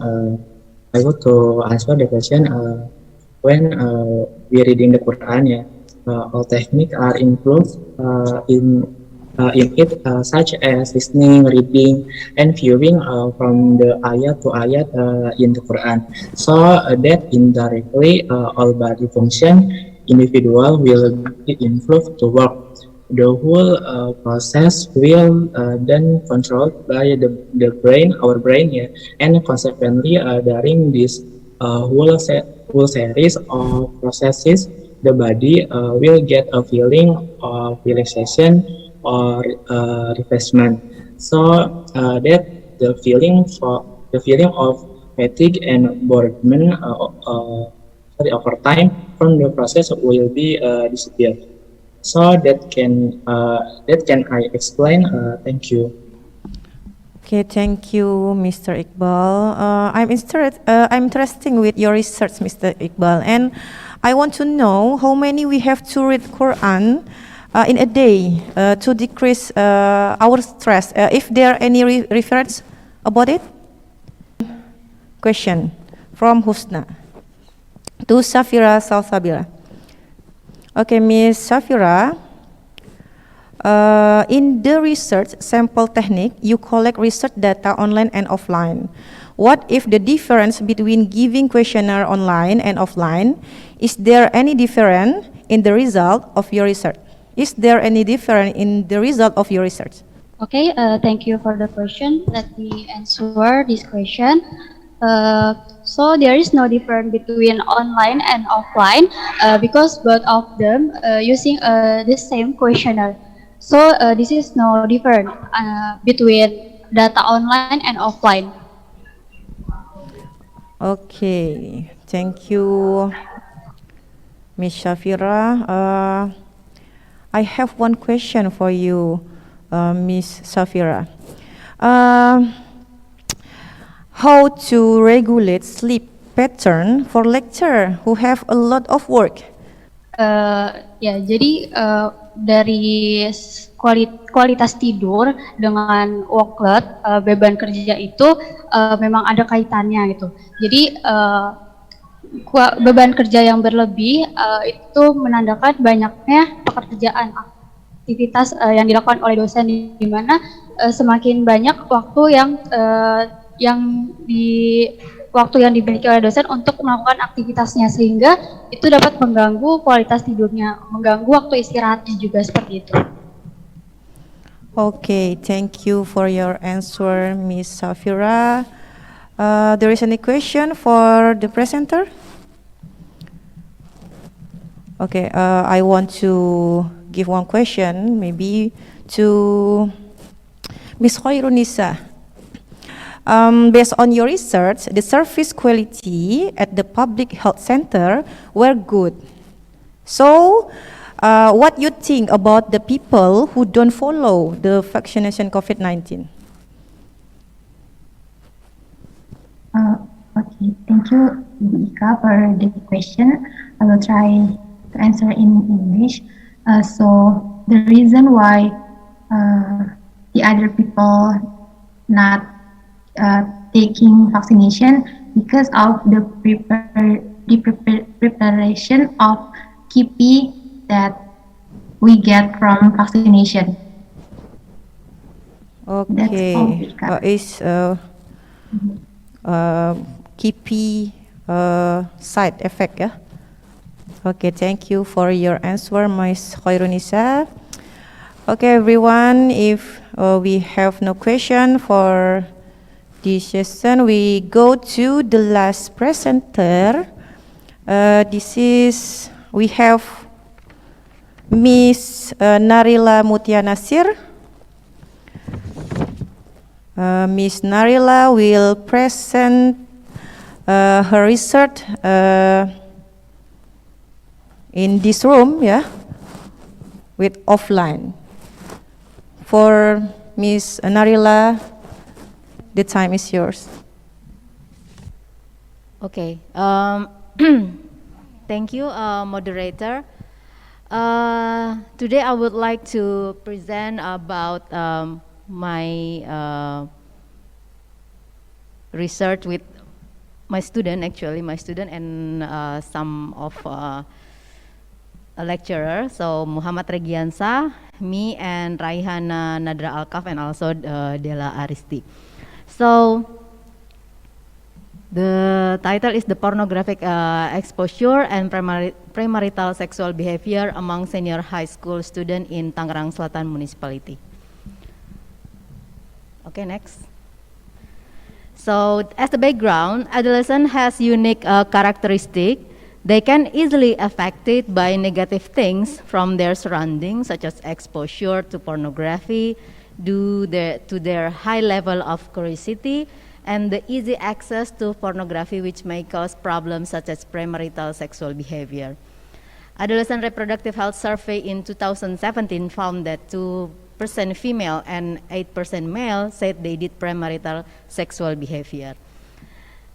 94% of 1,411 students grade 7 and 10 have access to pornography material based on Ministry of Health survey in 2017.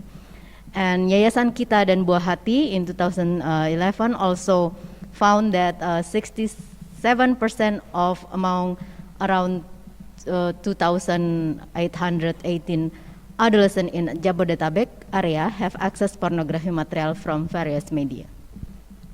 Next. So the study aimed to determine the correlation between the exposure of pornography and premarital sexual behavior among ex-senior high school students in Tangerang Selatan Municipality, Indonesia.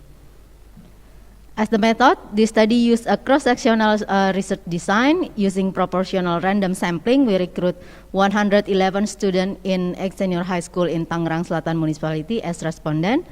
The data were collected during August to September 2020, so during the pandemic. Informed consent was given to the respondent. Respondent filled in the questionnaire through Google Form, so we can, because at that time the school is closed. And the data were analyzed using chi-square test. So the result, we found that 81.1% student exposed to pornography. So it's quietly hide, right? And then next, where they access? They access mostly at their house. So they access at their house and then in internet cafe, or we know that warnet, yeah? And then at school, I don't know how they do that at school, maybe from the mobile phone, and at friend's house. Okay, next. And when we asked why they did it, to see the pornographic, they said it's just curiosity. There's a lot of reasons, but this is the three reasons that the top three. So just curiosity or just do it, iseng, yeah, and then it's kind of entertainment for them. Okay, next. And then we also asked about the premarital sex behavior, and we found that 25.2% already did the premarital sexual behavior. And I cannot, the first time I saw this data, it's like 21.4% did it at their home.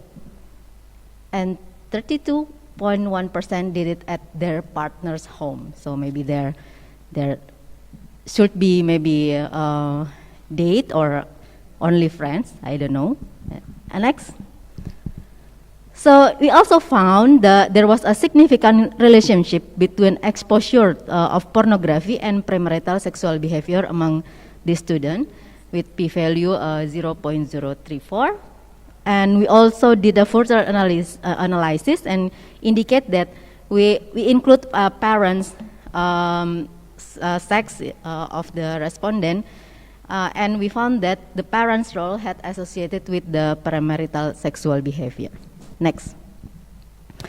So pornography exposure is significant correlation with premarital and in line with SYARIF study in 2020.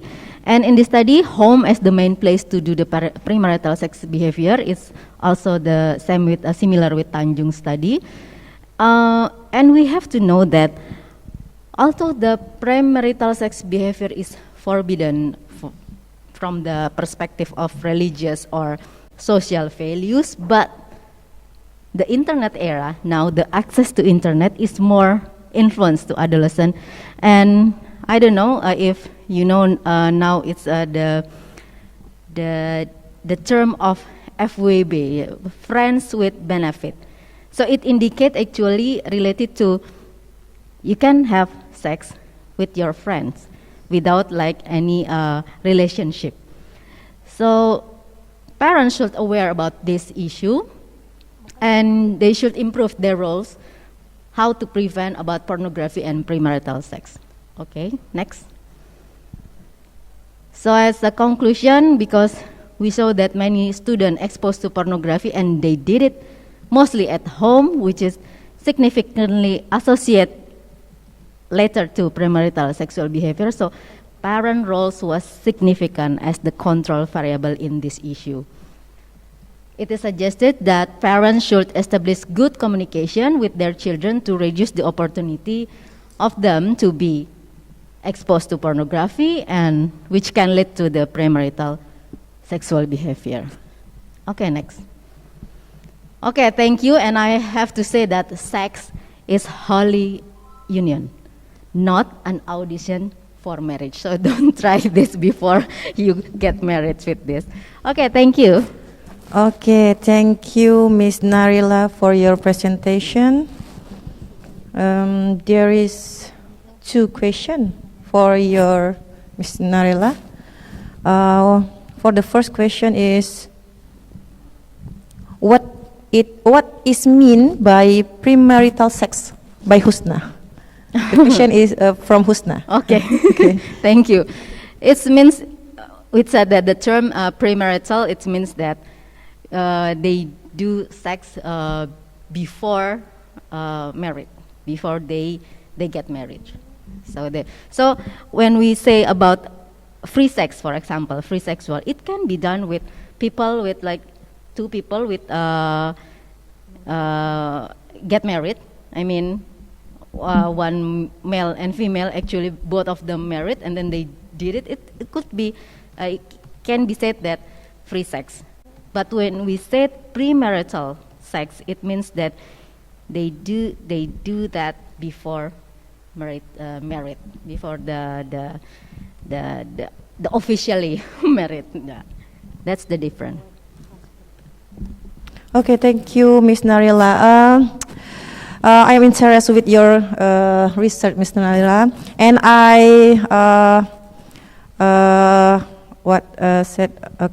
your conclusion that parents' role was significant as control variable. Yes.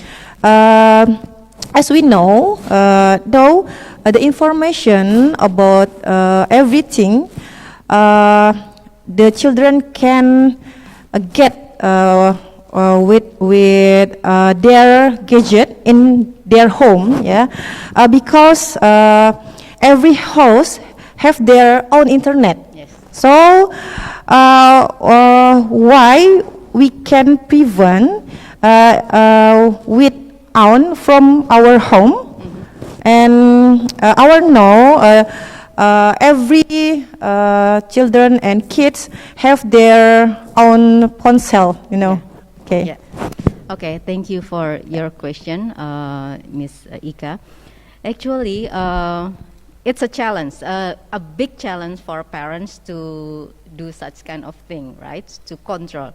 But we can do some steps. Yeah. For example, for the internet, some provider provide the parental control. So it's that lock for some website. Yeah, we know, of course, for the big picture maybe with the Kominfo, yeah. But in our house we can do that from the perspective of the parental control. And if they have their own mobile phone, actually you can bisa sebut merek nih ya. You can install the Google Control for Parents. So your mobile phone, it's connected to your children mobile phone, and then you will know which application and which website they access, and for how long. So you can control that. And if your children still yeah, let's say under 17 years old, you can lock, and you can manage the time for the screen time for them. That's the thing that we can do actually. And the other thing, of course, I said communication. We cannot avoid what happened now with the internet era, with many. I can say that I cannot close my daughter or my son's eyes. They can't see anything. We can close, but maybe their friend will show it or something. That's why, as a parent, so we have to try to build a relationship with them. So maybe they will, Mom, you know, my friend show me this kind of picture. Maybe they can tell you. And as a parent, we don't. Oh no! Oh my God! No, don't say that. But we have to do such of assertive one. Okay, thank you for your excellent information for us. Thank you, Miss Narila. Thank you. Okay, everyone, ladies and gentlemen, there is our last presenter today. So finally, thank you to you. To all our presenters today, with excellent presentation all, and thank you for attending this session. I say wassalamualaikum warahmatullahi wabarakatuh.